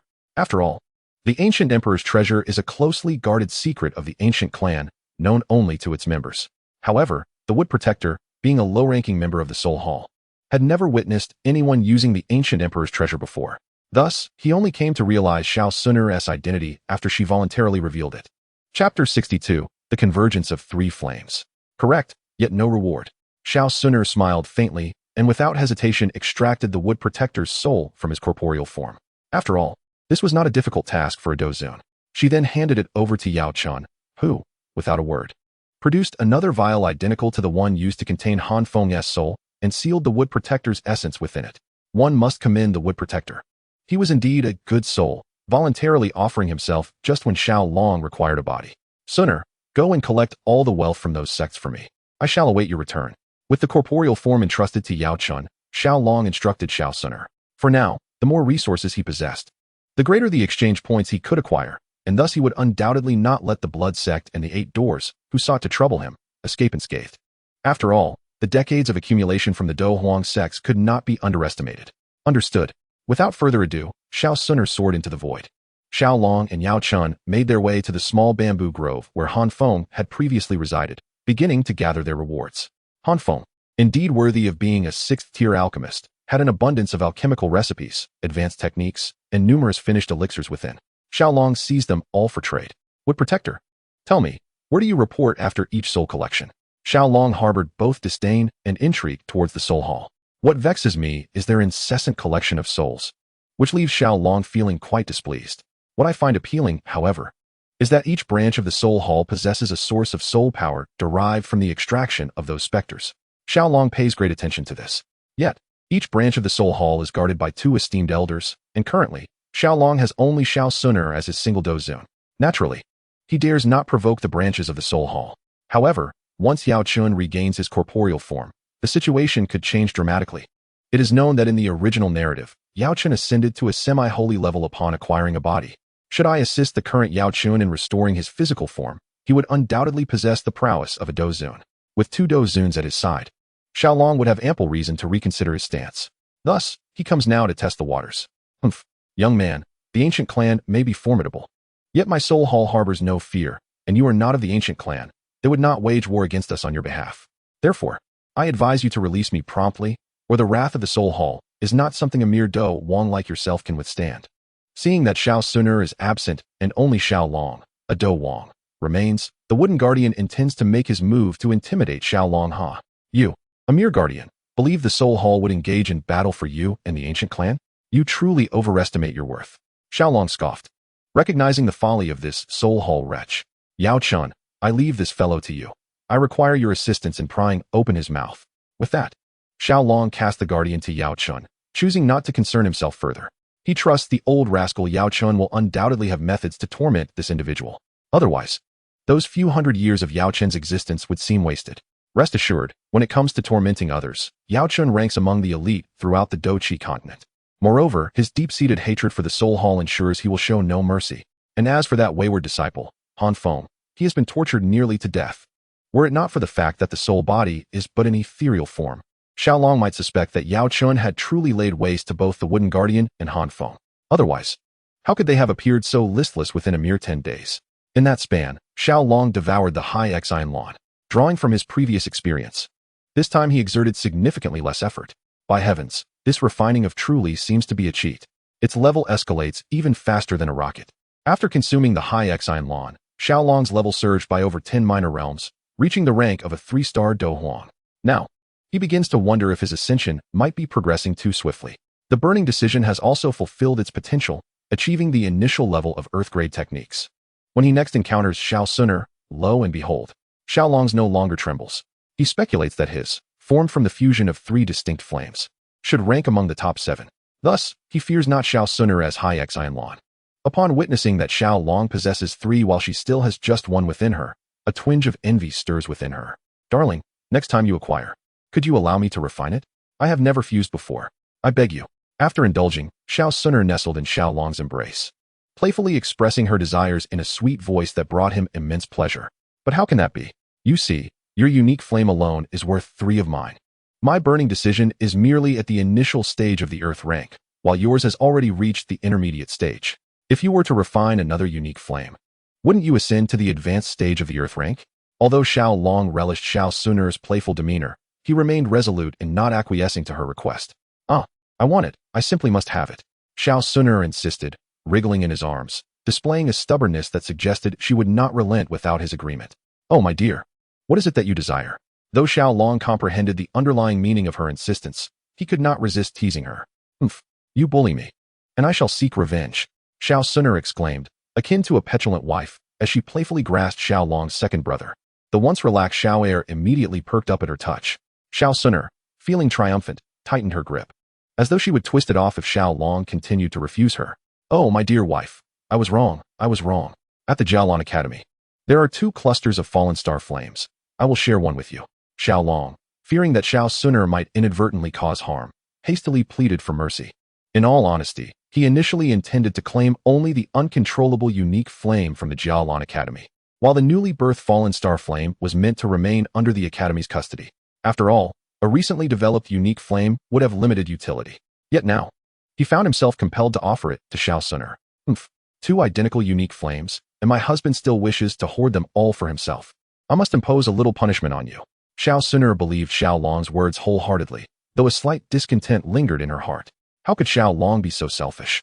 Xiao Long had intended to explain himself, but upon hearing Xun'er's notion of punishment, he chose silence, for her sweet words brought him undeniable delight. Chapter 63. Crafting the Body.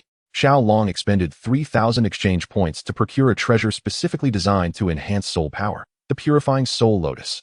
To restore Yao Chun to his peak, it was imperative to rejuvenate his soul power, which required the Soul Infant Fruit and the Spiritual Dragon Celestial Grass. However, Xiao Long lacked the inclination to search for these items and instead sought a suitable alternative. This substitute was commendable, nearly rivaling the price of a 9th-grade elixir. This indicates that while it may not be superior, it certainly would not be lacking.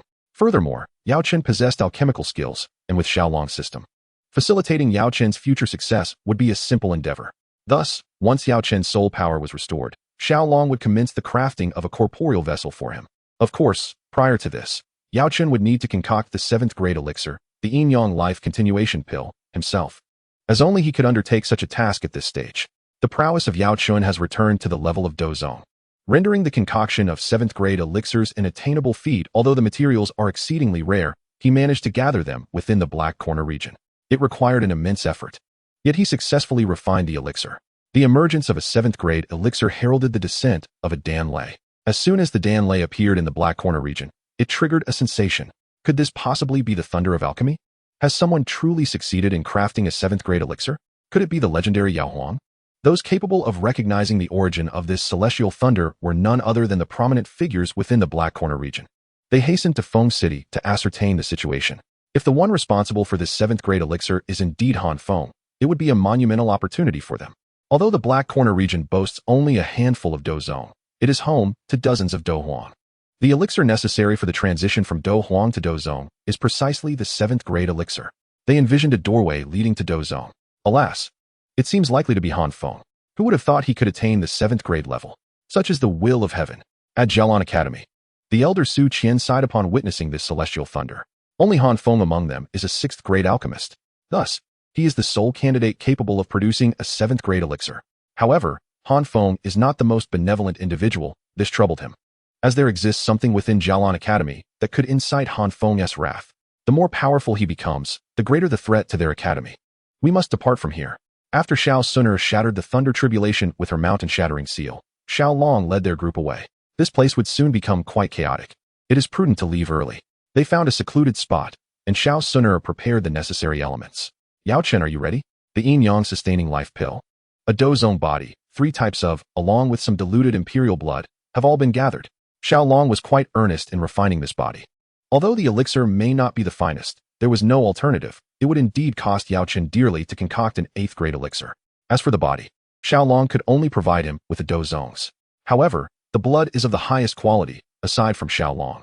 No one else on the Duki continent could procure such a substance. Although it is diluted imperial blood, it still contains the essence of the Do Emperor. Ready? Let us commence. Yaochen took a deep breath and spoke calmly before consuming the yin-yang sustaining life pill. He felt an unprecedented surge of excitement within him. Not even during his triumph at the Dan Tower did he experience such exhilaration. Having faced death once, he had since undergone so much to realize that life itself is the greatest gift. Without further ado, Xiaolong produced the body of the Wood Guardian. Then, the 3 types have emerged simultaneously, enveloping the body of the Wood Guardian. The terrifying heat from the rapidly melted the ice that preserved the corpse, ensuring its immortality. Yao Chun, grant me a thread of your soul power. As he gazed at the swiftly dissipating ice, Xiaolong spoke solemnly. In response, a wisp of soul power emerged from Yao Chun's brow and floated toward Xiaolong. With a firm grasp on this ethereal essence, Xiaolong casually infused it into the lifeless body. Wait for my command. It will enter on its own. He cautioned Yaoshen, mindful that in moments of excitement, one might act impulsively. Yaoshen nodded vigorously in agreement. As Xiaolong deemed the moment nearly ripe, he unleashed the diluted essence of 10 drops of imperial blood, which cascaded over the pale skeletal remains, instantly erupting in a cloud of white smoke accompanied by a persistent hissing sound. As the azure-red blood touched the ashen bones, the vibrant hues rapidly spread, transforming the skeletal structure from a dull gray to a resplendent azure red. Within, a palpable surge of energy began to resonate. Observing this, Xiaolong raised his hand, causing the azure-red skeleton to levitate autonomously. With a swift motion of his sleeve, violet-brown flames surged forth, enveloping the bones entirely. The essence of the demon phoenix blood was exceedingly domineering and difficult to merge. Thus, he was compelled to utilize to refine this energy within the entirety of the skeletal form.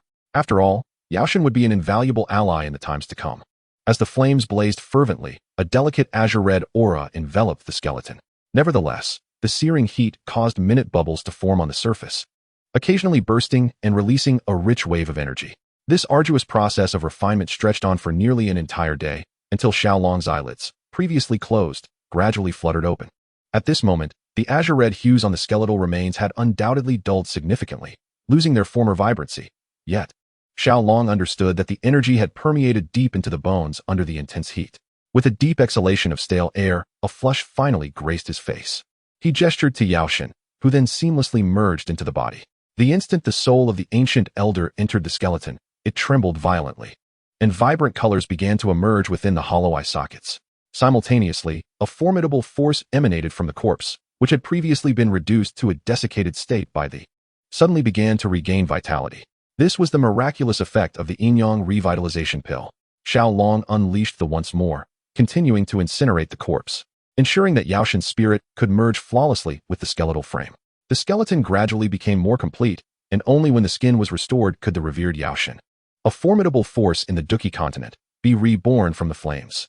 My lady, at last, I have found you. What folly brings you alone to the Black Corner region? It is far too perilous. Come with me. In the northwest of the Duki continent, after traversing 10 empires in vain, Ling Ying returned empty-handed to the Xiao family, only to discover that Xiao Xun'er was missing. In a state of urgency, he began his search. Fortunately, with the soul imprint he possessed from Xiao Xun'er, he was ultimately able to locate her within the Black Corner region. After all, in such a treacherous territory, he could not guarantee her safety. However, upon encountering Xiao Xun'er, Ling Ying was utterly taken aback. At that moment, Xiao Xun'er donned a short skirt and black stockings that barely concealed her knees, her long legs gracefully suspended in the air. She wore a white blouse, her delicate arms grasping the ropes of a swing strung between 2 towering trees in a remote forest. Ling Ying knelt before Xiao Xun'er, casting a sidelong glance as if glimpsing the hidden depths of her essence. Chapter 64, Ling Ying. Startled, Ling Ying quickly lowered his gaze, too afraid to look further. Presently, Xiao Xun'er only wished to be with Xiaolong. The notion of returning to the Xiao family struck her as absurd. Moreover, now that she was a Dozun powerhouse, the idea of residing in such a small clan as the Xiao family was laughable. Had the lady's mission been accomplished? Upon hearing Xiao Xun'er's words, Ling Ying pondered for a moment before speaking. Xiao Xun'er had a task to fulfill at the Xiao family, to retrieve the key left by the ancient emperor Tuashi, which was in the possession of the Xiao clan. Now that she chose not to go to the Xiao family, did it imply that she had succeeded? No.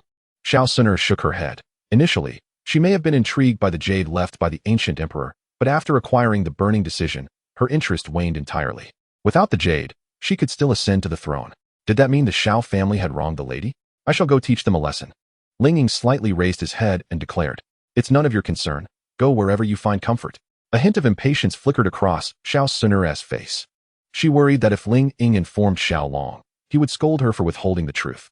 Yes, yes, yes. Ling Ying repeatedly assented. Yet he cautiously retrieved a disc from his spatial ring. The disc emitted a blinding light, revealing 10 twinkling stars. This spectacle left Ling Ying astounded. He understood the significance of the 10 stars flashing in succession. However, despite their brilliance, he sensed something amiss. Suddenly, an incredulous thought crossed his mind.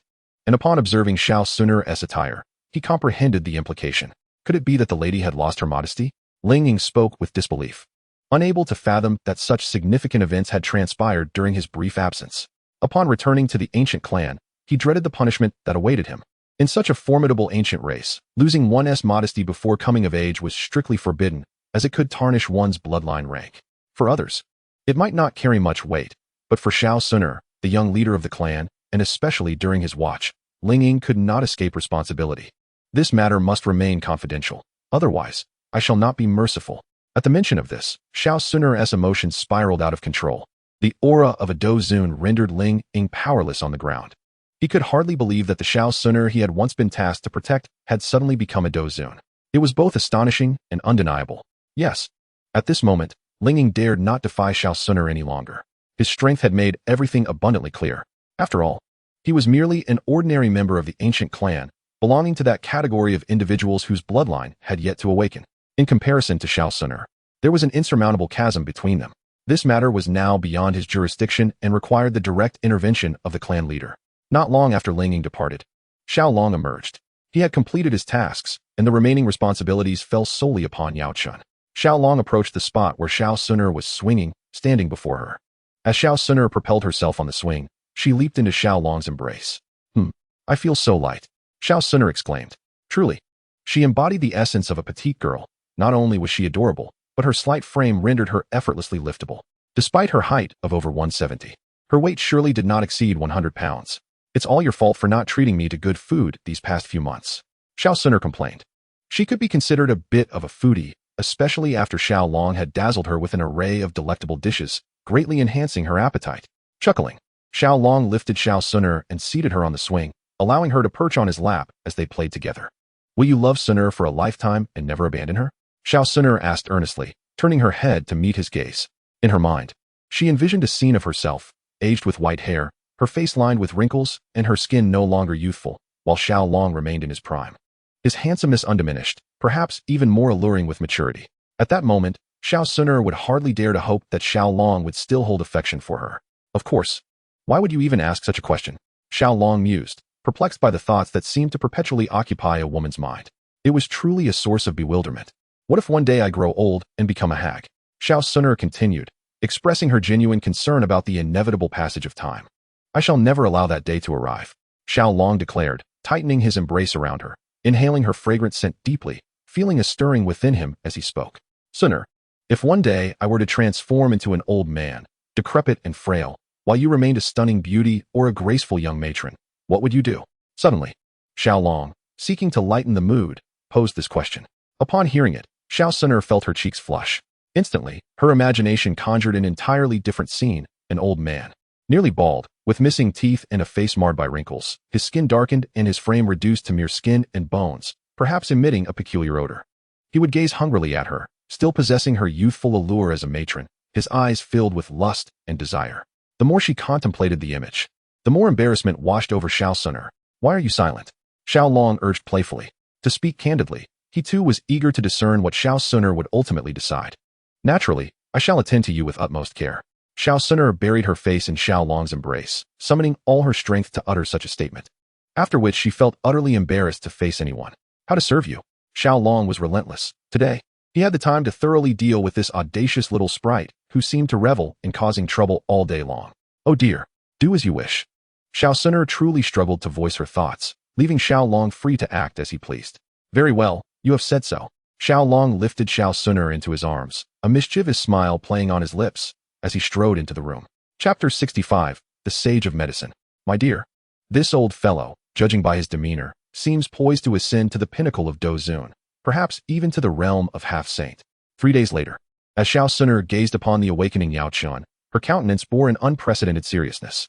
Should Yaochen return to the peak of Xun'er and harbor any ill intentions toward Xiaolong, she would be unable to protect him. The chasm between Xun'er is insurmountable, with even a single star representing an impassable divide. Furthermore, Yaochen might very well attain half-saint. Even as a prodigy of the ancient clan, she could not hope to traverse multiple stars, let alone an entire realm, to contend with Yaochen. Thus, a sense of unease lingered in her heart. Rest assured, I possess the ability to restore him, and equally, to bring him down. Xiaolong appeared unconcerned, while he held a degree of faith in Yaochen's character. One must always guard against treachery. Thus, he had prepared contingencies. Should Yaochen harbor any malicious intent, he would not show mercy. Self-preservation is paramount. However, what puzzled Xiaolong was that aside from the blood used, the materials he employed were not of the highest quality. Why then could Yaochen still break through to half-saint? Upon hearing this, Xun'er chose to remain silent. Ha ha ha, this esteemed one. Oh no, this saint has finally been reborn. Shortly thereafter, Yaochen's audacious voice echoed. From his words, both Xiaolong and Xun'er discerned that this old fellow had indeed ascended to the level of half-saint. It is worth noting that among the human populace of the Doqi continent, apart from a few families with the bloodline of Dodi, those who reached half-saint are exceedingly rare, scarcely exceeding 10. As for Dosheng, they are even fewer, perhaps only 2 or 3. With Yaochen's current attainment of half-saint, it implies that, aside from the Dodi clans, few could challenge him. Yaochen, congratulations. Not only have you been reborn, but you have also reached half-saint. In the grand tapestry of the continent, you are indeed a formidable force. Xiaolong was the first to extend his congratulations. Oh, not at all. In the presence of those Dodi families, I remain insignificant. Yaochen, however, did not succumb to arrogance, which astonished Xiaolong. Yet, he quickly recalled that Yaochen hailed from the Yao clan, one of the 8 ancient clans, and thus it was understandable. What are your current intentions? Xiaolong inquired. After all, Yaochen had not committed any egregious acts against him. Moreover, Yaochen's visit to the Starfall Pavilion was inconsequential. After all, he owed him a monumental favor. When the time came for him to gather he could indeed seek Yaochen's assistance. It was inconceivable that Yaochen would refuse, as he would be repaying a debt of gratitude. The strength of the Soul Palace was truly terrifying. Even if I were to achieve the rank of a half-saint, I would still be insignificant before them. Therefore, I must dedicate myself to rigorous cultivation, awaiting the moment I ascend to the rank of a true Do saint before confronting them. For now, it seems prudent to continue our collaboration. Yaochen appeared to have anticipated all of this, for he was indeed a cunning old fox. Xiaolong's origins were extraordinary and shrouded in mystery, rendering him inscrutable. While Xun'er hailed from an ancient clan, making her someone he could not afford to offend. Thus, he resolved to pursue their alliance for his own maximal benefit. Very well, we shall not disappoint you. Here, take this 9th-grade human pill, Xiaolong exclaimed with mirth. With Yaochen's assistance, the fallen star flame would surely fall into his grasp. When a half-saint intervened, it would be impossible for the Jialan Academy to withhold the fallen star flame. Furthermore, the 3,000 flames of the Pill Tower and even the 9-dragon thunderfire of the Burning Flame Valley would also be of aid to him, thus justifying his presentation of a 9th-grade pill to Yaochen. 9th-grade pills are categorized into human pills, mysterious pills, and golden pills. Among these, human pills bear the lowest quality, yet they remain within the 9th-grade tier, and there are fewer than 10 individuals capable of concocting them across the entire Doqi continent. Yaochen, however, did not belong to this elite group, as he was merely an 8th-grade alchemist. This 9th-grade pill could not only aid Yaochen in enhancing his cultivation, but could also provide him with a slim chance of breaking through to the realm of a 9th-grade alchemist. The acquisition of this 9th-grade human pill cost Xiaolong 4,000 exchange points, the mysterious pill 6,000, and the golden pill 9,000. Indeed, 9th-grade pills are rarer than heavenly-grade techniques and combat skills. For a Do Saint, even trading 10 heavenly-grade techniques for a single 9th-grade pill would be worth the sacrifice, as one such pill could equate to several centuries of arduous cultivation. Heavenly-grade techniques are accessible even to Do Zone, so one can imagine the disdain Do Saints might feel towards them. Particularly, higher Do Saints can even develop heavenly-grade techniques themselves. Thus, they covet 9th-grade pills. Consequently, the disparity becomes evident. Therefore, obtaining a 9th-grade pill was not simply a matter of desire for Xiaolong. Parting with one for Yaochen left him with a sense of regret. Upon seeing Xiaolong present him with a 9th-grade pill, Yaochen was momentarily taken aback, treating the pill with the reverence one would afford an ancestor. At present, he lacked the inclination to consume this 9th-grade pill. He resolved to wait until he could concoct ninth-grade pills himself before contemplating its use. This is a common affliction among alchemists. Yet, Yao Chun now felt grateful for his earlier words. Otherwise, he would remain oblivious to how much longer it might take to break through to the rank of a ninth-grade alchemist. Meanwhile, witnessing Xiao Long casually bestow a ninth-grade pill upon Yao Chun, Xun'er felt a surge of displeasure and began to playfully pout at Xiao Long. Xiao Long found himself unable to resist, resorting to both coaxing and deceit, suggesting that only by offering her a golden elixir would Xun'er relent. With everything in place, he was now set to journey to the Jialan Academy to procure the Fallen Star Flame.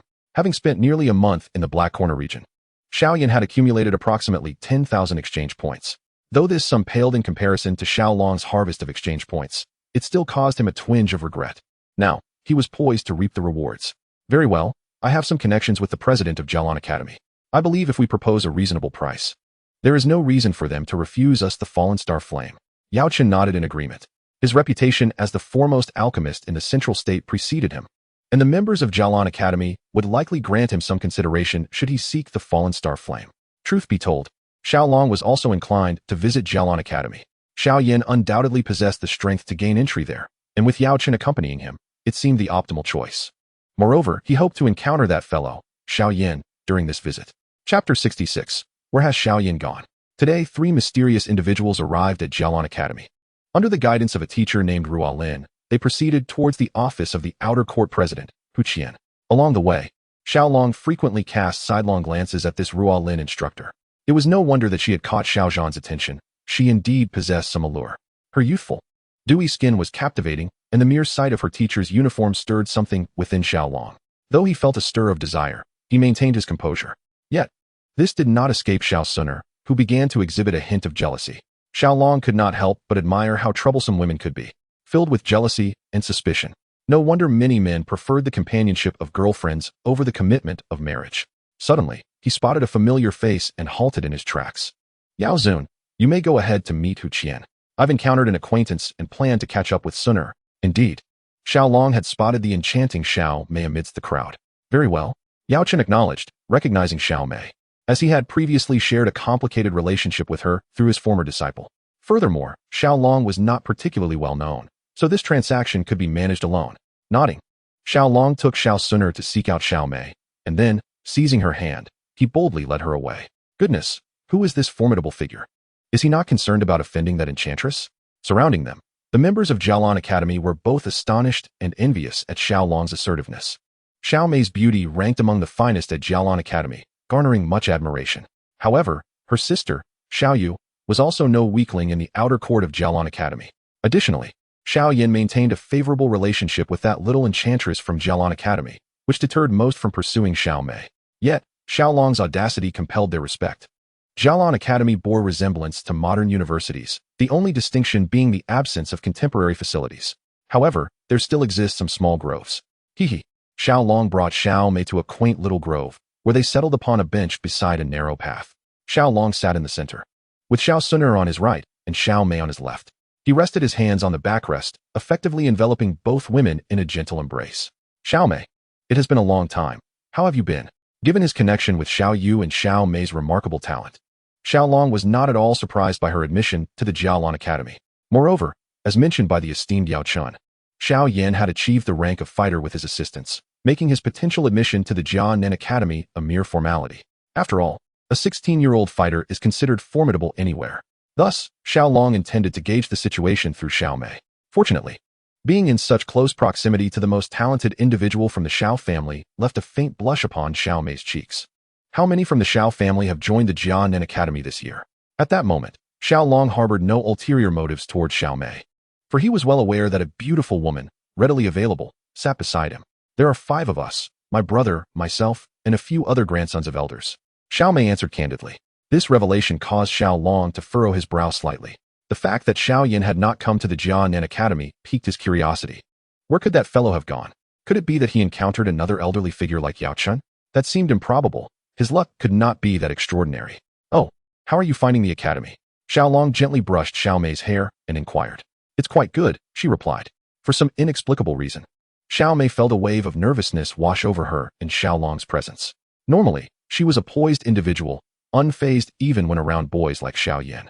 Yet, in front of Xiao Long, her heart raced. What are you doing, Xiao Long? Bullying my sister? At that moment, Xiao Yu arrived. Upon seeing Xiao Long caressing her sister's hair, she quickly interjected. Xiao Yu had an extraordinarily alluring figure, embodying a fiery charm. Her attire was equally bold, with a minuscule skirt that barely reached mid-thigh, accentuating her long legs. Standing at an impressive height, Xiao Long estimated her to be over 175 meters tall. To Xiao Long, such a figure was captivating, and merely her long legs could have entertained him for years, not to mention her other attributes. She was, in every sense, the partner of his dreams. Yet, in the present, Xiao Long found himself lacking in interest. When have I ever bullied Xiao Mei?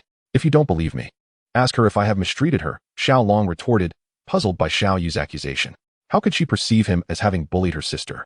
At that moment, Xiao Yu possessed the strength of a 5-star fighter, yet before Xiao Long, she felt insignificant. Xiao Yu remained silent, directing her gaze towards Xiao Mei, clearly seeking her sister's confirmation. She had learned from others that someone had taken her sister away and had hurried to ascertain whether Xiao Mei had been wronged. Unexpectedly, the person in question was none other than the long-lost Xiao Long. This left her somewhat perplexed on how to respond. Cousin Xiao Long did not bully me, she said. Xiao Yu, do you understand now? Xiao Long inquired with a smile that was neither fully a smile nor a smirk. Aware that she was in the wrong, Xiao Yu refrained from replying. By the way, Xiao Yu, do you intend to remain at the Jialan Academy indefinitely? Although the academy is indeed commendable, Xiao Long believed that if Xiao Yu chose to cultivate alongside him, it would undoubtedly be far superior to her time at the academy. After all, he would never lack for advanced elixirs, techniques, or combat skills. I want to be practicing at the Jialan Academy. I refuse to follow you around, Xiao Yu retorted weakly. She felt as if Xiao Long was speaking nonsense. After all, she had painstakingly gained admission to such a prestigious institution, and upon graduating, she would certainly become a formidable combat master. Why would she abandon her place there?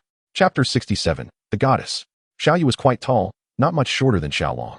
He leaned in close, their faces merely 5 or 6 centimeters apart. Xiao Yu could even feel the masculine warmth of his breath, causing her cheeks to flush. This was her first experience of such intimate proximity to a man. If you're not following me, who do you intend to follow? Ha ha, Xiao Long exclaimed, playfully pinching her thigh, his laughter echoing. Scoundrel! Xiao Yu's face grew even redder. She was taken aback by his audacity to tease her. Not only that, but he dared to take liberties with her. With her fiery temper, she instinctively swung a slap at Xiao Long's face. Unfortunately, Xiao Long had already reached the level of emperor in combat prowess. A mere slap from someone of Xiao Yu's meager abilities would hardly faze him. With a slight application of his carefree movement technique, Xiao Long swiftly positioned himself behind Xiao Yu. He then delivered a resounding slap to her ample backside. The impact was quite loud and forceful, causing her entire body to lurch forward. It was worth noting that Xiao Yu's thighs were remarkably strong, suggesting she had engaged in considerable training, indicating her stamina in various aspects was likely formidable. After all, those long legs could be described as a perfect framework. Her voluptuous rear was equally impressive. To put it succinctly, Xiao Yu was quite capable of bearing children. Were she on Earth, she would undoubtedly captivate countless admirers. Now, Xiao Long found himself contemplating whether he should engage in a few intimate encounters with Xiao Yu, perhaps elevating her to the status of a beloved companion. Unprepared for Xiao Long's sudden advance, Xiao Yu was momentarily caught off guard. By the time she processed what had occurred, Xiao Long had vanished without a trace, leaving her to hear a voice in her mind. Come here at midnight, dear cousin, and I shall grant you a wondrous experience. Let us not miss this chance. Damn Xiao Long. I swear, you will regret this tonight. Xiao Yu inwardly cursed, seeking a justification to vent her frustration. What she did not anticipate was that Xiao Long's prowess far exceeded her own. One could only wonder what might transpire in that secluded grove. With a solitary man and a woman, it certainly piqued one's curiosity. If Xiao Long were to overhear such a sentiment, he would undoubtedly be overjoyed. How remarkable that Xiao Yu was so enthusiastic, ensuring he was well fed and even offering to pack some for him to take away. Xiao Long, accompanied by Xun'er, wandered through the Jialan Academy, resembling a rustic bumpkin, gazing around in wonder.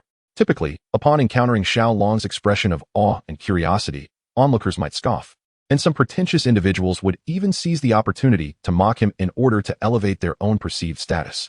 However, with the stunningly beautiful Xun'er, who could effortlessly ascend to the rank of campus belle, by his side, few could overlook Xiao Long. In their eyes, it was a travesty that such a blossoming flower was planted in an unworthy place. These privileged elites felt compelled to assist Xun'er in her plight. Thus, along their path, they were besieged by incessant nuisances. Yet, none succeeded, as Xun'er treated them as though they were invisible. Miss, I am Baishan. Might we become friends? Just as all others had retreated in defeat, the popular figure Baishan from the academy's outer gate stood before Xun'er, holding a vibrant rose. He even went so far as to delicately inhale its fragrance, believing himself to be quite dashing, before presenting the rose to her. Baishan was no ordinary individual. His strength ranked among the top 3 in the outer gate of Jialan Academy. Coupled with his commendable looks, though still leagues behind Xiao, he was indeed a remarkable catch. His good looks and exceptional talent allowed Baishan to thrive in the academy's outer circle, charming many female students, which inflated his ego considerably. Upon encountering Xun'er, he had set his sights on her as his prize, leading to the current spectacle. Baishan was confident that this display would win over Xun'er, for he had previously ensnared countless innocent girls in this manner. However, it seemed he had met his match, as Xun'er paid him little mind. She found Baishan utterly repugnant, to the point of nausea.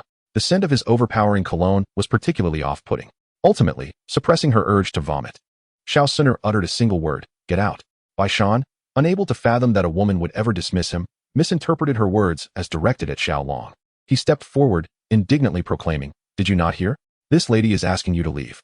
Simultaneously, a sense of secret delight flickered within him, as he fancied that his presence had inspired Xun'er to find her true love. Gazing at her alluring figure, Baishan struggled to contain his excitement. Xiao regarded Baishan with a look of incredulity, as if he were a fool. He could not fathom the source of Baishan's confidence. However, he refrained from speaking, trusting that Xun'er would manage the situation adeptly. Indeed, in the next moment, he witnessed Baishan being sent flying, landing amidst a pool of blood. Xun'er then added, "I was referring to you."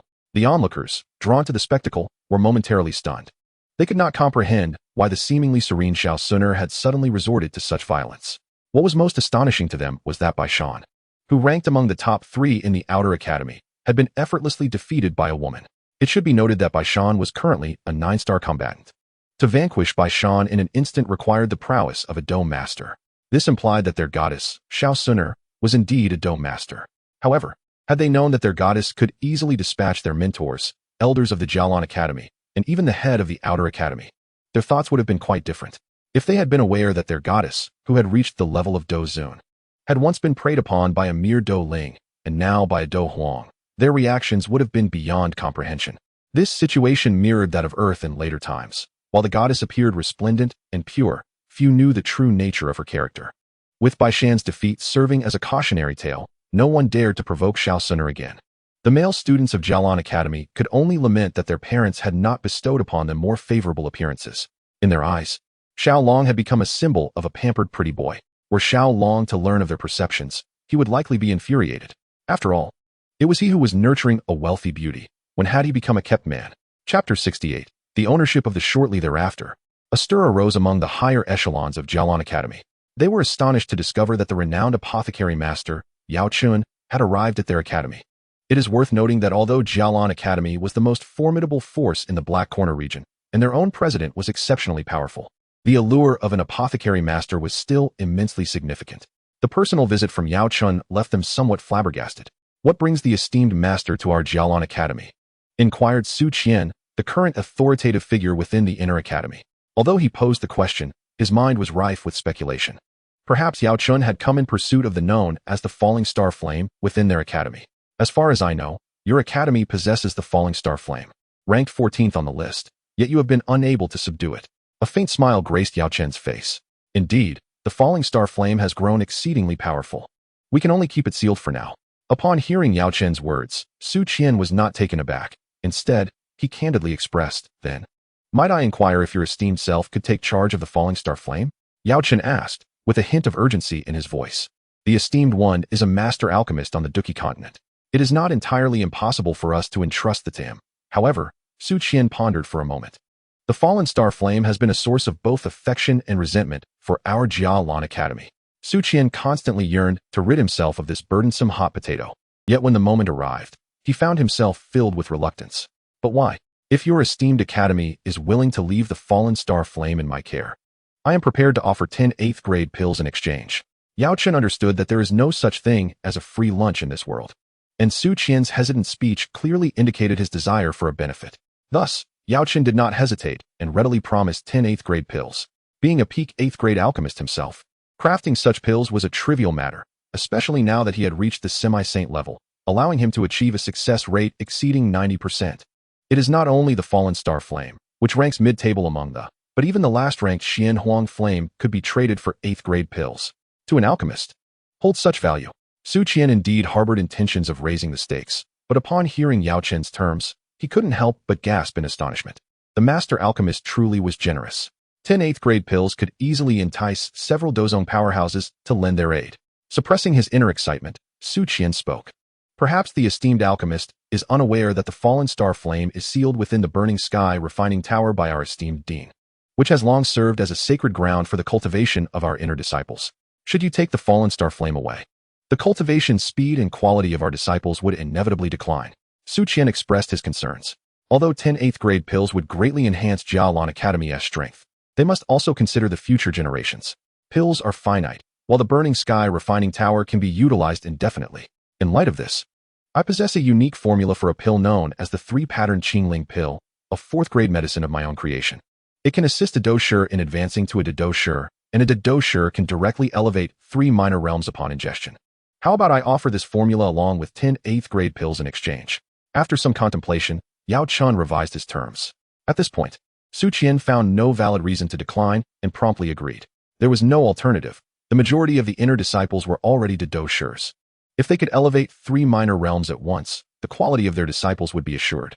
In such a case, the function of the burning sky refining tower could be substituted, for not everyone could cultivate within its confines, nor could everyone partake of the 3-pattern Qingling pill.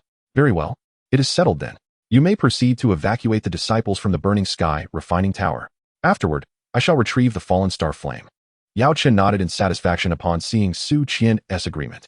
Ultimately, the fallen star flame would fall into their hands. There is no issue with that. But I must caution you, esteemed one, that the fallen star flame is exceedingly formidable. Our dean is a 9-star Dozun expert and could merely seal it away, unable to refine it. One must tread carefully. Su Qian offered this warning. He was quite knowledgeable about their enigmatic dean, although not as renowned as Yao Chun. His capabilities were undoubtedly on par. If the dean could not accomplish it, Su Qian harbored doubts about Yao Chen's ability to do so. After all, if the Ming TNCH had the prowess to refine the fallen star flame, he would certainly not have left it here while establishing the Jialan Academy. He would have refined it into a part of himself to enhance his strength. Alas, he could not, and thus had to seal away hoping for a future opportunity to refine it. Now that Yao Chun had arrived, it was imperative for him to convey this. Fear not, for I have transcended from Dozun to semi-holy. A mere fallen star flame cannot stir the tides. Yao Chen scoffed disdainfully. Upon reaching the semi-holy realm, he had comprehended the immense power it conferred. Saints and Zuns were not of the same caliber. Even if 10 9-star Dozun were to challenge him, Yao Chun could easily handle them. While he might not be able to slay them all, dispatching the majority was well within his grasp. Although a semi-holy was not yet a true saint, he possessed a significant portion of a saint's power, rendering him incomparable to a Dozun. The elders of Jialan Academy were utterly astounded upon learning that Yao Chun had attained the semi-holy realm. The long-vanished Yao Chun had shattered barriers and reached this level. If Yao Chun attained semi-holy, would he not qualify to challenge the rank of a 9th-rank alchemist? Having already been the foremost 8th-rank alchemist in the central continent. If he were to reach the 9th rank, what magnitude of fame would he achieve? He would undoubtedly become a true luminary of the Duki continent. The mere thought of Yao Chen's future prominence made Su Qian's mind race, and all he could think of was how to ingratiate himself with Yao Chun. After all, Yao Chun would soon be a genuine figure of great importance in the Duki continent. Chapter 69, The Unyielding Xiao. As night fell, Xiao Long ventured alone to the small grove from earlier that day. Unbeknownst to him, Xun'er stealthily followed, curious to see if he would engage in any dubious activities. Xiao Long's purpose for being there was to await Xiao. After all, she was a member of the Xiao family and a beautiful maiden. He felt compelled to offer her assistance. He had invited Xiao today to provide her with some support. However, after nearly half an hour of waiting, Xiao had yet to arrive, and Xiao Long began to waver in his resolve. Did she take his words as mere jest, not seriously? Yet, considering that girls typically take time to select attire and prepare themselves, he decided to remain patient. Eventually, boredom overcame him, and he closed his eyes for a brief respite. Before long, he sensed the presence of someone approaching, accompanied by a delicate fragrance reminiscent of the scent lingering on his hands after an encounter with Xiao. This unmistakably indicated that Xiao had arrived. Rather than opening his eyes immediately, he waited until Xiao's gentle touch graced his forehead before finally unveiling his gaze. The enchanting beauty before him, clad in a loose-fitting outfit, could only be Xiao. "Ah, my dear beauty, it seems you were well prepared," he teased, unable to suppress his playful banter. "Pray tell, What is the purpose of such alluring attire? Confronted with her alluring appearance, Xiao Long couldn't help but wonder if Xiao Yu had indeed come to him with intentions of seduction. After all, her attire was so loosely draped that a mere tug could transform her into a delicate lamb. If this were the case, Xiao Long mused that he might not refuse, as doing so would feel insincere. I was just about to retire for the night when I recalled your lewd invitation to meet here, Xiao Yu retorted, her voice laced with disdain. Lo and behold, the little scoundrel is indeed here. Now enlighten me. What exactly do you desire? The memory of Xiao Long's earlier mischief, his hands upon her thigh and the playful slap on her ample rear, still simmered in her mind, fueling her animosity. Oh, come now. Dear beauty, what harm is there in a little touch? After all, you will eventually find yourself in someone else's embrace. Why not allow your cousin to enjoy it a little? Xiao Long surmised that Xiao Yu had yet to fully vent her frustrations from earlier that day, and thus spoke as if nothing had transpired. Xiao Yu was filled with an overwhelming urge to strike Xiao Long, wishing to knock out a few of his front teeth. It was worth noting that Xiao Yu had previously pursued Xiao Yin for simply catching a glimpse of her bathing. That had merely been a matter of suggestive gazes. Yet, Xiao Long had gone a step further, and she had already shown remarkable restraint by not pursuing him for days. How could he remain oblivious to his own provocations? For a date, perhaps? I guarantee an experience that will leave you yearning for more, a taste of earthly ecstasy. Xiao Long shamelessly winked at Xiao Yu, adopting a demeanor that suggested he wished to devour her whole. Truth be told, he had never been on a date in his 20 years of life. Begone, she exclaimed, her irritation palpable. 1 Earth grade technique, begone. 1 Earth grade technique. Plus 1 Earth grade combat skill. Begone. Earth grade techniques and combat skills, along with high-tier elixirs. Begone. Ultimately, Xiao Yu could no longer tolerate Xiao Long, whom she believed to be a peculiar nuisance. She swiftly turned to leave, feeling as though she had been infected by his absurdity, as it was otherwise unfathomable that she would engage in such prolonged banter with him. Xiao Long was genuinely astonished by Xiao Yu's steadfastness. He knew that Earth-grade techniques and combat skills, if placed on Earth, would be worth a fortune, akin to luxury cars and diamonds. With just a flick of her wrist, countless women would vie for the chance to share his bed. Yet here, Xiao Yu had not succumbed to his charms. Inwardly, Xiao Long marveled at her character. With a resolute spirit and a distinct character, he finds himself drawn to such individuals. Consequently, he suppresses some unsavory thoughts that had lingered in his mind.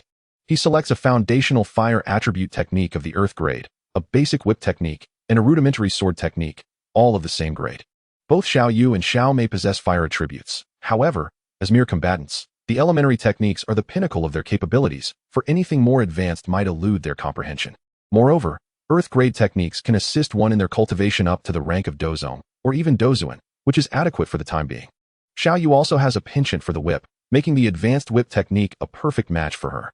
In contrast, Xiao Mei favors the sword, prompting Xiao Long to prepare a sword technique for her. In his efforts to assist these two sisters, Xiao Long indeed demonstrates considerable thoughtfulness. Holding the 3 basic Earth-grade techniques, he employs the carefree step to catch up with Xiao Yu, and then forcefully inserts them into her bosom. Naturally, he seizes the opportunity to fondle her ample curves twice before reluctantly departing. Xiao Long, I shall have your head. Eventually, Xiao Yu, unable to contain her wrath any longer, casts aside her pride and roars in anguish, wishing fervently to exact revenge on Xiao Long. The transformation from this lady to this old woman indicates the fiery intensity of her temper. However, Xiao Long vanishes in an instant, leaving her to stomp in frustration at the spot. The night at the Jialan Academy remains tranquil, yet Xiao Yu's ruckus disrupts the peace, disturbing those who were at rest. Tragically, the following day, Xiao Yu finds herself penalized, leaving her in tears of despair. After his escapade, Xiao Long reminisces about the experience and proceeds to Xun'er's chamber. As Xiao Yu adjusts her attire, she discovers the 3 newly acquired manuals nestled within her bosom.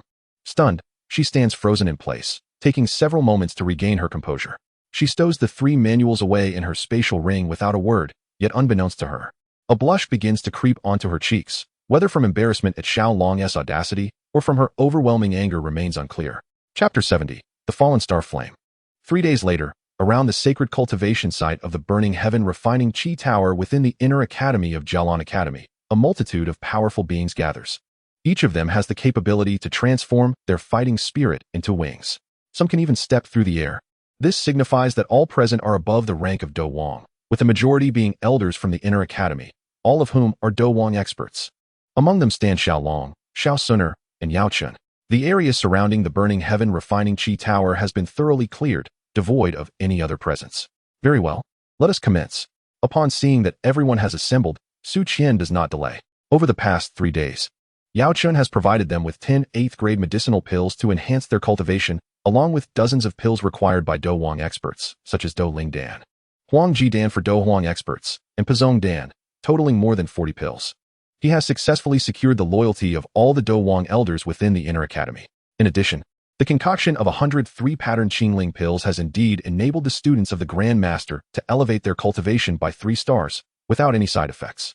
Thus, Su Qian placed his trust in Yao Chun and commenced the process of unsealing the fallen star flame that had been sealed by the dean of their academy, Mang Tianqi. Mang Tianqi, a significant figure within the Thunder clan among the 8 ancient clans, had employed the clan's secret techniques to seal the fallen star flame. To swiftly unlock it, corresponding secret methods were required, which were exclusively held by the Jialan Academy. With a command from Su Qian, over a dozen Do Huang experts from the academy channeled their internal Do Qi to assist him in breaking the seal. After all, as a Do Zong, Su Qian was the primary force in this endeavor. With the support of the academy's strong, the Burning Sky Refinement Tower was gradually lifted, as if it were being uprooted from the ground. Approximately 20 minutes later, the tower had risen nearly 20 meters above the ground. Unable to restrain himself, Yao Chun also joined the effort, eager for a swift resolution. With the assistance of the half-saint, the Burning Sky Refinement Tower soon settled firmly back to the ground. Then, Su Qian activated the secret method to break the final seal on the fallen star flame. At the moment of unsealing, a colossal fire serpent, hundreds of meters long, erupted from the magma left in the crater of the Burning Sky Refinement Tower.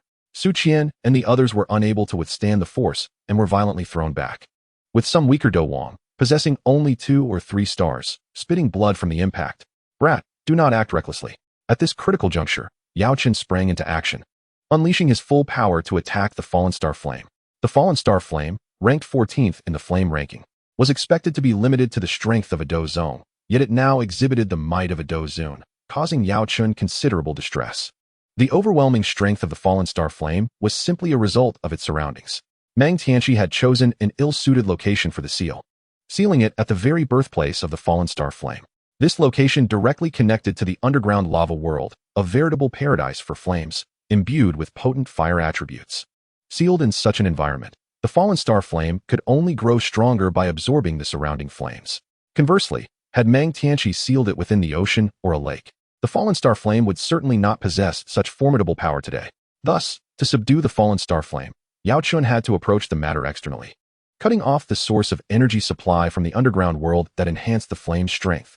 The technique of spirit absorption bore similarities to the technique of blood absorption, yet its power far surpassed the latter. While the blood absorption technique, when perfected, could only drain human blood, spirit absorption could draw upon the very forces of heaven and earth. Especially now that Yao Chun had attained the status of half-saint, his mastery over these forces had elevated significantly, enhancing his spirit absorption power immensely.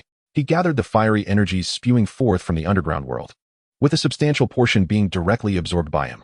As Yao Chun had only recently stepped into the realm of half-saint, his internal Do Qi had yet to reach perfection and required supplementation. The fire attribute combat energy near the, having been nurtured by the, has become extraordinarily pure, making it the primary choice for. The fallen star flame possesses considerable intelligence, it understands intentions, hence it charges at with its massive form, seemingly intent on reducing him to nothingness. In the presence of the enlarged fallen star flame, appears diminutive, akin to a mere ant. With a cold smile, he employs the technique against the oncoming fallen star flame. Does it perceive him as an easy target? Fortunately, having attained the status of a semi-saint, he harbors no fear. He condenses the fire attribute combat energy he has just gathered into a blade, striking at the colossal serpent formed by the fallen star flame. The fiery serpent is cleaved in two, as effortlessly as cutting through tofu. However, this does not signify the end of the fallen star flame. It merely sustains some injuries. Soon, it rejoins into a single entity, transforming once more into a giant serpent, charging at. Determined to vanquish the fallen star flame today, engages it in battle again. Meanwhile, patiently observes, knowing that haste will yield no benefit. He recognizes that while cold tofu is acceptable, hot tofu is far more delectable. Has set his sights on the more formidable fallen star flame, intending to claim it for himself, while he plans to let handle the weaker one. He awaits the moment when the fallen star flame is significantly weakened, for that will be the opportune time for him to absorb and refine it. Just as the fallen star flame's strength dwindles to the peak of, refrains from action, however, takes the initiative. A golden flame, regal in its demeanor, transforms into a colossal dragon, hundreds of meters long, larger than the diminished fallen star flame. The weaker fallen star flame stands no chance against the Golden Emperor's blazing flame and is consumed entirely, is momentarily dumbfounded, unable to fathom that would act. He looks at her in disbelief, only to see her teasingly stick out her tongue at him without uttering a word. 2. It matters little since there are 2 fallen star flames present, and her consumption of one is inconsequential. Moreover, the capture of this particular fallen star flame would evidently pose a greater challenge for, prompting her to seize the opportunity. My dear husband, I shall refine the first. Farewell, she exclaims, leaving a group of men in a state of astonishment. Witnessing the formidable within is equally astonished. Initially, he had presumed her to be the 9th-rank Gyojinzian. Yet it appears he has greatly underestimated her. Very well, I must take a trip underground. Thank you all for your efforts. Rest assured, I shall provide each of you with a, declares, acknowledging the significant contributions of the members of the, many of whom have sustained injuries. It is only fitting for to express his gratitude. The elders of the GLN Academy, upon witnessing the compensation in the form of the exceedingly precious Do Ling Dan, especially valuable to a Do Wang, felt a sense of balance restored within themselves and subsequently departed. After much contemplation, Xiao Long refrained from immediately venturing into the underground world. He first needed to seek out an individual. Chapter 71. The rampaging lowly, Ziyan. Within the esteemed GL and Academy, the most precious entity was not the exotic fire known as the Fallen Star Flame. Rather, it was a young girl, Ziyan, belonging to the ancient and illustrious T9GL clan, the foremost among the 3 great beast races and of royal bloodline. She possessed the potential to become an emperor. Most importantly, Ziyan's father was a 9-star Do saint, unmatched across the Duki continent, though sealed away and unable to emerge. Should the ancient cave of the Tuasha ancient emperor come to light in the future, this Zhu Kuan would undoubtedly become a significant ally. Thus, Xiao Long contemplated arranging a meeting between Ziyan and her father, which would yield immense benefits for him and serve as a fortuitous opportunity for Ziyan, allowing her to mature more swiftly. It was rumored that this Ziyan had an insatiable appetite, often sneaking into the medicinal herb storage of the GLN Academy to indulge herself. Consequently, Xiao Long made his way there. Guarding this area was a Do Wang powerhouse, yet he had recently sustained considerable injuries while unleashing the Fallen Star Flame and was currently in seclusion to recuperate, utilizing the Do Ling Dan to further his advancements. Hence, Xiao Long encountered little resistance as he entered. One must admit, the GLN Academy, established by a pinnacle 9-star 9 transformation Do Zun, was indeed formidable, bolstered by 2 additional Do Zun stalwarts, amassing a wealth of resources. Inside, a dazzling array of medicinal herbs awaited, with shelves stretching as far as the eye could see, potentially numbering in the thousands, each shelf measuring around 50 meters in length and 5 to 6 meters in height. The sheer volume was staggering, leaving Xiao Long tempted to seize every herb within. However, with a sense of morality and conscience, Xiao Long ultimately extracted only a portion. Who dares to steal medicinal herbs? Are you tired of living? Just as Xiao Long collected herbs from the 10th shelf, a childish voice piped up. Without needing to look, he knew the source had appeared. A girl who appeared no older than 10, munching on a large radish, accused him. This was a classic case of the thief calling out the thief. Xiao Long found the situation quite amusing. I am here to pilfer medicinal herbs, but what is your purpose? He paused his actions to engage in conversation with the young girl. You are stealing, while I am merely borrowing. The rampaging lowly, Ziyan, pouted, clearly disdainful of Xiao Long. Will you actually return what you borrow? Xiao Long rolled his eyes. It sounded much more palatable when she called it borrowing. But in harsher terms, was it not theft? Could one truly claim to borrow without the intention of returning? How could I not return it? Many of the medicinal herbs mentioned here were discovered and unearthed by me. Do you think I could borrow a few? Upon hearing this, Ziyan's interest was piqued. She lifted her little head, displaying a rather haughty demeanor. Xiao Long pondered for a moment, feeling an overwhelming sense of embarrassment. In the original narrative, Ziyan exhibited a keen sensitivity to rare treasures, capable of sensing the location of precious herbs nearby, and was even employed by Xiao Yin as a tool for gathering medicinal materials. In light of this, it seemed he had indeed erred. Rest assured, I shall return them, he assured her. As an alchemist, I will borrow these herbs, but I shall repay the Jiaolan Academy with some elixirs. Have you ever tasted this kind? After contemplating, Xiao Long devised a plan. Ziyan, being a quintessentially naive girl with a lamentable intellect, was easily deceived by Xiao Yin. Now, Xiao Long intended to exploit her gullibility as well. He nonchalantly waved a few 5th and 6th grade elixirs before her. Upon glimpsing the vials in Xiao Long's hand, Ziyan's eyes widened in delight, her lips seemingly glistening with a droplet of liquid. Do not inquire about the nature of that liquid, for he too was unaware. Allow me to inspect your elixirs to ascertain whether you are indeed truthful. Xian declared, wiping the white liquid from her mouth with her small hand. Her fondness for delectable herbs was surpassed only by her passion for elixirs crafted from those very materials. She had once inadvertently arrived late to a session at the Jialan Academy's alchemy department, where she became utterly entranced by the elixirs produced by the elders. Unfortunately, those elders regarded their concoctions as treasures of utmost importance, making it improbable for Xian to acquire any. Occasionally, she managed to obtain some inferior elixirs or failed concoctions, but their flavor left much to be desired. Now, encountering Xiao, she was convinced that the elixirs he possessed were of superior quality and thus irresistible, prompting her to request them eagerly. Xiao simply smiled and tossed the glass vial to Xian. These elixirs had been obtained after he vanquished Han Feng and, upon being verified by the esteemed alchemist Yao Chun of Zhongzhou, had been placed in the system marketplace, where they remained unsold. Contemplating the remaining 4th and 5th grade elixirs, Xiao resolved to use them as a bribe for Xian. As anticipated, Xian, with her subpar intellect, fell for the ruse and eagerly took the bait. She seized the glass vial containing the elixirs, crushed it in her hand, and hastily tossed 5 elixirs into her mouth. After a few chews, she swallowed them whole. This behavior left Xiao perplexed. Truly, Xian epitomized the archetype of a violent lowly. Moreover, her intelligence was astonishingly low, far from passing. She might not even achieve half the requisite score. Xiao mused that, with someone like Xian, he could easily deceive her into bed 10 times in a single day. However, it was important to note that Xian was merely a young girl in her early teens, a quintessential lowly, and Xiao had no inclination towards such predilections. It is imperative to wait until she matures. Xian can already be considered a beauty, at such a tender age. She exhibits enchanting features that will undoubtedly evolve into a bewitching allure as she grows older. Coupled with her tempestuous demeanor, she possesses a unique charm. However, one must remain vigilant when encountering a woman of her caliber. After all, a lack of intellect might render her susceptible to manipulation. Indeed, I am now convinced of your prowess as an alchemist. You may take all the herbs here, but in return, you must provide me with an abundance of candy beans. After consuming all the pills, Xian still felt unsatisfied. She playfully dipped her little hand into her cherry-red mouth for a few more licks before relenting. This action did not escape Xiaolong's notice, and his gaze towards Xian transformed. Pray tell, is this warehouse owned by your family? Xiaolong found it amusing that Xian claimed she could take all the herbs, as if this warehouse were indeed hers to command. Oh dear, are you foolish? There are only the 2 of us here. If you take the herbs, who would know if neither of us speaks? Upon hearing Xiaolong's words, Xian's face flushed with embarrassment, clearly caught off guard. Yet, Xiaolong could hardly fathom that he was being outwitted by a girl he could easily deceive. Who, then, is the true fool? Unbeknownst to him, this girl had actually acquired the entire Jialan Academy for the sake of obtaining medicinal pills. Indeed, in Xian's eyes, nothing surpasses the significance of these pills. The Academy pales in comparison to their value. Chapter 72, The Abduction of a Minor. Very well, let it be so.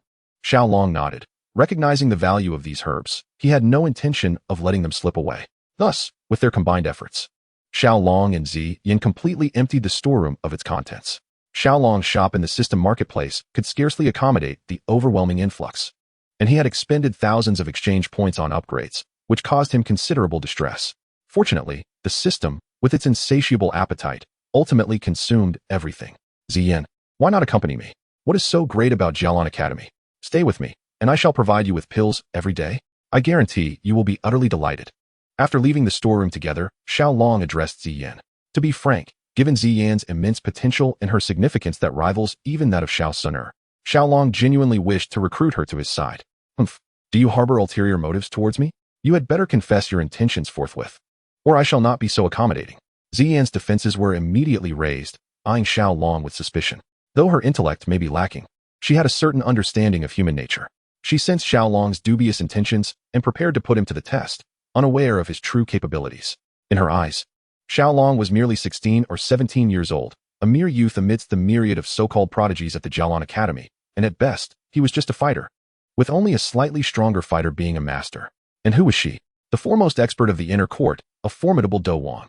Dealing with a mere Xiaolong should be a trivial task, yet this thought sent cold sweat cascading down Xiaolong's back, prompting him to ponder. What schemes could a little girl of such diminutive stature possibly have against me? Xian, do you not wish to see your father? Xiaolong ventured to speak, fully aware that he could not divulge his true thoughts. Father. At the mention of this word, Xian, who was usually lively and cheerful, lost her smile. I am an orphan, abandoned by my parents. I have no parents. Tears welled in the eyes of the little girl. in Xian's heart. The weight of Su Qian likely surpassed that of her own parents. Do not cry. Your mother must have met with misfortune, and your father is trapped by a Dou emperor, unable to escape. They are helpless. Xiao Long gently lifted the petite girl, who stood merely around 1 meter 40 tall, and wiped away her tears with a warm smile. Really? Xian was taken aback by Xiao Long's words, unable to fathom the hidden truth. Yes, Xiao Long affirmed with conviction. Woo mother. Consequently, upon hearing this, Xian's sobs intensified. While she harbored grievances against her parents, the revelation of her mother's death struck her profoundly, and as a daughter, how could she remain unscathed? Alas, Xian, do you wish to see your father? Xiao Long found himself at a loss for how to comfort the little girl, resorting to mentioning her father. My father, is he well? For some inexplicable reason, Xian now held an unwavering trust in Xiao Long, partly due to her limited intellect, and partly because Xiao Long did not appear to be a villain, coupled with his kindness towards her. Your father is well, although he is sealed by a Dou emperor. He is not in grave danger. Xiao Long replied truthfully. Moreover, your father should be at the Jialan Academy. His next words left Xian's face awash with disbelief. Her father was at the Jialan Academy, something she had been entirely unaware of. Brother Xiao Long, could you take me to meet my father? I beg of you. Xian suddenly grasped Xiao Long's sleeve, pleading earnestly. Very well, I shall take you there. Xiao Long had been awaiting this very response. Swiftly cradling Xian and soaring towards the underground world, he mused to himself that Xian was remarkably easy to deceive. This thought imbued him with a sense of becoming a nefarious uncle luring a minor. In just a few breaths, Xiao Long arrived in the underground world beneath the burning sky refining tower. Naturally, he had summoned Yao Chun, as the underground world was home to living beings. And with the fallen Dou Zun Tian Huazun residing there, Xiao Long dared not underestimate the situation. Unexpectedly, there exists such a peculiar place beneath the celestial flame refining tower. Upon entering, Yao Chun could not help but exclaim. The fighting aura here is exceedingly violent. Without the strength of a Dou Zone, one cannot even enter. Xiao Long is an exception, as he possesses the extraordinary fire, allowing him to remain unperturbed by the ferocious fire-attributed fighting aura. However, he was puzzled as to how Ziyin, a mere Dou Wang, could thrive in this environment. Although he was aware that Ziyin was a magical beast, he remained oblivious to her precise species. Just a moment. After wandering in the underground realm for quite some time, a reaction finally stirred within Xiao Long's internal extraordinary fire. A smile graced his lips, for it seemed that the second cluster of fallen star flame had indeed manifested. What is it, Brother Xiao Long? Have you found the location of my father? Ziyin inquired, her face lighting up with a glimmer of hope, believing that he had discovered her father's sealed domain. No, I've stumbled upon something intriguing. Let us go take a look. Xiao Long reassured her with a gentle pat on her small head. Rest assured, Ziyin, today I shall ensure you meet your father. All right. Though a tinge of disappointment lingered in her heart, Ziyin chose to place her trust in Xiao Long, for she had no other recourse. Yao Chen also exhibited a hint of curiosity. In his eyes, the fact that something could capture Xiao Long's interest was a rare occurrence, suggesting that it must be an extraordinary treasure. He was eager to witness it as well. Thus, Yao Chun and Ziyin, under Xiao Long's guidance, gradually ventured deeper into the underground world. Chapter 73, The Sovereign of Heavenly Fire. What an extraordinary life form. Approaching the domain of the fallen star flame, Yao Chun discovered a remarkable magical beast. Though this creature possessed only the strength of a 6th-tier Dou Huang, it thrived unscathed in this underground world, astonishingly bathing in the lava, leaving him utterly bewildered. Without hesitation, Yao Chun sealed this creature, which resembled a lizard yet was not one, with a fighting aura seal. Casting it aside to examine further once Xiao Long completed his task, the fire lizard creature was left in a state of utter confusion. As a Dou Huang powerhouse, it found itself helpless, for even the pinnacle Dou Huang could not endure the lava. While the underground realm housed other races, none matched the might of the fire lizard tribe. In this domain, a Dou Huang was already considered formidable. Yet today, it was captured by a mysterious race as effortlessly as one might seize a chick, rendering it utterly powerless and despondent. Fallen Star Flame. After subduing the Dou Huang of the fire lizard tribe, the trio pressed onward without pause. 3 minutes later, Yao Chun and Ziyin revealed expressions of profound astonishment. Before them lay a skeletal frame, atop which flickered a faint flame, emanating a subtle glow. The essence of the flickering flame, familiar to both Yao Chun and Ziyin, unmistakably emanates from the fallen star flame sealed within the Tower of Celestial Refinement. However, it is evident that this flame is not the same as that found within the tower, for its aura is significantly weaker. Xiao Long had long since discerned the truth. Thus he did not display much surprise. Extending his right hand, he wielded the energy within him to draw the feeble fallen star flame closer. It was indeed unexpected for an academy like Jialan to possess 2 instances of the fallen star flame. Yao Chun gazed at the flame in Xiaolong's hand, his expression one of astonishment. Alas, this was merely a juvenile form of the fallen star flame, offering little assistance to his refinement endeavors. A look of regret crossed Xiaolong's face. Originally, this flame was meant for Xun'er, but regrettably, she had been outpaced. Even the smallest mosquito is still flesh. If you have no use for it, I shall not hesitate to take it. A smile graced Yao Chen's features. Truth be told, after the loss of the bone spirit cold fire, Yao Chen found himself somewhat out of sorts. Why? Because certain elixirs could only be concocted with the aid of exotic flames, and his lack of such a flame impeded his alchemical processes. In that case, take it. Xiaolong, without pretense, directly handed over the juvenile fallen star flame to Yao Chun. This flame could not aid in the advancement of his refinement techniques nor facilitate his breakthrough to the Do Zone level. At best, it might allow a few small advancements within the Do Huang realm. However, it would greatly assist Yao Chun, whose alchemical skills he hoped to rely upon. Thus he resolved to grant Yao Chun this favor. Aside from its diminished potency, the juvenile exotic flame bore no differences from other exotic flames. Yao Chun was perplexed by Xiaolong's gesture, hesitating to accept it immediately. Accept it when you reach the rank of 1-star Do Shang. I hope you can assist me in seizing the 3,000 flame from the Alchemist Tower and the 9 dragons heavenly gang fire from the Burning Flame Valley. Xiaolong chuckled, aware that both the Alchemist Tower and the Burning Flame Valley were guarded by Do Shangs, and he currently could do little to challenge them. However, Yao Chen could, should Yao Chen ascend to 1-star Do Shang and elevate his alchemical skills to the 9th rank. He might leverage his connections to seize the 3,000 flame. The strongest entity within the Burning Flame Valley was their ancestor, a high-level 1-star Do Shang. Once Yao Chun attained the rank of 1-star Do Shang, he could request the exotic flames from the Burning Flame Valley, at which point they would have no choice but to comply, sacrificing a juvenile fallen star flame in exchange for 2 formidable flames. Including the highly esteemed 3,000 flame ranked 8th, was an exceedingly advantageous transaction. Very well, then I shall not hold back. Yao Chun was currently striving with all his might to reach the 9th rank of Alchemist. With the aid of an exotic flame, his chances would be greatly enhanced. Thus, he accepted the fallen star flame offered by Xiaolong. Having previously refined the bone spirit cold fire, he found that the juvenile fallen star flame would pose no challenge for him to refine. However, he decided to postpone the refinement until after the current matters were settled. Upon receiving the exotic flame, Yao Chen cast a smile at Xiaolong, who was observing the skeletal remains with a hint of amusement. He also unearthed a substantial amount of this skeletal remains. To his astonishment, there was a soul of a Do Zun within, an unexpected revelation that prompted him to demand its immediate emergence. Upon witnessing this, Yao Chun was taken aback. Within the bones lay a soul entity. Having once been a soul entity himself, he quickly identified the presence of the Heavenly Fire Sovereign. The Heavenly Fire Sovereign, who prided himself on his ability to conceal his essence, ceased his evasion upon being discovered and materialized before Xiaolong and his companions. Upon seeing the Heavenly Fire Sovereign, Yao Chen wore a playful smile. Truth be told, he harbored no significant animosity towards the Sovereign, as he felt a sense of camaraderie with him, both having once existed as soul entities. However, now liberated from that existence, Yao Chun felt a tinge of superiority.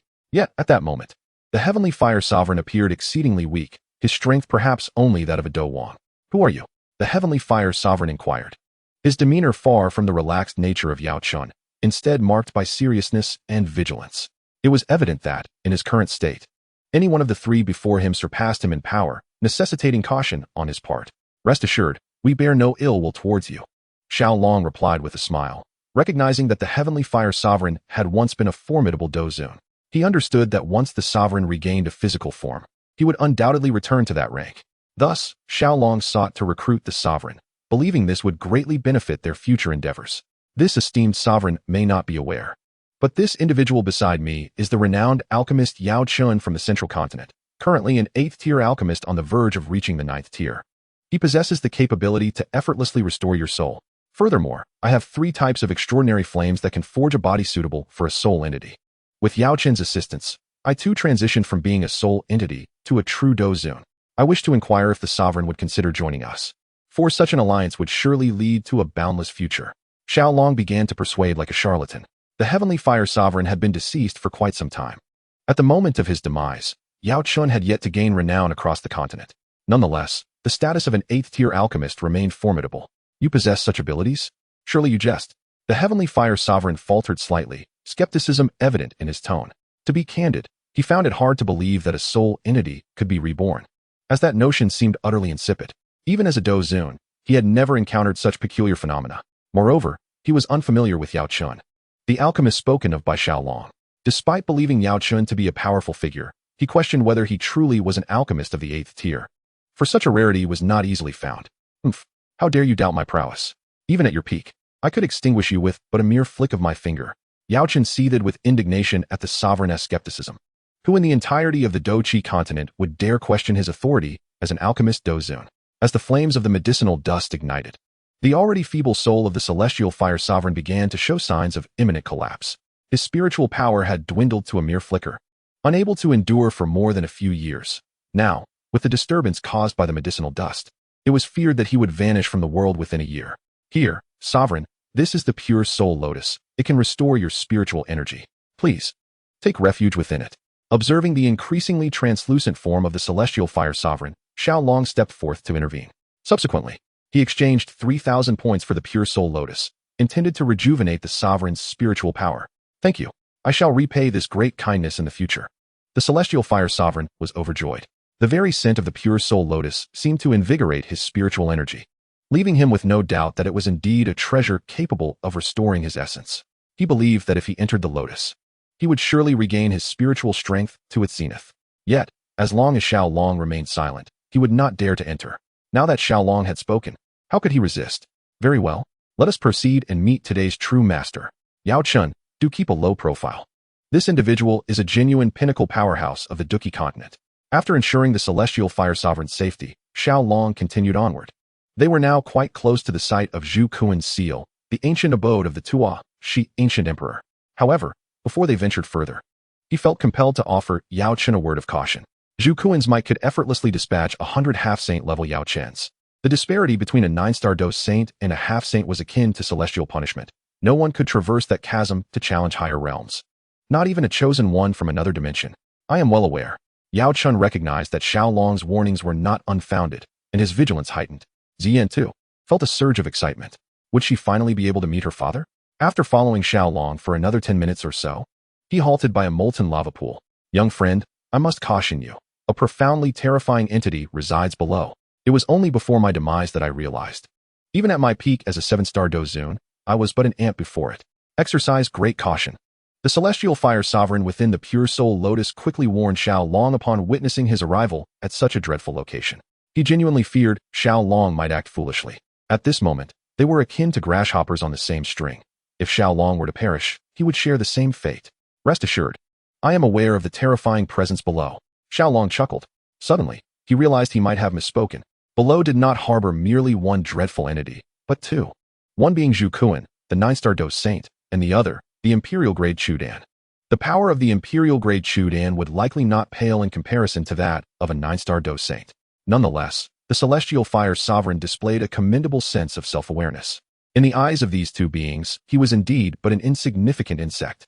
I, along with Ziyan, shall descend first. You, Lord of Heavenly Fire, and Yao Chun, remain here and await my call should I require assistance. It is unwise to have too many individuals enter. Let us first allow him and Ziyan to probe the situation. A tiger does not eat its own cubs. Zhu Kuan would never dare to harm Ziyan. It is worth noting that in the original tale, Xiao Yin was nearly slain by Zhu Kuan merely for possessing a trace of Ziyan's aura, indicating Zhu Kuan's fiercely protective nature. Upon hearing Xiao words, the Lord of Heavenly Fire was more than willing to comply. He had no desire to venture into such perilous territory. Even if Xiao were to perish there, he could utilize the pure soul lotus to restore his spiritual power and continue to live freely. Yao Chun nodded in agreement, choosing to remain silent. Let us proceed. Xiao smiled at Ziyan, who nodded in response.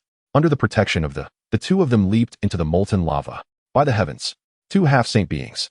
Upon entering the sea of magma, Xiao quickly realized that within this fiery expanse resided two members of the Flame Lizard clan who had attained the half-saint realm. Terrified, he swiftly pulled Ziyan back. Such formidable opponents would necessitate Yao Chun's presence. However, the half-saints were not to be underestimated. They immediately detected the intruders, awakening from their slumber. Their eyes, the size of water buckets, gleaming with a fierce red light amidst the molten sea. Unexpectedly, two beings had come to them. In that case, they would serve as appetizers.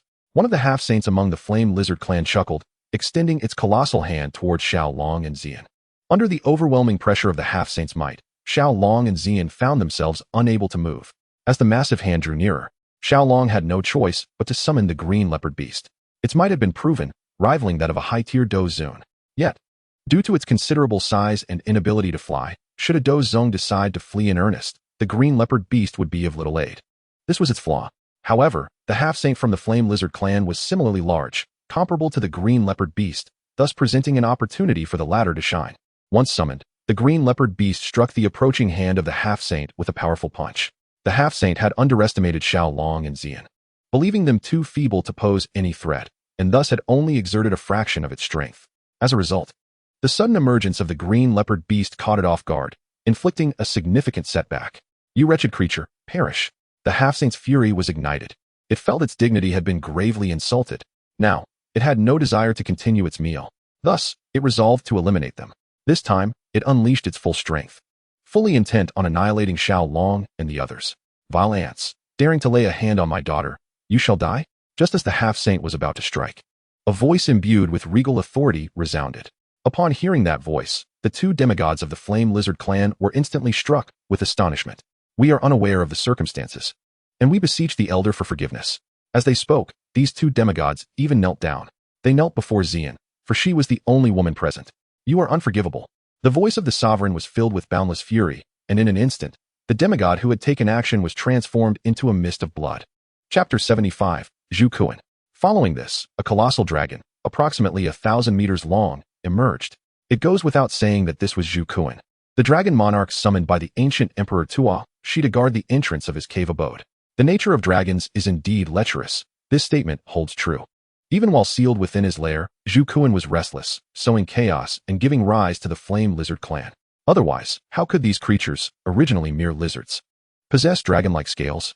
Furthermore, the lizard clan's bloodline is inferior, lacking the ancient dragon blood of Xun'er, making it impossible for any of them to reach the demigod level. It is worth noting that the strongest among the three great beast clans, the Geodiming Python clan, barely reaches the 2-star Dosheng level. Unfortunately, these lizards have only inherited a fraction of Xun'er's bloodline. Achieving the demigod status is already their utmost limit. Without significant fortune, one cannot attain the Dosheng level. Thus, Xun'er paid little heed to these matters. Compared to his closest bloodline, Xian, even a demigod-level flame lizard cannot compete. Upon Xun'er's appearance, Xiaolong felt a sudden shortness of breath. A bitter smile crept onto his lips until he reached the Dosheng level. He had no desire to encounter that detestable creature again. You are. Xian covered her mouth with her small hand. It seemed as though her bloodline was undergoing some transformation. She sensed the connection between this gargantuan dragon and herself. "My child, I never expected you to find your way here. This is truly wonderful." Xun'er transformed into human form, appearing as a middle-aged man, decidedly lewd in demeanor. "Get lost. Do not let me see you, or do not blame me for taking your life." In the reunion between father and daughter, Xun'er was particularly elated. As for the other demigod who did not take action, he had some connection with Xun'er, so he refrained from delivering a fatal blow. Yes, thank you, Elder." The surviving flame lizard demigod bowed repeatedly before hastily exiting. "Who is this young man?" After dismissing the demigod, Xun'er turned his attention to Xiaolong, regarding him with an inquisitive gaze. "He is my friend. He brought me here." Xian promptly explained on Xiaolong's behalf. She feared that if she delayed her explanation, Xun'er might eliminate Xiaolong in an instant. After all, Xun'er had effortlessly slain a demigod, leaving her utterly astonished.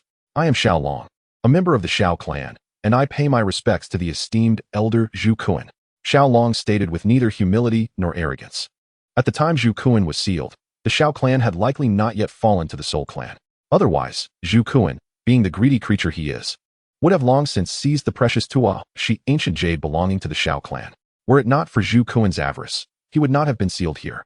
By bringing the Xiao clan into the light, he aimed to exert a measure of pressure on Xun'er. In a family of Do emperors, even Xun'er must tread carefully. "Ah, so it is a member of the Xiao clan. I wonder what brings you here." Xun'er squinted slightly, revealing a smile laden with profound implications. "The esteemed Xun'er is sealed here, and to break free, he must gather all 8 pieces of the ancient Do emperor jade. Clearly, the Xiao clan possesses this capability. However, the Soul clan is formidable and enigmatic, with a lineage extending over tens of thousands, if not hundreds of thousands of years, and possesses immense depth. The ancient clans are not to be underestimated, with a 9-star Do saint guarding them. Seizing the Do emperor jade from these 2 clans is no trivial matter. Yet, if the Xiao clan were to ally with your Taishu ancient dragon clan, success would surely be within reach. At that point, the esteemed Zhu Kuan-'s imperial grade elixir would be ours, while we, the Xiao clan, would seek only the legacy left by the ancient Dou Emperor. Thus, both our families would boast a Dou Emperor, jointly ruling over the Dou Qi continent. How delightful that would be. Having traversed here, Xiao Long was, of course, well aware of the entire narrative. And thus he initiated a grand deception. He had little doubt that Zhu Kuan would not fall for it. He simply could not resist the temptation of becoming an emperor. Upon hearing Xiao Long's words, Zhu Kuan found himself in a tumultuous conflict within. He had never anticipated that a mere Dou Huang from the Xiao clan could possess such extensive knowledge. When he was sealed, there were indeed 4 9-star Dou saints on the Dou Qi continent. Xiao Xian of the Xiao clan, Gu Yuan of the ancient clan, the sole emperor of the Soul clan, and the ancestor of the Burning Flame Valley.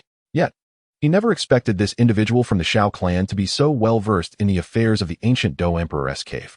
Not only did he know of the imperial great elixir left by the ancient Dou Emperor, but he was also aware of the legacy of the essence of the emperor. Such matters were relics from his ancestors, and he firmly believed that no one, aside from himself, should possess such knowledge. Though I am a pinnacle 9-star Dou saint, I find myself unable to escape, and the Taishu ancient dragon clan, apart from me, likely lacks even a high-level Dou saint. The total number of Dou saints among us does not exceed 10 fingers, and even if our 2 clans were to unite, we might not be significantly stronger. Zhu Kuan pondered before speaking. In his generation, apart from himself, who possessed extraordinary talent to reach 9-star Dou saint, the strongest among them, the North Dragon King, was merely a 4-star Dou saint, and it remains uncertain if he has since reached 5-star. Indeed, the Taishu ancient dragon clan is such that any of the 8 imperial clans could easily extinguish it. However, the esteemed Zhu Kuan's daughter, Ziyan, is different. She possesses royal blood and remarkable talent. Our Xiao clan also has an 8th grade alchemist on the verge of reaching 9th grade. With his elixirs and the guidance of esteemed Zhu Kuan, it is believed that within 10 years, she could attain Dou Saint. Coincidentally, our Xiao clan possesses a tome detailing a relic that harbors the essence of the dragon and phoenix. It is believed that if Ziyan were to consume it, her bloodline would ascend in nobility, making the attainment of 9-star Dou Saint merely a matter of a century or so. With 2 9-star Dou Saints, would we not be able to dominate all? Xiao Long continued to articulate his thoughts. Meanwhile, Ziyan stood by, utterly perplexed. Having no understanding of the discourse between Xiao Long and Zhu Kuan, she had never heard of the Xiao, Soul, or ancient clans, nor did she grasp the implications of her royal bloodline and the potential to reach 9-star Dou Saint. However, she stood quietly to the side, listening attentively. You are aware of the existence of the dragon and phoenix origin fruit. Zhurong's emotions began to stir with excitement. The dragon and phoenix origin fruit is an irresistible temptation for the members of the ancient void dragon and the celestial demon phoenix clans. For it possesses the power to awaken their bloodlines once more, and even for Zhurong, it holds immense significance. Naturally, within a decade, our clan will certainly present the dragon and phoenix origin fruit. Xiao Long was 100% assured of this. Within 10 years, that relic will undoubtedly come to light. Zhurong fell silent. Very well, I agree to your terms. But you must hand over your Xiao clan's piece of the ancient emperor's relic to me if we are to collaborate. Zhurong, having lived for over 10,000 years, was no fool. He could not be swayed by Xiao Long's mere words. He needed to possess a trump card to engage in equitable dialogue with the Xiao clan, ensuring he would not fall victim to their schemes. Xiao Long smiled. The piece of the ancient emperor's jade from the Xiao clan was the easiest to acquire, and he was not overly concerned. Excellent. Furthermore, your Xiao clan must prepare 3 9th grade elixirs for me, at the very least of human-grade quality. Zhurong took this opportunity to demand the greatest benefits from the Xiao clan. The Xiao clan is among the foremost imperial families. How could he refrain from taking advantage of that? Rest assured, these elixirs are intended to aid my daughter. Seeing Xiao Long's reluctant expression, Zhurong clarified. Very well, but Elder Zhurong must also provide me with 3 drops of your essence blood. Xiao Long, suppressing his discomfort, consented. Yet he was no fool and proposed a condition of his own. Chapter 76. The Essence Blood of the Fighting Saint. The essence blood of the Fighting Saint, particularly that of a 9-star fighting saint like Zhurong, is invaluable. It is worth noting that when Xiao Yin obtained a few drops of the essence blood from the 9-star fighting saint of the Yellow Spring Demon Sage, several individuals greatly benefited from it. Zhurong's essence blood is undoubtedly a treasure. At the very least, Yao Chen could potentially break through to a 1-star fighting saint with the assistance of a drop of Zhurong's essence blood. He could also use it to compensate for the loss of the fallen star flame. Very well. After careful consideration, Zhurong reluctantly agreed to this condition. The essence blood was exceedingly important to him, yet a 9th grade elixir could easily make up for 3 drops of essence blood. He extracted 3 drops of rich blood, and upon seeing this, Xiaolong promptly prepared a vessel to contain it.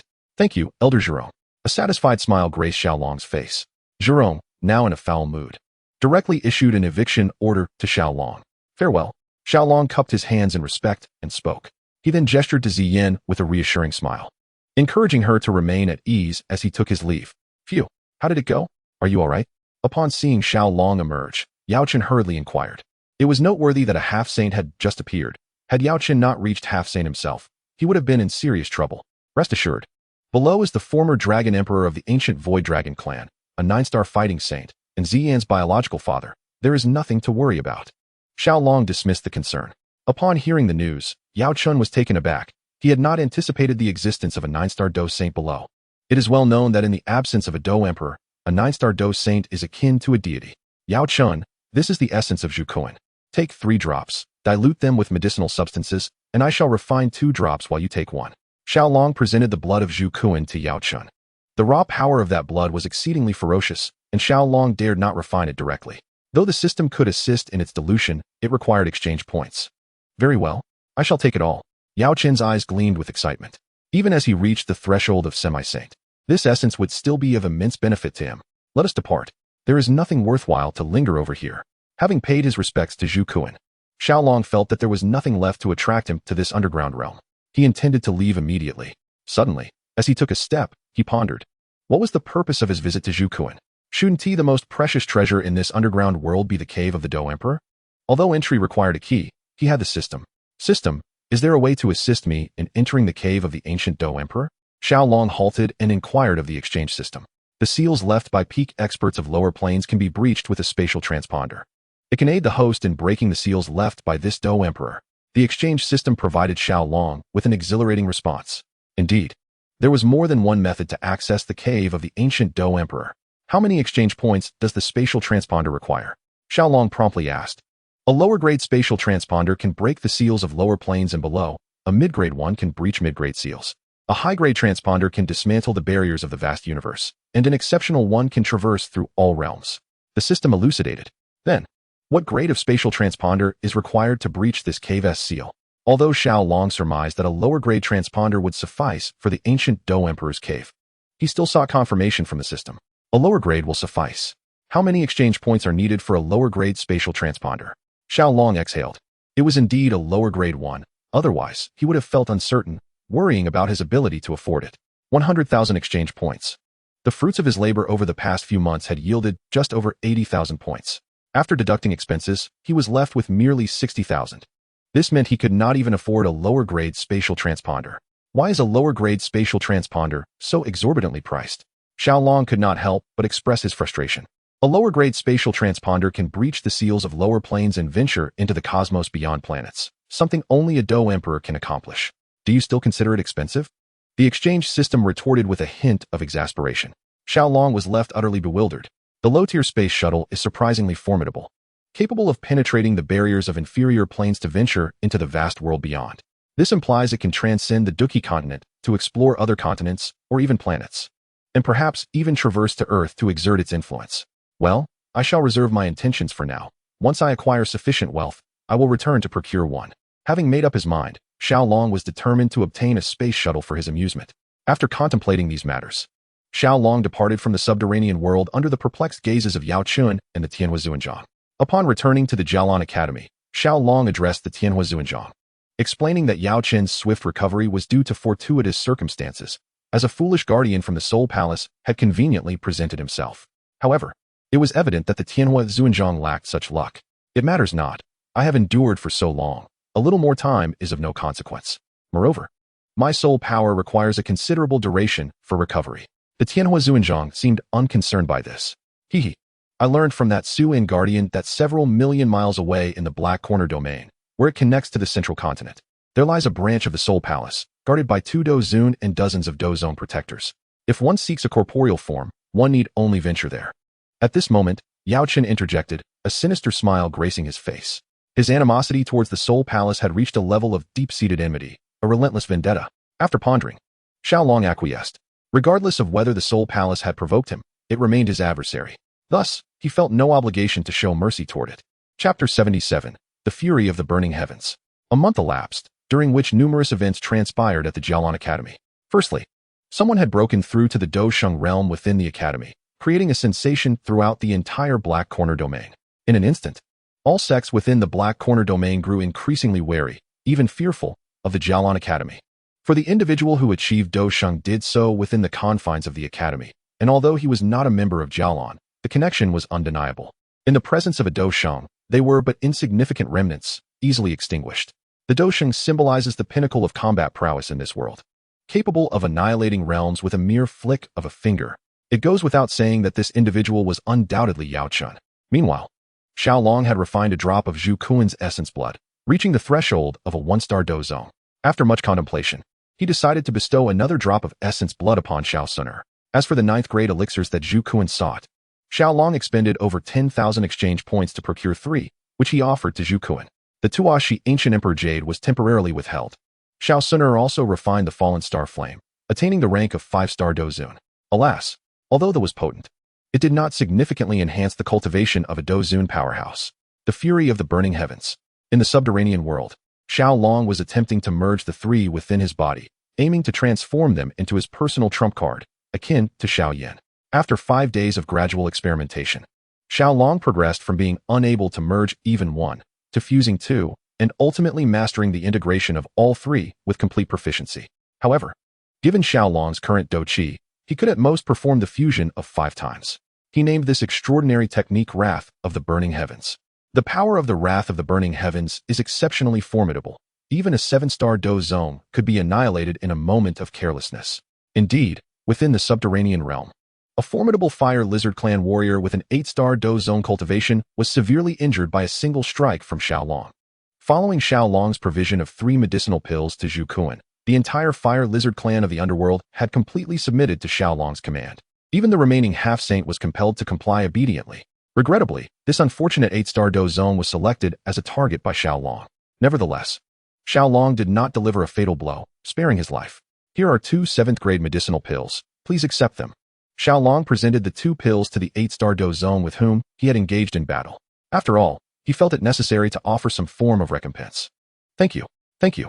The beasts, including the fire lizard clan, were entirely unversed in the art of alchemy. Isolated from the outside world, they had no knowledge of the existence of medicinal pills. However, upon the arrival of Yao Chun, they became acquainted with the wonders of alchemy. As Yao Chun exchanged numerous medicinal pills for the precious fire attribute herbs found in the underworld, 7th-grade medicinal pills hold significant value for Do zone practitioners. Consequently, the incident of him being severely injured by Xiao Long faded into oblivion with the bestowal of the 2 7th-grade pills. Now that Yer has become quite adept, would you like to further cultivate the 5 wheels of Lihua technique of the Heavenly Fire Sovereign? Yao Chun was refining pills in the underworld, which proved to be an ideal location for such endeavors, as he aspired to challenge the realm of 9th-grade Alchemist. In his moments of leisure, he would also observe Xiao Long's training. Naturally, Xun'er was always present, trailing Xiao Long incessantly. Particularly now, as Xiao Long had managed to merge into an immensely powerful technique, Xun'er was eager to learn from him. To alleviate Xun'er's boredom, Xiao Long exchanged a substantial amount of imperial blood for her to refine, thereby enhancing her bloodline grade. Now that Xun'er had reached the level of Do zone, her rate of refining imperial blood had significantly accelerated, allowing her to process approximately 10 drops per day. However, upon reaching Do zone, the efficacy of imperial blood diminished considerably. After consuming 100 drops, Xun'er merely advanced from the initial stage of 5-star Do zone to its pinnacle. To attain 6-star Do zone, it seemed she would require over 100 drops of imperial blood. This was a financial burden Xiao Long could scarcely bear. 100 drops of imperial blood had cost him 30,000 exchange points, and he could not afford a second expenditure of that magnitude, as his remaining points were dwindling. Thus, Xiao Long decided to utilize Zhu Kuan's essence blood, enabling Xun'er to refine it and directly break through 2 realms, achieving 7-star Do zone. The consumption over 10 days had exhausted all of Xiao Long's gains from the Jialan Academy, representing decades, if not centuries, of accumulated medicinal materials. If this continued, he would truly be unable to sustain such expenses. Supporting a wealthy beauty was indeed an exorbitant financial endeavor. After some contemplation, Xiao Long shook his head, realizing he had yet to forge a physical body for her, and thus felt it inappropriate to claim her resources. Although the 5 circular flames technique can be compared to low-level celestial combat skills, it requires 4 or even 5 types to unleash its peak combat potential. The power generated by the fusion of 4 or 5 undoubtedly far exceeds that of the 5 circular flames technique. In simpler terms, this technique holds little value for Xiao at present. What? Are we about to take action against the Soul Hall? Upon hearing Xiao words, Yao Qin became intrigued. Even the nearest branch of the Soul Hall is several hundred miles away. How long will it take to get there? You stay here to construct a wormhole while I seek out a dozong to first forge the body of the heavenly fire venerable before we act. Xiao did not agree. A journey of several hundred miles would require at least 10 days to half a month, even for a dozong. It's too troublesome. It's better to utilize the spatial wormhole. Moreover, if the heavenly fire venerable acquires a body, he becomes yet another dozun. Together with a half-saint from the underground world, Xiao would then have 10 dozun, along with a half-saint and a 1-star dozheng on his side. What Xiao intended was to remain hidden until the opportune moment to strike. After eliminating that branch of the Soul Hall, he planned to march directly into Zhongzhou, seize the 9 dragons' heavenly gang flame from the burning flame valley, and then pilfer the 3,000 flames from the pill tower. Very well. I shall first construct the wormhole with Xun'er. Yao Qin shook his head helplessly. Constructing a spatial wormhole is indeed a laborious task. Subsequently, the two parted ways. Xiao was aware that although dozongs were scarce in the Black Corner region, they still existed. For instance, there was the infamous D.Mo Laozu from the Demon Flame Valley, known for his methods of corpse refinement. Xiao was quite interested in the art of corpse refinement. By eliminating an enemy, he could gain a subordinate. Such a fortunate occurrence is rare indeed. Following this, Xiao inquired with Su Qian about the whereabouts of the Demon Flame Valley and then ventured there alone. The Demon Flame Valley is guarded by dozongs and dohuangs, making it an excellent training ground for Xiao. Furthermore, the Demon Flame Valley is not a righteous faction, having committed many nefarious deeds both covertly and overtly. Thus Xiao felt no moral qualms about slaughtering them. Chapter 78. The Demon Flame Valley. This should be the Demon Flame Valley, right? Gazing at the ominous valley ahead, a hint of provocation flickered in Xiao eyes. It is said that the valley's master, D.Mo Laogue, is a genuine 7-star dozong. He is a renowned figure throughout the Black Corner region. A contemporary of Mang Tianqi. Xiao objective on this journey is to eliminate D.Mo Laogue and acquire the art of corpse refinement. He stealthily ventured deeper into the valley without attracting any attention. The Demon Flame Valley is a well-known sect throughout the Black Corner region, housing not only D.Mo Laogue, the 7-star dozong, but also several dohuangs. Who are you? Just as Xiao was wandering within the Demon Flame Valley, a voice resonated behind him. From the tone, it appeared to belong to an elder. Who are you? Xiao was uncertain of the identity of this individual. Yet he could discern the immense strength of the old man, who had astonishingly reached the rank of 5-star Do Emperor. I am the 3rd elder of the Magic Flame Valley. Who are you? I do not recall such a character existing among us. The elder, rather vain, raised his head high while introducing himself, exuding a sense of pride. Oh, is that so? Then perish. Xiao remarked casually, launching a punch towards the 3rd elder. Humph. Youngster, do not be so arrogant. The 3rd elder scoffed coldly, clearly dismissing Xiao attack. However, once he attempted to counter Xiao formidable 9-fold wave strike, he was obliterated into dust, for he was on an entirely different tier compared to Xiao. I have no interest in insignificant beings like you. With that, Xiao collected the 3rd elder's storage ring and departed from the scene. Unbeknownst to him, at the moment of the 3rd elder's demise, 2 individuals within the Magic Flame Valley sensed the occurrence. Damn it, who dared to slay the 3rd elder? These 2 were the 2nd elder and the Grand Elder of the Magic Flame Valley. Together, the 3 of them had cultivated a powerful flame known as the transformative fire through their combined Do Qi, which could be considered a form of artificial. Thus, they could sense the life and death of each other, as well as the sight of demise. The death of the 3rd elder severely impeded their cultivation of transformative fire, prompting the 2 elders to hasten to the site of his death. They found the 3rd elder's right arm shattered to bits. Sound the alarm, alert all disciples. I shall capture the culprit. Vengeance for the 3rd elder shall be mine. Upon witnessing this scene, the Grand Elder's face darkened considerably. Finally, those words escaped his lips. Soon, the Magic Flame Valley echoed with the alarm bells that had not rung for over a decade. It was a high-level alarm, one that would only sound in the face of impending disaster to the valley. After all, to slay a 5-star Do Emperor indicated that the assailant was undoubtedly formidable. At the very least a peak Do Emperor. Oh, the Magic Flame Valley is quite impressive, having mobilized so swiftly. Perfect, amidst this chaos. I shall take a tour of their scripture pavilion and treasure pavilion. Upon hearing the alarm, a flicker of surprise crossed Xiao mind, quickly replaced by a wicked grin. The entire Magic Flame Valley had indeed descended into chaos. The fact that their 3rd elder had been quietly slain within the valley was enough to rattle them. If a Do Emperor could die here, How could they, mere Dome Masters and Great Dome Masters, feel secure? They were desperate to unearth the true culprit, hoping to bring him to justice at the earliest opportunity. Everything shall be mine. Xiao Long seized a solitary disciple of the Magic Flame Valley and successfully inquired about the locations of the Scripture Pavilion and Treasure Pavilion, effortlessly finding his way there. Gazing upon the 9-story Treasure Pavilion, Xiao Long chuckled wickedly before boldly stepping inside. The array arranged outside the Scripture Pavilion was utterly inconsequential to Xiao Long, serving no purpose in impeding his advance. While the resources of the Demon Flame Valley may not rival those of the Jialan Academy, its wealth is nonetheless substantial. Upon witnessing the mountains of treasures amassed on the first floor of the Demon Flame Valley, Xiao Long couldn't help but chuckle with delight. It is hardly surprising. Although the Demon Flame Valley is a sect, the number of disciples within its ranks pales in comparison to the multitude of students at the Jialan Academy. Consequently, the expenditure of resources is far less, leaving a greater surplus for himself. All of this belongs to me. Energized as if by a surge of adrenaline, Xiao Long frantically seized everything in sight. Wherever he traversed, not even a single strand was left behind. He surged from the first floor directly to the 9th. What intruder dares to breach the 9th floor? A voice filled with fury echoed as he pushed open the door. To his astonishment, a 9-star Do Wong awaited within. Indeed, the Demon Flame Valley was not to be underestimated. However, he noted that this 9th floor held no resources, only the presence of a morose elder. This elder was formidable. A 9-star Do Wong, a retired elder tasked with overseeing the treasure vault. Unfortunately for him, his luck had run out upon encountering Xiao Long. Before the elder could utter a second word, Xiao Long, moving with the swiftness of a blink, appeared before him in an instant. Before the elder could react, Xiao Long seized his neck, lifting him effortlessly. "Where is your Valley Master?" Xiao Long inquired coolly, his expression devoid of emotion. The chaos enveloping the Demon Flame Valley raised deep questions within him. Why had the Valley Master yet to show himself? Without the emergence of the Earth Demon Old Ghost, how could he slay him and seize his corporeal form? "You scoundrel! The Valley Master will surely bring your demise." The 9-star Do Wong's face flushed crimson, yet he managed to utter these fragmented words. "In that case, you shall perish."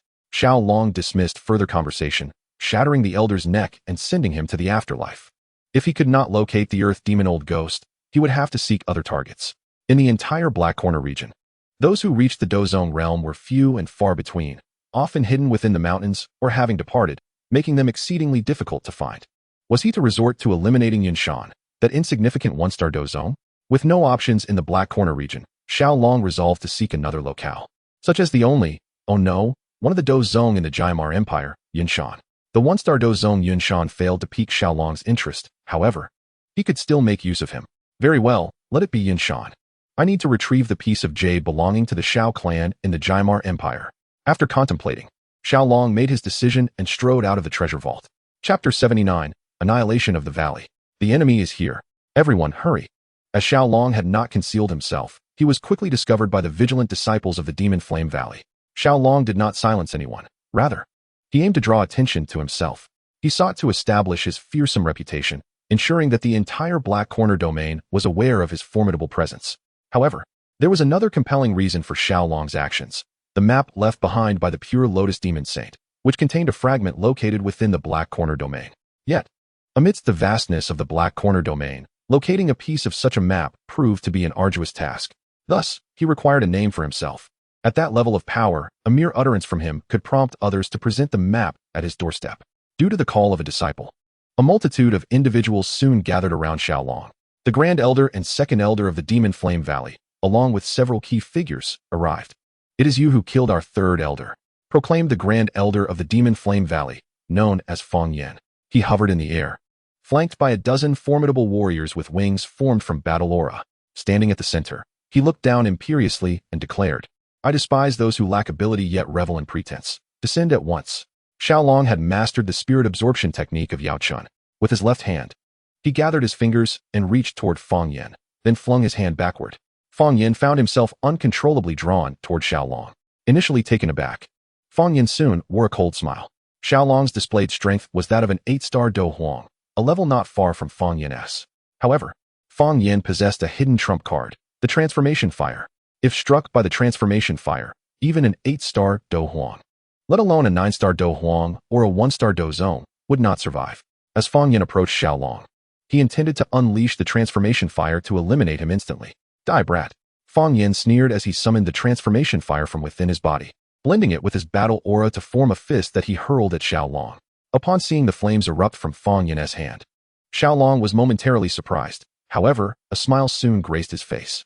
This fire, though not a rare flame, contained substantial power that could elevate even his current Dozong status by 1 to 2 stars. Xiao Long regarded Fang Yan's attack with disdain, remaining utterly motionless. Witnessing Xiao Long's indifference, Fang Yan grew increasingly exhilarated, envisioning the moment he would vanquish an 8-star Do Huang and instill fear throughout the Black Corner domain. You shall perish. In the future, keep your eyes peeled and do not offend those beyond your means. Fang Yan's face radiated with pride as his fist neared Xiao Long's head. Indeed, it was unfortunate that he was not the one to achieve such a feat. Just as Xiao Long's words fell, a protective shield materialized around him. Formed from the fusion of 3 types of rare flames, the power of which was unfathomable, Fang Yan's fist struck the shield of rare flames. Fang Yan let out a heart-wrenching scream, for his fist had been reduced to nothingness. Thus, he found himself without a hand. Although his palms were protected by the transformative fire, the essence of this fire paled in comparison to the newly formed exotic flames. Birthed from the fusion of 3 distinct varieties, it was akin to the stark contrast between an infant and an adult. Despite the formidable prowess of a Do Huang, regeneration of severed fingers was an impossibility unless aided by high-tier medicinal concoctions. However, such elixirs were far beyond the financial reach of a mere Do Huang. Fortunately for Fang Yan, fortune smiled upon him as he encountered Xiao Long, a man of benevolence. To prevent Fang Yan from facing ruin over a single pill, Xiao Long extended his assistance.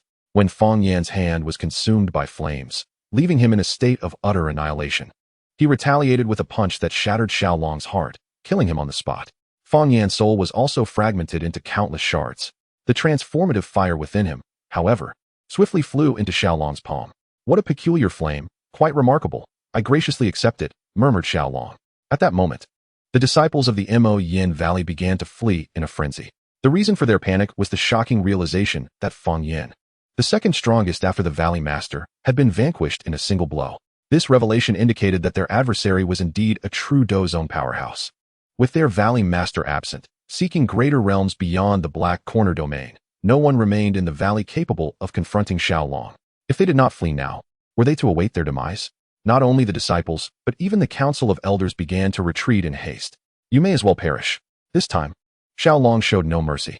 The colossal fireball, a manifestation of the wrath of heaven, was unleashed upon the avian figures in the sky. Suddenly, an explosion echoed from above, followed by the emergence of a mushroom cloud, reminiscent of a successful atomic detonation, engulfing an area of several miles. In the vicinity of this cloud, even a Do Wang stood no chance of survival. To rephrase, the elders of the Mo Yin Valley were likely obliterated entirely. As for the ordinary disciples, Xiao Long had no inclination to concern himself with them. They were merely a waste of his time. As he strolled leisurely through the air, Xiao Long made his way towards the depths of the Mo Yin Valley, the former retreat of the Earth Demon Elder. Having attained the Dozone level, he could now traverse the air with poise.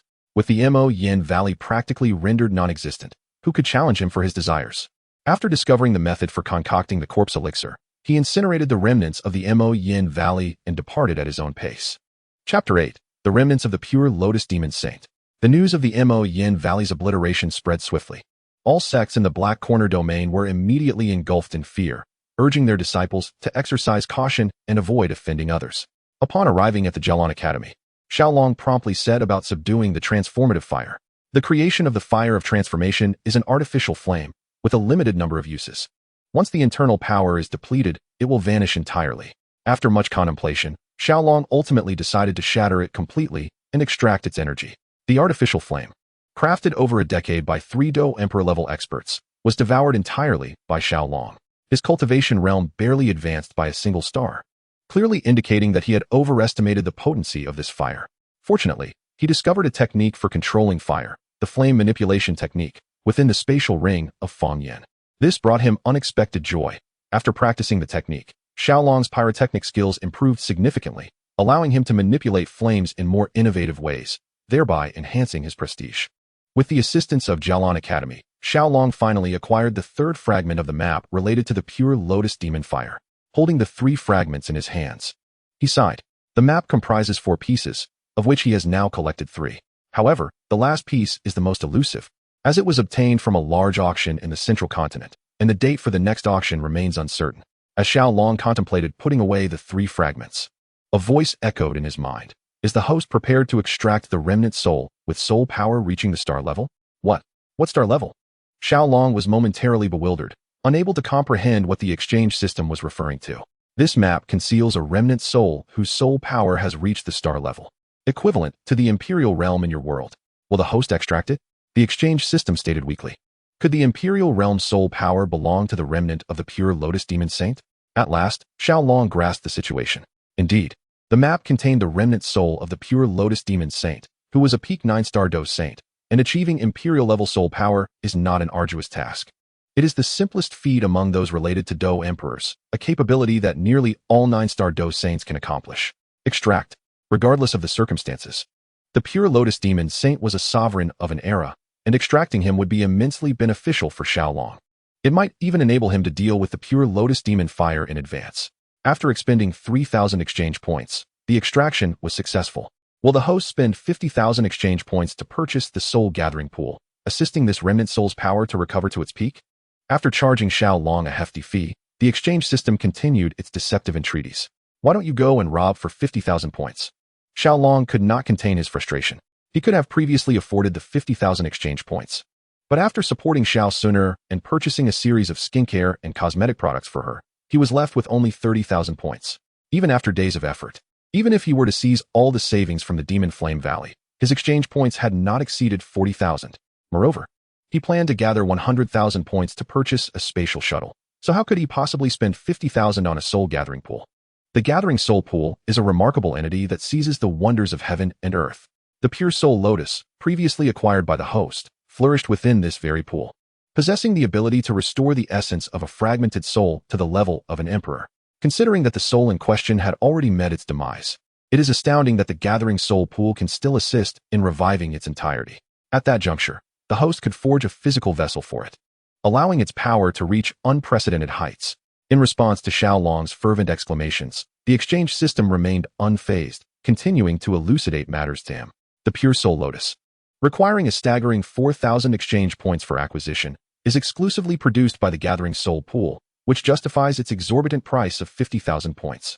Yet, what captivated Xiao's attention the most was the potential resurrection of the pure Lotus Demon Sage. If this sage, who once attained the pinnacle of 9-star Do Saint, were to be reborn, who could possibly rival them across the Do-Chi continent? Alas, perhaps it would be prudent to leave it within the confines of the system marketplace for now. Given his limited financial resources, Xiao shook his head. Although the allure of a 9-star Do Saint-level pure Lotus Demon Sage was enticing, it was not enough to cloud his judgment. Currently, the Jialan Academy is only under the watch of a single Do Xun, the formidable Meng Tianqi, who is not present at the moment. Thus, Xiao realized that he could effectively seize the opportunity within the academy. However, he refrained from such an unethical course of action. He turned to Xun'er and Yao Chun, pondering their next steps. Now, a choice lay before them. Returning to the Jiama Empire could lead to the elimination of Yunshan, allowing them to forge a body for the Heavenly Fire Sovereign, thereby obtaining the ancient jade of the Tuashi Ancient Emperor and solidifying an alliance with Zhukuan.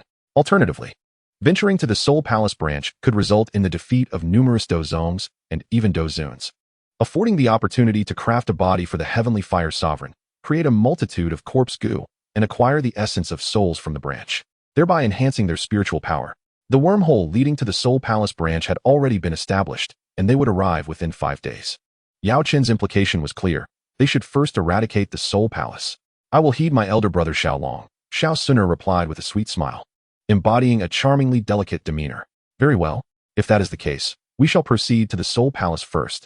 Xiao contemplated and ultimately made his decision. Coincidentally, at that moment, he contemplated the creation of corpse goo. Therefore, the physical forms required for this endeavor could only be procured from the Soul Palace branch, where a considerable supply awaited.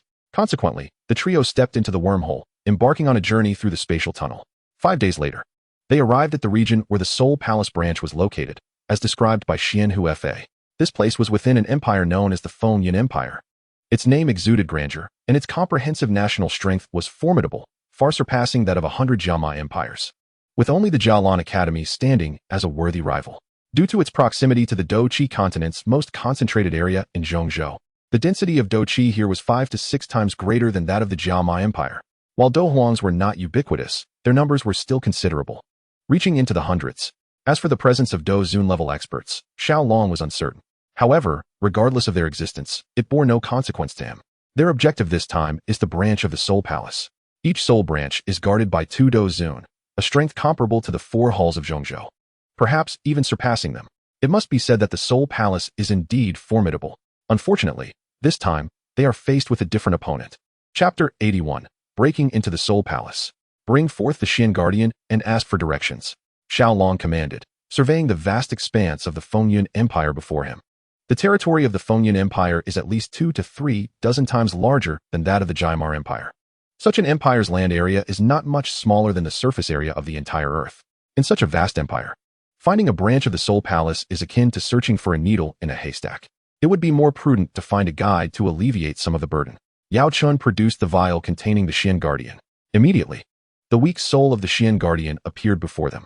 Recognizing the familiar surroundings, the Xian Guardian quickly grasped Xiao Long's intentions and began to explain. The Soul Palace's branch in the Fengyun Empire is located within a tributary of the Fallen Sky Mountains to the east of the imperial capital. It is worth noting that Han Feng had been brutally killed by Yao Chun in front of him. The Xian Guardian thus lost all will to resist, particularly after Yao Chun promised that if he performed well, he would forge a body for him, allowing him to be reborn. Thus, the Xian Guardian betrayed them. This is troublesome. Let us proceed. Xiao Long shook his head. The map in his hand indicated that the capital of the Fengyun Empire lies at its very center, while they were currently on the outskirts. Considering the journey ahead, it would take another day or 2 to reach their destination. However, having come this far, he could not possibly return empty-handed, could he? After a journey of over a day, Xiao Long finally arrived at the location of the Soul Palace branch. It lay deep within the mountains. The architecture of the Soul Palace branch was magnificent, akin to the palace of a mortal emperor. The only difference was that it seemed hidden from view, as the splendid structure was obscured by ancient trees reaching nearly 100 meters high. Until one ventured inside, it was nearly impossible to discover the palace's whereabouts. The Soul Palace had indeed gone to great lengths to conceal the collection of souls. Gazing at the palace he was about to destroy with his own hands, Yao Chun's lips curled into a sardonic smile. Yao Chun, since you are currently reborn in the body of the Xian Guardian, why not take on his appearance and have some fun with them? Xiao Long suggested. Although Yao Chun was gradually transforming back to his former self after occupying the Xian Guardian's body, he could still choose to assume the Xian Guardian's original form if he wished. No, perhaps I would have entertained that notion in the past. But having now attained the Dosheng level, my mindset has significantly evolved. I no longer have any interest in such dying individuals. Yao Chun shook his head, indicating the profound changes in his perspective. Very well, let us charge in directly. I shall leave the confrontation with the Dozun to Xun'er, while I will handle the Dozong. Yao Chun, you are tasked with maintaining our formation, allowing us to gain some combat experience. Xiao Long is merely acting on a whim. Since Yao Chun disagrees, there is nothing more to discuss. The rapid elevation of Xiao Long's level has resulted in a dearth of combat experience, which is not advantageous for him. Within the Soul Palace's branch, there are numerous guardians at the Dozong level, perfect for honing his skills. Similarly, Xun'er has also advanced swiftly, resulting in an even greater lack of battle experience. The 2 Dozun within the Soul Palace branch are particularly suitable opponents for Xun'er. Very well, I shall first seal this space, leaving them with no means of escape, allowing you to enjoy your playtime. Yao Chun did not object. He began to utilize his comprehension of space to seal off this area where the Soul Palace branch resides. This means it is now isolated from the outside world.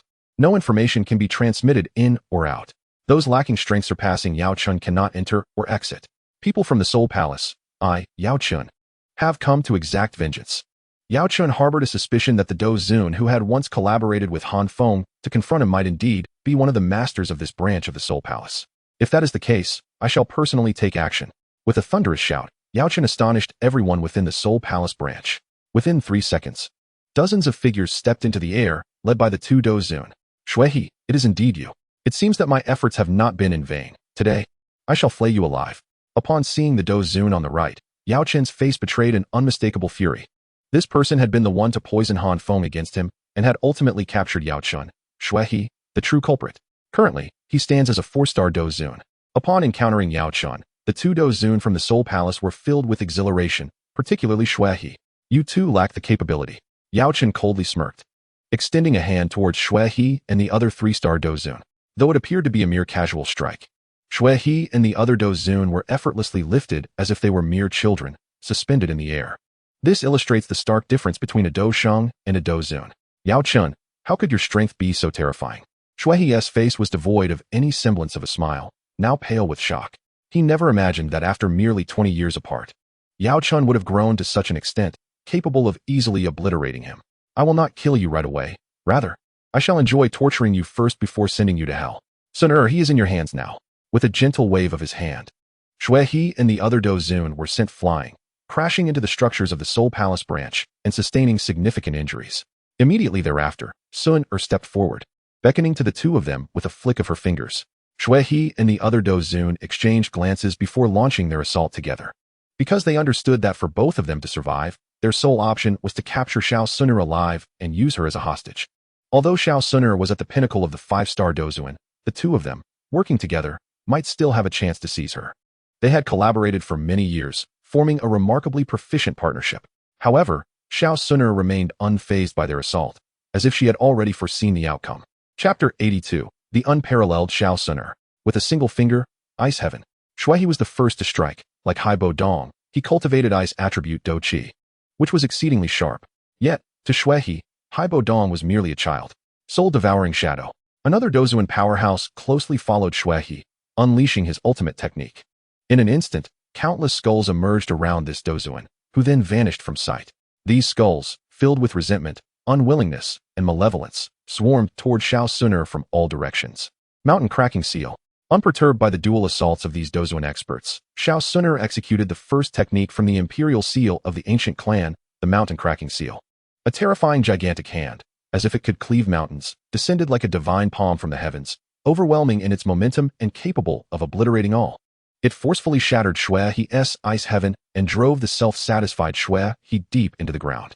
The 4-star Dozuan, Xue, was nearly instantaneously vanquished by the pinnacle of the 5-star Dozuan, Xun'er. The reasons were threefold. First, the disparity in levels within the realm of Dozuan.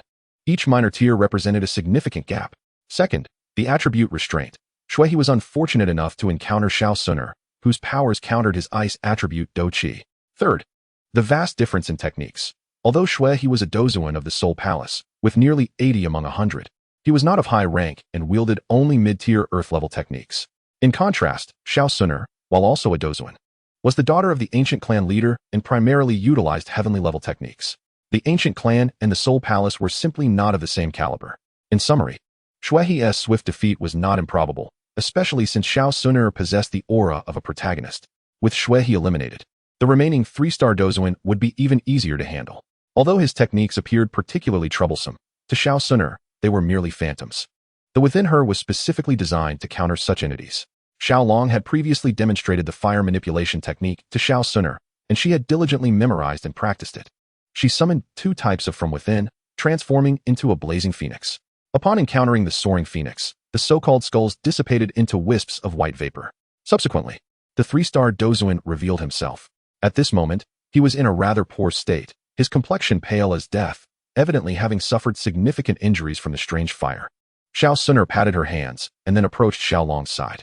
Clearly, this battle had come to an end. Xiaolong had developed a new perspective on Xun'er. This little prodigy was likely only to be matched by the elite of the Dou Emperor families. To defeat Xun'er, one would need to be several realms above her. Dispose of them, Xiaolong commanded, glancing at the 2 severely injured Dozun before addressing Yao Chun. At this point, they held little value. Their ultimate fate was to be repurposed as obedient corpses for Xiaolong flee. Without uttering a word, the 3-star Dozun abandoned everyone and tore through space. Intent on escaping, Yao Chun responded with a cold smile. If his spatial barrier could be breached so easily by a 3-star Dozun, then perhaps they deserved to crash into a wall in despair. His expression was one of frustration, as if he had resigned himself to his fate. Yao Chun, even in death, I shall ensure you suffer. Xue, fully aware that he could not escape his demise today due to his deep-seated enmity with Yao Chun, decided to make one last gamble. Even in death, he aimed to take a tooth from Yao Chun. He planned to self-destruct. The explosive power of a Dozun was formidable enough to obliterate a peak Dozun without question. Before me, you have no chance of self-destruction. Yao Chen's keen eyes quickly discerned Xue's intent. In truth, he had noticed Xue the moment Xun'er had severely injured him. Thus, before Xue could even initiate his self-detonation, Yao Chen struck first, killing Xue outright. As for Xue's soul, Yao Chen refrained from obliterating it, as the crafting of a corpse required the presence of a soul. Fortunately, Yao Chun was well acquainted with the Soul Palace. Clutching the soul-binding chain he had acquired from Xian's protector, he ensnared Xue's soul tightly. Ha ha ha, Xue. You have spent your life capturing the souls of others with this very chain, and now your own soul is bound by it. How does it feel? Yao Chun reveled in his triumph, exuding a particularly lecherous demeanor. Yao Chun, are you certain you wish to oppose our soul palace? Our master is a 4-star Do Saint. Before him, you are but an ant. If you cease your actions now, our soul palace will not pursue this matter. Witnessing the annihilation of his longtime partner, the remaining Do Xun felt a surge of fear and began to struggle in desperation. The master of the soul palace, Hun Yesheng, had slaughtered over a dozen sects in a single night, leaving no survivors, and was ranked among the top 10 on the notorious list of the Dochi continent. Huh. And what of it? I shall personally visit the soul palace in the future to seek guidance from your master. Yao Chun let out a cold smile, fully aware that the master of the soul hall was no ordinary individual, which was precisely why he harbored such trepidation towards the soul hall and was reluctant to reveal himself. At this moment, he was resolute in his intent to leave no survivors. As his words lingered in the air, Yao Chun took matters into his own hands, eliminating a 3-star Do Xun on the spot. Even if I were to relent, what difference would it make? You are merely a minor figure within the soul hall. How could you possibly influence the decisions of your master? After binding the soul of the Do Xun, Yao Chun drew him closer, a sinister smile creeping across his face. The Do Xun, overwhelmed with despair, remained silent, for despite his title, he wielded little power within the soul hall. Above him were the Tian Xun, and above the Tian Xun were the 9 great Tian Xun, along with a cadre of elders and the 2 masters. In truth, he was insignificant. It was questionable whether the master of the soul hall even recognized his existence. Allow me to share, initially, I was penning historical narratives. I had signed a contract with Xun'er for one work, which concluded, and I began a new book. However, due to my ignorance of the rules, I unwittingly published simultaneously on both Xun'er and Qidian, leading to a failed contract. Thus, this book came to be. It too started as a dual release. Upon discovering the reasons behind the debacle, I lost motivation and deleted the Qidian version, intending to focus on historical writing again, preparing for an internal contract, when unexpectedly, this book was signed. It was unforeseen, prompting me to commit to this writing with seriousness, unlike my previous haphazard approach. I hope for your continued support. Chapter 83, The Essence of the Soul. Soon after, the soul hall lay in ruins. 2 Do Xun powerhouses fell on the spot, while the remaining Do Xun were systematically slain by Xiao. This branch of the soul hall had 23 guardians, among which 4 were advanced Do Xun, known as the Tianji Guardians. The rest were earth and human-level guardians, all defeated one by Xiao, who utilized only his ordinary strength against them. Only the Tian-level guardians resorted to using the wrath of burning heaven, eliminating their foes instantly. This must be the essence of the soul, indeed. One cannot help but commend the soul hall for their capability to refine souls into essence. Alas, it has unwittingly benefited me. Deep within the soul hall, an ominous atmosphere prevailed. Those who had yet to attain the Do Xun level would feel an overwhelming fear upon witnessing the scene. Countless soul-binding chains intertwined, each tethering a soul. Their strengths varied. The weaker ones possessed power akin to that of a great Do Master, while the stronger ones rivaled that of a Do Xun. This was the culmination of decades of accumulation in this branch of the soul hall. Amidst the depths of these intertwined chains lay a luminous orb approximately 1 meter in length, emanating a faint grayish-white glow in the surrounding darkness. This was undoubtedly the essence of the soul, refined from the powers of countless souls.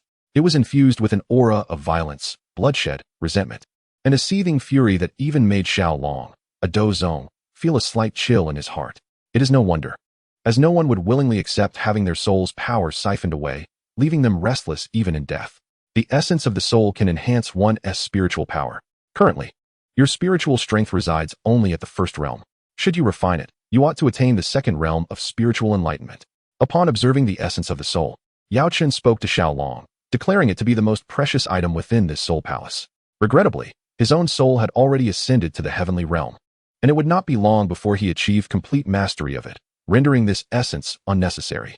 For even if he were to refine this essence, it would not yield any significant enhancement. The imperial realm of the soul cannot be attained merely through a fragment of soul essence. All souls that have reached the Do Xun level shall remain. The rest may be freed. Xiao cast a sidelong glance at Yao Chun, speaking to him in a measured tone.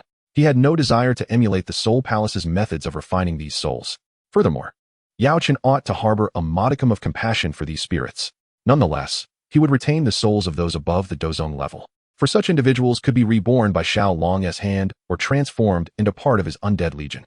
After receiving Xiaolong's consent, Yao Chun unleashed his formidable might, shattering 99% of the soul-binding chains within the soul palace.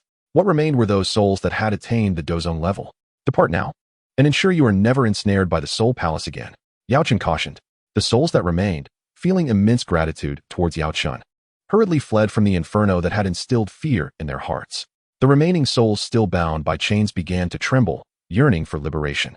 However, this time, Yao Chen refrained from intervening. It was Xiao Long who stepped forward, retrieving the soul bags he had plundered from the Dozong Shueha of the Soul Palace. And he carefully stored the few remaining souls within. Subsequently, he casually placed the modest essence of the soul into his system space. Upon detecting the low-grade essence of the soul, the exchange system inquired whether the host wished to sell it. Having just secured the essence, it could not resist enticing Xiao Long further. What is the estimated value of this soul essence? Xiao Long pondered before asking. Should it be worth a substantial sum, exceeding 10,000 points, he would consider selling it, as his exchange points were dwindling. This essence is laden with impurities prior to purification. It is worth approximately 3,000 exchange points, and after cleansing, 5,000, the exchange system replied nonchalantly. Never mind, I shall keep it for my own use. Xiao Long shook his head. What did it matter if it contained impurities? With his extraordinary fire, eliminating the impurities would pose no challenge. Moreover, while Xiao Long had been rapidly ascending in levels, he had not delved deeply into the study of souls, leaving his own spiritual development lacking. He was in dire need of this essence to bridge the gap in his spiritual understanding. After his refusal, the exchange system fell silent. Once he had secured the soul essence, Xiao Long proposed to Xun'er and Yao Chen that they depart. Both Xun'er and Yao Chen nodded in agreement, opting to leave at once. Before their departure, however, Xiao Long and Xun'er did not forget to set fire to the Soul Palace, reducing it to ashes. Indeed, as Xiao Long anticipated, shortly after their departure, a formidable presence descended upon the skies of the branch temple. The aura emanating from him was exceptionally terrifying, even surpassing that of Yao Chen. This individual was none other than the Grand Emperor of the Soul Temple, a superlative powerhouse at the mid-stage of the two-star Do Saint. Each branch of the Soul Temple possesses a source of soul essence, which has been marked by the Soul Heavenly Emperor. Should any alteration occur within this essence, the one who inscribed the mark would be immediately informed. The source of soul essence within this particular branch temple was projected to reach a length of 1 zhang after 10 years, thus drawing significant attention. Consequently, once an anomaly transpired here, the Soul Temple was quick to respond. Upon receiving a message from the Soul Heavenly Emperor, Han Miesheng promptly summoned the Grand Emperor, the foremost among the 9 Grand Emperors of the Soul Temple. How dare they seize what belongs to our Soul Temple? They are truly courting death. Gazing upon the ruins of the branch temple, a sinister smile crept onto the aged features of the Grand Emperor, rendering his already fearsome visage even more terrifying. Let us first proceed to the imperial capital of the Wind and Cloud Empire. We shall discuss matters further once I have refined the soul essence.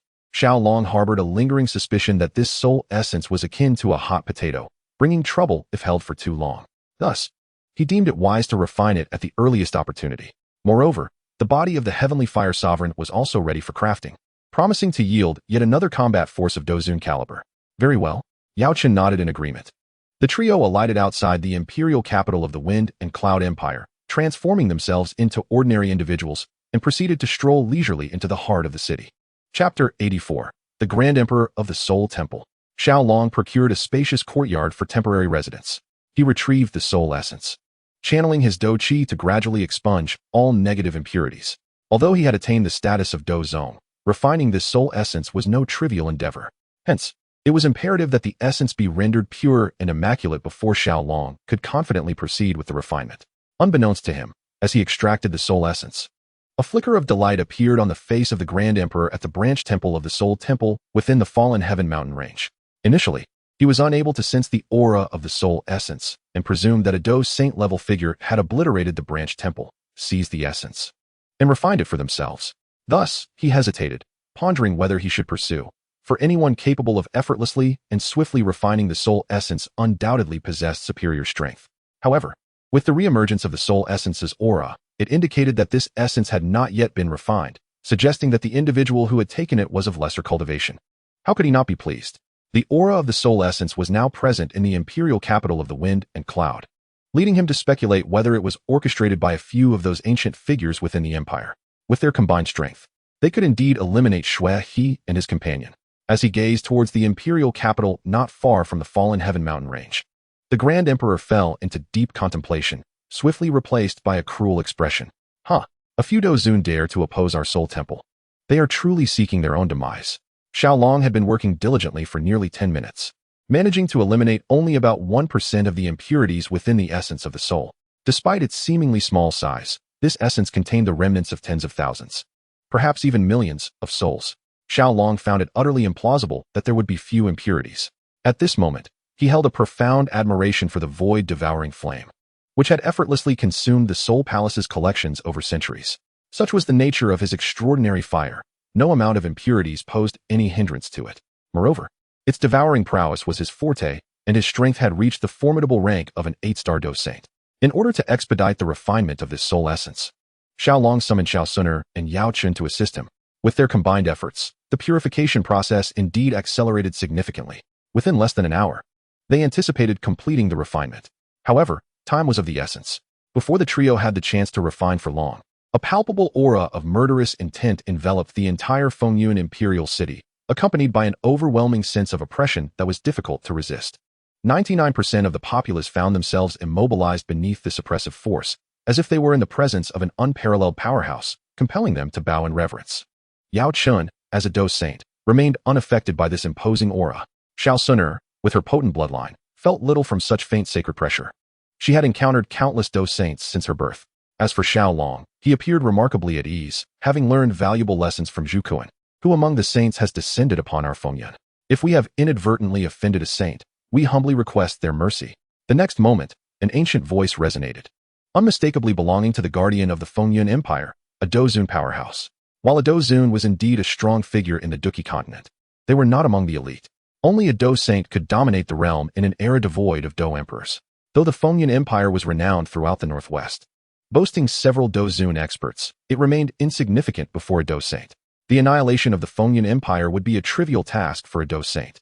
A Dozun was but an infant in comparison. The great heavenly sovereign did not engage in conversation with the aged 5-star Dozun and instead directed his gaze towards Xiao Long's location. Get out here. The great heavenly sovereign brandished his treasured weapon, the Bone Emperor Blade, which he had wielded in battles for over a century, and struck down toward Xiao Long's courtyard.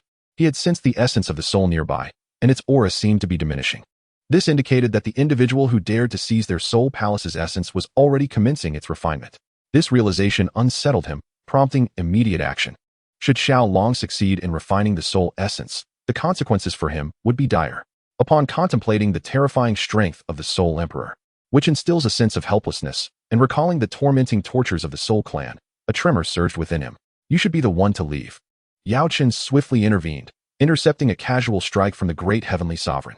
He then soared into the air, locking eyes with the great heavenly sovereign. Yao-Chun. The great heavenly sovereign was taken aback upon seeing him, but soon his astonishment transformed into overwhelming joy. As for the 9 great heavenly sovereigns of the Soul Palace, Yao-Chun had only heard whispers and had limited encounters, with his interactions being solely with those of lower rank, the highest being the 3rd-ranked Guyu. He had no prior engagement with the enigmatic great heavenly sovereign. However, the sheer magnitude of this power sparked an inkling of realization within him. Within the Soul Palace, there were at most 3 individuals who rivaled the strength of the man before him. Either that mysterious great heavenly sovereign or the 2 leaders of the Soul Clan, the Palace Master and the Deputy Palace Master. Both of these leaders hailed from the Soul Clan and seldom engaged in combat. Thus, this one must be the formidable agent cultivated by the Soul Palace, the great heavenly sovereign. Very well, since you are aware of my title, you shall obediently accompany me to the Soul Palace. To capture me, you must prove your capability. Do you think a mere 1st-star Doshang at the early stage can achieve that? Since you are so unappreciative, I shall enlighten you on the disparity among Doshangs. Upon witnessing Yao-Chun take the initiative, a hint of disdain flickered across the great heavenly sovereign's face. Between Doshangs, the gap is insurmountable. Even between the early and mid stages, let alone the difference of a minor realm. It's the embodiment of the blade and the wielder. Chapter 85. Yao-Chun, the Great Heavenly Sovereign. The Great Heavenly Sovereign had honed his blade for centuries, attaining a profound mastery in the art of the blade. Bone Sovereign, tear the heavens. A chilling growl erupted, resonating through the air as a massive bone blade, exuding a sinister aura, cleaved through the void and descended upon Yao-Chun. Whoosh! Accompanied by the eerie swing of the bone blade, an unusual wave surged forth, darting towards Yao-Chun with lightning speed. Great heavenly sovereign. You dare to challenge me with your soul? How utterly humiliating. Tai Soul Shield. As the bone blade emerged, Yao-Chun felt a slight disturbance in his soul. He smirked coldly. After all, he was an 8th-tier alchemist, poised on the cusp of 9th tier, with his spiritual power reaching a pinnacle of perfection. How could he possibly fear the soul attack of a great heavenly sovereign? Although Yao Chun was considered a pariah of the Alchemist clan, his parents were nonetheless members of the ancient clan of Dozong, maintaining connections with the mid-tier of the Alchemist clan. The Tai Soul Shield was a secret technique designed to protect one's soul. Indeed, while the colossal bone sovereign blade descended, it did not inflict any harm upon Yao Chun, leaving him with a sense of slight triumph. Yao Chun, my bone sovereign blade is forged from the bones of thousands. If you believe it possesses only this trivial power, then you are gravely mistaken. The Supreme Lord observed the expression on Yao Chun's face and could not help but let out a cold snort. The soul annihilation slash. Seeing that one strike had failed to subdue Yao Chun, a hint of solemnity appeared on the Supreme Lord's face. This time, he summoned all his strength. The Bone Emperor blade had sacrificed countless souls, containing an immense amount of soul evil energy. It was not only capable of inflicting physical harm, but even a mere brush of the blade's aura could inflict excruciating torment upon one's soul.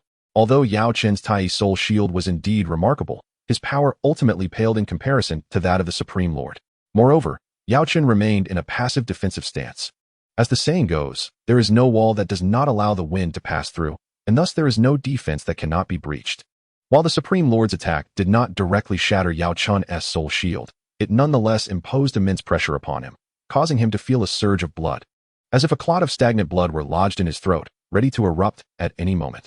Yao Chun was a one-star dose saint, while the Supreme Lord of the Soul Hall was an established two-star dose saint. The disparity between dose saints was significant, and Yao Chun could not hold out for long. What to do, Brother Xiao? As she watched the fierce duel between Yao Chun and the Supreme Lord high in the sky, Xun'er's face revealed a trace of panic and helplessness. Indeed, this was a battle between dose saints. Although she was a 5-star dozun, she had no qualification to intervene. Had Yao Chun and the Supreme Lord not been engaged in a battle of souls, they might have already been harmed by the aftermath of their clash.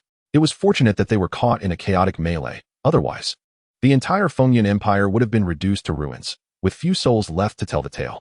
Now, the populace of the Fengyan Empire was frantically fleeing beyond the city, for a dose saint could effortlessly obliterate mountains and seas, and they had no desire to become collateral damage or unjust victims. You two juniors, since you have provoked the esteemed saint, you shall go and offer your apologies. Surrender willingly. Just as Xiao Long was preparing to expend his final exchange points to acquire a mech to confront the foe, 3 figures descended from the sky. All were dozun powerhouses. Clad in yellow robes adorned with engravings of dragons, they bore the unmistakable insignia of royalty. These 3 were the guardians of the Fengyan Empire.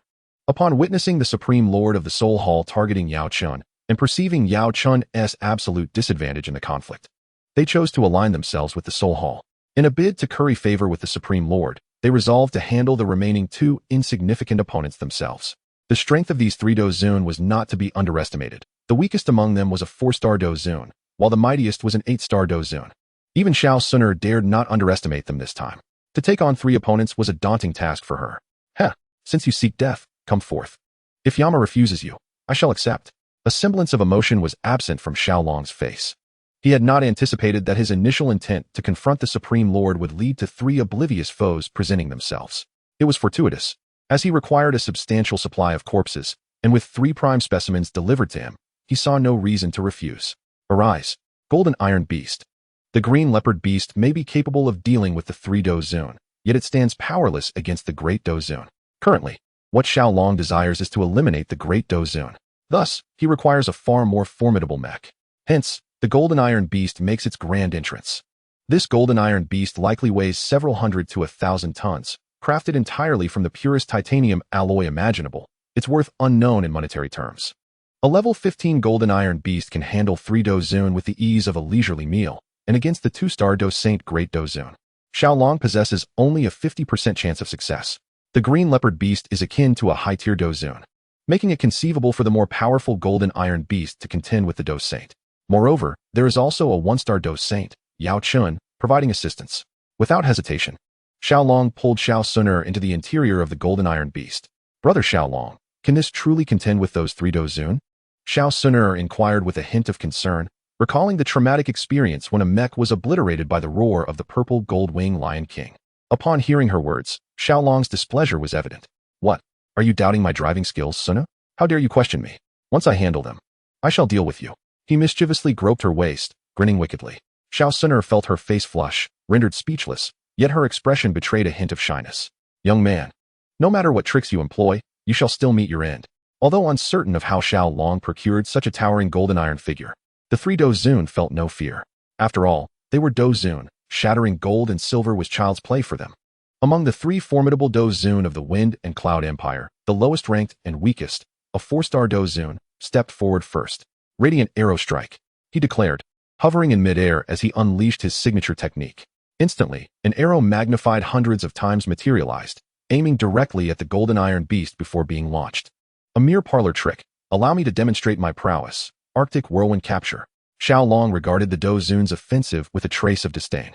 Even if the golden iron beast stood idle, they would be incapable of inflicting any harm upon it. Given the urgency of the battle, he had no time to squander on these trifling adversaries. Thus, he resolved to conclude the confrontation swiftly. The golden iron beast's dual claws sprang into action.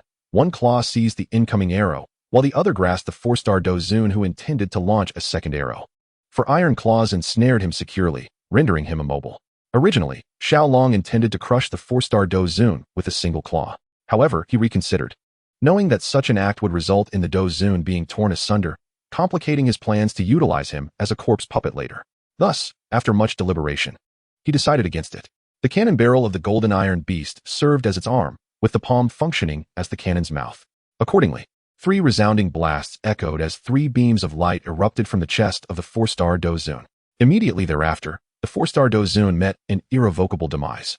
Although his internal organs were grievously injured, his remains could still be utilized for the crafting of a corpse. Before the other 2 Dozun could fully comprehend the situation, Xiao Long had already claimed both his body and soul. My son, the most formidable among the 3 Dozun, the 8-star Dozun, let out a heart-wrenching roar upon witnessing the death of the 4-star Dozun. This 4-star Dozun was the most gifted of his numerous offspring, destined to inherit his legacy. Yet now he lay lifeless. This was indeed the poignant reality of a white-haired man mourning a black-haired one.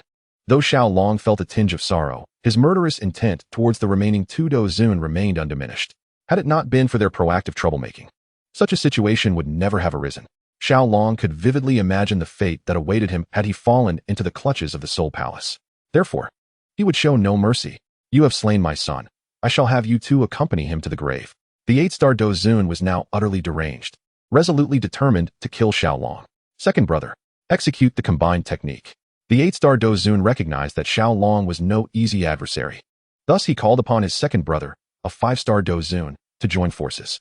They had cultivated a combined technique, a high-level Earth-tier fighting skill, immensely powerful, named Wind and Cloud's Dual Supremacy. This was also the reason behind the establishment of their empire, the Wind and Cloud Empire. Power of Wind, Supremacy of Cloud. Wind and Cloud's Dual Supremacy. The 2 Dozun fused their internal energies, their palms meeting in a synchronized gesture. In an instant, a terrifying force, nearing that of a semi-saint, surged forth. Intriguing, but alas, it holds no significance for me. Observing the 2 Dozun in their final struggle, Xiao Long felt no trepidation, for the battle had, in truth, concluded from the very beginning. The terrifying energies of the 2 Dozun converged into a singular beam of light, which shot forth towards the golden iron beast with the speed of a laser. Invincible golden body. Xiao Long pressed a button, and the golden iron beast began its transformation. It morphed from a standing mech into a hexagonal iron pillar, which then spun with relentless vigor, creating a mesmerizing display. Although the beam struck the golden iron beast, the overwhelming force of its rotation dissipated the majority of the attack during the process. Only a mere fraction of the initial power managed to impact the golden iron beast, and for it, that residual force felt no different than a mere tickle. This combined technique relied on the quantity of fighting energy expended. As long as the 2 of them had sufficient energy, their technique could continue to unleash its power. Unfortunately, such a technique was extremely taxing on their energy reserves, and even as Dozun experts, they could not afford to squander much. Furthermore, the 7th and 8th grade elixirs required for Dozun to replenish their energy were not readily available in abundance. In a mere 5 minutes, their struggle was on the verge of depletion. How infuriating it was that he remained unscathed. The elderly 8-star Dozun was becoming increasingly impatient. They were slowly descending into a disadvantageous position. Brother, if this continues, we shall be unable to fight any longer. Another anxious 5-star Dozun exclaimed. His internal Do Chi had dwindled to less than 10%. Should he continue to squander it, he feared he would soon be incapable of exerting any substantial power. Let us retreat. We can seek vengeance another day. Having lived for several centuries, he was no fool. They recognized that defeating Xiao Long and his companion was beyond their capabilities. However, this was inconsequential, as the aerial battle was nearing its conclusion. with the Soul Palace's Grand Celestial exerting absolute dominance. Once the Grand Celestial dispatched the other Doshang, the remaining two insignificant adversaries would pose no further threat. This effectively meant that they could indirectly exact their revenge through the Grand Celestial's hand. Let us go. Without hesitation, the two turned and fled. The Dozun could already tear through space. How vexing. Watching the two Dozun tear through the fabric of space and vanish into the rifts. Xiaolong could only let out a powerless sigh. This skill was beyond the capabilities of the Golden Iron Beast. Thus, he could only watch helplessly as those two old men escaped. Brother Xiaolong, look. Just as Xiaolong felt a sense of sorrow for his inability to confront the two Dozun, Xun'er's expression changed dramatically as she pointed skyward. Xiaolong quickly looked up. He beheld Dao Yaochun's Tai soul shield shattered, sending Yaochun hurtling backward, blood gushing from his mouth. He then collided with a mountain peak, embedding himself within it. Yaochun, I offered you an opportunity, but alas, you failed to seize it. Do not blame me for my ruthlessness. The Grand Celestial, witnessing Yaochun being sent flying, wore a cruel smile. Yaochun was ultimately no match for him. He concentrated the Bone Emperor's blade in the air and merged his body with it, achieving true unity of man and blade. Yaochun, perish.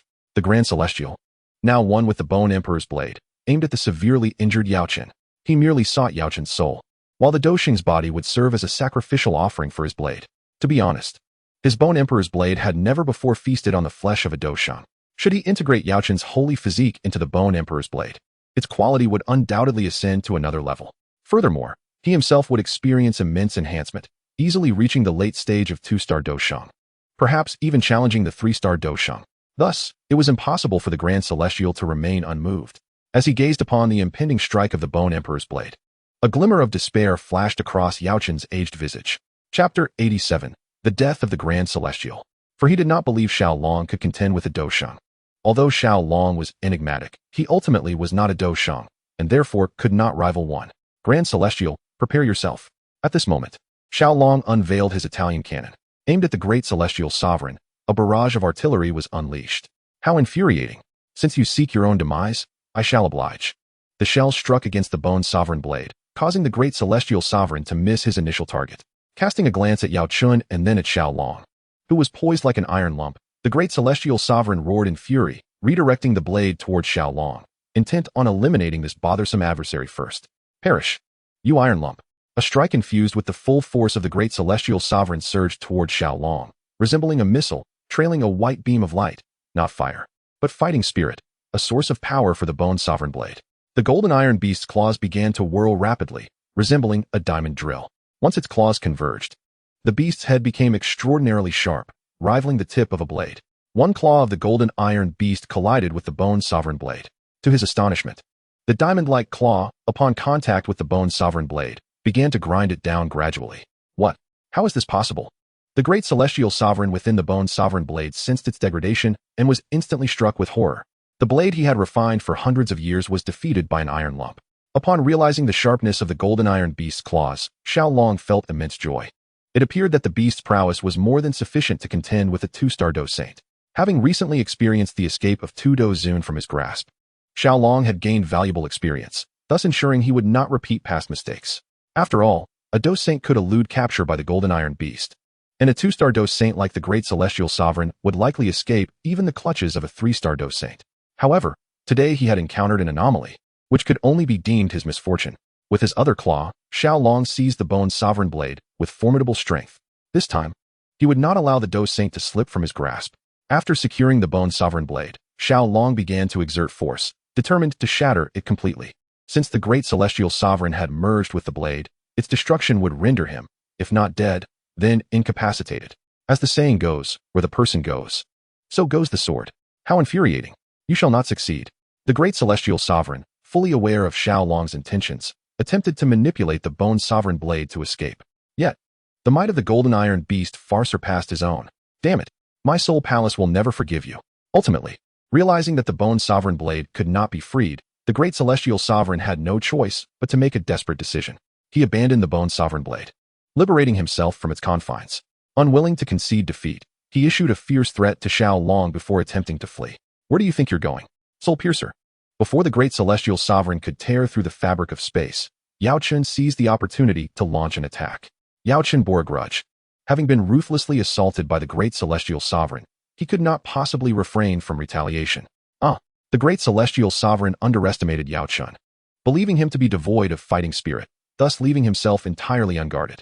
His soul has endured unprecedented torment. First, the Bone Emperor's blade developed cracks, inflicting severe damage upon his soul C. Now, with the soul assault from Yao Chun, his soul C is on the verge of exploding. Overwhelmed by the grievous injury to his soul, he finds himself disoriented and lost. There is no escape. Perish. The sudden appearance of the Great Celestial surprised Xiao Long. Only after the Great Celestial issued a threat did Xiao Long remember to capture him, but by then it was too late. Now that Yao Chun has severely wounded the Great Celestial, Xiao Long naturally seizes this opportunity. With another idle claw, he captured the Great Celestial, whose soul was still in turmoil. With the Great Celestial already ensnared by the Golden Iron Beast, there was no chance of escape. Die for me. Xiao Long commanded the left hand of the Golden Iron Beast to rise towards the heavens, then fired again. One shot may not suffice to harm the Great Celestial, as his corporeal form is not easily destroyed by ordinary attacks. However, under a barrage of 10 shots, or even 100, the outcome would surely differ. After all, just as water can wear away stone, there is no reason the cannon cannot breach the Great Celestial's defenses. I refuse to accept this. The Great Celestial is the one most familiar with his own body. After 5 minutes of relentless bombardment from Xiao Long, the Great Celestial finally could no longer endure and emitted a final, reluctant roar. Yao Chun, prepare the soul lock chain. Upon hearing the Great Celestial's roar, Xiao Long realized that the Great Celestial was on the brink of demise. However, his soul could not be obliterated by cannon fire, for cannon fire is a physical assault, inflicting minimal damage upon the soul. The Soul Palace's research on souls is profoundly advanced. They have mastered the means to restore a soul to a corporeal form, enabling rebirth. Even in death, a Great Celestial who has reached the realm of Do Shang possesses formidable soul power, easily comparable to that of a Do Xun. If one is not careful, the Great Celestial's soul could indeed escape. That would spell disaster for Xiao Long. If the Great Celestial reported today's events to the Soul Clan, Xiao Long's continued existence would become precarious. Thus, the Great Celestial must die today. Prepared for this moment, Yao Chun chuckled, fully aware of the tendencies of the rats within the Soul Palace. Indeed, as soon as Xiao Long finished speaking, the Great Celestial's body was pierced by the cannonball. His soul immediately sought to flee. Nowhere to run. Before the Great Celestial could rejoice, he was ensnared by Yao Chun with the soul lock chain. No. In that moment, the Great Celestial fell into utter despair. Having navigated the Soul Palace for so long, from the lowest rank protector to the Great Celestial, he understood all too well the dreadfulness of the soul lock chain. A soul bound by the chain has less than a 1 in 1,000 chance of escape. Moreover, those who do escape possess special secret techniques. Yet, he lacks such techniques. Come forth. Yao Chun did not waste words. He retrieved the finest soul pouch, obtained from the hands of Shui He, and contained the Great Celestial's soul within it. At long last, the multitude of ordinary celestial lords and the 9 esteemed celestial lords of the Soul Palace met their demise at the hands of Xiao Long. Chapter 88. Resolving Future Troubles. We must vacate this place. Those 2 escaping combat lords could potentially relay this information back to the Soul Palace headquarters, and should they send formidable reinforcements, we shall find ourselves in a precarious situation. After vanquishing the Celestial Lord, Xiao Long found himself devoid of the desire to refine the essence of souls. His current strength was insufficient to contend with the Soul Clan, let alone the Soul Palace. The fact that he was able to slay a Celestial Lord was merely a stroke of misfortune for that Celestial Lord. Rest assured, those 2 insignificant fish cannot escape. Wait for me here, I shall return shortly. At this moment, Yao Chun was thoroughly convinced of Xiao Long's prowess. The downfall of the Celestial Lord, a 2-star combat saint, was primarily due to Xiao Long's involvement, albeit in a supportive capacity. He was well aware of the 2 combat lords who had fled. However, both hailed from the Wind and Cloud Empire and would not stray far, for they were eager to witness how Xiao Long would perish at the hands of the Celestial Lord. Yao Chun could distinctly sense the whereabouts of the fleeing combat lords. Before Xiao Long could utter a word, Yao Chun departed. After securing the Golden Iron Beast, Xiao Long cast a mischievous glance at Xun'er. Upon perceiving the mischievous intent in Xiao Long's gaze, Xun'er felt her cheeks flush anew, recalling his earlier promise of punishment. Oh dear, how embarrassing. We are in the wilderness. Although Xun'er had previously engaged in several skirmishes with Xiao Long in the Beast Forest, the thought of repeating such encounters in this setting made her feel self-conscious, anxious about being seen. Come, refine the impurities from this soul essence. This shall serve as your punishment for doubting your husband. Just as Xun'er was lost in thought, preparing to accept Xiao Long's punishment, he directly handed her the soul essence. Staring at the soul essence in her hands, Xun'er was utterly bewildered. What? Is this the punishment? She felt as though she had transformed. Casting a resentful glance at Xiao Long, she stomped her foot in displeasure and wandered to the side, commencing the refinement of the soul essence with her dual exotic flames. Observing Xun'er's sulky demeanor, Xiao Long secretly reveled in delight. Teasing Xun'er was indeed exhilarating. He believed that with each passing day, she was evolving, and eventually, she would become the embodiment of his deepest desires. Naturally, Xiao Long could not neglect Xun'er. He approached her side and joined in the refinement process. Seeing Xiao Long come to assist her lifted Xun'er's spirit slightly, though she had not completely forgiven him. Ultimately, through the combined efforts of this young couple, the soul essence became crystalline and translucent. Without hesitation, Xiao Long began to absorb it, ensuring that he shared the experience with Xun'er rather than being selfish. The formidable primal energy within the essence of the soul gradually fused with Xiao Long's own origin, resulting in a remarkable augmentation of his innate power and a swift escalation of his spiritual force. Although there existed some discord between this primal essence and Xiao Long's own, he remained confident that it would not be long before his essence fully assimilated the soul energy extracted from the Soul Palace, ultimately becoming an integral part of him.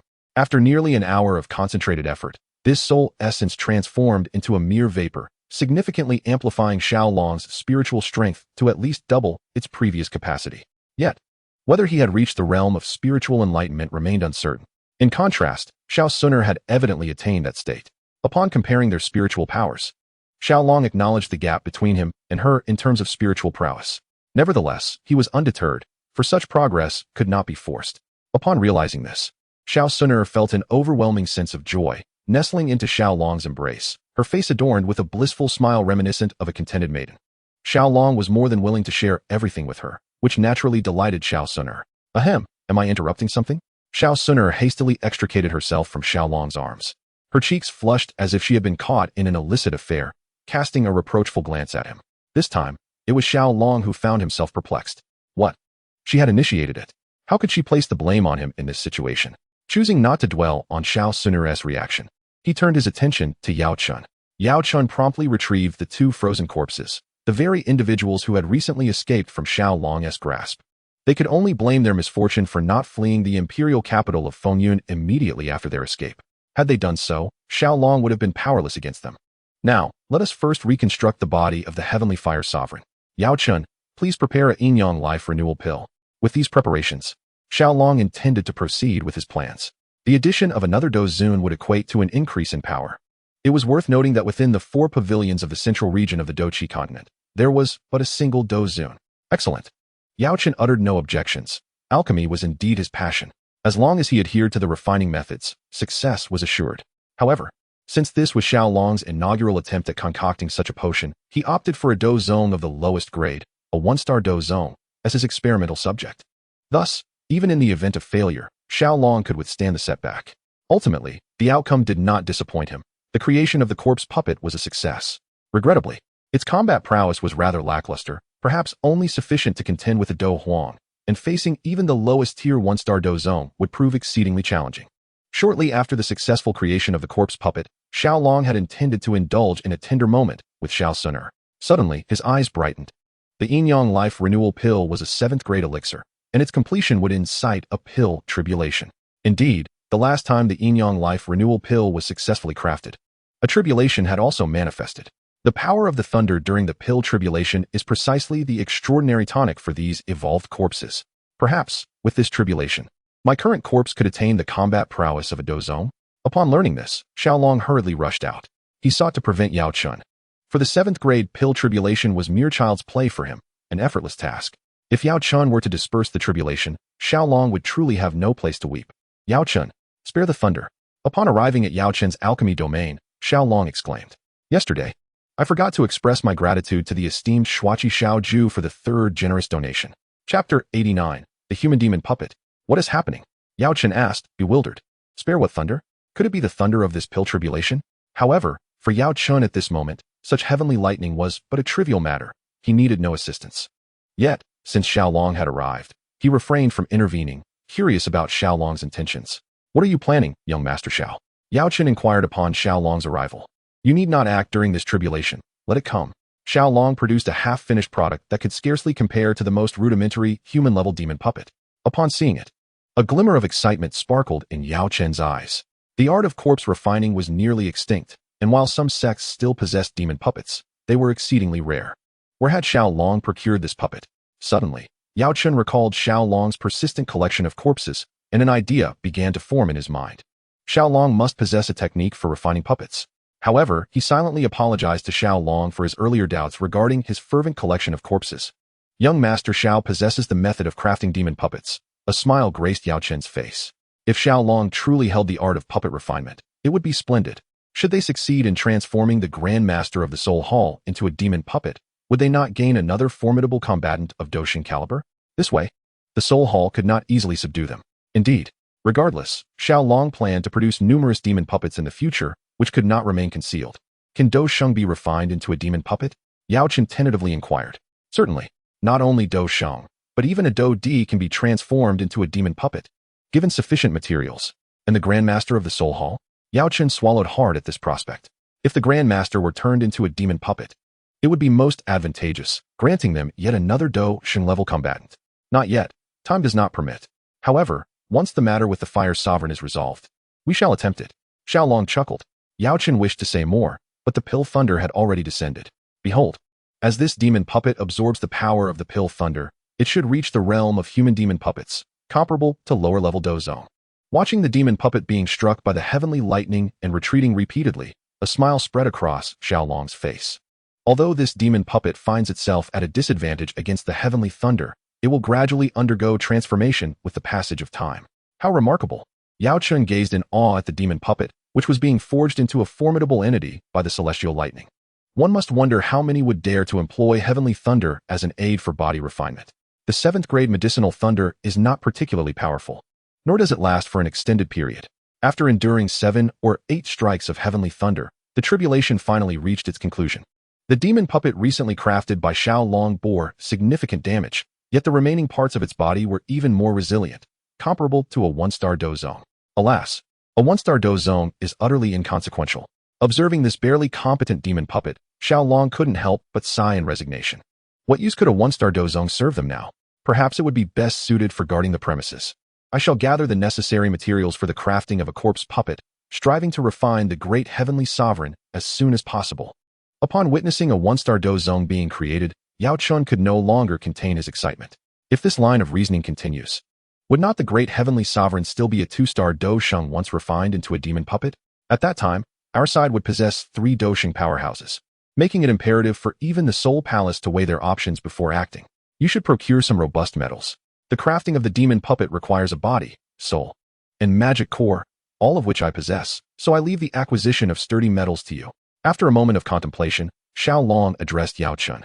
In truth, he had not intended to refine the great heavenly sovereign at this juncture, for his exchange points were nearly depleted, leaving him unable to procure rare metals.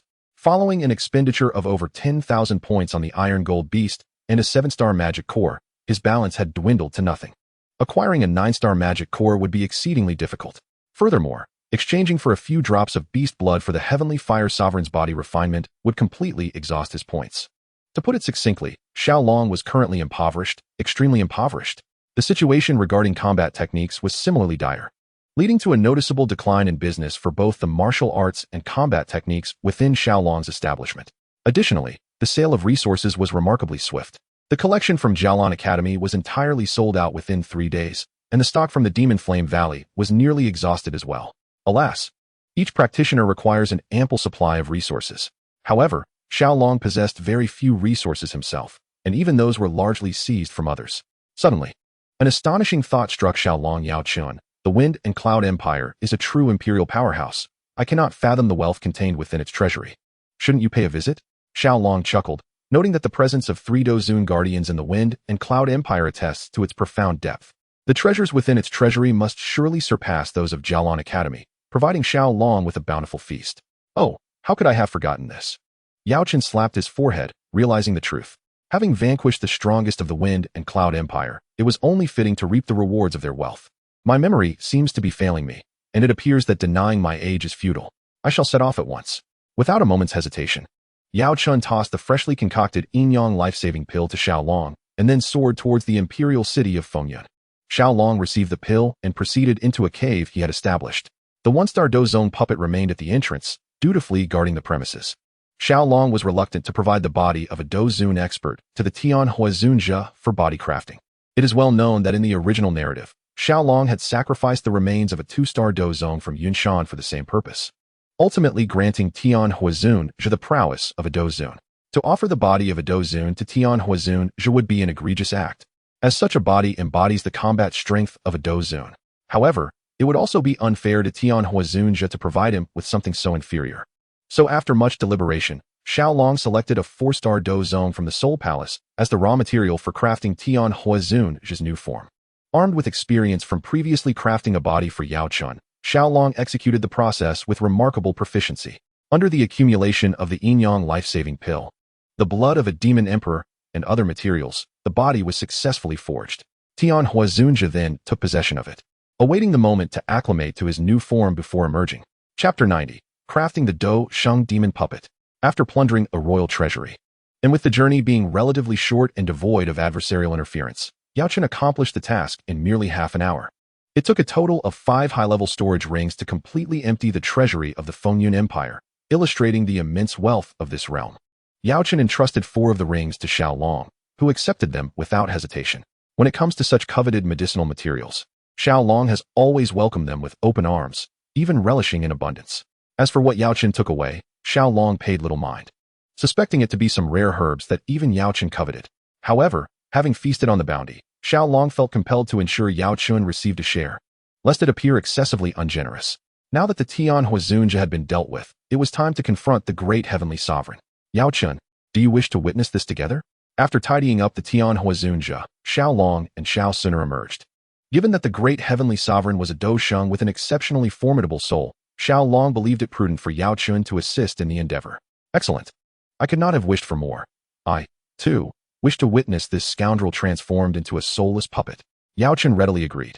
There was no turning back for him. He was resolutely determined to oppose the Soul Palace and would not decline such an opportunity. Then let us proceed to your cave. Xiao Long had intended this all along. Thus he said nothing further. Presently, there were only 2 caves, one belonging to Xiao Long and Xun'er, and the other to Yao Chun. Since Xiao Long's cave was occupied by Tianhua Zunjia, the only option to refine the great heavenly sovereign lay in Yao Chun's abode. Upon entering, Xiao Long retrieved the body of the frozen great heavenly sovereign. Now, it had been 5 days since the demise of the great heavenly sovereign. The individuals from the Soul Palace have indeed returned to this place, dispatching a Dozun, yet they were unable to locate Xiao Long and his companions. To ensure their safety, Xiao Long and the others have relocated deeper into the abyssal mountain range. Regardless of the inherent dangers of the abyssal mountains, they pose no threat to a Do Sheng. The body of the great celestial sovereign, deceased for 5 days, is already enveloped in a thick aura of decay. Together, the 3 of us will purify this aura, striving to refine the great celestial sovereign into a puppet of demonic essence.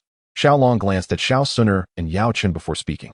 Both possessed in the ability to dispel the miasma surrounding the corpse.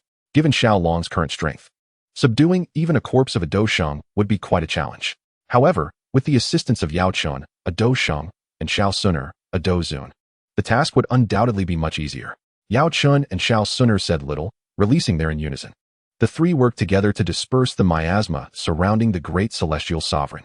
Yet, an awkward moment ensued as Xiao Long and Yao Chun's faltered in the presence of Xun'er's. Initially, after merging the Bone Spirit Cold Fire, Azure Lotus Earth Fire, and Sea Heart Flame, Xiao Long could barely hold his ground against Xun'er, who wielded the Golden Emperor Flame. However, after her subsequent fusion with the Fallen Heart Flame, she surpassed him once more. Xiao Long remained composed, though with a slight tremor, while Yao Chun's juvenile Fallen Heart Flame quivered in near panic. To him, both Xiao Long's and Xun'er's were figures of immense reverence, making him appear exceedingly timid. This embarrassment caused Yao Chun's face to flush, feeling quite humiliated, eliciting a near laugh from Xiao Long, who typically had a high threshold for amusement. Meanwhile, Xun'er maintained a serious demeanor, refraining from laughter for fear of inciting Xiao Long's teasing. After approximately an hour of collaborative effort, the great celestial sovereign's body was thoroughly purified. Xun'er, please refine those metals. In a bid to salvage some dignity, Xiao Long sent Xun'er away. To augment the rigidity of the puppet's physique, it was essential to embed a layer of metal into its body. The physique of a Do Sheng is extraordinary. Thus, Xiao Long retrieved all the metals he had acquired from the treasury of the Wind and Cloud Empire, intending to meld them into the great celestial sovereign's form to enhance its combat prowess. With the departure of Xun'er and her formidable flames, Xiaolong's finally ceased its tremors. With the formidable adversary gone, he grew audacious, exhibiting a classic tendency to bully the weak. This left Yao Chun at a loss for where to direct his embarrassment. Yao Chun, I shall temporarily lend you the bone spirit cold fire. Sighing. To afford Yao Chun a modicum of dignity, Xiaolong separated the bone spirit cold fire, which rightfully belonged to Yao Chun, and temporarily lent it to him. Having coexisted with Yao Chun for over a century, the bone spirit cold fire bore no resistance, and quickly harmonized with Yao Chun, who, reunited with his old companion, beamed with joy. The temporary alliance between the bone spirit cold fire and the fallen heart flame proved to be no less formidable than the combination of the ocean heart flame and the azure lotus earth fire, gradually bringing a semblance of calm to Yao Chen's face. Xiaolong drew forth the Grand Celestial Bone Emperor's blade and inflicted a wound upon the Grand Celestial's chest. Yet not a single drop of blood flowed forth. The deceased's body, already bereft of substantial blood, had further diminished in volume due to the recent refinement by the 6 unusual flames. At most, there remained only traces of blood within the bone marrow. Placing the 9-star demon core within the Grand Celestial's body, Xiaolong commenced the process of melting it with the peculiar flames, facilitating the closure of the wound. He then instructed Yao Chun to prepare the soul lock chain. Finally, Xiaolong extracted the Grand Celestial's soul. Upon emerging from the soul pouch, the Grand Celestial uttered not a word and dashed toward the cave's entrance, where Yao Chun had been awaiting for quite some time. Yao Chun, spare me. I swear I shall never oppose you again. The Grand Celestial's temper had completely dissipated, consumed by a singular desire to escape. In comparison to your oath, I am far more inclined to acquire a loyal enforcer who will never betray me. A hint of disdain flickered across Xiaolong's visage upon hearing the Grand Celestial's declaration. To believe the Grand Celestial's words would be sheer folly. If he would not confront Yao Chun, could he not seek out others? With a smile, Xiaolong extended his hands, each palm ablaze with fierce flames, one hand engulfed in the azure-white azure lotus earth fire, while the other blazed with the oceanic hue of the ocean heart flame.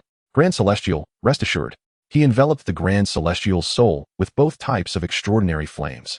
Commencing the refinement of his essence, Yao Chun joined in the endeavor as well. Refining the soul entailed erasing the Grand Celestial's consciousness, rendering him a mere imbecile. Yao Chun, my soul palace shall ensure your existence becomes a living torment. In his final moments, aware of his impending demise, the Grand Celestial roared one last time before falling silent. He had utterly transformed into a simpleton. Although his soul persisted in existence, his gaze was vacant, as though devoid of pupils. At that moment, Xun'er had nearly completed the metal refinement, successfully merging the metal into the Grand Celestial's form. After contemplation, Xiaolong decided to fuse the Grand Celestial's Bone Emperor's blade into the amalgamation, ultimately embedding the soulless essence of the Grand Celestial within, initiating the final grand fusion. Chapter 91. At last, it is done. After 3 individuals labored together for 3 days, the Grand Celestial had finally been forged into a puppet. Given that the Grand Celestial's body and soul were harmonious, he retained the combat awareness of his former self, becoming a genuine killing machine. From now on, you shall be known as the Celestial Sage, Xiaolong mused, assigning him a more imposing title, for he was undoubtedly his most powerful subordinate to date. Estimates revealed that the newly named Celestial Sage possessed strength comparable to a 3-star battle saint. Yao Chun, care for a spar with him? Xiaolong inquired, a teasing glint in his eye. Perhaps not, Yao Chun replied dismissively. My intuition advises against engaging with him. Yao Chun shook his head repeatedly, sensing that if he were to confront the current sage of Tianyi, he would undoubtedly be the one to suffer. He preferred to avoid further humiliation, as he was already on the brink of losing face. What are your plans now, you two? Xiaolong laughed heartily, seemingly unfazed. However, the question of their next steps posed a significant dilemma. Logically, Xiaolong should secure the Imperial Jade from the Gamma Empire first. Yet, the proximity of the Fengyun Empire to Zhongzhou was indeed alarming. In other words, Xiaolong was dangerously close to the 9 Dragons' Thunderfire and the 3,000 Flames. Perhaps we should head to Zhongzhou. We can gather forces from the Alchemy Tower and other factions to confront the Soul Palace. Yao Chun was the first to speak up. Zhongzhou was his place of renown, filled with many dear friends. Now that he had broken through to the Dosheng level, with Xiaolong as assistance, it was not beyond the realm of possibility to establish a force capable of opposing the Soul Palace. After all, the Soul Palace was not the same as the Soul Clan. Bound by the ancient pact, no cultivator above the 5-star Dosheng could appear on the Duki continent. Upon hearing Yao Chen's words, Xun'er paled slightly. If Xiaolong were to proceed with such a plan, he would be thrust into the spotlight, exposed to the scrutiny of the ancient clans. Thus, Xun'er harbored a desire to remain in the remote northwest of the continent. cherishing a few more years of simple life with Xiaolong. Let it be, your friends are merely half-saints. And although the ancestor of the Alchemy Tower possesses nearly 6-star Dosheng strength, he is elusive, and their whereabouts are unknown. Even if they unite in Zhongzhou, they would still be no match for the Soul Palace. Xiaolong shook his head. In Zhongzhou, aside from the Alchemy Tower, which was supported by an ancestor refined from a 9-tiered profound pill by the pure Lotus Demon Sage, they had long been extinguished by the Soul Palace. As for the remaining sects and factions, such as the Second Sect, Third Valley, and Fourth Pavilion, it was futile to mention them. The Flower Sect had only 2 half-saints. The Tianming Sect had 1 half-saint with a strong connection to the Soul Palace, and the Fanyan Valley had a 1-star Dosheng, while the Alchemy Tower possessed a few half-saints. What else remained? Collectively, they would struggle to withstand even a single Soul Palace master. Thus, it was undeniably not the right moment for an alliance. So what do you mean? Yao Chun frowned slightly, uncertain of his thoughts. I will certainly head to Zhongzhou. I wish to acquire those 2 types as soon as possible. However, now is not the time for an alliance. You are merely a step away from becoming a 9-tiered alchemist. If you consume that 9-tiered pill, you should be able to reach the 3-star Dosheng level. With 2 or 3 9-tiered pills, you could attain 4-star Dosheng. Without a 4-star Dosheng to oversee matters, I will not agree to an alliance. Xiaolong articulated his thoughts. In the absence of a 4-star Dosheng, he did not believe that the so-called alliance could contend with the Soul Palace. Very well. I admit my oversight. Yao Chen conceded after hearing Xiaolong's perspective, no longer pressing the issue. Xun'er, upon learning of Xiaolong's intentions, also breathed a sigh of relief. If she could maintain a more understated demeanor, she would likely encounter fewer troubles in Zhongzhou. Once this was said, the trio began to pack up, intending to depart. After a lengthy wait, the revered Tianhua awakened. At that moment, his strength was approximately equivalent to that of a 2-star Dozong. Shall we head to the Starfall Pavilion, or venture to the Burning Flame Valley, or perhaps the Alchemist Tower? Xiaolong inquired of Yao Chun. Having never visited Zhongzhou, his understanding was purely theoretical. Thus, it was prudent to rely on Yao Chun, a seasoned veteran who had navigated Zhongzhou for several decades. The Burning Flame Valley and the Alchemist Tower required no extensive discussion, as they were essential destinations due to the presence of extraordinary flames. The Starfall Pavilion, founded by Yao Chun and his close companion, Feng Xian, would also evoke a sense of belonging for Yao Chun, making it a significant objective for Xiaolong. Let us first proceed to the Burning Flame Valley. Yao Chun contemplated briefly before expressing his thoughts. Although he was quite eager to visit the Starfall Pavilion, which was the closest option, his intention was merely to reconnect with his old friend Feng Xian. However, it was uncertain whether that old ghost would even be present, making the visit potentially fruitless. As for the Alchemist Tower, despite the abundance of friends he had there, navigating through the back door would prove somewhat challenging. Therefore, Yao Chen concluded that it was best to tackle the Burning Flame Valley first, followed by a visit to the Alchemist Tower, which might alleviate some difficulties. Very well. We shall go to the Burning Flame Valley. The presence of a single 1-star Dosheng at the valley would hardly incite any significant upheaval. Should they comply and willingly surrender the 9-dragon Thunderfire, Xiaolong might offer them some benefits. However, if they proved obstinate, they would have no one to blame but themselves when Xiaolong resorted to forceful acquisition. It should be noted that even a 1-star Dosheng like Yao Chun could firmly suppress the Burning Flame Valley. The 9-dragon Thunderfire ranked 12th, currently following only Xun'er S Golden Emperor S Flame and Yao Chun S Bone Spirit Cold Fire. Such a formidable exotic flame was an absolute necessity for Xiaolong. Moreover, he had heard that the daughter of the Valley S Master, Tang Jun, was exceptionally beautiful, yet possessed a fiery temperament, resembling a rose with thorns. Should they act unruly, Xiaolong would be compelled to discipline that young lady properly.